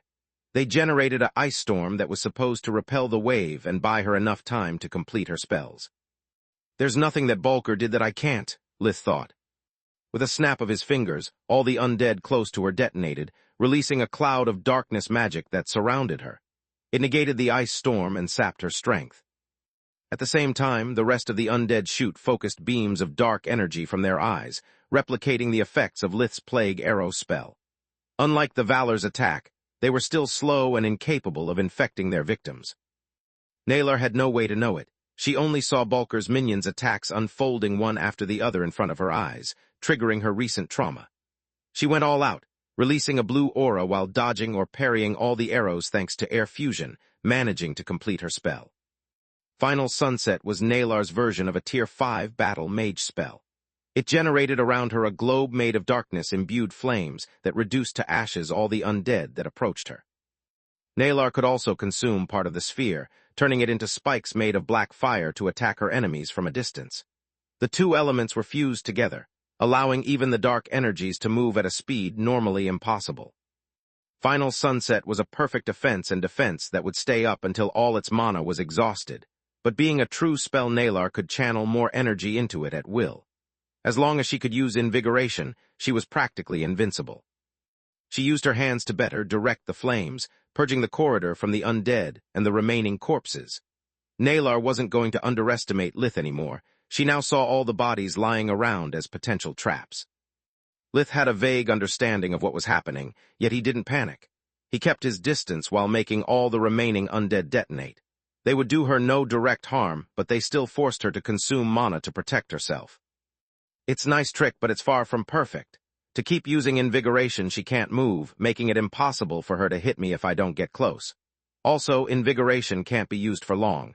The more she uses it, the sooner she'll collapse. Lith had just finished analyzing the enemy's plan's weak spots, when Life Vision showed him the exit point of a blink quickly forming in front of him. The dimensional fissure had yet to completely open, but the heat coming out of it almost burned his lungs. Fuck, I didn't consider blink. She can still move without moving. Until that spell is active, I can't even get close to her. Lith blinked away, just a moment before the floor he had been standing on melted. The fight had just turned into a deadly game of tag. Chapter 318, Reunion Part 1. Velsa Naylor had gained the upper hand, yet she couldn't stop cursing her eternal bad luck. Lith had yet to die. She had no idea if her plot against Constable Ernest succeeded, and it was only a matter of time before the Academy's power core rebooted. When that happened, the warp gates leading to the White Griffin would open again, allowing the royal forces to restore order. Naylor needed to make sure that by then the stage was perfect. Not a single detail could be overlooked, or her death would be as slow as agonizing. She was way behind schedule, and the time at her disposal was quickly running out. Blinking consumed a lot of mana, but it was nothing compared to Final Sunset. She had already used invigoration a lot of times. To heal from the poison, from the damage she had exchanged with Lith, and lastly from Farg. She needed to eat and rest soon, otherwise she was bound to collapse. The raw amount of mana she was handling put a heavy burden on her body. Lith was in her same boat, but his situation was even worse. His body had still to fully recover after he consumed so much life force to save Protector. To make things worse, he had spent the last night being tortured, and his core was weaker than Naylor's to begin with. Lith timed his blinks with extreme precision, leaving behind darkness blasts whenever Naylor closed in. Another weak spot of her tactic that he had found was that Blink's dimensional door would always appear very close to the mage. It meant that a huge part of the sphere Final Sunset created was temporarily cut off until the spell reformed it. By leaving his spells near Naylor's exit points, Lith was sure he was chipping her strength bit by bit. Even with Solas's help, it was still a mammoth task. Damn, if it keeps up like this, I'm bound to lose. She knows even true dimensional magic, so while she can use invigoration, I'm forced to keep moving to avoid getting incinerated and prepping my traps. Any idea, Solas? None, she snarled. We can't leave the sword in front of the exit point. She always keeps a fire spike in front of her before blinking. The sword would be thrown away and I would take heavy damage. Lith nodded. He preferred to attempt to escape rather than putting Solas's life to risk. I can't believe there is only us fighting. Where is everyone? For the first time since he started the academy, Lith wished for his companions to be by his side. He needed only an opening to turn tables, but until he was alone, Naylor could focus on him. She was doing a damn fine job getting closer and closer. In a corner of his mind, Lith was afraid he had failed to prevent the vision from coming true. Another exit point appeared in front of him. Lith was about to leave another darkness bomb when Solas warned him. Behind you, thanks to being temporarily fused, he could actually use all of Solas's senses as his own. The warning was unnecessary, she did it only out of habit. A second exit point was forming at his back almost at the same time. Lith had no idea which was the real one. If he picked the wrong direction to blink, it would have been like throwing himself in the maws of the beast. Darkness-imbued flames came out from both dimensional doors at the same time, engulfing both ends of the corridors without leaving him no way out. Fuck, that's not blink. She actually opened 2 warp steps at once. How powerful is she? Lith inwardly cursed while their minds were spinning at top gear for a solution. Alas, there was none. His line of sight was blocked by the flames, and there was no one alive and close enough he could use as a benchmark for blinking. At least until Solus's mana sense spotted human figures closing in. They were still far. Blinking there was a big risk. The dimensional jump would take a huge toll on him, and Lith could find himself surrounded by Nalar's puppets before having the time to react. In for a penny, in for a pound. Maybe dead always beats dead as a doornail.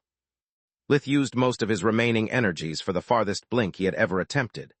Bending the fake spell limits put a huge strain on his mana and willpower, almost making him faint from the extortion. Luckily, he found himself among friends. To find Nalar, the Urnas had moved towards the battle that produced the most noise. They had encountered and neutralized a few professors before spotting Lith from a distance. Beware of her. Lith was wheezing. He was almost out of breath. The fresh air rejuvenated his lungs and reminded him how bad his throat was after being so close to a miniature sun for too long. She can silently cast any spell, he said while looking Floria in the eyes. Seeing her alive made him happy beyond what words could express. Not seeing the other 3 sent a cold shiver down his spine, hence he warned his new allies at once.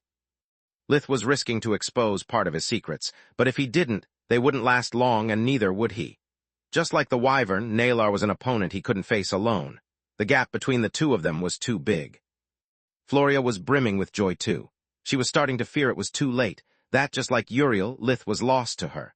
The relief she noticed when their eyes met told Floria how worried about her he had been. Gianni and Orion were surprised by finding him in such good shape after fighting an academy's professor.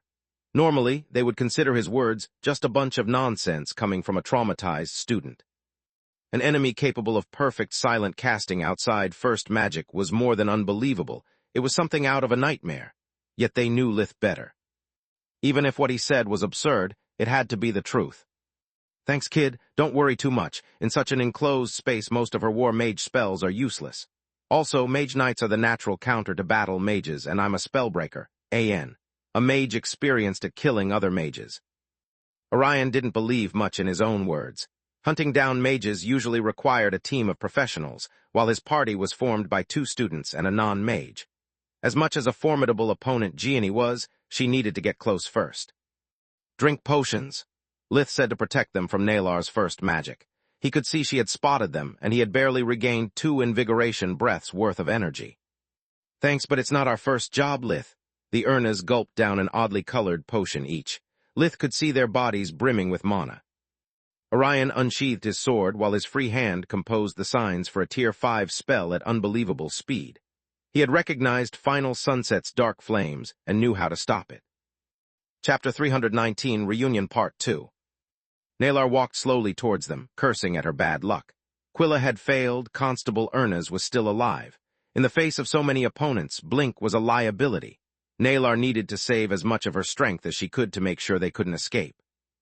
Orion completed his spell.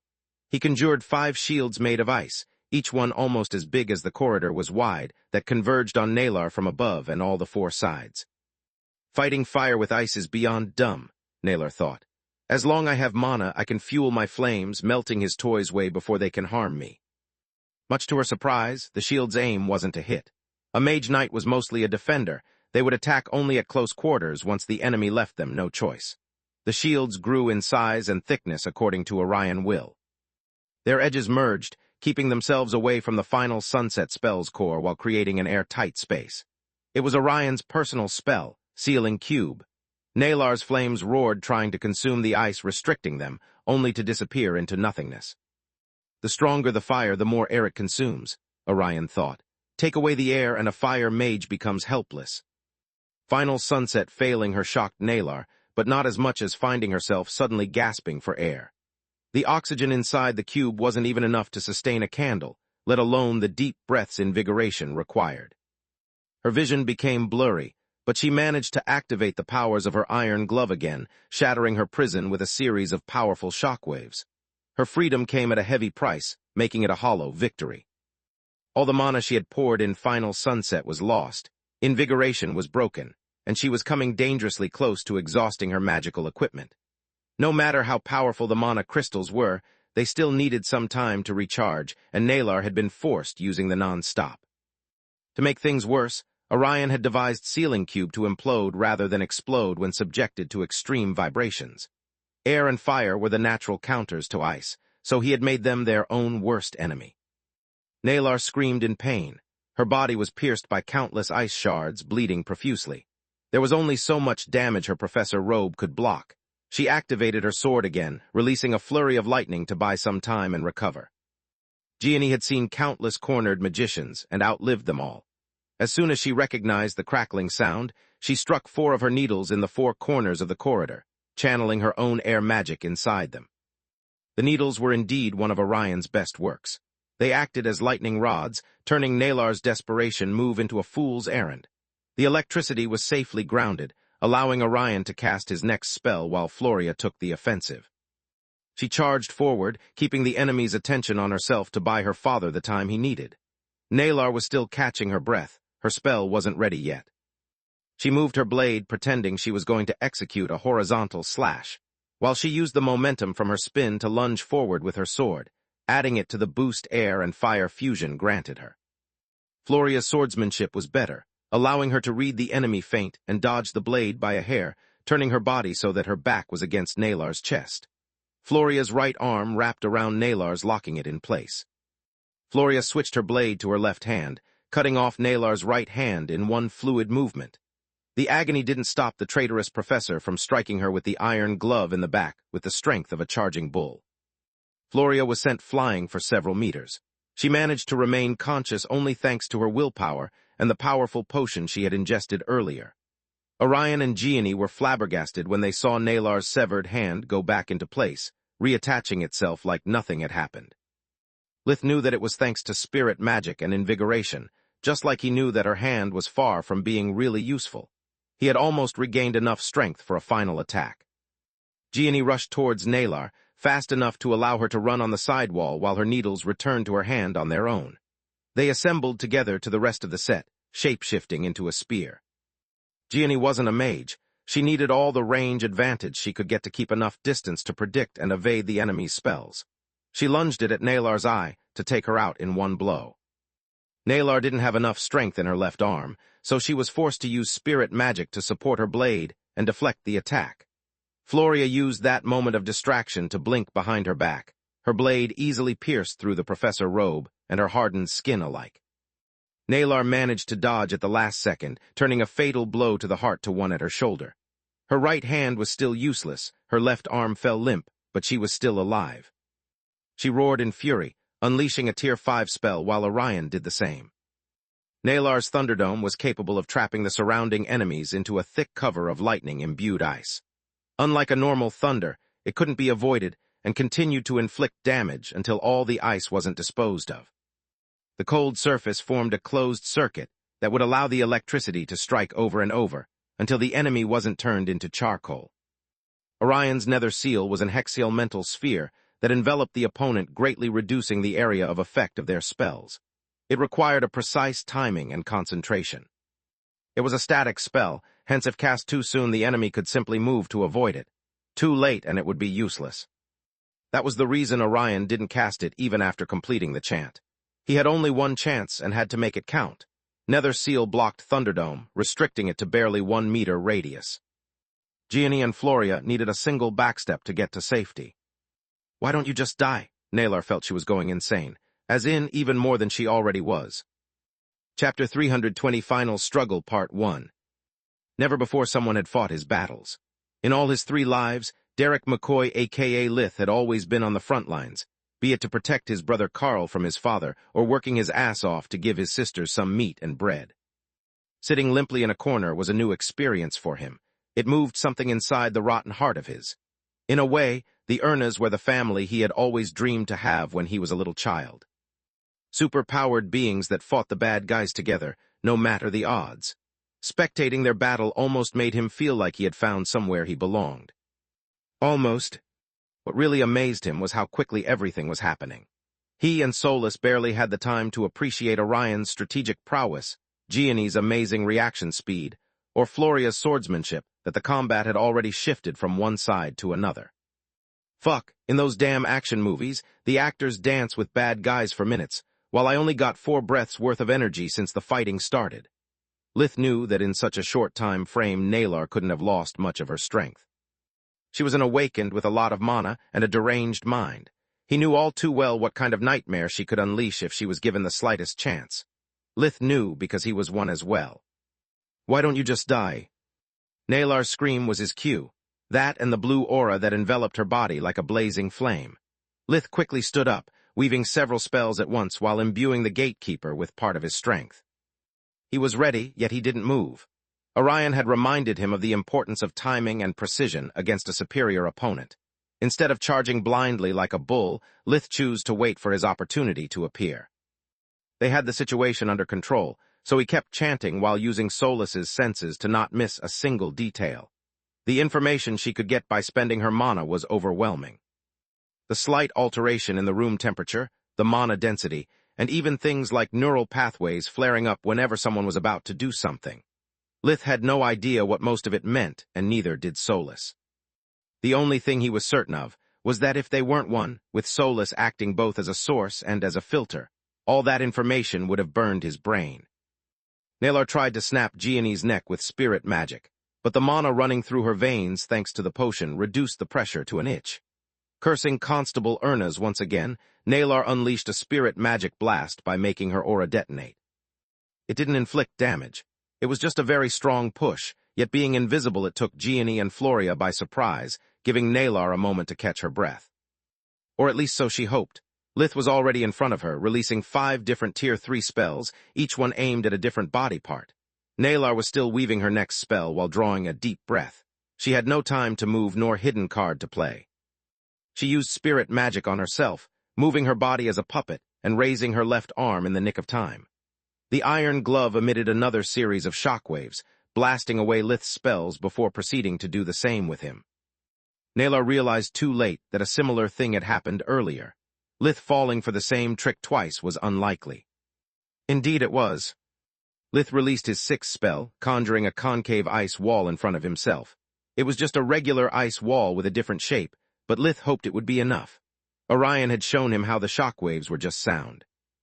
Lith's plan was to weaken them with the 5 spells first, and then bounce them back to the sender with the thick ice wall reinforced by Solus's spirit magic.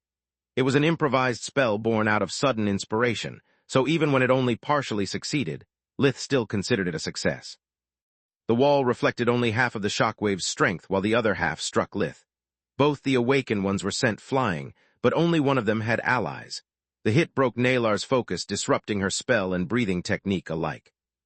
Floria didn't miss the opportunity. She activated Blast Guard, a Mage Knight Tier 4 spell that burned Nalar's back, bouncing her toward Gianni like a pinball. Gianni took out her gatekeeper short sword, imbuing it with air magic to enhance its edge. Even while moving at high speed, Nalar managed to alter her trajectory with spirit magic enough to avoid Gianni chopping off her head. Lady Erna's reacted in time, adjusting the angle of her slash, opening a deep cut in Nalar's side as consolation prize. Nalar gritted her teeth, holding back tears of desperation. "If I'm really going to die, I will take you all down with me," she thought. "When is he going to transform?" Milia asked. "Transform?" the Guardians asked as one. "Didn't you all come here to understand what he is? If there isn't going to be a world tribulation, what's the point of staying here?" "Kid, if every time someone fights for their life a world tribulation started, there would be only Guardians left alive on Magur," Salark guffawed. "We can study him from this distance even without a tribulation." Ligon offered her his hand, which Milia took without hesitation. Thanks to that contact, she was able to share the Guardian's soul vision. It showed her the real nature of things. The Guardians appeared in their true forms, humongous mass of power in the form of a griffin, a phoenix, and a dragon. Each one of them was so big their heads seemed to reach the sky and their feet Magur's core. The White Griffin Academy looked like a kneeling white knight, wounded all over. Their pristine armor was tainted by the red of blood and the black of death. Lith was fully transformed in her eyes, and so was Nalar. He was now over 2 meters tall, 7 feet, and covered by black scales, the tip of which was bright red from the scorching heat that coursed through them. 2 curved horns resided on his featureless head, together with 7 yellow eyes, and a maw opened in a cruel smile that revealed the fire burning within. 2 pairs of upside-down membranous wings came out of his back, as well as a long tail ending in several bone blades. Nalar looked like herself, but she was wearing a long white tunic dirty with blood and mud. Her hair moved like she was in the middle of a storm. Her eye sockets were empty black holes, shedding tears of blood while her mouth was wide open in an eternal silent scream. "Teacher, he really looks like one of your humanoid forms, but isn't that a banshee? Is she going to evolve into an undead guardian?" Milia had no other explanation to such a vision. Orion and Floria appeared no different from their human form, while Gianni's skin appeared gray. Blood was constantly dripping from her hands. Chapter 321, Final Struggle Part 2. "Indeed, but at this point of his evolution it's too early to tell," Ligon explained. "Most of those traits are common in reptile guardians. He may become a dragon, a basilisk, a leviathan, or maybe something new entirely. As for her, she hasn't undergone a single tribulation. What you see is a lost soul drove mad by pain. Her appearance means that her grudge is so deep not even death can stop it. That woman is likely to turn into an undead if her body isn't cleanly disposed of." Nalar tumbled on the floor with Gianni in hot pursuit. Her blade followed Nalar's major arteries' every movement, ready to strike as soon as she was close enough. Nalar suddenly blinked, but Gianni was expecting such a move.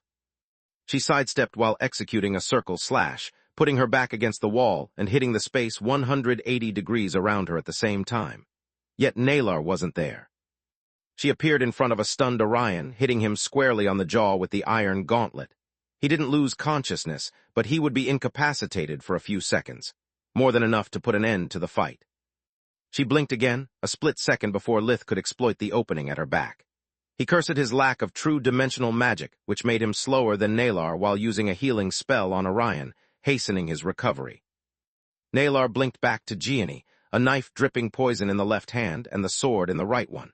Normally, Lith would have admired her mastery of spirit magic, which allowed Nalar to move even better than when she was unscathed. The burden on her body had to be enormous, and so the pain, yet she endured it like it was nothing. The knife was all Lith needed to set his course of action. He interrupted the healing and prepared the next spell as fast as he could. Nalar clashed with Gianni for a split second, disappearing again just to reappear behind Floria's back with her knife already lunging forward. Instead of Floria's flesh, the knife bit Lith's stone gauntlet, making sparks but no damage. Lith had switched with Floria at the last second, headbutting Nalar in the nose before she could recover from the surprise and blink again. The nose broke, filling Nalar's eyes with tears and her mouth with blood, making it difficult for her to breathe. Lith slashed downwards while holding the gatekeeper with both hands, aiming for her neck. She used her own blade to block, reinforcing her weakened arms with spirit magic. Lith followed suit. The gatekeeper was already infused with great elemental energies, and now was boosted by Lith's enhanced body, fusion, and spirit magic, while Nalar's sword was at its weakest. The blade shattered on impact, still exerting enough resistance to deflect the hit, but not enough to prevent Lith to adjust the trajectory and cut Nalar's left arm. Before the glove could reach the ground and emit a metallic clang, Lith spun on himself to exploit his own momentum. The gatekeeper rose and fell again, this time chopping Nalar diagonally from the right shoulder to the left hip.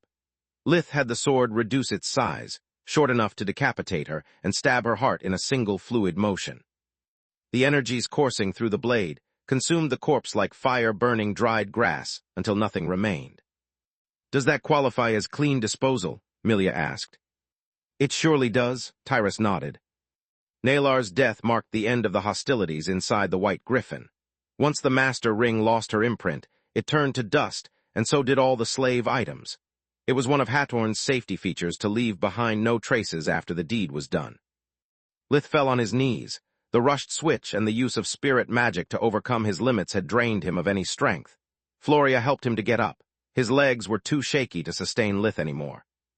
The gauntlet disappeared. With Nalar's death, the bond was back to its usual strength. Solus went back being a ring, her core reverting to yellow just as Lith's turned from bright cyan to just cyan. As he gasped for air, feeling his arms as heavy as lead, his mind was once again assaulted by the vision. This time the images didn't fade away. every single one of them shattered like broken glass. The academy burning, Floria's death as well as Lith's family's slaughter. Everything crumbled, replaced by a blank slate. Lith and Solus instinctively knew it was because the threat was over. Lith's soul was finally at rest, and the future unknown as it was supposed to be. What you did was crazy dangerous. Floria was still terrified. How did you know where she would reappear and the angle of the strike? One mistake and she would have stabbed you instead. The vision, Lith replied. I replayed in my mind the part where you got stabbed so many times I could follow her blade with my eyes closed. It was far from a romantic phrase, yet Floria felt her heart flutter. Where are the others? Lith asked. They are safe. Floria chose her words carefully, trying to hide the pain gripping her voice the best that she could. Her heart sank as soon as the adrenaline from the battle started to fade away. Floria was ridden by guilt for her choice of putting her mother above her friend's life. Lith didn't miss her distress. The cheeks that were just turning red were now pale. What happened? He asked. Orion could see his daughter struggling to find the words and stepped forward to take the burden off her shoulders. Don't, Gianni stopped him. I know that it's painful, but she has to live with it. The sooner she faces reality, the better. We can't protect her forever. Orion held his wife's hand tight, nodding. He didn't like Lith one bit. Orion had read his personal file, watched all the recordings related to him, and found his evaluation accurate. Yet after all he did for Orion's little flower during Balker's attack, after seeing Lith in action, spitting blood to protect his family, Orion had come to respect Lith. He treated Floria right and made her happy as Orion had never seen her before. He couldn't ask for more, not without feeling a sadistic hypocrite. Orion couldn't stand the thought that just after being reunited, such a revelation could split them apart forever. Floria led Lith to a corner, making him sit before telling him the whole story. Her voice was shaky, the pain and regret palpable, yet she managed not to cry. Lith said nothing. His mind believed her. Floria would never pull such a cruel joke on him.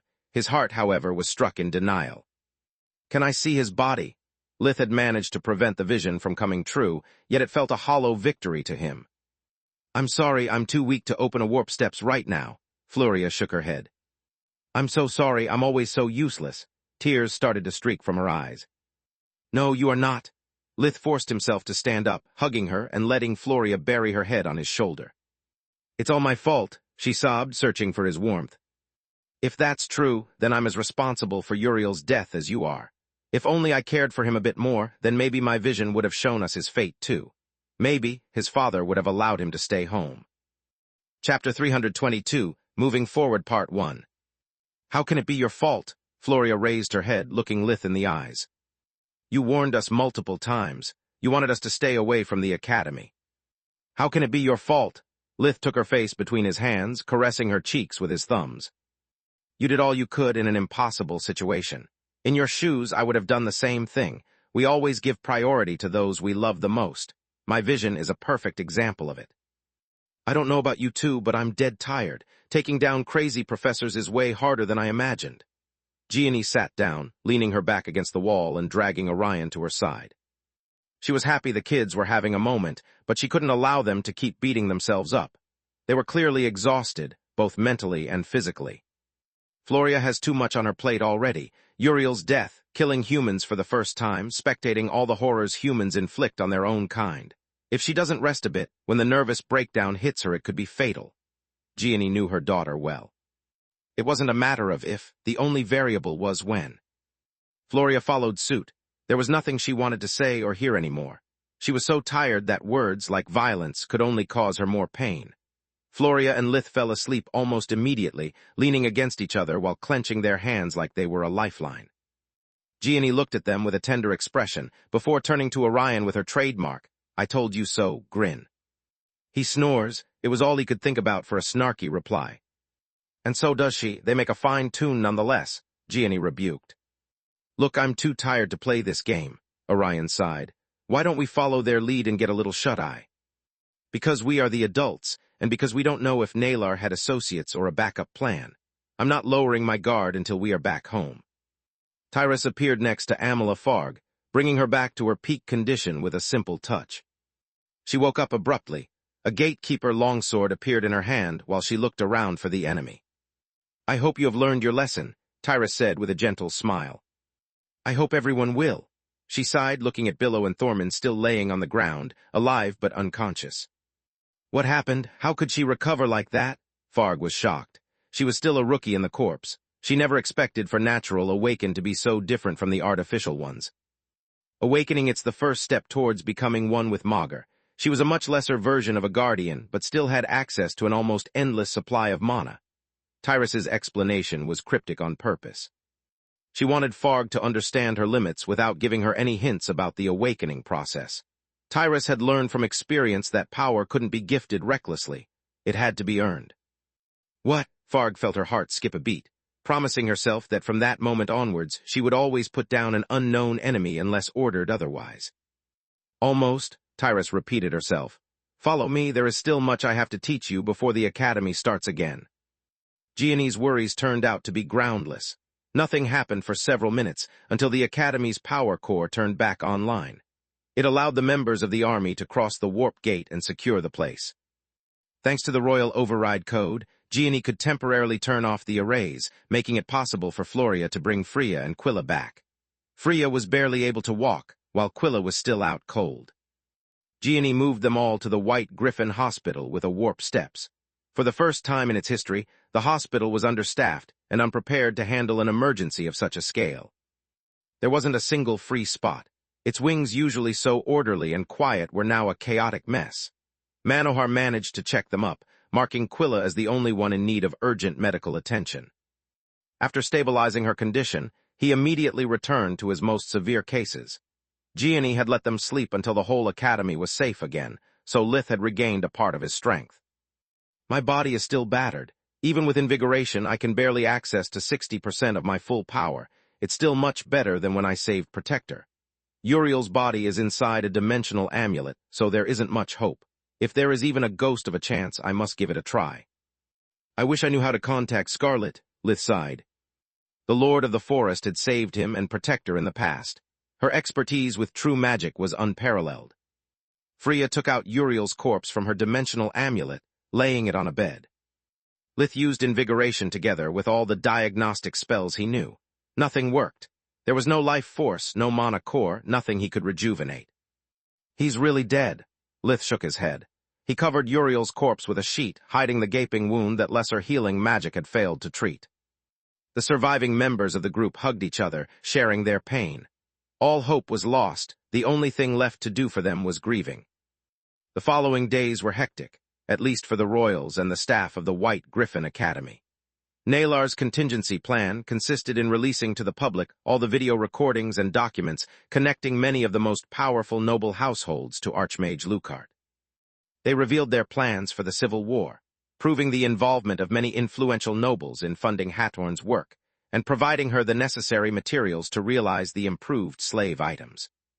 Everything had to be double-checked, since the source of the evidence was still a traitorous mass murder. The detailed financial records and shipments tracking documents made it easy for the royal constables to verify the information. The Crown was finally able to purge many of the most dangerous elements of the court, stripping their families of a considerable portion of their authority. In any other circumstances, the nobles would have rebelled, but they were caught in a perfect storm. The Crown suppressed their finances. The Army and the Mage Association ostracized their members, while commoners and the new magical bloodlines were just expecting the nobles to give them an excuse to burn them at the stakes. Too many had died in a single day. The blame fell on them like the axe of the executioner, crippling the noble households. 1/4 of the White Griffin students and professors were dead or mentally scarred to the point of being barely functional. Most of the survivors among the slave items bearers were quarantined, waiting to be interrogated. Nalar made me do it, was too cheap an excuse. The documents proved that while some were truly victims, others were just perpetrators caught in their own scheme. Professor Duke Marth was promoted to the role of new headmaster. He was perfect for the role. Not too young nor too old, well-liked, brilliant in his field, and also a forgemaster. Chapter 323, Moving Forward Part 2. Vaster and Rudd were deemed too old for the role, plus their love for ancient magical bloodlines was well known. It made them even more undesirable than they already were, even as simple professors. Their ties with many of the families implicated with the scandal made their positions precarious at best. Manohar was considered a visionary in the Healing Hearts, a true genius. or, to put it in less kind words, a complete nutjob. He was fickle and unreliable, not to mention his biography was full of social blunders to the point of being universally considered an etiquette book about how not to behave. He resented the Crown judgment, but only until his first visit to Marth's new office. Just seeing how busy his schedule was and the amount of paperwork being headmaster involved, Manohar was tempted to taking another vacation. The Crown had no time to waste with him, so they literally chained Manohar to the academy just to stay safe. Professor Wainmeyer was among the mentally and physically scarred. Regrowing her arm was easy, but the memories of all Nalar had made her do almost destroyed her. She was forced to take a sabbatical, receiving the best care and counseling the Griffin Kingdom could offer. Lith moved with his whole family to the Erna's household again. Even Renaa and her husband were forced to relocate. Lith wouldn't let his sister and niece be further than his arm's reach. Uriel's loss wasn't devastating for him as losing Protector was. They had known each other for barely a year, and their relationship had been shallow until the fourth year's second exam. Still, Uriel was the first man Lith was almost ready to call a friend, someone he went through thick and thin together.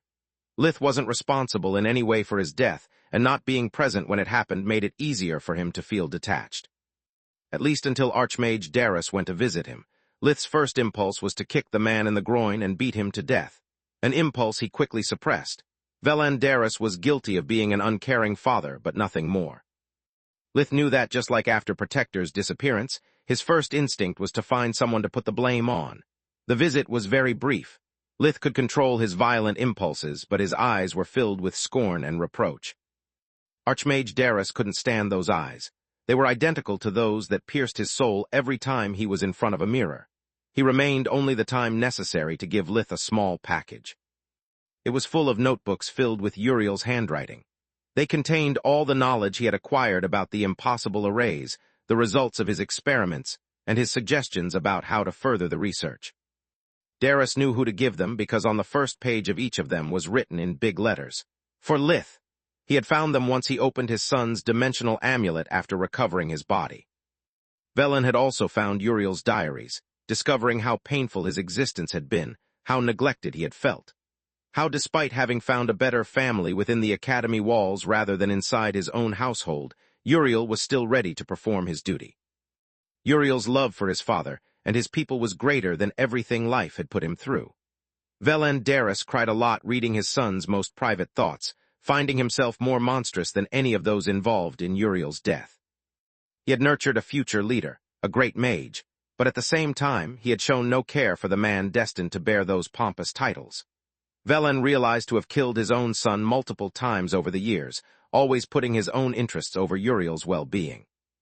After Velan left, Lith made one of the biggest mistakes in his life. He put the notebooks inside Soluspedia, accessing at all of them at once.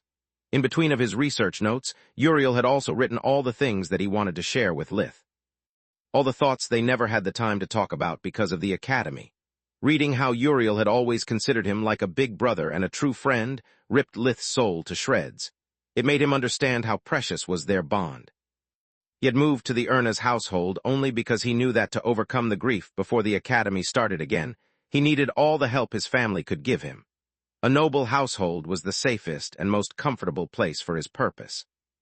Also, Floria needed him. Lith would never leave her alone while she was facing something even worse than Carl's death. At least Carl had died by the hand of a stranger, when Lith was already a grown, bitter, cold-hearted man. Floria was ridden by the guilt of having indirectly caused Uriel's death, of having killed mind-controlled students to defend her family. Freya was in an almost identical situation. The blood on Floria's hands was the same that was on hers. She had mindlessly obeyed to ease her own conscience.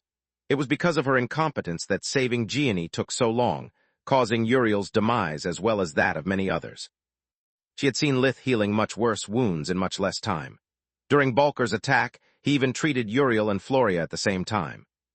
How could I bear my second place so proudly? Uriel was right, we are a fraud. I don't deserve my ranking just like I don't deserve my friends. I'm an utter failure, I should have been the one dying, were the thoughts haunting her. Actually, her second place was fully deserved. Freya's talent for healing magic was on par with Lith's. She just wasn't an awakened. Quilla's life was still hanging on a thread. She was unable to eat, puking almost as soon as she ingested any kind of food. Someone had always to be by her side to make sure she didn't harm herself. She would cry until exhaustion made her faint, unable to speak a word most of the time. Potions and the sharing of life force were the only things keeping her alive. At night, she would sleep with Orion and Gianni by her side. It was the only moment she managed to truly rest, free from fits of hysteria. At his arrival, Lith thought nothing of them.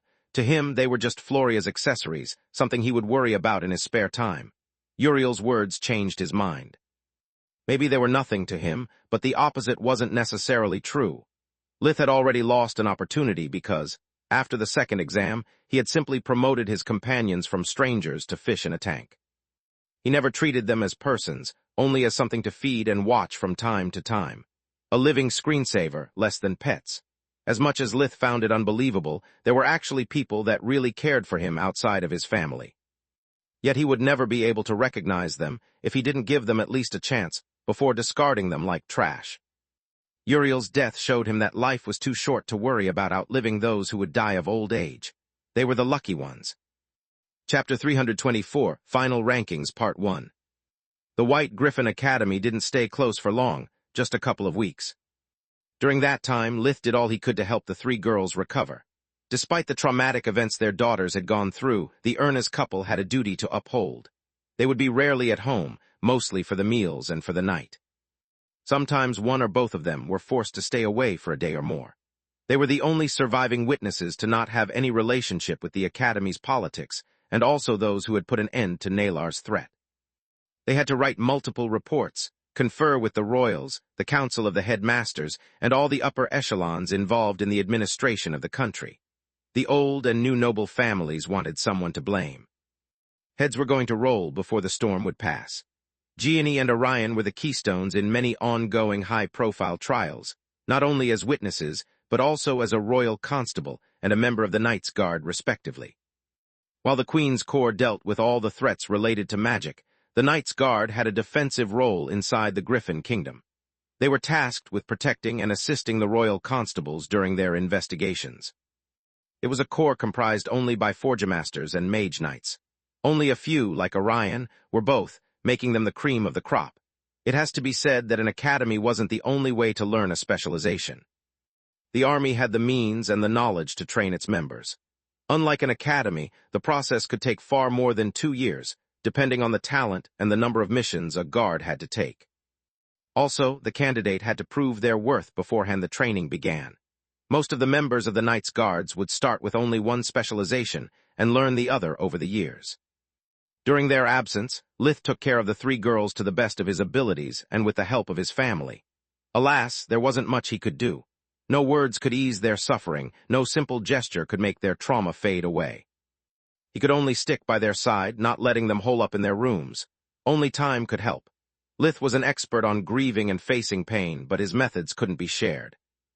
Lith lacked the necessary empathy to connect with Floria or Freya. Killing the mind-controlled students didn't bother him in the least. He knew only one way to deal with his enemies and wasn't interested in the reason why they attacked him. As for Uriel's death, Lith regretted having missed the opportunity to know him better, to finally have a friend. He missed Uriel, but that was it. If I had to choose between Mom, one of my sisters, or even Floria and him, I would have done the same thing. I'm not a hypocrite. I'm aware that I didn't know Uriel well enough to care about him, and now I never will, Lith thought. Solus played a big part in his recovery, always reminding him of all the affection he had been showered with. Lith left Alina and Renat to take care of Quilla. They were the best moms he knew. In his mind, if they weren't able to give her the solace and compassion she needed, then no one could. Floria and Freya were easier to deal with. He made them follow the routine his own counselor gave Lith after Carl's death, waking them up at regular hours, forcing them to eat and spend time with those they loved. Everything to show them that pain was just a part of life, that no matter how dark their lives felt, they weren't alone. This stuff never worked for me, but it's worth a shot, he thought. The worst part for all of them was the night. Being alone in the dark, the girls couldn't stop their minds from being assaulted by bad memories, regrets, and hindsight. Lith was always by Floria's side, making sure that whenever she would wake up abruptly because of the nightmares, she would always find him right next to her.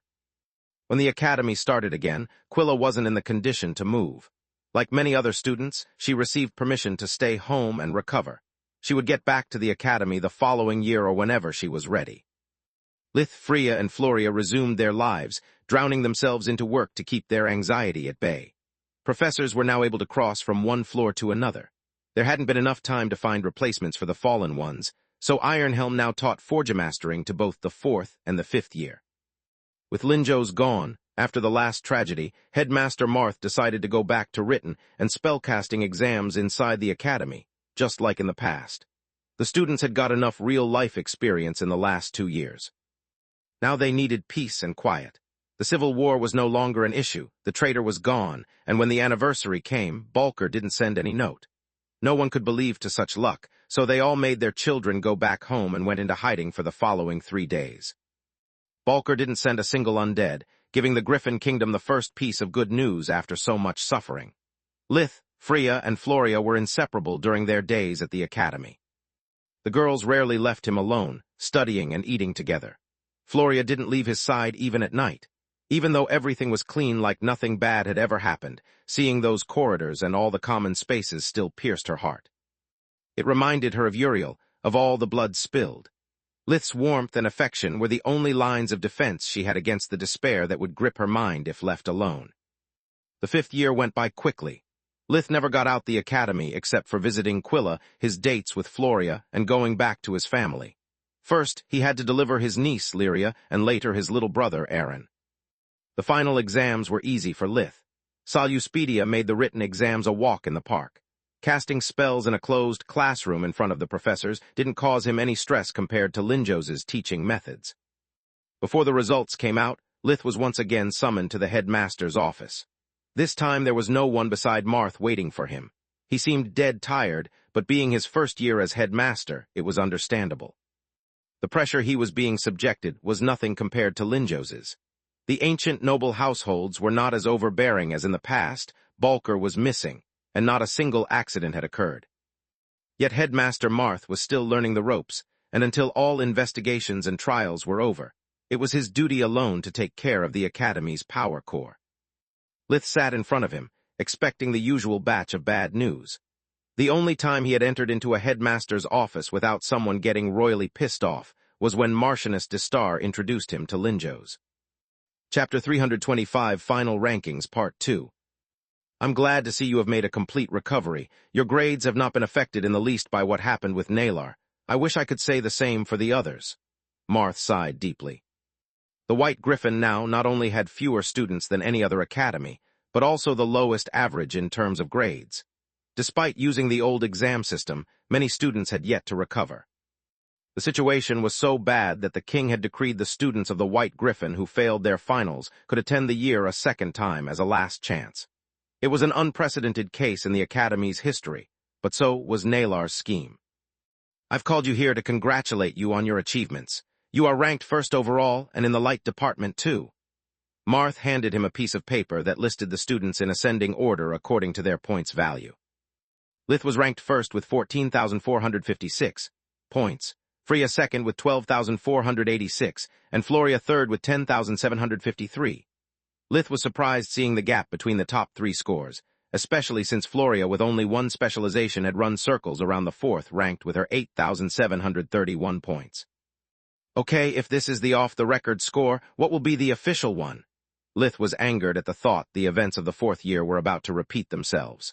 Before giving Marth a piece of his mind, Lith wanted to understand his reasons and how he would be compensated. That's the official one. I didn't input it in the system yet because I just received it too. Sorry for the misunderstanding. Marth handed him a gold griffin-shaped pin and a white moonstone griffin-shaped pin. Both had a 5 engraved on them.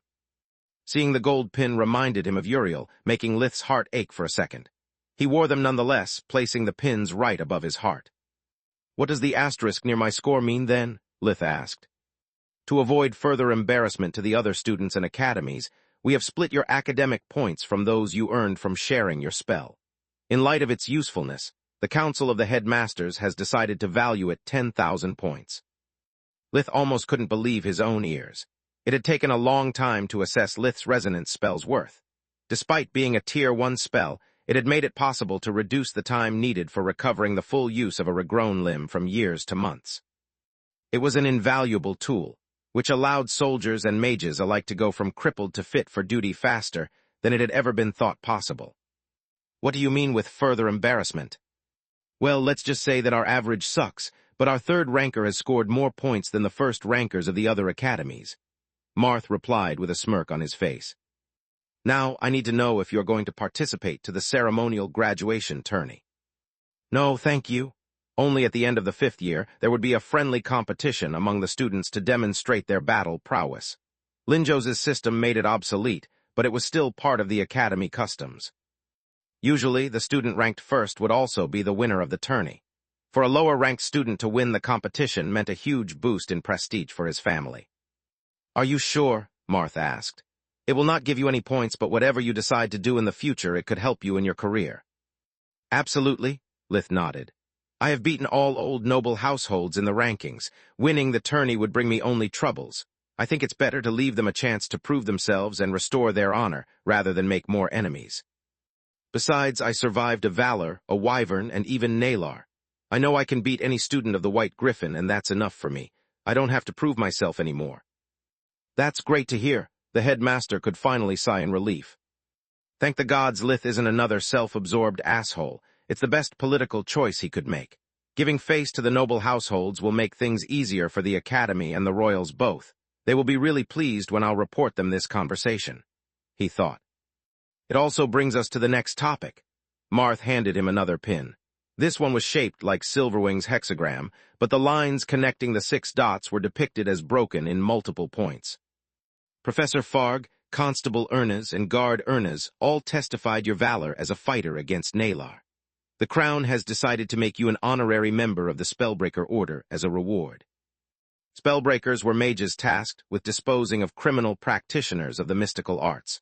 According to what Farg explained to him at the beginning of the 5th year, even becoming an honorary one was a big deal. It meant not only social prestige, but also represented how much the Crown trusted him. I also have a job proposal for you that should benefit both of us.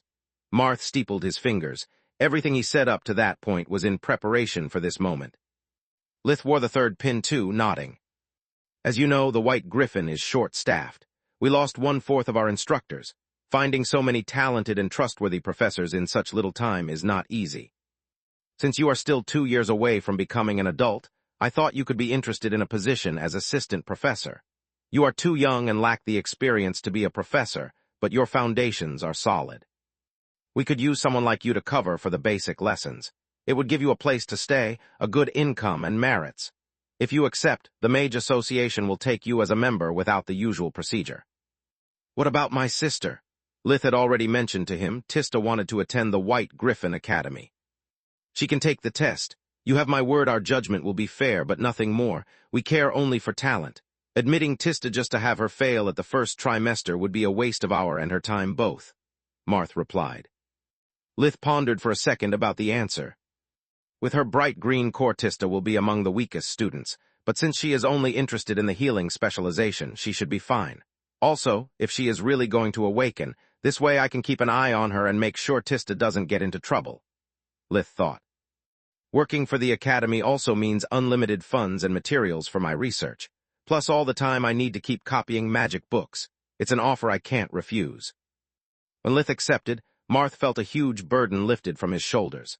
Having Lith was a huge morale boost for the White Griffin Academy. Nalar had destroyed its reputation, and now many families were considering to transfer their children to more safe institutions. Having the youngest spellbreaker of the kingdom among their ranks, who also happened to be considered the next god of healing, was just what the White Griffin's public relations needed. Lith left the headmaster's office and went to give the good news to his companions and family. It seemed they would soon be invited to the royal palace for a gala. Chapter 326, Goodbyes Part 1. Floria and Freya were both surprised by their rankings. Even 7 months after the events with Nalar, they still had to completely recover. The girls felt they were just scraping by, following Lith's study schedule only because it was too boring to waste the whole day drowning in self-pity. Who would have ever thought that practicing first magic every day would have improved so much our performances? Freya kept staring at the paper Lith had handed them a few days ago. I did, he replied from the bathroom. My problem during the 4th year was my lack of mana perception, yours of mana control. Practicing first magic fixed that. Floria nodded.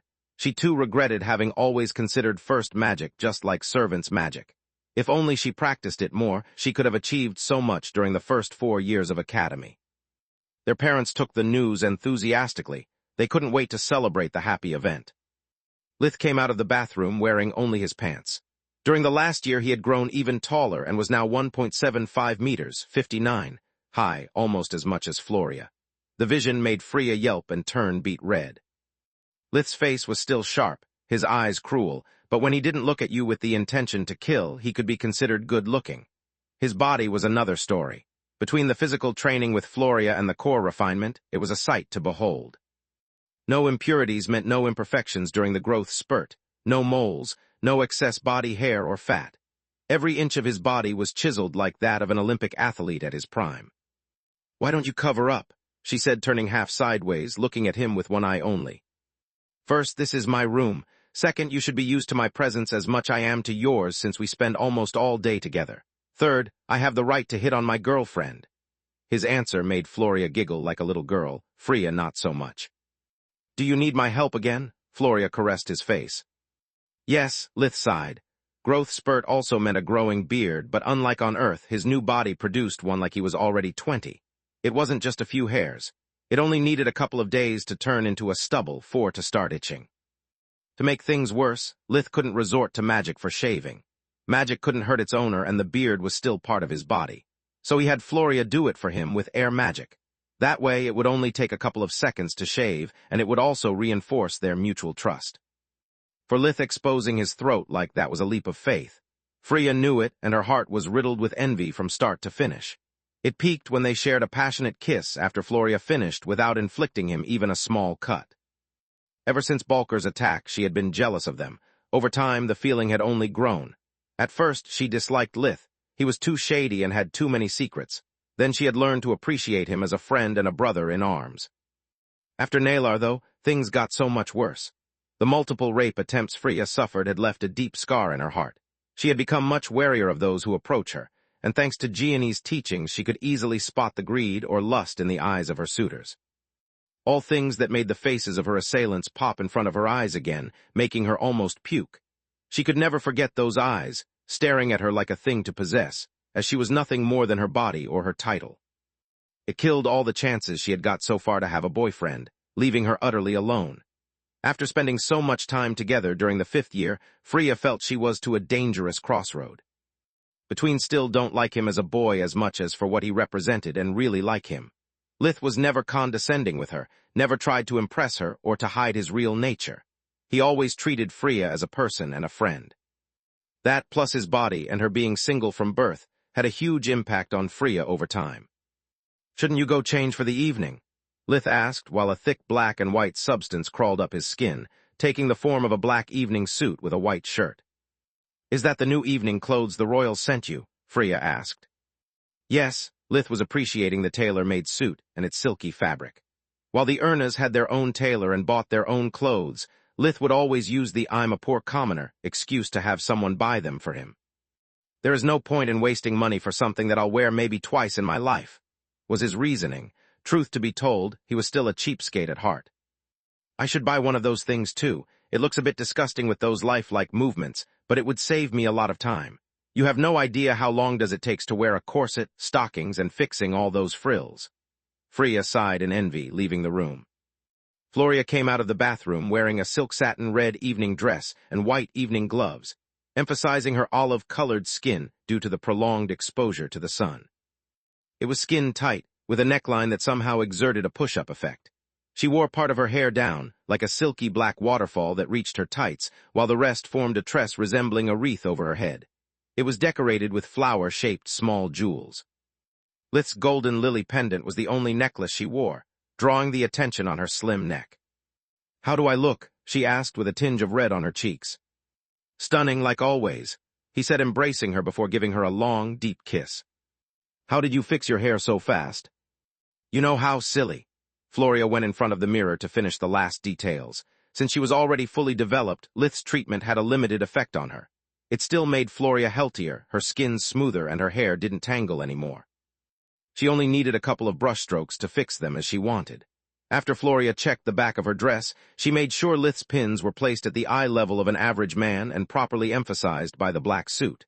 Then, they went to pick Freya up. She was wearing a long-sleeved light blue evening dress with no neckline. It left exposed only her hands, neck, and shoulders. Gianni had to fight a lot to dress her up with something more cheerful than a battle monk suit. Freya didn't want people looking at her for a second more than necessary. The dress had only the minimum requirement of embroidered jewels and frills to make it a court gala dress. Even with little to no makeup and all her efforts to be as inconspicuous as possible, she was still lovely. The skin-tight dress brought out her soft curves, while its color emphasized her brown eyes. Chapter 327, Goodbyes Part 2. They reached the warp gate leading outside the academy, where their chaperones were waiting for them.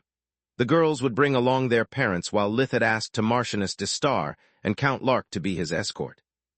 Roz and Alina were too busy with the newborn Aaron, plus they were completely oblivious about the court etiquette. Bringing them along would be like inviting disaster to dinner. "Thank you so much, dear Lith." Count Lark didn't seem to have aged a day. His black suit was brand new, and so was the silk string preventing him to lose his black-rimmed monocle, which kept jumping out of his eye socket from excitement.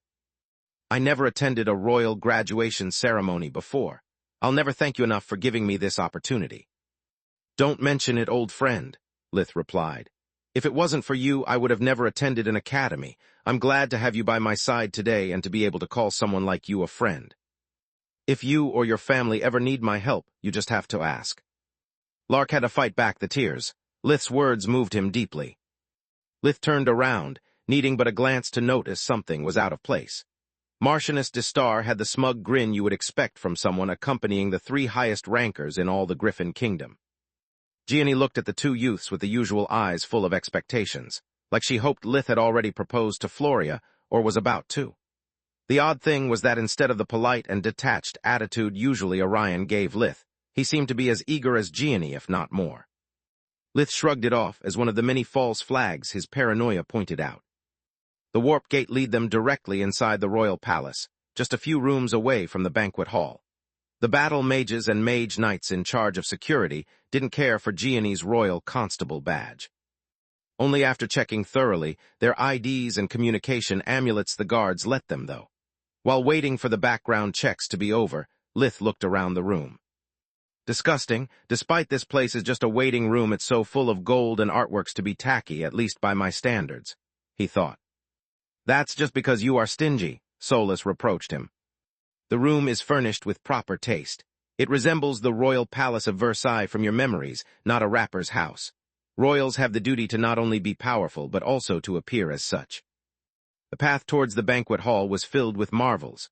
Solus noticed at least 50 different arrays and countless magical treasures hidden inside the walls.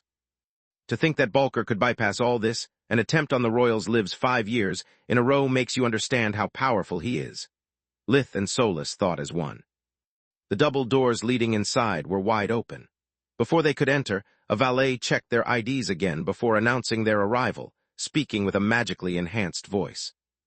The room was more than 40 meters, 133 feet, long and over 30 meters, 100 feet wide, with a single red silk carpet with gold embroidered edges going from the 3 meters, 10 feet, wide double doors up to the 2 steps that distanced the floor where nobles stood and the raised one for the royal family. That way, even while sitting, they would be able to look down on everyone present, reaffirming their status and authority. The whole room was lighted by crystal chandeliers, fueled by magic, leaving no space for shadows or need for maintenance. On the walls, magically enchanted tapestries would recount over and over the great feats that the current king had accomplished to be deemed worthy of his power. Both the floor and the pillars of the room were realized from gold-veined marble, the most precious and robust material available in the Griffin Kingdom. The room was filled with nobles of all ages and relevance, who quickly swarmed the 3 youths like vultures after spotting a fresh corpse. "How does it feel being blessed by the light? Were you afraid while fighting the wyvern? How did you survive a valor on your own?" First Balker, then Nalar. "Did witnessing so much death change your attitude in life?" Those were the questions he had to answer over and over again. He felt like a school shooting survivor forced to reply to the dumbest questions a reporter's mind could come up with to boost their audience. The evening was long and boring enough to make Lith wish to never attend such an event again. I'd rather work the whole night as an association's clerk. He thought, doing small talk with the students from other academies. Only when the music started, Lith managed to get away with the excuse of dancing. He hated dancing, yet he had long prepared for it with Floria since the 4th year. To get what he wanted, Lith had to play by the rules, at least apparently. Lith had researched Nalar's past. Despite being a talented Awakened One, despite having no bonds after abandoning her family, she had failed even to become an influential noble. The Griffin Kingdom, even with all of its faults, was too big to face it head-on alone.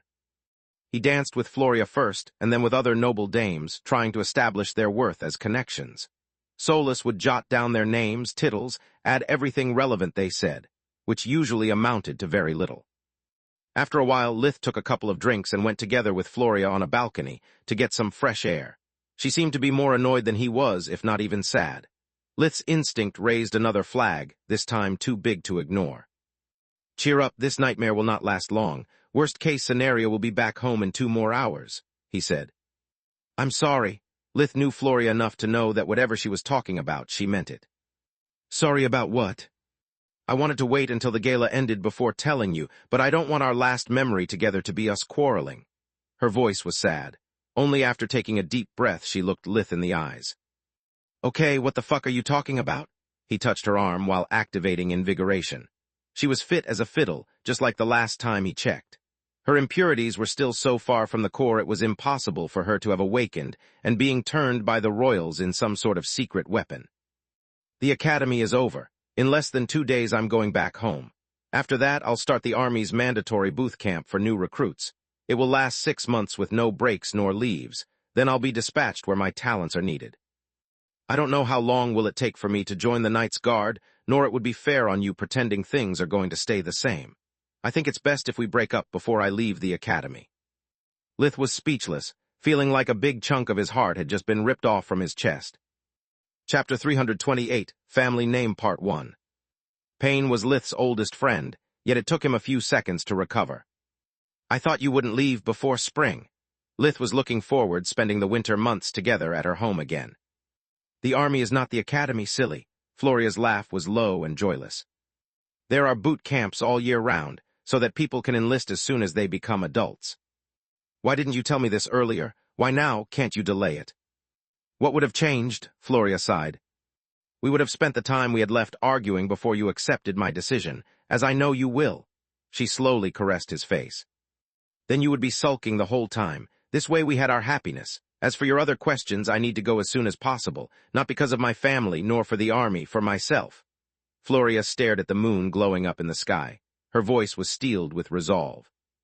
"Ever since I joined the academy, I fancied myself a leader, yet right from the mock exam I found myself lacking. Resolve, charisma, killing intent, tactics. Name one, I was good only on paper. All my training rarely survived contact with the enemy. I was either too scared, surprised, or reluctant to kill to be a good leader. Our whole group relied more on you than on me, myself included. Whenever something bad happened, I always looked up to my family and to you for help. After Uriel's death, I only found solace from my inner demons while in your company, and that made me think. I'm not as strong and independent as I always wanted to be. I don't feel complete as a person. I'm tired of feeling helpless. I need to change, or at least give my all trying. Joining the army will give me this opportunity. Failure or success will depend completely on myself." Lith could feel his heart going through its usual routine. Pain first, anger later. It's her life. She has every right of doing what she thinks is best for herself, Lith thought. It's exactly what I have been planning to do from the beginning. I never changed my mind, not even after we got together. I knew this moment would come. Then why am I suffering so much? Because you have ended up caring for them more than you ever anticipated, especially Floria, Solus replied. You can't get angry at her. It would be petty and hypocritical. I don't know where life will lead me. Even worse, I don't know what will become of you. Floria kept staring at Magus' moon. That night it was of an unusual pale blue color, giving the night the feel of a fairy tale. You said it yourself, remember?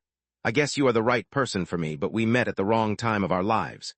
There are too many variables. We are both too ambitious to plan ahead and shackle ourselves with a pointless long-distance relationship.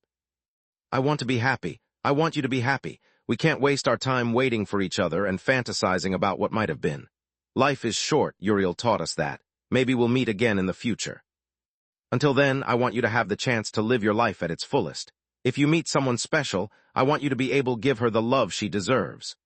Floria took his hand, expecting him to be sad or even angry. What she found in his eyes was the look of someone who felt betrayed. Did you tell me all of this now to prevent me from making a scene? Lith's allegation was cruel enough to make him and Solus both add Petty as his middle name. No, I did it only because I hope you can get over it before we go back home and not spoil our last days together. Her voice was calm. Lith's words had hurt her, but Floria didn't let it show. Lith gritted his teeth, knowing she was right. In any other moment, he would have been ranting, probably holding a grudge for who knows how long. I'm sorry for what I just said. Now if you'll excuse me, I want to be alone. Floria left him with his thoughts. Lith remained there for a while. The winter cold couldn't affect his enhanced physique, and even if it did, the skinwalker armor would protect him. Excuse me, sir, said a voice behind him. What do you want? Lith turned around, towering over the valet. In the royal court, even servants were actually nobles from important families. Serving the crown was the highest honor. The valet was actually a duke with remarkable magical talents, yet he found himself shivering in fear. Lith's eyes were brimming with power and rage. Behind all that mana, the valet could clearly see Lith fighting the temptation to throw him off the balcony. His Majesty would like to confer with you, sir. The valet kept his cool, managing to deliver the message despite the profuse sweating affecting him at the moment. Lith calmed down immediately, letting the man make way to his host. Inside, the music was over. All the convened guests were gathered near the raised floor where the royals were now standing. Today is a very special day, the king said with his deep, baritone voice as soon as Lith reached the front row with the servants' help. Today, simple men and women have become mages. It doesn't matter if they were commoners, merchants, or nobles. Now they stand here among us as equals. Whatever path they take, they are the embodiment of the future of our kingdom. I hope for all of them to achieve great things, to become what our country will need during its darkest hours to come. Alone we are nothing. Together we are the most ancient kingdom in the Galen continent. While others suffered from internal strife or lack of resources, we thrived. The only reason this miracle has endured the passing of centuries is that we never stopped improving ourselves. Those assembled here are the most powerful individuals of our kingdom, but it's important for you to remember that without the people, we are nothing. Each one of our families was once a commoner one. We elevated ourselves with talent and hard work. Such an opportunity must always be offered to the worthy ones, no matter how humble their origins. If we allow our fears or petty grudges to influence our actions, the Griffin Kingdom will wither and fall. Tonight, there is a rare talent among us. Some say he has been blessed by the light at birth. I don't know if it's true, nor do I believe in superstitions. What I do know is that when we needed him, he helped us all, even at the risk of his own life and family. Lith inwardly grinned. I doubt King Meron is so naive as to believe me so altruistic. We have bartered every time the price for my help. When I have taken risks, it was only because the alternative was worse. I like his selling pitch, though. Chapter 329, Family Name Part 2. Step forward, Lith of Lucia. Lith did as instructed, kneeling in front of the raised floor as the ceremony required. King Meron placed his right hand over Lith's head while holding the staff representing the crown's authority over magic in the other. For your services in curing the plague, for saving many lives during Balker's last attack, and for your contribution in defending the White Griffin, I hereby award you the Verhin name. It will be extended to your family and passed down by your children. It grants to you, and to you alone, the same status of a baron. Your starting fief will be the region of Lucia, under Count Lark's supervision, should you ever decide to trade your merits for the lands and responsibilities that a noble title implies. Stand up, Mage Lith Verhin. Lith did as ordered. The members of the royal family applauded him, immediately followed by a standing ovation from the guests. Lith was supposed to be happy. Another milestone in his master plan had fallen into place. Yet he felt empty, meaningless, just like the sound of his new name. The following morning, the trio was in Floria's room. The girls were making their final preparations for the tournament, while Lith had been using accumulation non-stop since the previous night. Taking deep breaths was the only way he and Solus had found to keep his emotions in check. There was still a storm brewing inside of him, and as it was for any storm, stopping it was impossible. Lith could only wait for it to pass. "Do you still suffer from death vision?" Freya said as she came out of the training room. She and Floria had just finished a light spar as warm-up. Lith nodded. Over time, he had shared a few details about himself with her. In the space of a few seconds, Lith saw her die of poisoning, old age, and by decapitation. "What about now?" she asked multiple times, coming closer and closer until at 3 meters distance Lith shook his head. Freya was alive and well now. "What about her?" Freya pointed at Floria, who was still in the training room. "She's fine." "I knew it," Freya snorted. "I bet that the safe zone range depends on how much you care for the person. I guess 3 meters after 2 years is still better than nothing." Lith didn't agree with her theory, yet he found it interesting. Back when death vision started, he would see everyone die, even his family, no matter the distance. For a long time, the only exception had been Floria, but only when she was very close to him. Over time, though, he had learned to control it with his willpower. Also, Lith had developed a safe zone, where people would appear normal as long they were within its range. Lith and Solus thought it depended on him mastering whatever death vision was, while Freya had a more romantic concept of it. "Who do you think will win if we both get into the finals?" Floria tried to change the topic. If her sister was right, it would make breaking up even more awkward. "Do you want the cold truth or the boyfriend truth?" His voice was slow so he wouldn't lose his breathing rhythm. "Cold truth," the girls replied as one. "It's a coin flip. Floria, you have a better technique while Freya has more fighting spirit. Since you are both mage knights, you'll want close combat. At that distance, a single strike can seal the result." Neither of the girls liked the answer. Freya because she was aware of her limits, Floria because she hoped he would be more supportive. "What if you had to bet?" Solus asked. "In that case, with a sword at my throat, I'd bet on Freya. She has a lot of pent-up stress and the tendency to become more aggressive because of it. Floria has a lot on her mind. I doubt she can show her full strength right now, especially against her own sister." Solus sighed. The only thing that she hated more than a murderous Lith was an emotionless one. The tournament took place in the Academy's Coliseum. It was a huge arena, located on the ground floor of the White Griffin that was usually off-limits outside special events. Duels and fights were a relic of the past, relegating the use of the Coliseum to be exclusively ceremonial. To everyone's surprise, the whole royal family was attending the event. Headmaster Marth offered to the king the role of arbiter for the event, but Meron politely declined. Spectating was one thing. Participating in the event would mean giving it special importance, hurting the pride of the other academies.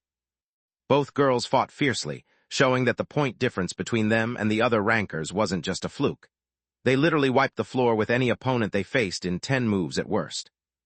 Linjos's legacy, the daily evaluation, was showing its worth in all the academies that employed its system. It forced the students to give their all every day, rather than cram the month before the exams and just learn by rote. As Lith predicted when Freya and Floria fought in the finals, Floria was unable to consider it more than a spar, losing to Freya's ruthlessness. Being right didn't make him happy. He was actually sad for her. The result only proved Floria was right too. She was still too soft. The royals applauded both contenders, giving House Erna's double the honor any other household had ever achieved in the Academy's history. Never before had 2 of the first 3 rankers belonged to the same family. It pissed off everyone present that wasn't part of the Academy's staff, the Ernas, or the royal family. Commoners and nobles alike had hoped that since the top ranker wouldn't attend, they would still have a chance to shine. "It was truly a magnificent competition, Your Majesty." Sitting next to King Meron, there was Archduke Tabin, family head of one of the most ancient households of the Griffin Kingdom, and the father of the girl ranked 4th. "It's too bad the first ranker didn't attend," right Zebas. "Indeed, it would have made an excellent show." Marchioness Zebas belonged to an almost as important family, and her son was ranked 5th. "Marth, why don't you ask him for an exhibition match? You can't leave your guests of honor with the curiosity about what the brightest talent of the White Griffin can do." The 2 nobles didn't give a damn about Lith. Their aim was to embarrass House Ernas. Gianni and Orion not only had received plenty of awards for defeating Nalar, but now their daughters were stealing all the spotlight. It was more than what the other households could bear. Not that they could bear much anyway. The higher they got, the touchier they became. "It's an interesting idea." King Meron scratched his beard. Chapter 330 Test Subject Part 1. "I would like to see Mage Lith in action, but it would be unfair on the Ernas girls. Their fight was intense and drawn out. They must be exhausted." The king wasn't an idiot. He immediately saw through their intentions and turned their plot against them. It's not only that, Queen Silpha chimed in. The Ernas and Verhin households have quite a past together. We can't ruin their friendship on a whim. My dear queen is right, Tabin, Meron nodded. If your daughter passed the semifinals, she would still have to fight an opponent. She can spar with him and show us her worth. They both can, Silpha pointed out. It was their parents' idea after all. It's only fair for them to provide us with a show. The nobles and Lith both inwardly cringed. Neither wanted to agree, but refusing wasn't an option. Lith and Clee Tabin stepped into the arena together, placing themselves 10 meters from each other. The royals were really curious about Lith's real skills, so they used binoculars to shield their eyes and activate life vision. The girl was tall and muscular. Like Floria, she had the build of a professional swimmer. Is this safe, headmaster? Lith asked. I'm not used to exhibitions. I don't know if I can hold back. Any fight outside of training, I've always gone straight for the kill. Very safe. Besides the life-preserving array of the Academy, there is also the first blood array of the Colosseum. As soon as one of you gets hit, the fight ends. Marth wasn't happy either, but when the royals gave an order, he could only comply. Are you ready? He asked both youths. Lith's reply was a deep, guttural roar. It released all the stress and the killing intent he had kept sealed up to that point. Easy there, be careful to not release an aura, Solus warned him. During the 5th year, they had discovered that, unless fake mages used a spell, they were incapable of spreading their mana outside their bodies. Gianni, Orion, and Floria were the only ones to have seen Lith and Nalar both doing it. It was a dangerous tell about being an awakened one. Lith's killing intent sent a shiver down the spectators' spines despite the distance separating them from the arena. Marth took the brunt of it due to his proximity, but as a battle-hardened veteran, he was able to hold his ground. The girl, however, was paralyzed. Begin. The headmaster's voice snapped her out of it. Clee began to cast a Tier 4 battle mage spell while stepping backward. Lith is only a Forgemaster and a healer. If I don't let him get close, it's my win, she thought. Unfortunately for her, Lith sprinted forward at a barely human speed of 10 meters per second, covering the distance between them in an instant. All Clee could see was Lith's open palm striking her chin from below before her vision became a blur. He grabbed Clee's face, lifted her up with one hand, and slammed her head into the ground with one fluid movement. Then everything went black. Marth intervened immediately. Both arrays had activated at once, which saved her life, but Clee's condition was still critical. Her jaw was just dislocated while her skull was fractured in several points. Come here, Lith said while taunting his other opponent as soon as Marth got Clee out of the arena, leaving her in Vaster's care. Leo Zebas had fallen on his ass after Lith's roar, and had yet to find the strength to get up. I yield, he squealed, putting an end to the exhibition. The royals didn't bother hiding their disappointment, applauding the contestants purely out of courtesy. Marchioness Zebas was pale as a ghost. At least the Tebin's heir had attempted to fight, while her son had cowardly backed down in front of all her peers. Archduke Tebin didn't share her optimism. He had clearly heard the queen clicking her tongue in disgust at her daughter's performance. What an idiot, Silpha said loud enough for the two nobles to hear. Like a magical beast, or even an enemy soldier would be polite enough to give you the time to complete such a complex spell. She should have restricted his movements first. Cut them some slack, dear, King Meron replied. The difference in battle experience was like heaven and earth. Also, they probably have yet to recover from Nalar's attack. The kindness in Meron's words was merely superficial. He was actually agreeing with his wife, saying that Lith's opponents were both physically and mentally weak. Tebin and Zebas turned even paler, recognizing the true meaning of those words. Yet they could only curse at their own stupidity. With their behavior, the royals had sent them a message. The Erna's household was under their protection. As for Lith, after basically proclaiming him as a national hero just a day prior, now they had referred to him as a proper household in front of many witnesses. Messing with him was barely safer than sticking their heads in a dragon's mouth. Royal Palace 1 hour later. It's a shame Lith's opponents were so weak. I guess we'll never know if he really is an awakened one or not. King Meron was still upset. He had seen foot soldiers perform much better than Clee Zebas. We didn't have much to work with, Queen Silpha nodded. He was fast for a human, but nothing more. His mana flow is weaker than ours. Only Lith's life force was remarkable, yet him being so tall and young makes that unsurprising. What do you think we should do about Lith? Meron asked. Treat him as if he is an awakened. I'm willing to bet he really is one, even though Lady Tyrus says otherwise. How so? The king had reached the same conclusion on his own. They were having that conversation in front of their children as a learning experience. Even though it was unlikely for Lady Tyrus to select one of them as the next ruler, they would still play a major role in the kingdom's future. Because too many things do not add up.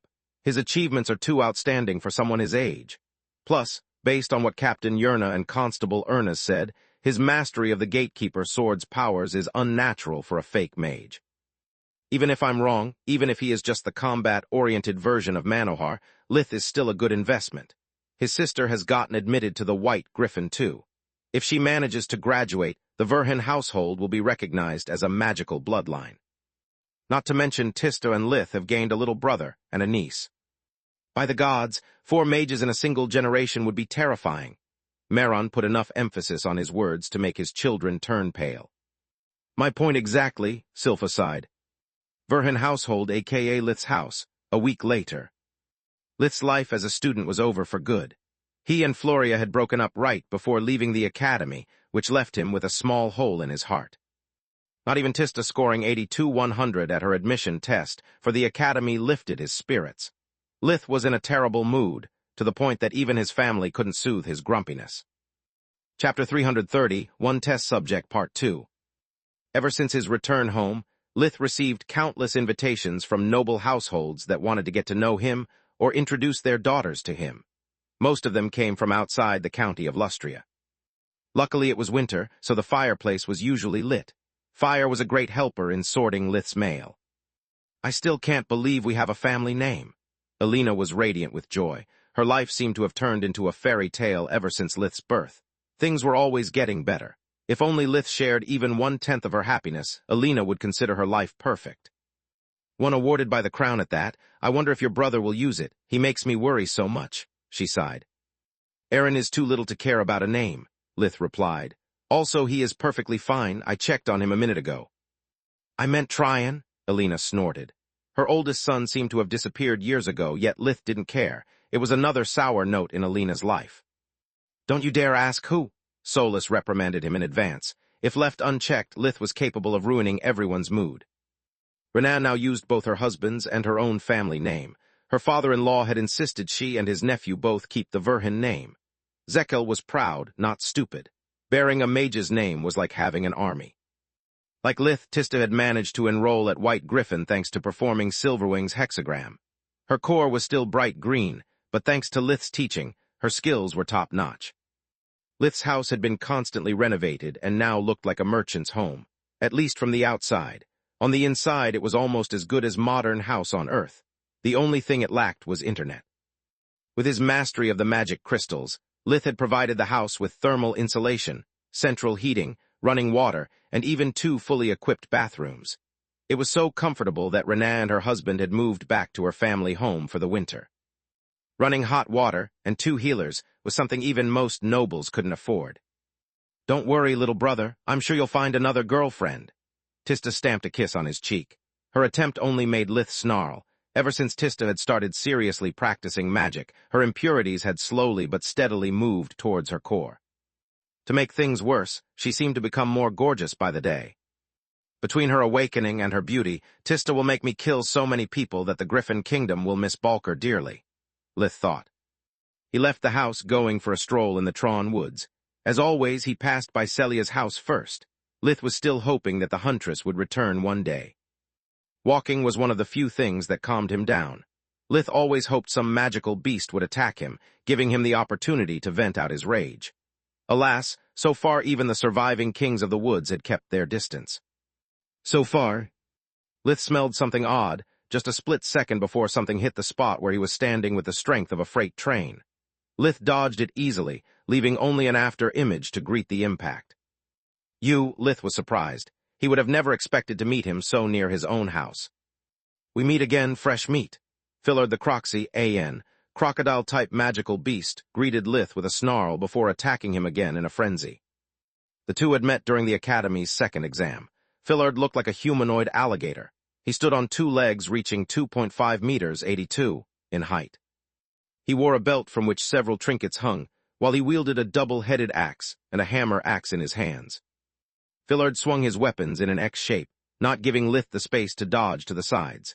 Lith stepped forward instead, arriving right under the Croxy's massive torso and punched him in the stomach with enough strength to lift him from the ground.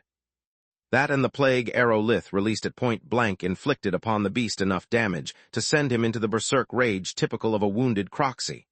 Fillard attempted to bite Lith's head off, catching only air. Lith had already moved behind his back, sending him flying with a kick and another plague arrow. The Croxy crashed against a tree, coughing a mouthful of blood. Before he could get up, Lith grabbed him by the wrist and slammed him left and right against the ground like he was just a dirty carpet. After taking enough damage, Fillard regained his senses. "Stop it, damn it! You are going to kill me." "What do you want?" Lith asked while letting him go. According to Soluspedia, Croxy had a violent, twisted sense of humor. Since Lith had perceived no killing intent from the initial attacks, he was almost sure that was Fillard's way of saying hi. Lith was too pissed off to care, and replied in kind. "The only reason you are still alive is that you helped my companions during Balker's attack. Bear that in mind before you answer." "Dude, you're no fun. Can't you take a joke?" Croxy were sturdy creatures. Fillard was only wounded in his pride, bones, and internal organs.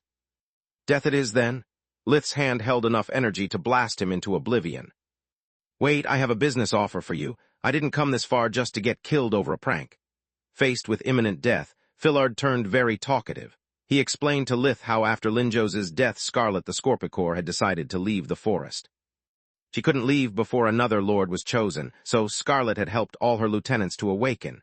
Despite all her teachings and efforts, very few succeeded. Fillard was among the failures. "Why should I care?" Lith asked.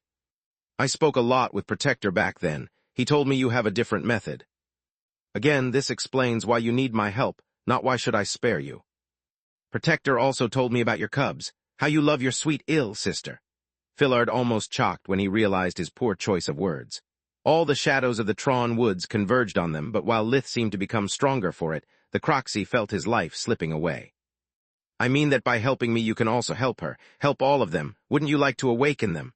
At those words, Lith stopped the shadows. "Meaning?" "I'm damn close to awakening, just like Calla was before me. I just don't know how, and my life is about to end." Fillard's body was still battered, but now that the dark energy had pulled back, he felt reborn.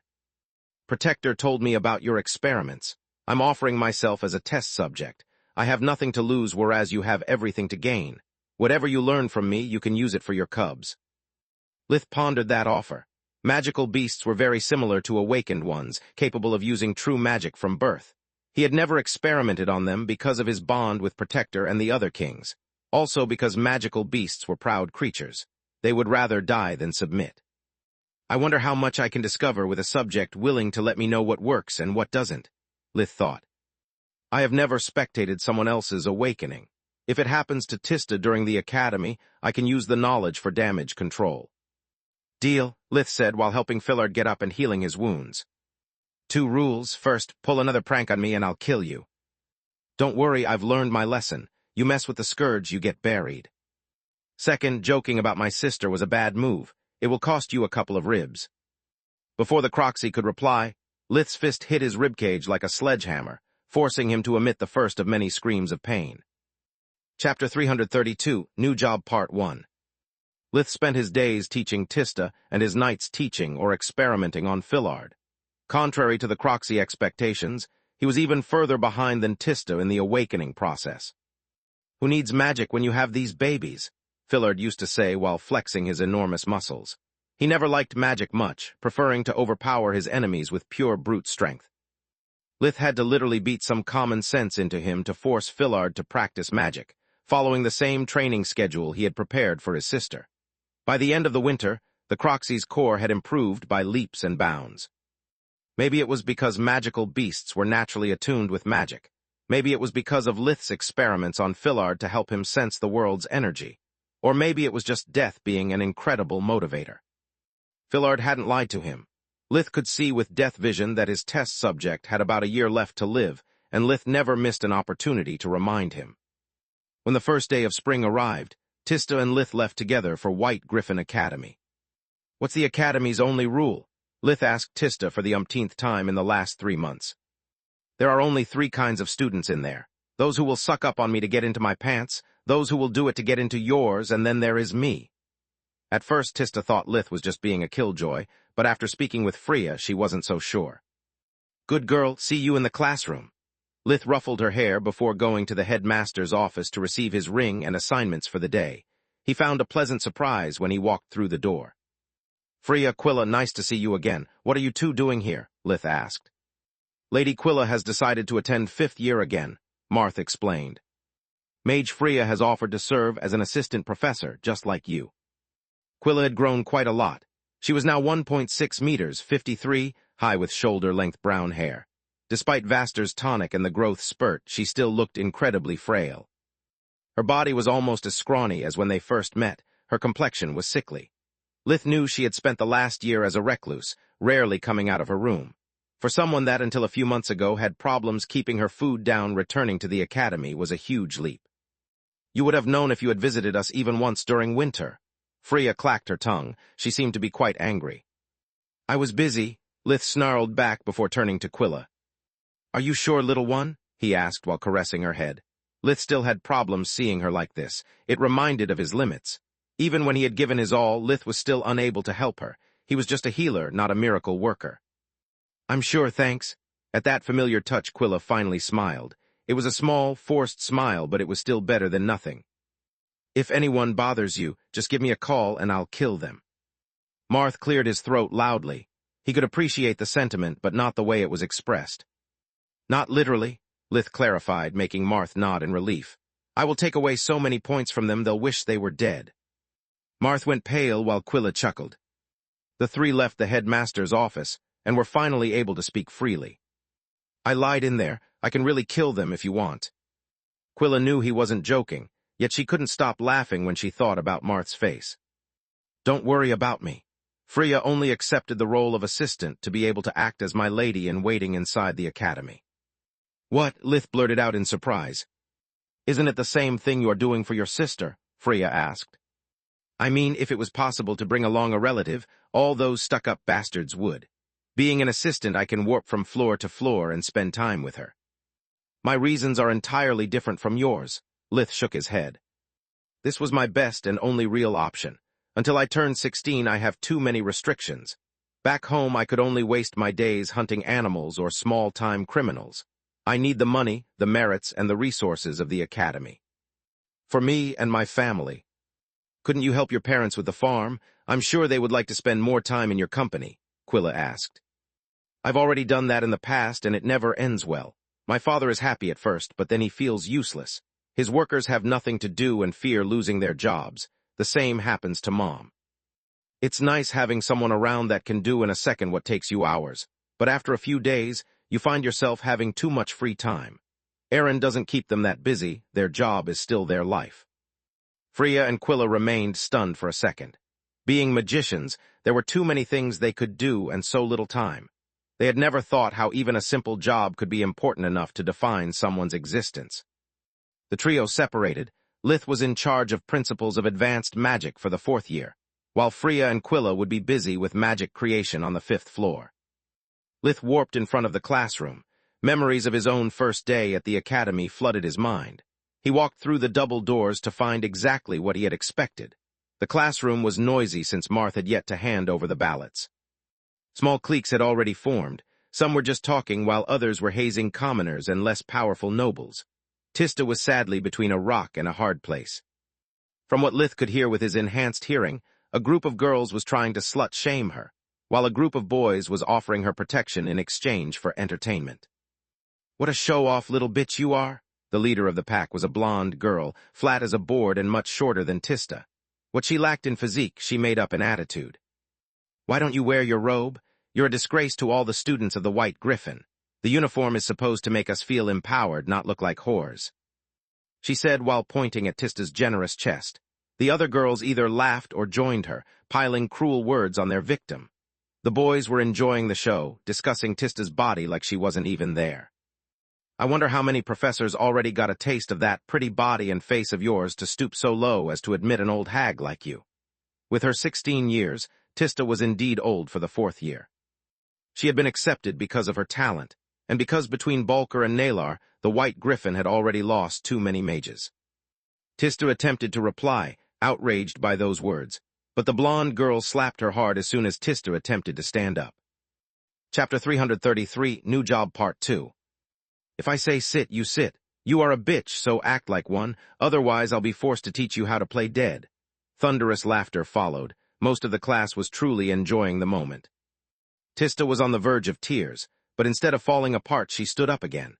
Then, she slapped her tormentor hard enough to make the blonde girl spin 180 degrees before falling on a desk. How dare you? The blonde girl was about to retaliate when something stopped her. Her body froze like time had stopped. All according to plan. Lith inwardly grinned. He had given Tista a ballot beforehand and told her to not introduce herself with her family name, but as a simple commoner instead. He wanted her to experience the true academy, without the shield his presence would grant her. Tista needs to grow up, I can't protect her forever. That slap was a really good one, I'm proud of her, he thought. Good morning, my dear students, he said with his best Nalar impression. I'm Assistant Professor Lith Verhin, and I'll teach you principles of advanced magic. At his appearance, all the girls ran back to their desks, each trying to emphasize her own charms and draw his attention. From what they knew, Lith was the same age as them and, more importantly, single. Many of them had planned in advance how to approach him to reap the most benefits, both during and after the academy. The boys could only hate Lith's guts. Compared to him, they seemed like scrawny dwarves. Before starting the class, I'd like to share with you some bad news and some even worse news, he said with an angelic smile while memorizing every face in the class. The bad news is that this girl's full name is actually Tista Verhin. She is my sister. Lith's smile disappeared, and his eyes flared with mana. A single wave of his hand was enough to use gravity magic on every student but Tista. It made their heads slam against the hardwood desks with enough strength to make them bleed. The even worse news is that she had a ballot all along. I'm sure Headmaster Marth will have many things to discuss with both you and your parents. The lights in the classroom flickered. Lith's killing intent brought nightmares to life for each student every time the lights went off. Some could have sworn they saw their own shadow stare back at them with glowing eyes, and a smile entirely made of fangs. For those of you who will not be expelled, I can promise you this. We have a long, long year ahead of us. It will be full of blood, tears, and sweat. I'll make sure of it. In the meantime, minus 200 points to everyone but Tista. Even from their prone position, some managed to object at the insane punishment. I didn't do anything. Why I'm getting punished too? Some asked. You just answered your own question. You did nothing, hence you deserve nothing. Minus 100 more points to everyone for questioning my judgment. Lith cruelly smiled. He sent the ballot to the headmaster before starting the actual lesson. One by one, those responsible for the hazing incident were summoned to Marth's office. Many never returned. Months passed, and it was finally time for the mock exam. Lith and Freya were watching the events unfold from the surveillance mirrors, ready to save the students in case something went wrong. How is Tista doing? Freya asked. It was frustrating how, despite living so close, it was so hard for her to get in touch with Lith. He was always busy with either his magical research, helping Tista study, or chasing Manohar to force him doing his job. Being the newbie, he had been entrusted with the worst job possible in the light magic department, being Manohar's assistant, warden, or nanny according to the circumstances. So far, so good, he replied while his eyes moved from one mirror to another. Her grades are good and she has no friends, all according to plan. Plan? That's sick. How can you do that to your own sister? Freya was outraged. I did nothing. Her classmates simply acted as I predicted, and Tista makes her own decisions, Lith explained. Or did you expect her to forgive and forget just because of some lame-ass apologies? Actually, no. Freya suddenly felt stupid. She had watched the recording from Tista's ballot. Every time she was teaching to the fourth-year students, Freya treated them like the trash she believed they were. Me neither, Lith replied. That's why I made sure her group was picked at random and placed in one of the worst spots of the forest, just like what happened to me. It's only under situations of real stress that people reevaluate themselves and show their true colors. It's how Floria found me. I hope Tista gets lucky as I did. Freya could still hear a tinge of nostalgia in his voice when he said her name. House Erna's, during the academy break after the first exam. The family was reunited to celebrate Quilla's success.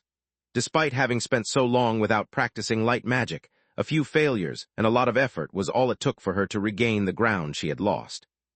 During the 5th year, the nature of the first exam depended on the student's specialization. In Quilla's case, she had to deal with the simulation of the outbreak of an unknown disease. The simulation involved the use of lab rats instead of humans. Each one was at a different stage of the infection, and their death also meant the failure of the exam. After everything she had gone through, the death of a few rats would leave her unfazed. While the others went into panic, she took control of the situation, becoming the leader of her team.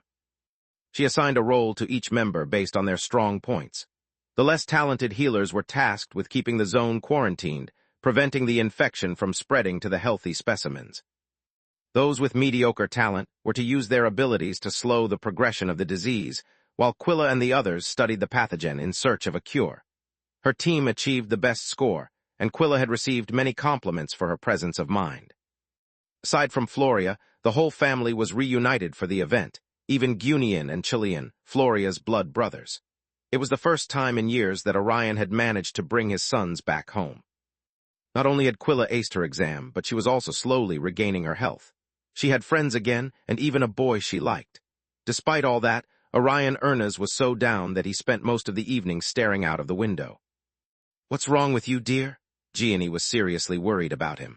When Quilla had told them about the boy, Orion didn't grunt or object. He didn't even order a priority 1 background check on the little pest. "I just miss my little flower," he sighed. Chapter 334, Tron Part 1. "I always wanted her to be strong and independent, but now that she's gone, I don't give a damn about all that crap. Why didn't Lith stop her? He was still a bit young, but he could still marry if his parents gave their approval." "That's rich coming from you," Gianni scoffed. "Maybe if instead of messing with my plans you had helped me, things would be different. Or maybe Lith knew her well enough to understand he couldn't stop her." "Nothing is lost yet. She is in the army and he will join the army in the future. Now enough sulking. Quilla needs us more than ever." Lith's house, same moment. After over 6 months, Lith and Fillard had reached a critical moment in their endeavor. The impurities in the Croxy's body were so close to his bright cyan core that they could almost touch. "Okay, I've done all that I can," Lith said. "I've brought you over a mana geyser for your training. I have used invigoration to help you feel the world energy, and push the impurities closer to your core whenever it wasn't painful for you. The last step it's on you." "Don't worry, I can feel resistance but no discomfort," Fillard replied. Even after all that time, he still had to learn invigoration. The Croxy's mana perception was even worse than Lith's when he had just started the academy. It was only thanks to Lith's training schedule and his natural attunement to magic that Fillard was able to crudely stimulate his own core. "I swear this thing feels like I'm taking the biggest shit of my life." Fillard couldn't stop laughing from excitement. He was filled to the brim with an unknown energy that made him euphoric. Suddenly the night sky cleared. Fillard's body emitted a blinding radiance, but unlike normal light it didn't spread in all directions, only upwards. Even using darkness magic in his hands as a shield, Lith could barely stand the intensity the light pillar emitted. It slowly grew in height and width, until a second light pillar descended from the sky. It connected itself with the smaller one coming out from Fillard. The phenomenon gave Lith an oddly familiar sensation. "This feeling, it's too similar to what I experienced during my transformations to be a coincidence. What the fuck is happening?" he thought. "Beats me," Solus replied. "The only thing I know is that Fillard's core is evolving." The Croxy's body started to expand in all directions until his arms became as big as small trees. After that, it only grew in length. When everything was over, Lith was staring at a 10 meters, 33, long serpentine body covered by emerald scales as big as a small shield. The head resembled that of a dragon from Earth's fairy tales, with several small horns surrounding the neck area like a mane. Fillard's legs had been replaced by a long tail, while his clawed arms seemed able to rip even a stone house to shreds. "Yes, I knew it. I always knew I was destined to become." The light faded, and so did the evolved monster's awareness. "What am I?" he asked to Lith while scratching his gigantic head. Lith accessed the bestiaries he had copied from the academy, and stored inside Soluspedia before answering. "You are a lindworm," he said while clicking his tongue. "All this work and you're not even a new species. Protector at last isn't derivative." "I'm not derivative," Fillard roared. He had no idea what the word meant, but he was sure it had to be some kind of insult. He stuttered a few times. What am I again? A lindworm, Lith snarled. A lesser dragon, like a wyvern but wingless and with a very long ass. According to my books, you should possess some kind of toxic breath. Really? Cool. Fillard took a deep breath from the nose, emitting a gurgling sound before spitting an enormous mass of phlegm against the nearest tree. Why, it's not melting. The lindworm looked at the birch tree like it had betrayed him. I said toxic breath, not sputum, Lith replied. How do I do that? How should I know? You are the lindworm, you'll figure it out, Lith shrugged. It sounds like a lot of work. Let's spar already. Fillard towered over Lith, standing 5 meters tall while his tail whipped the air in excitement. It would be a waste of time. You have just evolved. You have no control over your body, not to mention you suck at magic. Maybe you are physically stronger than me now, but I've killed bigger and more powerful beings than you. We'll see. Fillard darted towards Lith like a train. His new body was much nimbler and faster than the old one. He clapped his huge hands trying to squash the opponent, but once again he only hit the air. Lith had long learned true dimensional magic, which allowed him to blink above Fillard's head. Bad lindworm, sit! Lith stamped his left foot using a combination of air, fire, and earth fusion, while using air magic to drop down like a meteor. The foot exerted the same impact an elevator in free fall from the 6th floor would. The dragon-like head crashed on the ground with a rumbling sound, creating a small crater on impact. I yield. Fillard hated Lith, especially when he was right. The problem was it happened most of the time. Neither of them had used his true strength, but the quick exchange had been more than enough to prove the difference in skill between the two. How did you? Magic, until now you could only use water and earth. I already taught you everything you need to know about first magic and all the other elements. Practice on your own. Our deal is over, Lith said while walking towards his home. Wait, I need new axes and something to carry them. Why is that my problem? Lith replied. You have nothing I want and I don't work for free, Lith said. Don't even think about plundering this area. There's nothing valuable, and if someone pays me, I'll be more than happy to get rid of you. Dude, that's cruel. I never needed money. I don't even know how to get back home. Boss Scarlet warped me here with one of those fancy portals. Can't you do the same? If earlier going unnoticed was hard, now it's impossible, Fillard whined. Again, not my problem. Lith was tired of dealing with the lindworm. He always managed to give him a headache. Scourge, was that your doing? Even though they hadn't met in years, Lith immediately recognized that voice. Of course it was me. Nice to finally see you again, Reaper. I was starting to think you were avoiding me. Reaper the Shife, one of the 2 remaining kings of the woods, didn't reply immediately. Actually, I was. Since Protector's disappearance, there is something wrong about you. It scares us greatly. What changed your mind? Lith asked. We are desperate for help, Reaper admitted. You never took interest in your role of king, leaving your turn in our hands. Now that Protector is gone, we lack the strength to defend our land from humans and monsters both. Those who replaced the 2 of you are too weak. Can you help us evolve too? Otherwise it's only a matter of time before something bad happens. Chapter 335, Tron Part 2. How can 2 weaklings have become kings? Lith was confused. Protector had always been the strongest among the 4, but not by much. We are not like humans. A king is simply the most powerful beast in the area. The new kings are simply too young.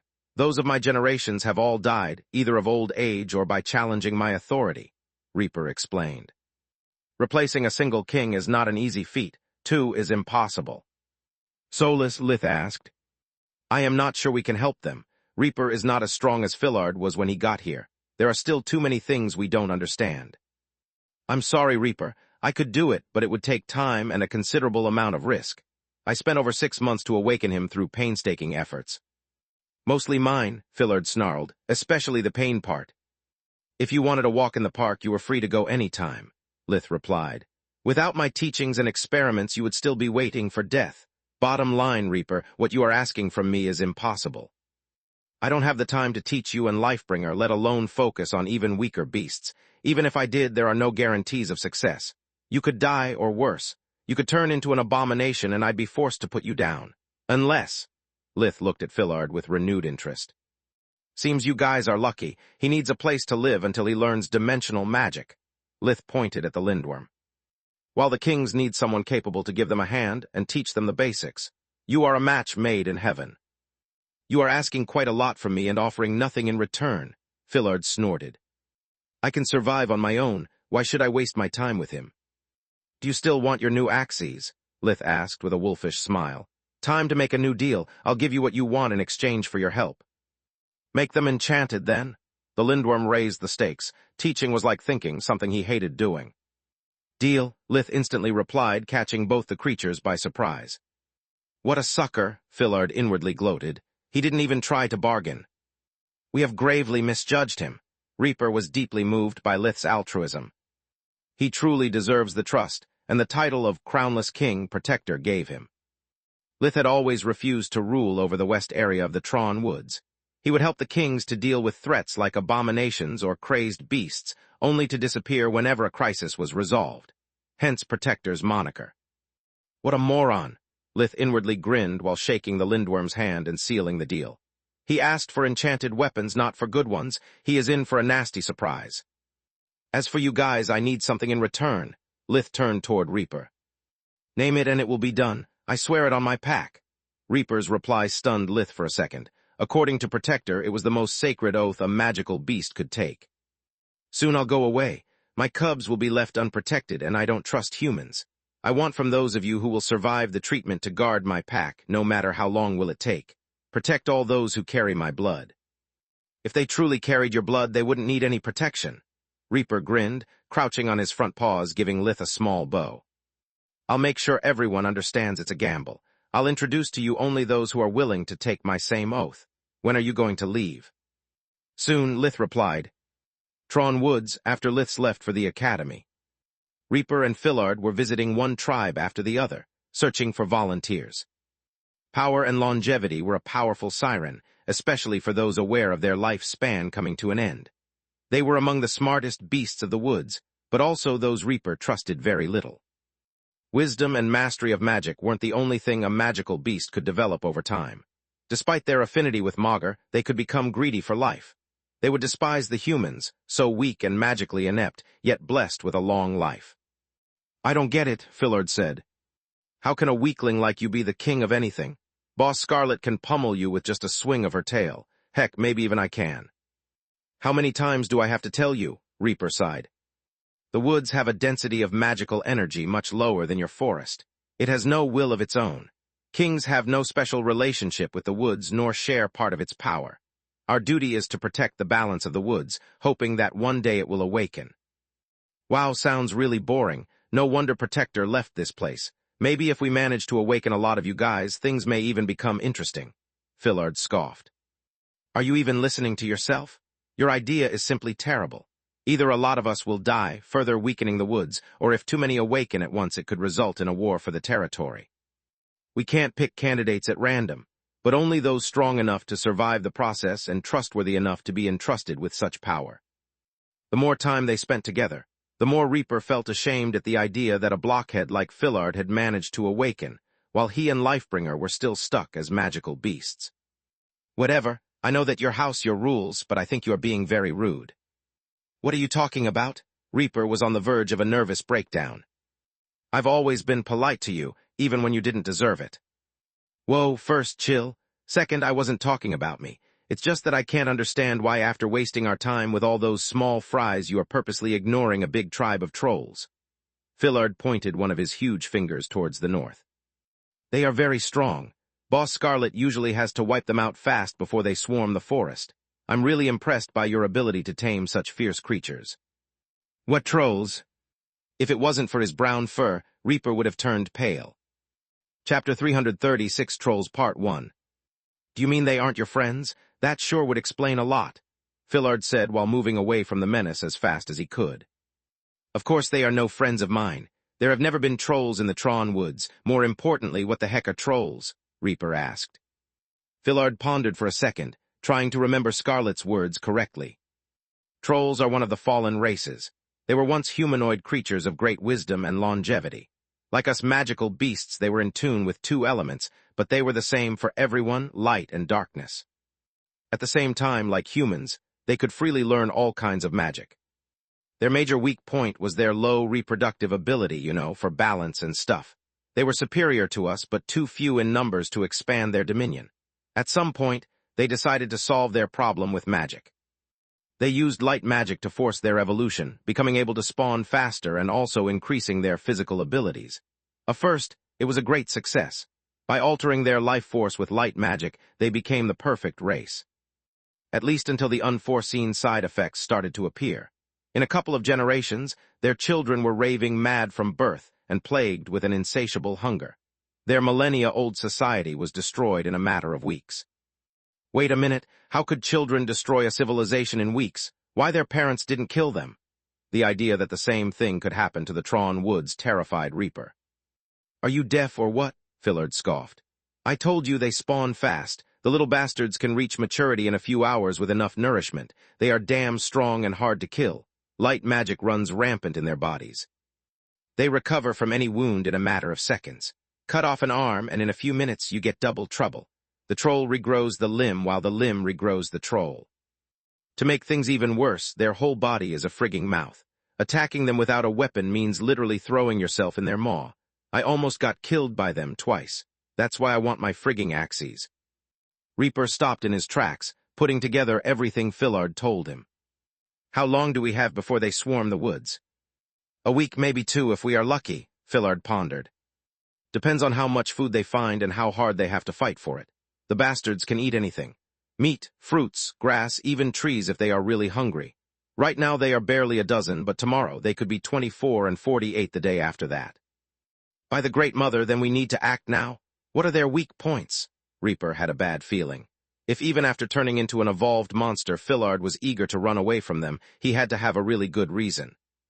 Not many, perfect race, remember? They are incredibly stupid, but with their abilities they can afford it. Magic is mostly useless against them. Only fire and light can kill them for good. They burn like dry grass, but Boss Scarlet always used light magic to get rid of them. Reaper was flabbergasted. He never heard about light magic being able to kill, making it impossible for him to understand Scarlet's tactic. It was actually pretty simple, but Reaper's panic was blinding him. Fire was dangerous to use inside the woods because, until the end of the combat, it would be free to spread everywhere.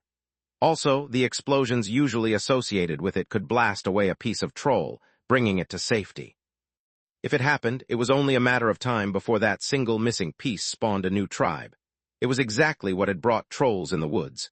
A team of adventurers had been tasked to get rid of a small tribe and did a poor job cleaning up their remains. You can use all elements now, right? It should be easy for you wiping them out.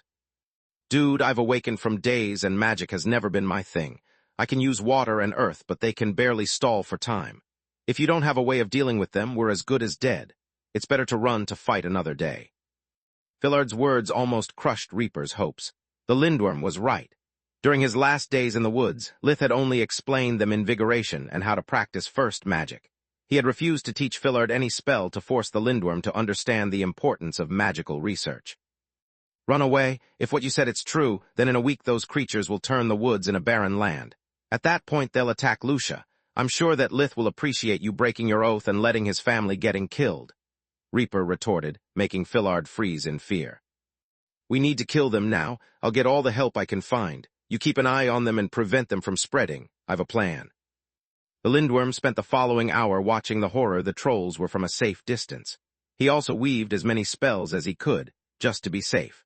For the first time in his life, Fillard regretted not listening to Scarlet the Scorpicore when she tried to teach him more advanced magic. Thank the Great Mother I've no legs anymore. My new body allows me to be silent without stomping or tripping like my old one. Fillard's size wasn't an issue. The troll's eyes were white without pupils or irises. In his experience, they were blind and relied on their hearing and sense of smell to track their prey. Fillard wasn't soft-hearted by nature.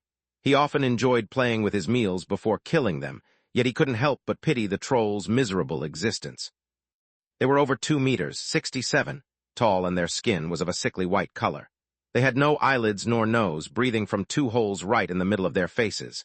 They had no lips either, revealing their huge maw filled with fangs going from ear to ear. They were skeletal with a swollen belly, as if they hadn't eaten from days. Their hands had long fingers ending in razor-sharp claws, and their bodies were covered by odd-looking scars that gave Fillard the creeps. The trolls had already eaten everything in a 100 meters, 328 feet, radius, so they were lazily grazing the grass while waiting for the next prey to draw their attention. When Reaper returned with the reinforcements, Fillard could finally sigh in relief. There were Bikes bear-type magical beasts, Shifes puma-type, Gylads stag-type, Rise wolf-type, and Krons hawk-type. Each tribe had sent their 4 most powerful members. Every one of them was a king or a potential king candidate. The Bikes were eager to fight and prove their worth. After Lith had defeated Urdu, their previous leader, and the most talented member of their tribe had turned into an abomination, the Krons Alpha had become the king in the west, usurping their title. Chapter 330, 7 Trolls Part 2. That's it, Fillard whispered despite his frustration. He couldn't risk alerting the trolls. What are we going to do with just 20 stooges? 21, Reaper said, pointing at the lindworm. I brought only champions. Weaklings would only be dead weight or food for the trolls. Besides, why so gloomy? We almost outnumber them 2 to 1. Dream on, Fillard sighed. There are 16 now. Trolls reproduced asexually. Whenever one of them was full enough, it would give birth to a new creature. Damn it, Reaper cursed. We have to move fast, here's my plan. Everyone nodded in agreement, except the Bikes. We don't trust birds, they'll fly away like the cowards they are, said Cormer, their leader. Shut up, Cormer, Reaper commanded him. I know you can't stand Krons. I only asked for your help because Bikes are the only ones beside the Rise that can use fire magic. One more thing before I forget. Whatever happens, do not use darkness magic. Fillard chimed in, enraging both Bikes and Krons. Why is that? It's the most destructive element, they said in unison, leaving Reaper flabbergasted.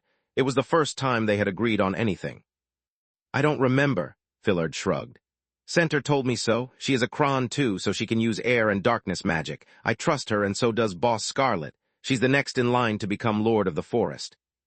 Despite being an evolved monster, Fillard lacked the imposing aura of a king, so both tribes refused to listen to his advice. Only Lifebringer and Reaper managed to stop their bickering. He may not seem very bright, but he fought them twice and lived to tell the tale, said Lifebringer, the king in the south. I'd have liked to meet you in more happy circumstances, Fillard. These 2 are Guardian and Thunder, the 2 new kings. He pointed at the biggest among the Rise and the Krons, respectively. Everyone get into position. If we fail, the woods will belong either to the trolls or the humans. We have to pick the lesser evil and cooperate. The idea of losing their ancestral home was enough for all the clans to agree to a truce. Reaper's plan was simple. A few gutted rabbits were enough to lure the trolls to a large clearing. The smell of blood was for them like a flame to a moth. They moved so fast that the magical beasts only saw a blur until the trolls stopped to consume their meal. At that point, the Gylads, Shifes, and Fillard used earth magic to turn the clearing into a crater 10 meters, 33 feet, deep, while the Rise and the Bikes unleashed fire on the trolls. The mad creatures ignored everything around them. They kept fighting among themselves until the last shred of flesh and bones was consumed. Only the 4 newborns died. The adults were too strong. Most of their injuries healed so fast that even the magical flames couldn't keep up. Only then did the trolls notice the magical beasts and rushed towards their new prey. The Krons attempted to hit them with lightning, while the earth magic users turned the ground into quicksand and erected stone walls to protect their allies. The trolls were too fast for the quicksand to be effective. They even managed to dodge most lightning bolts. The trolls reached the stone walls, tearing through them like they were made of paper. One of the Bikes was caught off guard. The troll's arm had pierced the wall and grabbed her by the neck.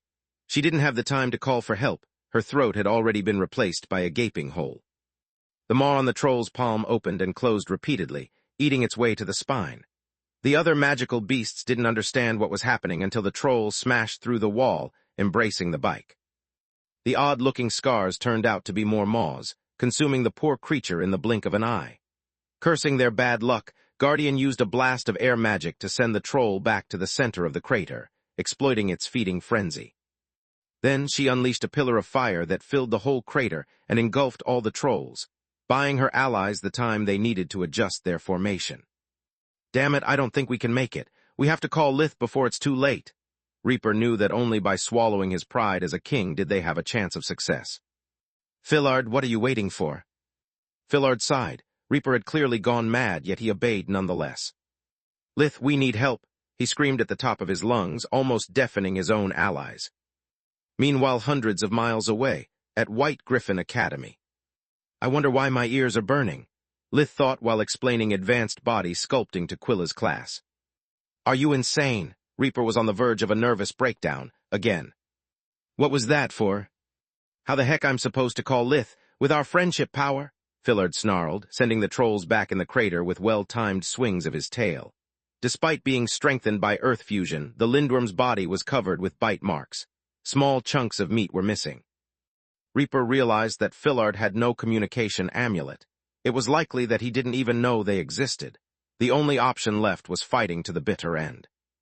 Even with their combined efforts and the higher ground, were the magical beasts barely able to keep up.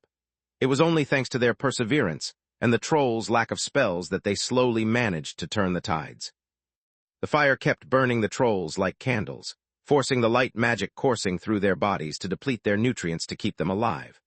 One by one, the monsters ran out of juice and died of starvation, until only those who had eaten one or more magical beasts were still alive.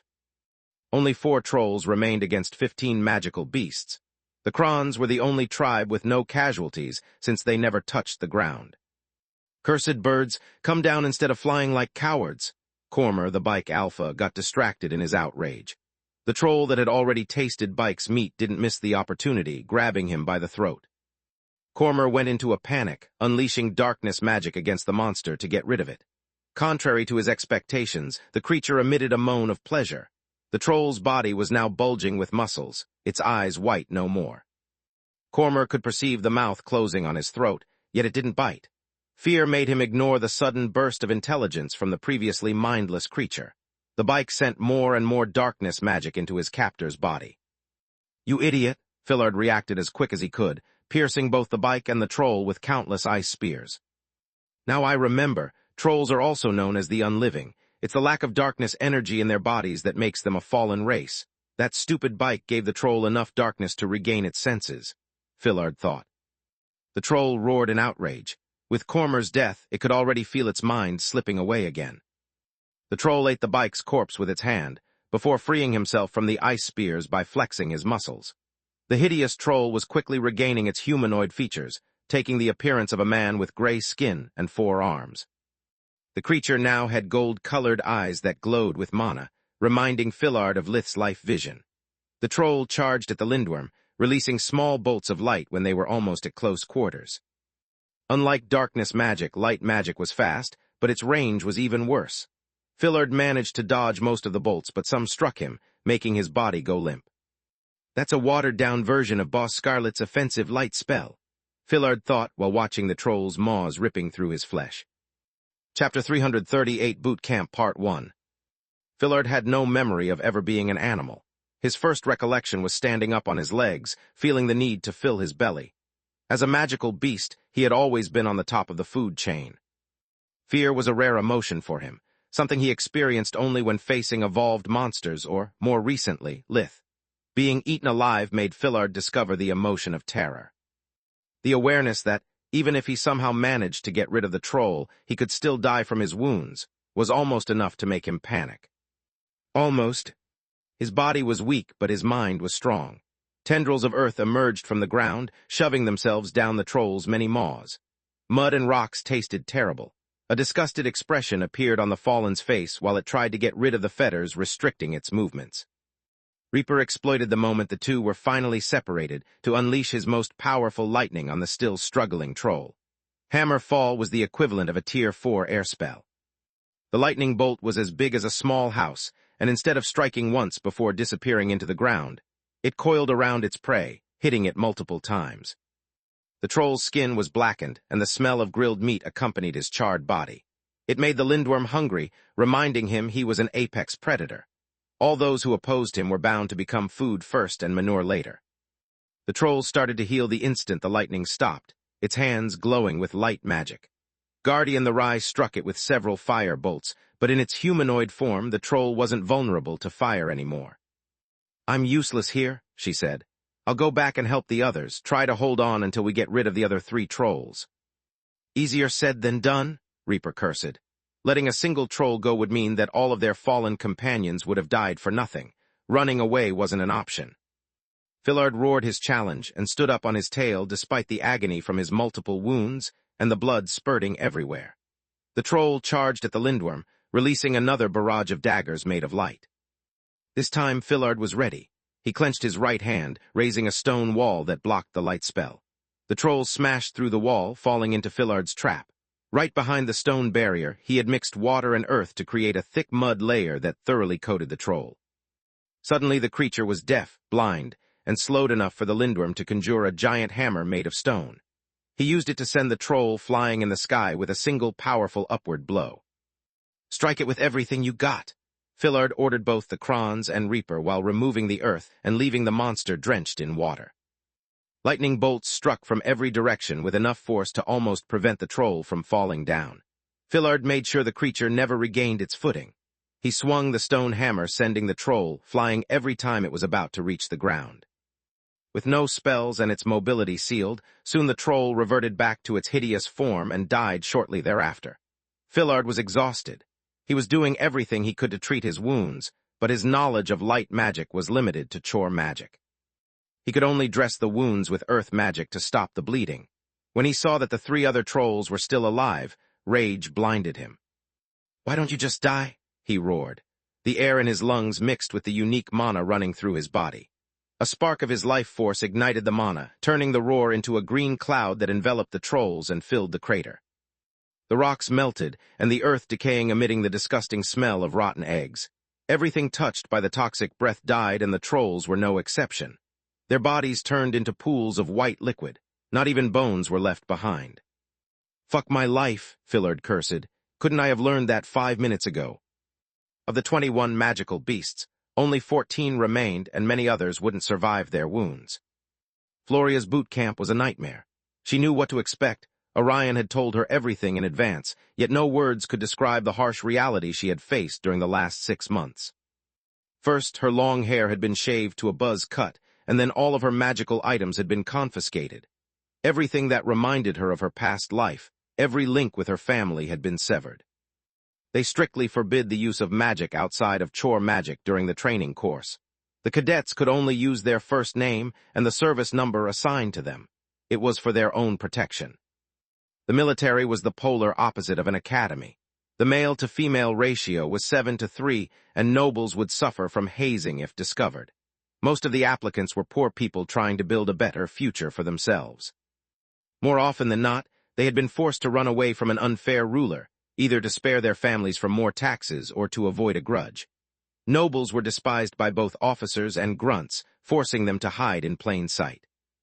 With her muscular build and her callous hands from all her training, Floria had no problems passing for a commoner. Whenever someone asked her about her family or past, she simply talked about Lith's. They had spent so much time together that she knew his life like the back of her hand. It helped Floria to make friends and to keep her identity a secret. She had never experienced most of their daily worries except through Lith's words. The first months were brutal. The instructors only cared about strength, stamina, and speed. Only those who excelled would get a shot at becoming part of the elite forces. Average cadets could only become normal soldiers, while those lacking in one or more skill could only hope that their brain would get them a desk job. The rest would be deemed unfit for service and discharged. In every test during the first 3 months, Floria outperformed every other cadet in her platoon. It earned her a lot of admiration from her barrack mates, and just as much hostility from the other cadets. However, the Erna's family had stolen too much spotlight lately. Their enemies were itching for an opportunity to embarrass them. Archduke Tebben had never forgotten the humiliation his daughter suffered during the White Griffin tournament. He couldn't stand Floria overshadowing Klee in the military too, so he made sure the right rumors reached the right ears.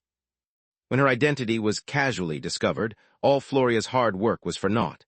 Even her barrack mates abandoned her. They could stand being outclassed by a hard-working commoner, while the success of a silver spoon noble was unacceptable. Soon Floria was cut off from the other cadets.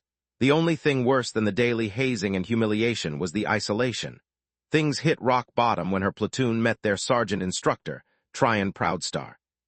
It was Archduke Tebben's final gift.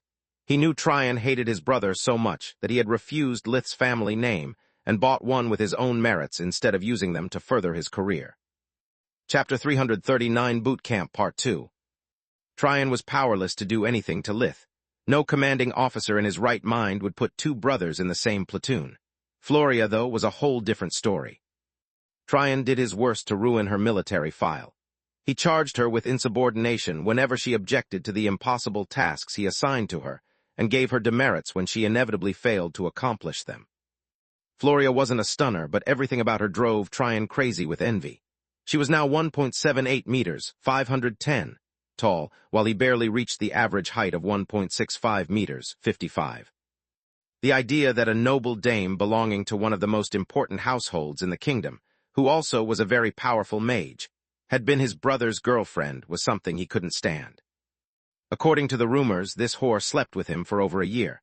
I heard they got this close to becoming engaged, yet none of the noble bitches I met did so much as to look at me because of my origins, Tryon thought. He knew that messing with an Ernest was a bad idea, yet he did it nonetheless. Tryon knew it was likely to be his only opportunity to get back at his brother, so he couldn't miss it. Tebben was aware of Tryon's grudge. It was the reason he had chosen him for the job. Only an idiot would put everything on the line for a petty reason, and Tryon was exactly that kind of man. Floria endured the constant latrine duty, the insults, and the protection he offered to anyone who hazed her. The only silver lining in that situation was that the Erna's name was both a blessing and a curse. It gave everyone a reason to hate her, but at the same time, it set boundaries not even the most reckless soldier dared to cross. Gianni's reputation was only second to Orion's when it came to avenging his daughters for any kind of offense, be it real or simply perceived as such. Even with Tebben's protection, Tryon had to walk a thin line to avoid turning from perpetrator to victim. Months passed. That morning, Floria found her mail in the mud, as it always was after a rainy night. Normally, it would take her first magic and quite an effort to salvage its contents, but this time the letter was written with special ink which made it easy to read.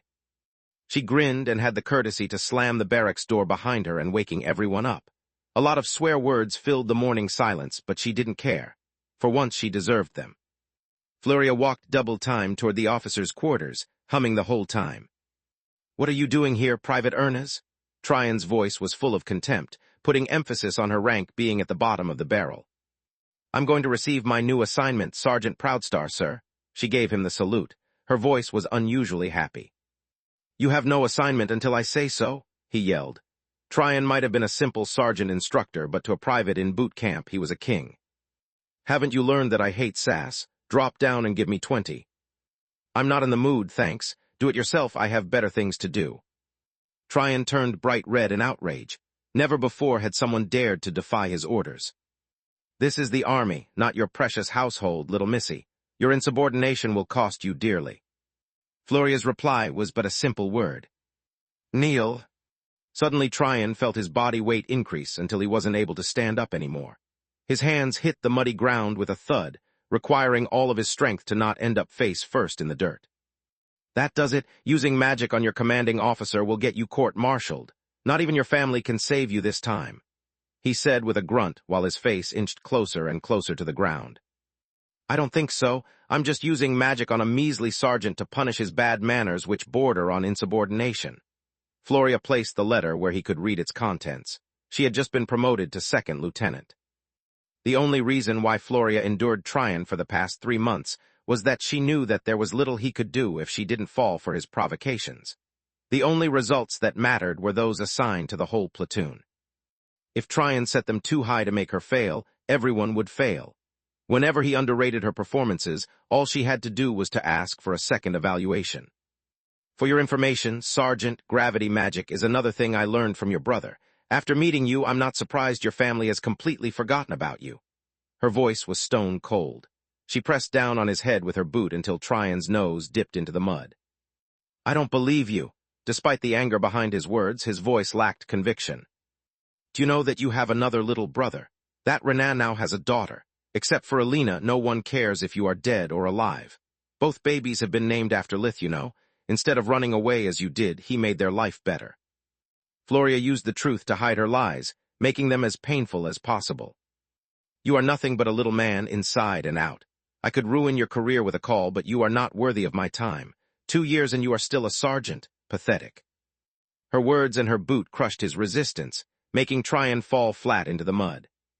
Floria left him sobbing.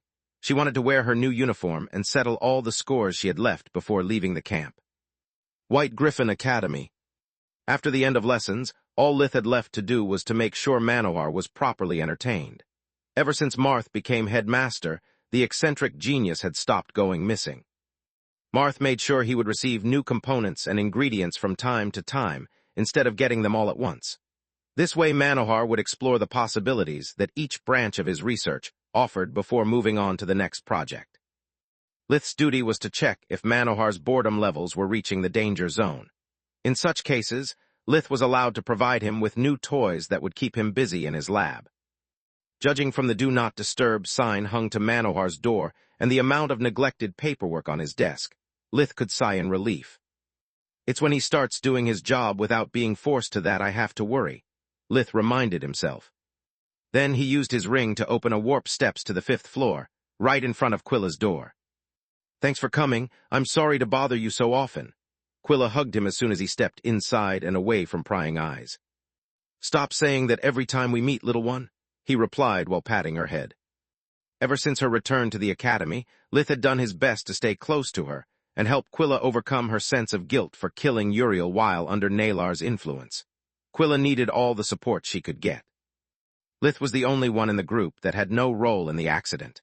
Quilla was the main culprit, but Floria was the one that gave the order to save Gianni first, while Freya mindlessly obeyed. Quilla considered him to be the only one that could judge the events without his own guilt clouding his mind. Chapter 340 Life at the Academy Part 1. Stop calling me little one. Quilla hated that moniker. It made her feel like a child. We're the same age, and I'm even quite tall for my age. With her 1.6 meters, 53, she was indeed tall by Magus standards. Because of her thin build, she seemed even taller. You are short compared to me, Lith shrugged. He never expected these murderers' anonymous meetings to become a habit for the surviving members of the group. Yet after noticing how much talking with him helped Floria to relieve her burden, Lith became the sponsor for the 3 girls until they felt ready to share their demons with each other. Freya and Floria had recovered quickly. Maybe because the academy kept their minds busy, or maybe because after so many tears and so much grieving they had come to terms with the truth that saving both Gianni and Uriel was just a pipe dream. The anniversary of Nalar's attack had recently passed, so Lith wasn't surprised when Quilla called him and asked for his help. He was glad to see she had been eating again. Her cheeks were rosy, and she was even starting to gain weight in the right places. How is it going with Callan? Before confronting the elephant in the room, Lith wanted to make Quilla relax with small talk about her boyfriend. We broke up yesterday, she replied with a sigh. Nice move, Freud. Lith inwardly cursed at his bad luck. It's not your fault, you had no way of knowing, Solus consoled him. I don't need to know who dumped who to tell you that he is a dick. It's his loss. What makes you so sure it's his fault we broke up? Quilla chuckled. Lith's unconditional support meant a lot to her. Well, you started dating less than 2 months ago. The only reasons I can think of for such an abrupt ending is either you found out he was cheating on you, or he rushed for the 5th year and he wouldn't take a no for an answer. Either way, he is a dick. 5th year was the Magus slang equivalent for the home run in a relationship. Quilla, blushing instead of getting angry at her ex, made Lith understand it was the latter. How is Tista doing? Quilla changed the topic. There were things she didn't like to talk about with Lith. Good. After the mock exam, she got a group of her own. 2 girls and 2 boys, just like ours. Tista's jury is still out on whether or not they are sincere. How come you're so relaxed? Aren't you worried about the boys? Quilla would have expected Lith to have run background checks or at least have intimidated them. Tista knows that if she needs my help, she just has to ask, Lith shrugged. She must learn to fend for herself and become a good judge of character. My role isn't to prevent her from stumbling and falling, only to help her in standing back up. Those words shocked Quilla. Lith was so calm and mature instead of his usual overprotective self. If someone tries something funny or hurts her, they may find themselves accident-prone, maybe even going missing for good, but that's another story. He winked. Lith meant to make her laugh with his joke, yet Quilla became sad. Do you still think about Uriel? She asked while staring at the ground. Yes, almost every day, Lith sighed. I still regret never making that trip with you guys at the end of the 4th year. I also regret not being a better friend. Before meeting you guys, I was completely alone. Don't get me wrong, I love my family, but they know nothing about magic. My mother still thinks that with a book and a bit of effort, everything is possible. She doesn't realize how much work there is behind every single spell. Nor does she realize the things I had to do to get where I am and earn all the money I bring home. I know it's my fault for always keeping them in the dark, but I felt lonely nonetheless. I don't know what would have become of me without you, Solus. You are the best thing that ever happened to me," he inwardly added, making Solus incredibly happy. "Even if I didn't realize it earlier, you guys are my magical family." After the second exam, Uriel realized his faults and did his best to become a good friend, a brother, yet I was too conceited to notice. Lith handed Quilla one of Uriel's notebooks.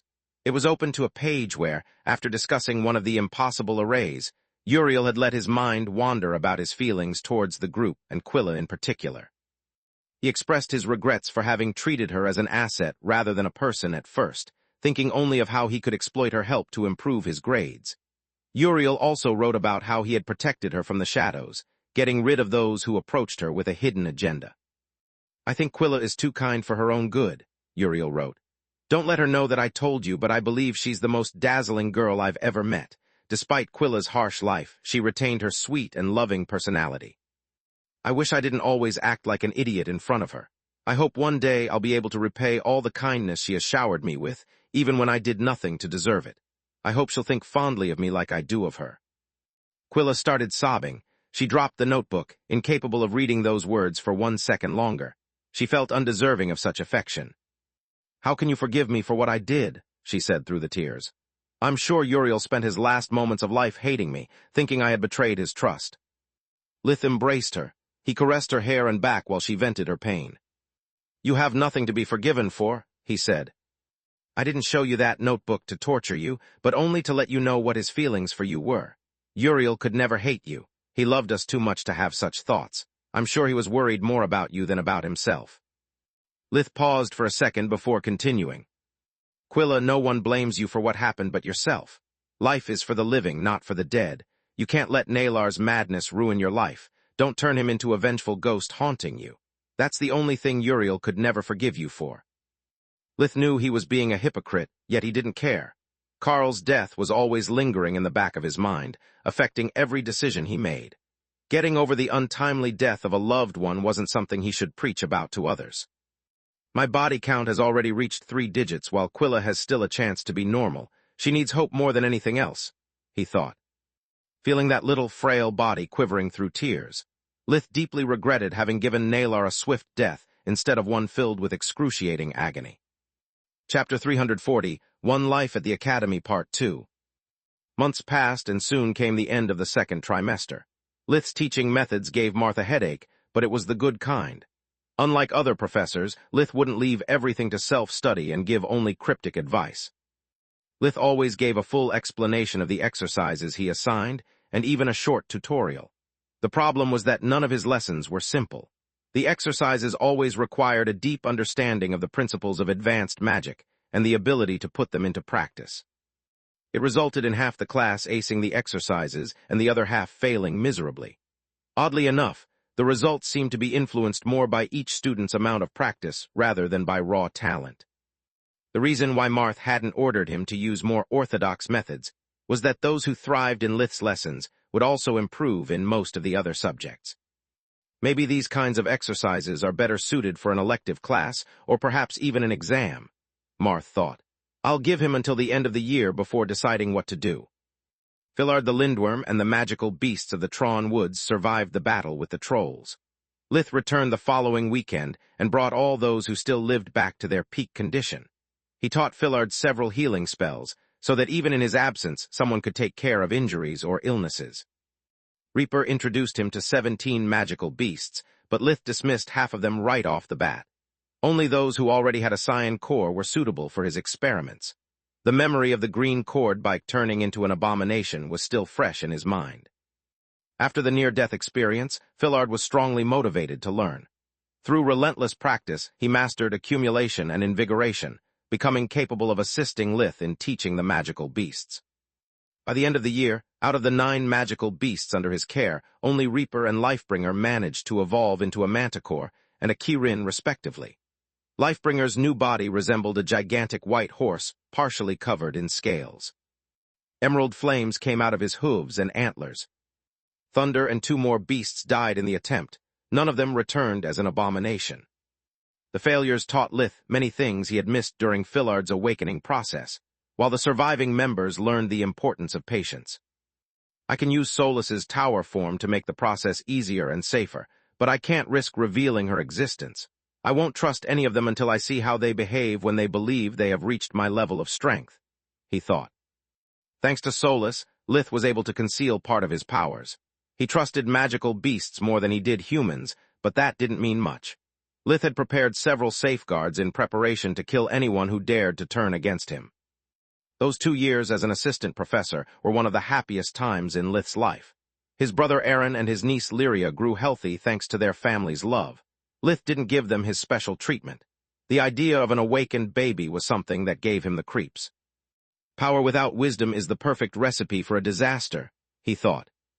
After Quilla graduated, she and Freya left the academy, leaving Lith truly alone for the first time in a very long time.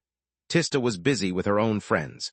Lith preferred her to live her life without being constantly overshadowed by his presence. He buried himself in magical research, trying to understand the various magical specializations while he was still at the academy, and could ask for the help of his colleagues when necessary. Lith had several flings during his last year at the White Griffin. After his breakup with Floria, dating older women made it easy for him to get back in the game. The only real challenge he met was keeping an eye on Tista's natural awakening process. She wasn't a magical beast, so at least he could hope she wouldn't emit a light pillar from her body. After a year and a half at the academy, the impurities in her body were dangerously close to her bright green mana core. Incidents started to happen whenever she used first magic. Her Tier 0 spells would occasionally go wild, destroying her things or hurting her friends. Lith kept his finger crossed, hoping for the weekend to come before it was too late. He couldn't drag her away from the academy without a good reason, and with Manohar around faking an illness would risk drawing his attention. As soon as Tista finished her weekly lessons, Lith brought her back to Lucia and into the Tron woods. "Why are we here?" Tista was confused. Lith had refused to give her any explanation while still inside the academy, and had performed several warp steps to make sure no one was able to follow them unnoticed. He even stored all their academy-related enchanted items inside his pocket dimension to jam any kind of tracking devices. First, don't get scared. Second, do not scream. I don't want to draw any attention. Lith had brought her over the mana geyser in the woods he used for Solas's tower form. "We trained in the woods countless times. There's nothing scary here. Why should I ask, good G?" Her scream was muffled by Lith's hand. He had to admit that seeing his ring grow into a small building was quite a shocker. "Because of that, now can you promise me to keep your cool, otherwise my hand will have to stay there?" Tista nodded, turning from the tower to her brother over and over again. "Is this a mage tower? Yes, now get in, we don't have all day." As soon as they walked in, a bright yellow wisp of light the size of a watermelon welcomed the siblings. Tista instinctively chanted a defensive spell, but Lith stopped her.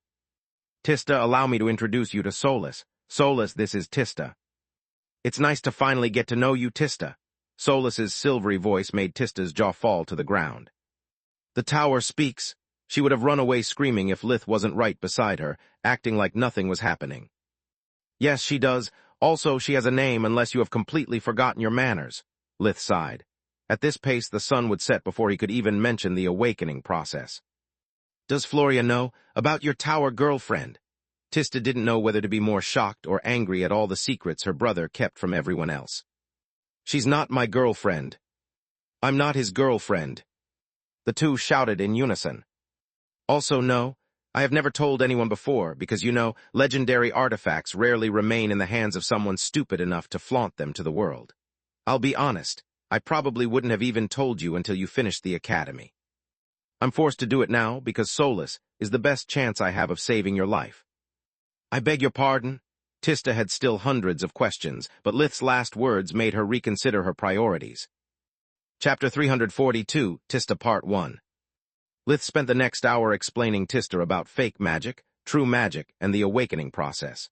She trusted her brother with her life, yet even after meeting Solas, Tista found hard to believe such a massive info dump. Lith then cast perfectly silent spells of all tiers, from 1 to 5 in front of her eyes. Tista gasped for air. The whole Magur was turning upside down. She kept hyperventilating due to stress until everything turned black. "Has she fainted?" Lith asked. Yes, too bad we can't waste time being nice. Solus conjured ice-cold water and splashed Tista's face with it. Oh gods, I had the weirdest dream. When Tista saw Lith and Solus again, she realized it wasn't a dream. Lith sat on the ground beside her, putting his arm around her shoulders to keep her calm. Is everything I learned so far a lie, then? She asked after a while. No, it's just part of a much more complex truth. Think about it. We and magical beasts having two different kinds of magic doesn't make sense. We breathe the same air, we eat the same things. Why magic should be any different? Lith replied. What's wrong with me? Am I going to die? She embraced Lith in search of warmth. Tista was so shocked that she had yet to dry herself from the water. There is nothing wrong with you, and you are going to be just fine. Lith made the water disappear and had Solus turn the heat up in the tower. Yet to succeed, I need your help. There are some unknown factors that I had no opportunity to study, so I need you to be completely honest with me. Don't try to be a hero. If anything feels weird or painful, you have to tell me. Weird how? Tista blushed. To keep you alive and healthy, I have removed impurities from your body since a tender age. I stopped as soon as I noticed your awakening process started because I have no idea if it made things easier or harder for you. Also, you have a bright green core. So far, my only successful experiments involve cyan cores. Lith sighed. Wait, didn't you tell me you had a green one too? What's the difference between you and me? The difference is me awakening early. My body developed like that of a magical beast. I grew slowly in strength, so my body had all the time it needed to adapt. Yours is going straight from a dormant green core to an active cyan one. It could either kill you or turn you into an abomination. Lith hugged her tightly, kissing her forehead. The thought of losing her was unbearable. I'll never be able to live with myself if she dies because of me, Lith thought. She'd be dead without you, Solus rebuked. Now bring her to the basement, we have no time to lose. Lith helped Tista to get up and did as instructed. He explained to her how awakening usually involved the impurities reaching the mana core, triggering some kind of reaction that made both the core and the body stronger. I still have no clue about the details, but I think that expelling the impurities is only part of the process. During the refinement, the body undergoes a transformation that corrects any flaw humans normally develop during their lives. If I'm right, the stronger the core, the greater the number of flaws the body needs to fix. It's an incredibly delicate process, like using body sculpting on a healthy subject. Hence, the body undergoes a lot of stress, and if it's unable to cope, the final result is death. In theory, you grew with very few imperfections. It should make things easier. What if you are wrong? Tista asked. Then by removing your impurities, I've doomed you. The sibling shivered in fear, but Tista only held Lith's hand tighter. What do I have to do? Lith brought her in the tower's basement, in the nearest point to the mana geyser.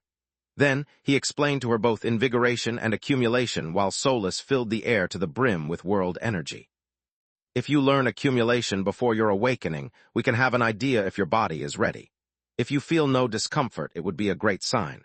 If you learn invigoration instead, it can help you survive in case anything goes wrong. Tista sat cross-legged on the warm stone floor, taking deep breaths and following Lith's instructions. She was scared, but at the same time excited. She had started studying magic to feel closer to her brother, but now it was an important part in her life. She loved being a mage, and the idea of becoming part of something bigger filled her with joy. The high mana density in the room tickled her skin. She could almost feel the energy moving around her, seeping into her body. A living tower, true magic, and secrets no one but the beasts know. Mom is right. Since Lith's birth life really turned into a fairy tale. Now I understand why all the secrecy about his abilities and how he managed to cure what even Nana was helpless against. Even if I die today, I have no regrets. Without him, I would have spent the few years I had left agonizing in my bed. Tista thought, yet tears streamed down her eyes thinking back to her past life. Is anything wrong? Lith asked as soon as he noticed. I lied to myself, Tista said. I have lots of regrets, I'm scared and I don't want to die. The first phrase baffled Lith, the others not so much. We are on the same page. Now keep breathing and tell me, how do you feel? Tista took in a couple of deep breaths from the nose before answering. I feel hot and ticklish. Is it normal? Yes, Lith lied. How the heck I'm supposed to know what's normal? It's my first time awakening a human too. As long as she doesn't feel pain, it's a good sign, he thought.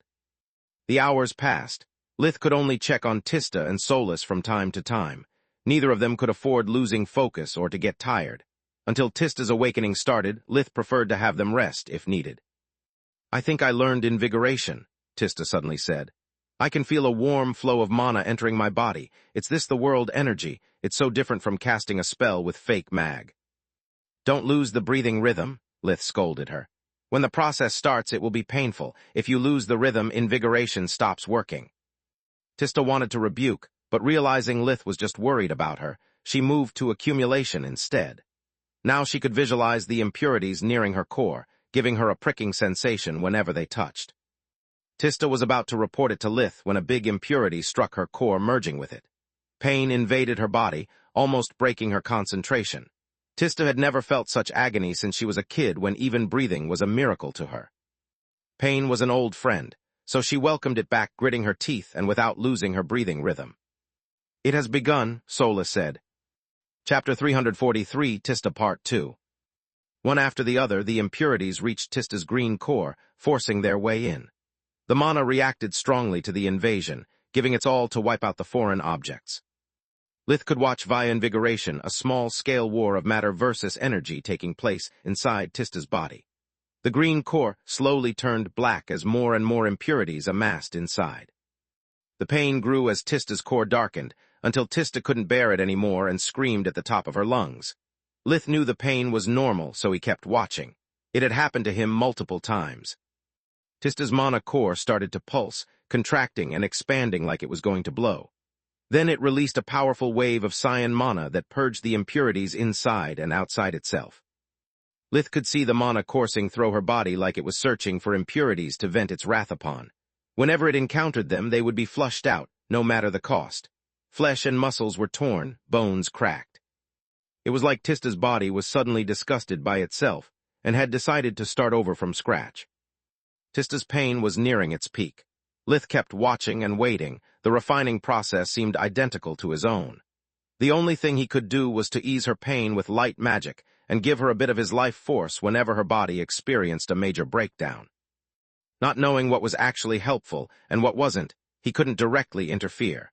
The self-inflicted wounds brought Tista to the verge of death, yet he couldn't heal her without risking doing more harm than good. Lith and Solus did their best to keep her stable, moving alongside the mana flow to not obstruct its movements. The process lasted barely a few minutes, but to both siblings it might as well have been hours. Black goo came out from Tista's pores, making her puke, cry, and bleed impurities all at the same time. Only when the last drop was shed was Tista's body fully repaired. Lith destroyed the tar-like substance with darkness magic while assessing the damage. "She expelled way fewer impurities than I usually do, yet the pain was much worse," he thought. "I think it's because at first you expelled only impurities and your body got progressively stronger and more resistant to pain. She had to endure broken bones right off the bat. The pain must have been unbearable," Solus replied. Lith checked Tista with invigoration again. Aside from being unconscious, she was perfectly fine. Her core was now deep cyan and was constantly absorbing the world energy Solus had conjured inside the basement. "Solus, can you make a room for her too? She needs to sleep, and so do I." Lith was exhausted too. Tiptoeing across a minefield and getting out alive would have been easier than what he had done to not get in Tista's mana's way while keeping her alive. "Sure I can. My mana core may still be deep green, but that is more than enough." During the past 2 years, Solus's mana core had been further enhanced, allowing her to complete the first floor of the tower. Unfortunately, she had yet to acquire any semblance of a body. "I'll also pump world energy into her room non-stop. It should help her to recover faster." Lith brought Tista to a brand new room that was a perfect replica of her own at the academy before going to sleep. Tista woke up several hours later, feeling like someone had kicked her all the way back home. The first thing she noticed was that her body felt different. She was faster, stronger, but most of all smellier. "Did I fall into an open sewer or what?" She took off her dress, throwing it into a corner, yet the stench didn't subside. "Or what?" Solus replied, making Tista flinch. She wasn't expecting company. "The impurities can have that effect. Follow me, I prepared you a bath." Solus was relieved seeing Tista was all right. She was also incredibly embarrassed. After the awakening, Tista's physical appearance hadn't changed much, but it was Solus's first time seeing her naked. She was now a gorgeous woman who stood 1.76, 59 meters tall with waist-length auburn hair containing several shades of red.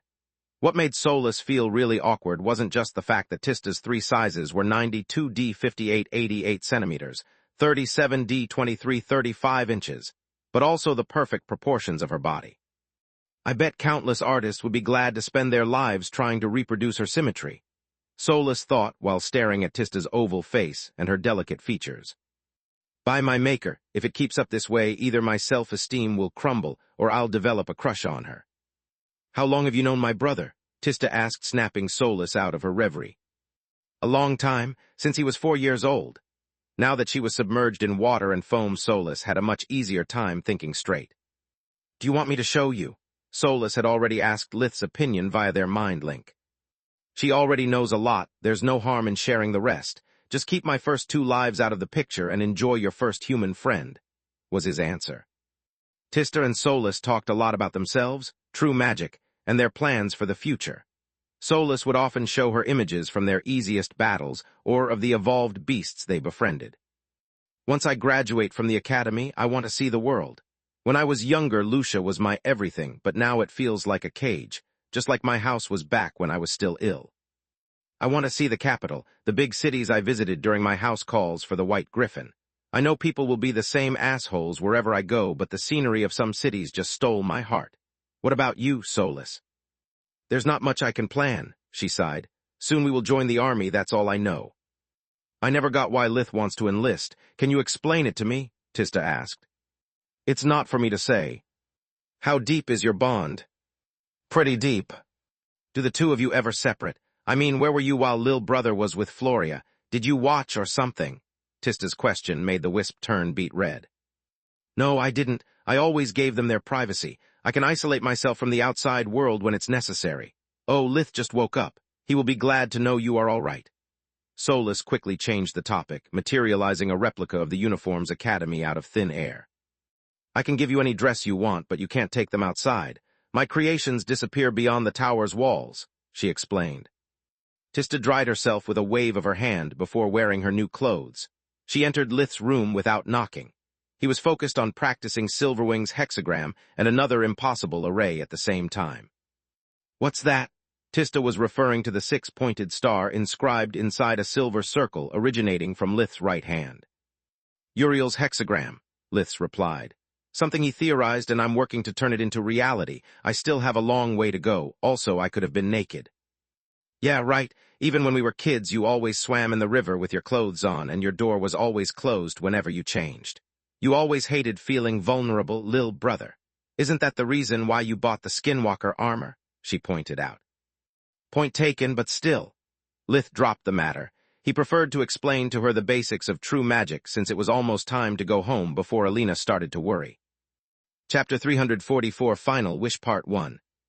There are 2 things that you must never forget about being an awakened, Lith explained. The first is that our secret cannot be shared with anyone. The history of Garland Continent is full of mages and researchers that go missing in accidents when they tried to share their theories about it. I have no idea how many awakened ones are out there. So far I met only Nalar and Farg. I only discovered their nature when they decided so. Sadly, there is no way to tell a fake from a true mage. 2 of our professors are awakened, the news shocked Tista. Yes, Lith nodded. What I am trying to say is that not only you can't tell anyone about your new powers, but also that if you ever get found out, you have to kill them. Lith's eyes and voice were stone cold. Kill them? Why? Think about it, Lith sneered. A mage is a weapon and as such is strictly regulated. An awakened one is both a weapon and the key to longevity. What do you think nobles and royals would do to us, to our family, to get their hands on such power? Lith paused, letting Tista ponder on his words. She wasn't a naive little girl anymore. The academy had been her wake-up call. Tista now knew what to expect from others. Do you mean that not even your group? No one knows but you, Lith shook his head. Not even Floria. No, she noticed something was amiss with me, but Floria never pushed me to reveal her the truth. It's one of the reasons why she was so precious to me. Lith sighed. The second thing is that every time you use accumulation or invigoration, your life gets longer. By drawing in the world energy, you'll consume less and less of your own, allowing you to live for centuries. It means you'll see our family, your husband and children wither and die while you'll still look 20. I'm giving you a choice I didn't have. You can either just practice true magic and live a normal life, or also use those techniques to become stronger but be progressively set apart from humans. I'm sorry, but I need some air. Tista stood up and ran away from Lith's room. Her head was spinning because of all those sudden revelations. She felt suffocating. Despite the tower was actually spacious, Tista had the impression the walls were collapsing on her. Only when she walked out of the door and into the familiar Tron woods, the world seemed to regain a semblance of normality. Would you like some company, or do you prefer to stay alone? Solas's voice made her flinch, but just for a second.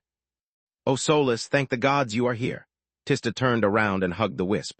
Much to Solas's surprise, her arms didn't pass through. She could actually feel Tista's embrace as if it was Lith's. Can we take a walk? All that talking about killing in cold blood and immortality seriously freaked me out. Being touched by another human being freaked out Solas too. Also, she had no idea what to say to Tista without scaring her. Solas knew Tista like she was her own sister, while Tista knew nothing about her. Sure, but I can't get very far from the tower. The further I get, the smaller the wisp becomes until I'm forced back inside. Solas did her best to not let her voice quiver. By my maker, our first meeting couldn't go any worse. First, she took me for a peeping Tom, now she'll pity me. I must find something smart or funny to say to salvage the situation. Tista walked around and away from the tower until Solas's wisp became the size of a tennis ball. For several minutes they remained silent. The only audible sounds were the rustling of the leaves and the wood's bird calls. That situation was a nightmare for Solas. Her consciousness was far enough from Lith to not feel his presence in her mind anymore, and at the same time, she realized how awkward that quiet was. Oh gods, why does she say nothing? I'm not used to silence. Lith's mind is always a noisy mess. Am I supposed to break the ice, or is it better to wait for her to open up? Solas's first human interaction wasn't as she had always pictured it. She had been linked to Lith's mind and emotions for so long that she was not used not to know what the other person was thinking. Tista's expression was unfathomable to her. She seemed to be worried, disgusted, and annoyed all at the same time. Solas started panicking, thinking that Tista's silence was due to her regretting the choice of bringing Solas along. I'm so confused. What do you think I should do, Solas? Tista asked. I'm sorry, I have no idea what you're talking about. Solas's voice was cracking due to the strain she was under. I'd like you to get closer to the tower, though. Do you think Lith is right about killing? She continued walking at a fast pace. Please, Tista, get back. One more step and you'll be stark naked. My clothes, remember? Solas yelped. Her wisp was on the verge of disappearing. Tista cursed at her stupidity, walking towards the tower as fast as she could. She noticed how her body had never felt so light.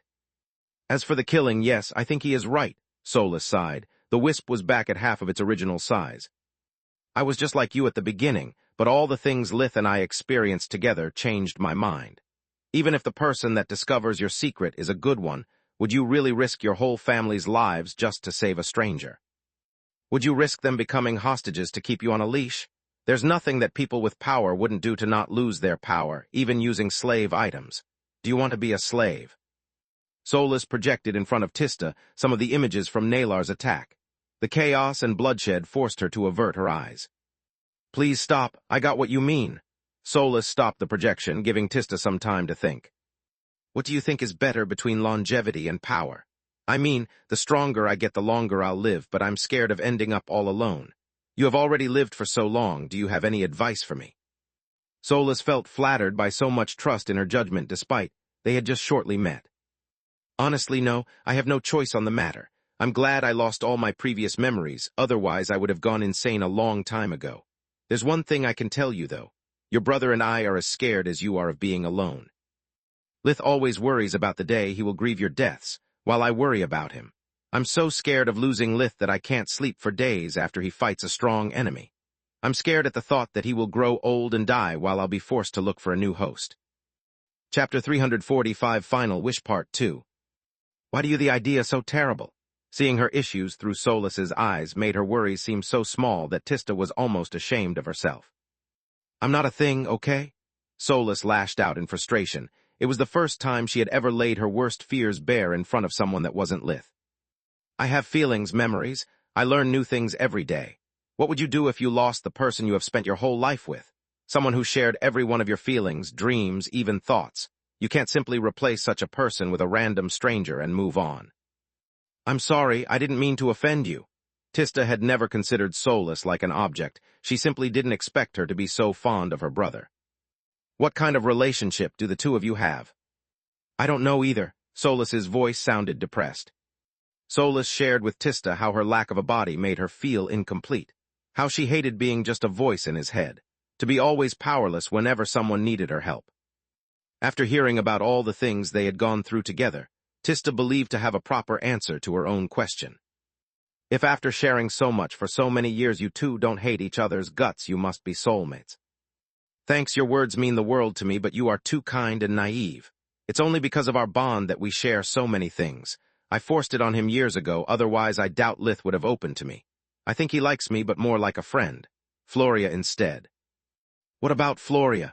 Tista hoped for some juicy gossip. Neither the Verhin or the Ernas had any idea how close the two actually got during the academy. Sorry, but it's not up to me to tell. Let's go back to the tower.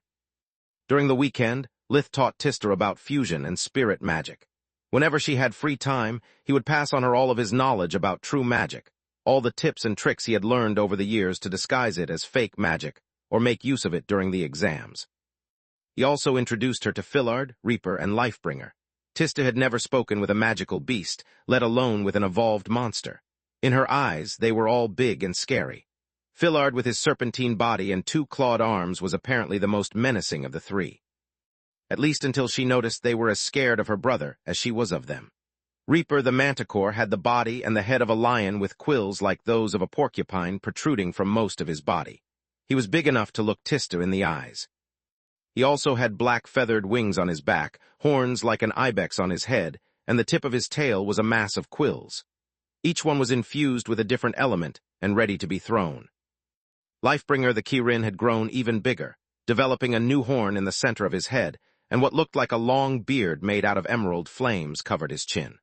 The four of them would practice and spar together to get used to their new abilities. Why are you still here? Lith asked Fillard.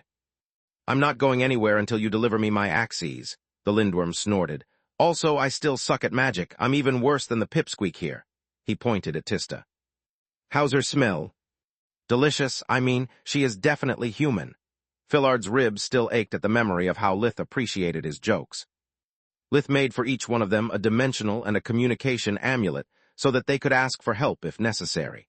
He also realized for Fillard a couple of twin axes on the cheap. The Lindworm couldn't provide him materials or magic crystals, so Lith infused the weapons with what by Forgemastering standards was considered to be the bare minimum, making them sharper, lighter, sturdier, and capable of self-repairing if infused with mana.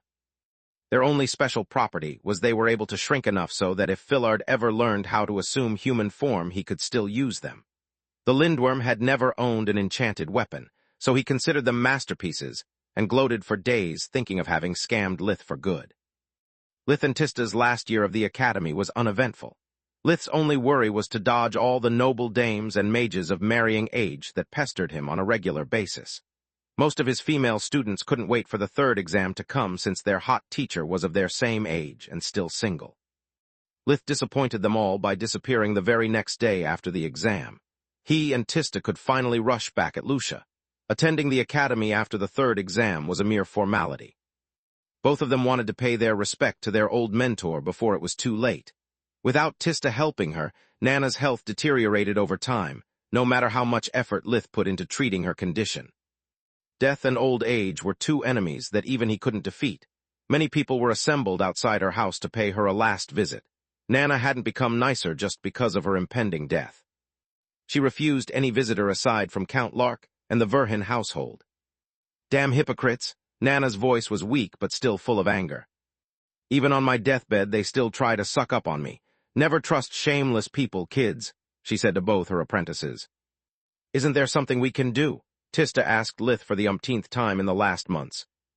No, we aren't gods. Lith shook his head. He had already tried every spell in his book. Master, you never told me who betrayed you. I could take care of them for you if you wish.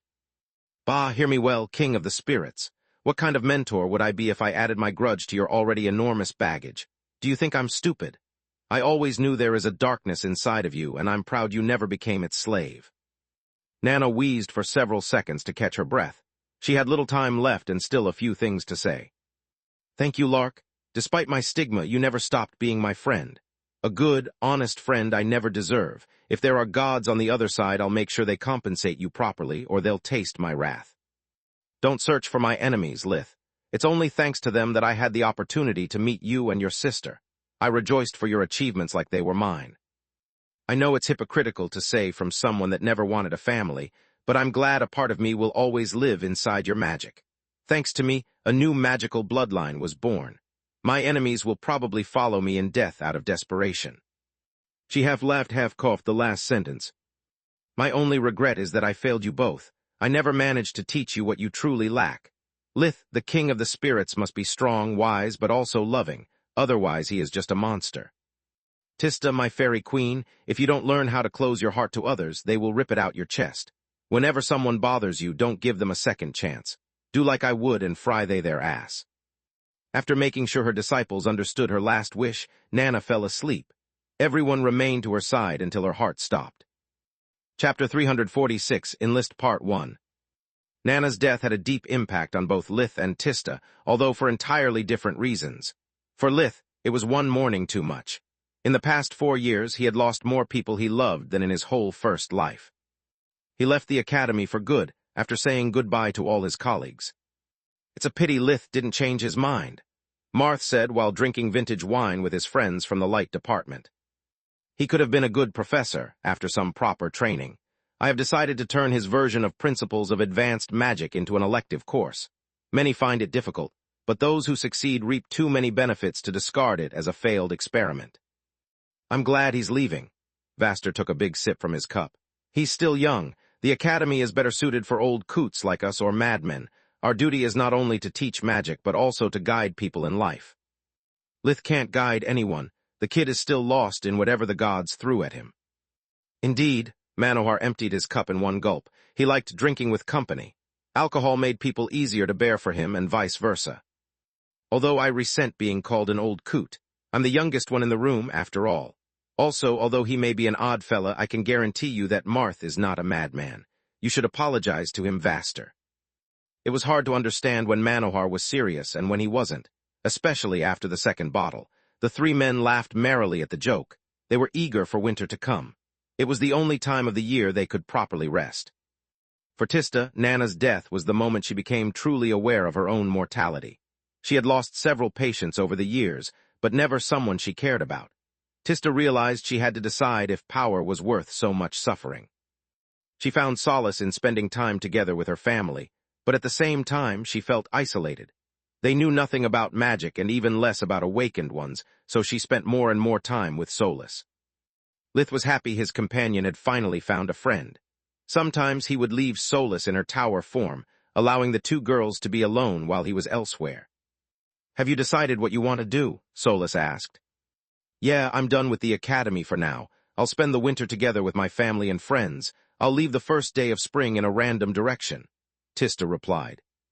For a while, I'll stop being a healer. I'm sick of always having to worry so much for others.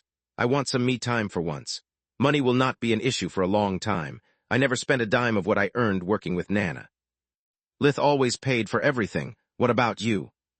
Meaning, Solus was confused. Are you still unclear about your feelings for my brother? I'm still as clueless as I was the first day I met you, she sighed. Well, you can't just live your life like a damn sidekick. You are a great girl, Solus. Maybe you two should work on getting you a body.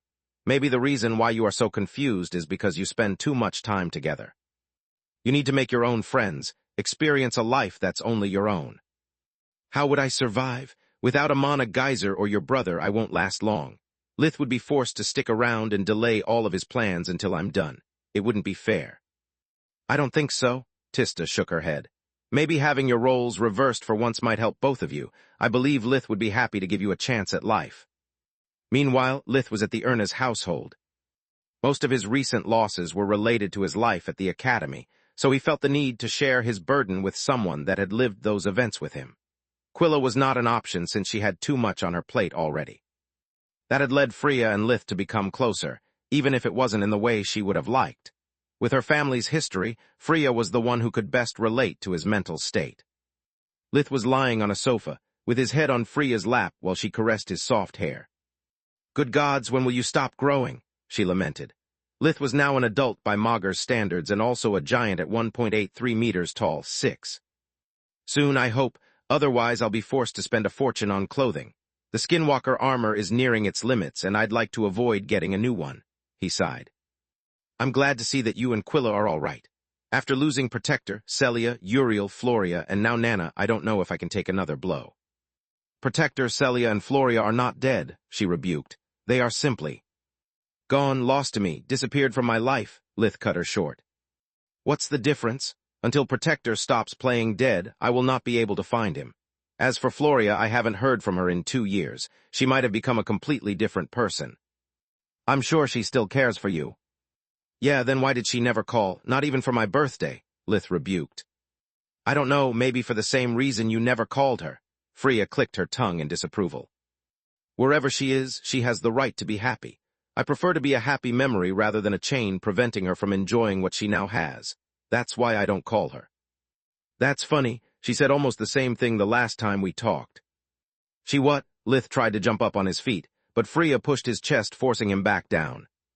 Did you really expect Floria not to call her family for 2 years? If you want to know where she is, you just have to ask. What are you going to do with your life? Lith asked. First, I'll pretend to not notice you just dodged the question, Freya sneered. Second, since Quilla is going back to the academy in spring, I think I'll take a few missions from the association. I'll see the world, meet new people, and rack up merits. 3 birds with 1 stone. Hopefully I'll also find a decent man. Both the academy and the court have been an utter disappointment. Freya's love life was similar to Lith's. It was filled with short, meaningless relationships that frustrated her to no end. When spring arrived, the heirs of the Ernas and Verhin households moved on the next step of their lives. Lith reached the recruitment center fully prepared. Everything valuable he had was safely stored in his pocket dimension, while Solus was concealed in his mouth, wrapped around one of his teeth. Orion had explained the whole procedure to him, allowing Lith to make preparation for when things would go south. Always the optimist, Solus sighed. Always the nagger, Lith replied. Besides, I resent that. Chapter 347, Enlist Part 2. The optimism. No, the fact that I proposed countless bodies to you, and you always refused. Now that Tista said the very same thing, you are considering the idea. Only idiots never change their minds. Yours was the right idea at the wrong moment, Solus replied. We'll think about it after the military. I can't have you defect. Also, thanks for delaying your departure until spring. You're welcome. Tista is your first human friend. You two deserved some time together. I love you both, and I'm happy you found a good friend in each other. Name? The army clerk's harsh voice interrupted their conversation. The woman loved her job, but repeating the same lines over and over ruined her mood. Lith Verhin. Oh gods! When she inserted a name into her amulet, the clerk was used either having to fill out a form or finding a short resume if the candidate was a noble. In Lith's case, so much information popped out of her screen that she thought he had a rap sheet as long as her arm. She was about to call security when she noticed they were actually meritorious deeds. Son, are you sure you want to join? She stood up, giving him the salute. Why do you ask? Lith lifted an eyebrow in confusion. Only spoiled rich kids enlist in spring. Your timing is terrible, not to mention that with your build there is no chance in the netherworld other cadets will see you as anything but a noble. I'm fully prepared for that. I'm not enlisting to make friends, but thanks for your concern anyway. Much appreciated. Lith returned the salute and offered her his hand, which she promptly shook. No, thank you. You are one of us that made it. A commoner that graduated from one of the 6 academies and even received his last name from the royals. You are a beacon of hope for my children. Zonta, that was the clerk's name, filled out Lith's form while giving him the same advice Orion did, and warning him about all the dangers he was likely to face. Lith nodded from time to time, giving her the empty dimensional amulet that he had prepared when asked. From now on, you're only allowed to introduce yourself as Lith, Cadet 1416. The use of any kind of magic outside of chore magic is forbidden except for protecting your life or that of others. I also need your communication amulet. Why? Lith asked while doing as instructed. Contacting anyone outside training is forbidden for the next 6 months, but we are not monsters. This way, if something bad happens, we can relay the information to you. Lith was unpleasantly surprised. The army was able to operate someone else's amulet without their permission. Note to self, forge master another amulet with safeguards, he thought. Done. Do you want sugar or milk with your coffee, Mr. CEO? Solus giggled after performing her best secretary impression. Zonta led Lith to a changing room before giving him his uniform and boots. It consisted of a deep green shirt and pants. They were made of a thin but robust fabric Lith had never seen before. The service number was embroidered over his heart and was the only thing bearing an enchantment. As soon as he finished wearing them, a soldier accompanied him to a warp gate. The destination is random, he explained. It will lead you to one of the farthest available boot camps from here. Don't wander around and wait for someone to pick you up. Lith stepped through the portal, finding himself in a place where the climate was much colder than Dirios's. A cold wind blew over his face, carrying the smells typical of winter. Spring had yet to reach that region. Luckily, the uniform turned out to be pretty warm. Either that or my tolerance to cold has further improved. During the last 2 years, Lith had used accumulation almost non-stop. His mana core was now bright cyan. It was only a matter of time before it was refined to blue. After each breakthrough, his body had become stronger, to the point that most of the things that would threaten a normal man's life were merely a bother to him. Normal weapons couldn't cut his skin, just like normal fire and cold left him unfazed. The camp was the size of a small city and was filled with barracks, depots, and outside training facilities. The spot Lith appeared was close to a stone building, but no one came to him. Lith stood there for more than half an hour, using accumulation to kill time. 2 men with uniforms similar to Lith's but heavier, and with the rank of corporal, came out of the building. They were both in their mid-20s and looked at him with a mix of surprise and worry. Good gods, this one is huge. The corporals were above average height, making them 15 centimeters, 6, shorter than Lith. Kid, why didn't you come inside? The standard uniform is too light for Gramatros's climate. Aren't you freezing out here? Lith gave them the salute before answering. I'm as green as a grassland. They told me to wait, and so I did. The cold doesn't bother me, sir. The man on the left laughed at his words, while the one on the right facepalmed himself. Just because you joined the army doesn't mean you must relinquish common sense. You could have at least knocked and asked for directions. Despite what you might have heard, playing pranks on the cadets is not part of our job.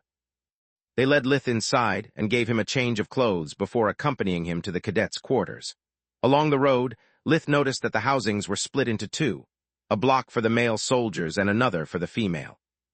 The house assigned to him was quite spacious, but consisted of a single room. Aside from beds and lockers, it was empty. This is where you'll live for the next 6 months unless you find someone willing to house you, one of the corporals explained. Pick an empty bed and a locker as your own. You can imprint them like this. He moved his hand over the service number, releasing a bit of mana. It generated a small golden cloud that followed the corporal's hand. You have to imprint every tool and personal item you'll receive. It will be your responsibility to take good care of them. Someone will be here shortly to give you and the other new recruits a tour of the camp and explain the basic rules. I suggest that you use this time to get acquainted with the rest of the cadets.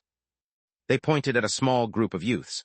They were all about Lith's age, but shorter and lighter. They looked at him emitting grunting noises and whispering mean words. Seems Zonta was right. They really believe I'm a noble. Lith smiled in amusement. Look what the spring fairy brought in, a goddamn noble, said a cadet of average height with a mean voice. He walked towards Lith like he owned the place. The others were about to follow suit, but something blocked them. Lith had learned to control his killing intent, which was paralyzing everyone but the leader of the pack. Listen well, shithead, I'm Lewell. The words died in his mouth when Lith lifted him up by his throat with one hand, bringing his face close to his own. Thanks, Lewell. When were you born? It's the only other thing I need to know for your gravestone. Chapter 348, Overwhelming Part 1. Lewell turned pale, and not just because Lith's words didn't sound like a joke. His lungs were burning, yearning for air, yet Lith's grip didn't let him take a single breath. He was enjoying the sight of his opponent turning red first and cyanotic later. No arrays nor recording devices, right, Solus? Lith asked, just to be safe. None. After all, there are only 6 great academies and countless boot camps. If they had the resources to allocate a power core in each one of them, the Griffin Kingdom would have long conquered Magur. I don't think that committing murder on your first day is a good idea, though. Lith snarled, abruptly releasing Lewell and making him fall butt first onto the ground. Since we are going to live together under the same roof for the next 6 months, this time I'll let you go with a warning, Lith said while Lewell coughed and wheezed, gasping for air. I don't know who you are or why you hate nobles. Honestly, I don't care. I'm not a noble either, but the next time you or one of your friends mess with me again, I'll make sure it will also be the last. Lith knew it was likely that no matter what he said, things would get ugly. Yet Solus was right. He couldn't kill them all and hope to get away with it. The silver lining was that there was almost nothing a normal human could do to him, whereas he had countless ways to make their lives a living hell. Lith ignored their hateful gazes and chose a corner bed for himself. The imprinting process was simple. Once his mana activated the spell contained in the service number stitched on his chest, a small golden cloud followed his hand. Lith's service number was now engraved on the bed frame and stitched to the blankets. He had no reason to pick a locker, since they were all empty. "What the heck is going on here?" asked a rough voice that made everyone turn around from Lith to the door. Standing there was a tough-looking 1.75, 59, tall man in his mid-30s. Unlike the cadets, his uniform was light blue with staff sergeant stripes on his sleeves. As soon as he entered the house, the sergeant took off his wide-brimmed hat while looking around to assess the situation. There was one cadet sitting on the floor with a terrified expression on his face. Another one was walking around like he owned the place, while all the others were huddled up in a corner, like lambs facing a pack of wolves. "Cadet Lewell, get your ass up and pray the gods I like your explanation." The sergeant had his name and service number embroidered on a pocket right above his chest. His name was Tepper. "That guy's insane," he replied, pointing at Lith. "He attacked me for no reason and almost chalked me to death. Everyone here witnessed it." Both Lith and Tepper didn't miss Lewell's voice getting higher, or him avoiding to make eye contact. Not to mention that his story sounded fake like a $3 bill. If the big guy attacked him, why is Lewell without a scratch? Tepper was unaware Lith had healed his opponent to not leave bruises. At the same time, I doubt someone could be so stupid to attack a monster like that alone. "Is it true, Cadet Lith?" While the sergeant looked at Lith's service number and someone learned his name, Lith noticed a couple of interesting things. First, Tepper's perfectly shaven face revealed a few small scars. They were too small for being the result of an injury, but too big for being caused by a healer's incompetence. That's intentional. He kept them as a memento. Either this guy's sentimental or batshit crazy, Lith thought. The second thing was his second question contained a subtle strain of killing intent. Mana and aggression had been mixed to his voice, making the victim feel pressured. It was something he had only seen Gianni doing. "Sort of," Lith shrugged before telling him most of the truth. That level of killing intent was useless against him. In his version of the story, he belittled the amount of strength employed and made Lewell appear as the sole culprit. "Let me get this straight. Lewell threatened you, you roughened him up, and the others just stood there and did nothing." The sergeant questioned the other cadets, who, unlike Lith, folded like a cheap shirt as soon as the killing intent hit them. "The bad news is that you are all in trouble," Tepper said. "For assaulting a comrade and lying to a commanding officer, Lewell is trash. Resorting to violence when a glare would suffice speaks volumes about Lith. You guys back there are the worst, though. You didn't stop Lewell despite knowing that what he was doing was wrong. You didn't help him when he was in trouble and ratted him out without a second of hesitation. The army isn't only about giving and receiving orders. It's mostly about loyalty, camaraderie, and mutual responsibility. With friends like you, one doesn't need enemies. The good news is that since you are all guilty, I'll punish no one. I'll just tag you as one of the worst units I have ever trained. Follow me." Tepper led them to the next block and picked up 3 female cadets, making the group a 10-people unit. He then gave the unit a tour of the camp before taking them to the barber. The man gave the girls a buzz cut with air magic, while after a hand sign from the sergeant, he shaved the others bald. "I guess he's punishing your misbehavior," Solus said. "Why you didn't make up a story or something?" "It would have been useless. They could have backed up each other, painting me into a corner. By healing Lewell's neck before letting him go, I've turned him into a liar. By not mentioning the others' role in the attack, it appears I'm protecting them as a good little soldier would do." Lith inwardly grinned. When they told the truth and exposed my lie, it made them appear as ungrateful cowards. Perfect damage control. Tepper then explained to them how to address a superior officer, what would be their routine for the following 6 months, and that fraternizing with members of the same unit was forbidden. Lith and the others inwardly sighed at those words. One of the girls was really cute, even with the buzz cut. "Dating members of other units is allowed," the sergeant said with a grin. "I swear to the gods that if any of you manages to get a single date despite your training, your duties, and the curfew, I'll eat my hat." During the following days, Lith's unit underwent a series of exercises to measure their physical abilities and separate the wheat from the chaff. The final result was that the whole unit came to hate Lith's guts. He held himself back just enough to appear human and completed all of them with ease. Chapter 349, Overwhelming Part 2. While the others cleared an obstacle course's time after several attempts, he only needed one. If running around the camp with a full backpack left them exhausted and drenched in sweat, Lith came out as fresh as a daisy. The group had no meaning to him. He knew that after 6 months they would be split according to their results. They had to wake up before sunrise every day, with only half an hour to clean the barracks, prepare the uniforms for the day, and personal hygiene. Lith used chore magic to perform his share in less than 5 minutes, leaving him plenty of time for a hot shower and a good shave without cutting himself multiple times. Time was a luxury, yet he could afford it. Before breakfast, they performed individual physical training led by the sergeant, but no matter what exercise he chose, Lith would breeze through it like a walk in the park. The most relaxing moment of the day was the 2 hours of lessons that followed breakfast. During that time, they would be taught about the drills they would perform in the following days, military strategy, or about the Army's values, traditions, and ethics. After that, the real nightmare began. "Who here has hand-to-hand combat experience?" Tepper asked.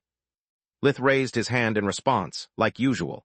His achievements left the sergeant as amazed as annoyed. "How the heck does someone so young have already so much experience? Did I waste my life or what?" was one of his most recurring thoughts. No matter if you're tall or short, male or female, combat techniques are devised to allow the weak to beat the strong, to overcome the difference in weight, height, or both. A skilled soldier can easily take down any untrained man, Tepper explained. "What if the opponent has our same level of skill?" asked Miden, the shortest girl in the unit. "Then either you beat them with tactics and fighting spirit, or you pray the gods to strike them down with a lightning bolt." No one liked that answer. Lith was one of the 3 who raised their hand, meaning he would probably go undefeated again. The exercise was a simple knife disarming technique that the sergeant demonstrated using Lewell as a sparring partner. The attacker would attempt to stab, while the defender had to dodge or block the knife-holding hand before grabbing the wrist and twist it together with the arm into a submission hold. In the first part of the training, everyone was required to win or lose according to their role in the scenario. It served the purpose to get acquainted with the technique and its footwork. In the second part, the attacker was allowed to resist and try to counter. That was when Lith shined the most. He wouldn't use speed or strength to win, but pure technique. As the attacker, the slightest mistake in controlling his arm would result in an elbow strike to the face, while focusing too much on his arm gave him the opportunity to use his legs to trip the opponent. "Don't forget to move your legs, you idiots. The moment you stop moving, you are nothing but punching bags." As the defender, Lith used the smallest movements possible to disarm the opponent and get a hold of the knife. The next part of the training was about marksmanship and learning how to use magic wands as long-ranged weapons. "Sir, why do we use wands instead of arrows or other kinds of projectiles?" Vipley was a skilled hunter. He was eager to show his talent, but he never used a wand before. "Projectiles have been decommissioned ever since Forgemastering was born." Sergeant Tepper was tempted to ask if someone knew why, but even he was sick of seeing Lith's hand. "Even the most common enchanted armor is equipped with a gravity sheath that reacts to fast incoming objects, reducing their weight to the point of making them harmless as peas. Once, long-range weapons were devised to shoot high-speed projectiles, like this one." Tepper took out what looked like a revolver from his dimensional amulet. He emptied the barrel against one of the training dummies wearing an old set of armor, producing a loud series of bangs. Most of the bullets hit the target, but without leaving a scratch. As you can see, this piece of junk is loud and clumsy. You need to train your aim and take into account a lot of factors, as the accuracy of the weapon itself, the distance from the target, the wind, the friction caused by the air, and so much more. Magic is energy, and it's unaffected by such things, and even the gravity sheath is powerless against it. Only a physical barrier can block magic projectiles, hence why you are equipped with earth magic wands. They can provide you instant protection from all threats, not to mention that earth magic barriers are the only ones that can stop every other element. So many words just to say that force equals mass times acceleration. Enchanted armors reduce the already small mass of bullets, bringing it almost to zero. At that point, the speed becomes irrelevant. Anything times zero becomes zero too. Lith inwardly sighed. I dreamed for so long to make me a gun as a secret weapon, but after getting my uniform, I discovered the existence of the gravity sheath.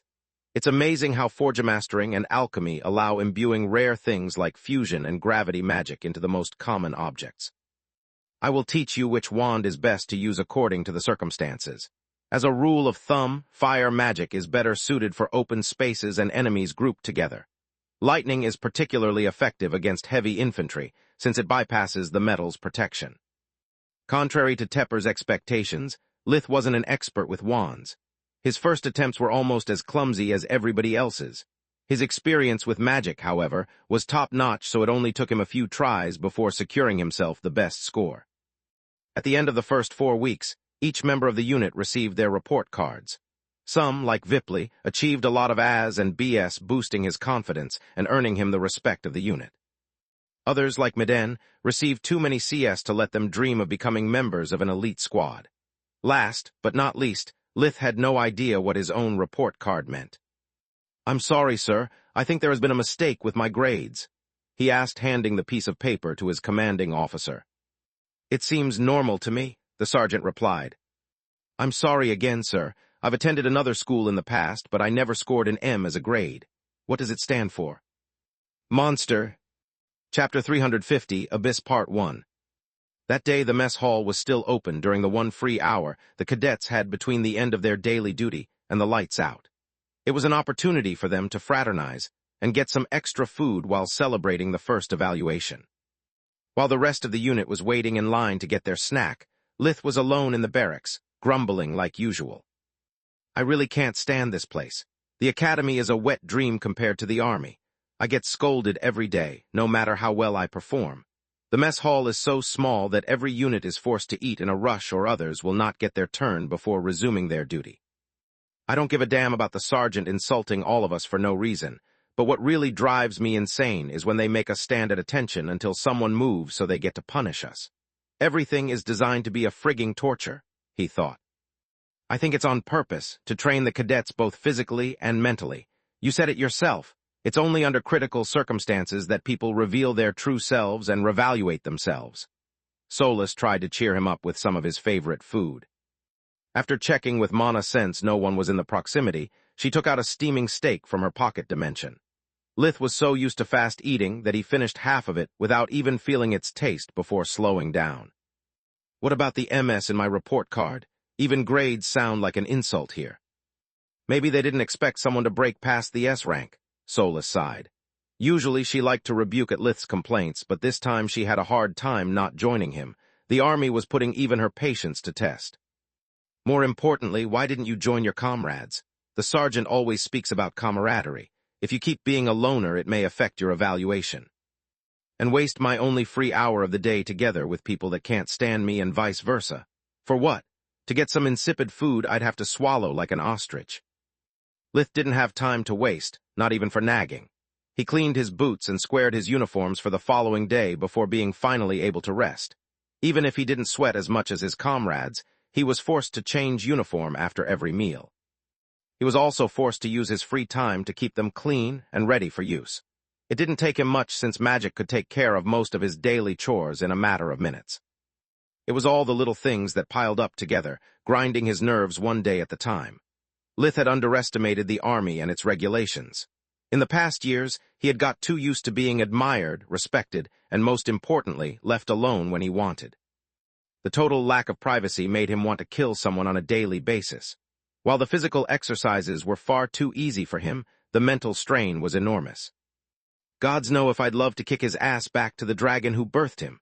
Sergeant Tepper shivered despite the officers' mess hall being warm and cozy. "Are you speaking about the monster?" The other sergeants didn't share his pessimism. Lith was a mystery to everyone, but a really promising one.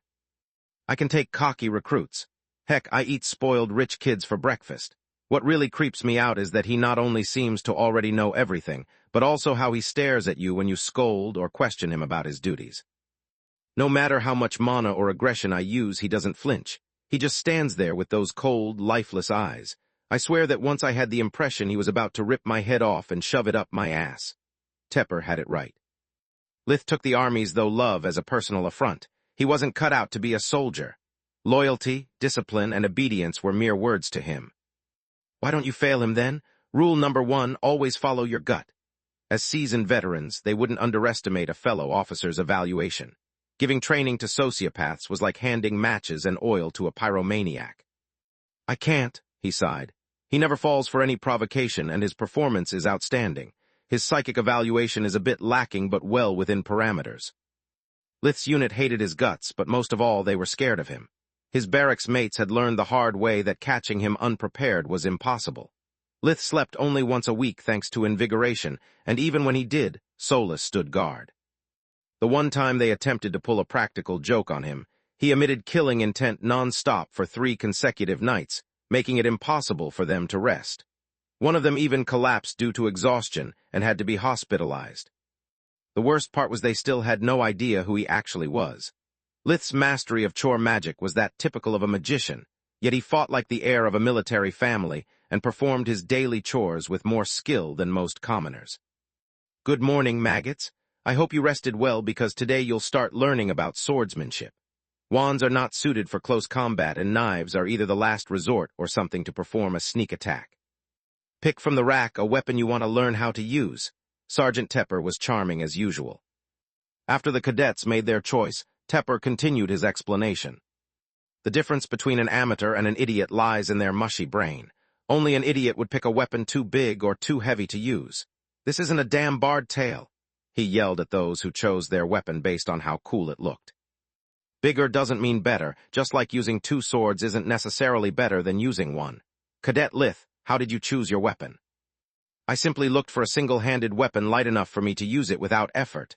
Lith was holding a rapier. You see that? That's the difference between an idiot and a damn amateur. At least the amateur has a brain. The sergeant ripped the improper weapons off the cadets' hands and replaced them with rapiers and estocks. Now the difference between an amateur and a good swordsman lies in the wrist. Whereas an amateur will limit themselves to stabs and slashes, making their attacks predictable, a good swordsman is capable of executing multiple strikes from the same starting position. Tepper crossed his sword with Lith, and while keeping his arm still, the sword struck at Lith's head, right shoulder, and leg in quick succession. Lith's rapier followed suit, timely blocking each strike while keeping his blade against the point of the sergeant's to multiply the block's effectiveness. Each parry would have been enough to disarm a less skilled opponent. Let me guess, your father taught you, Tepper said with a snarl. He had hoped to humble the monster for once. No, my girlfriend did, Lith replied, keeping his eyes on the sergeant's shoulder rather than the blade. Floria had kicked his ass until the basics had become second nature to Lith.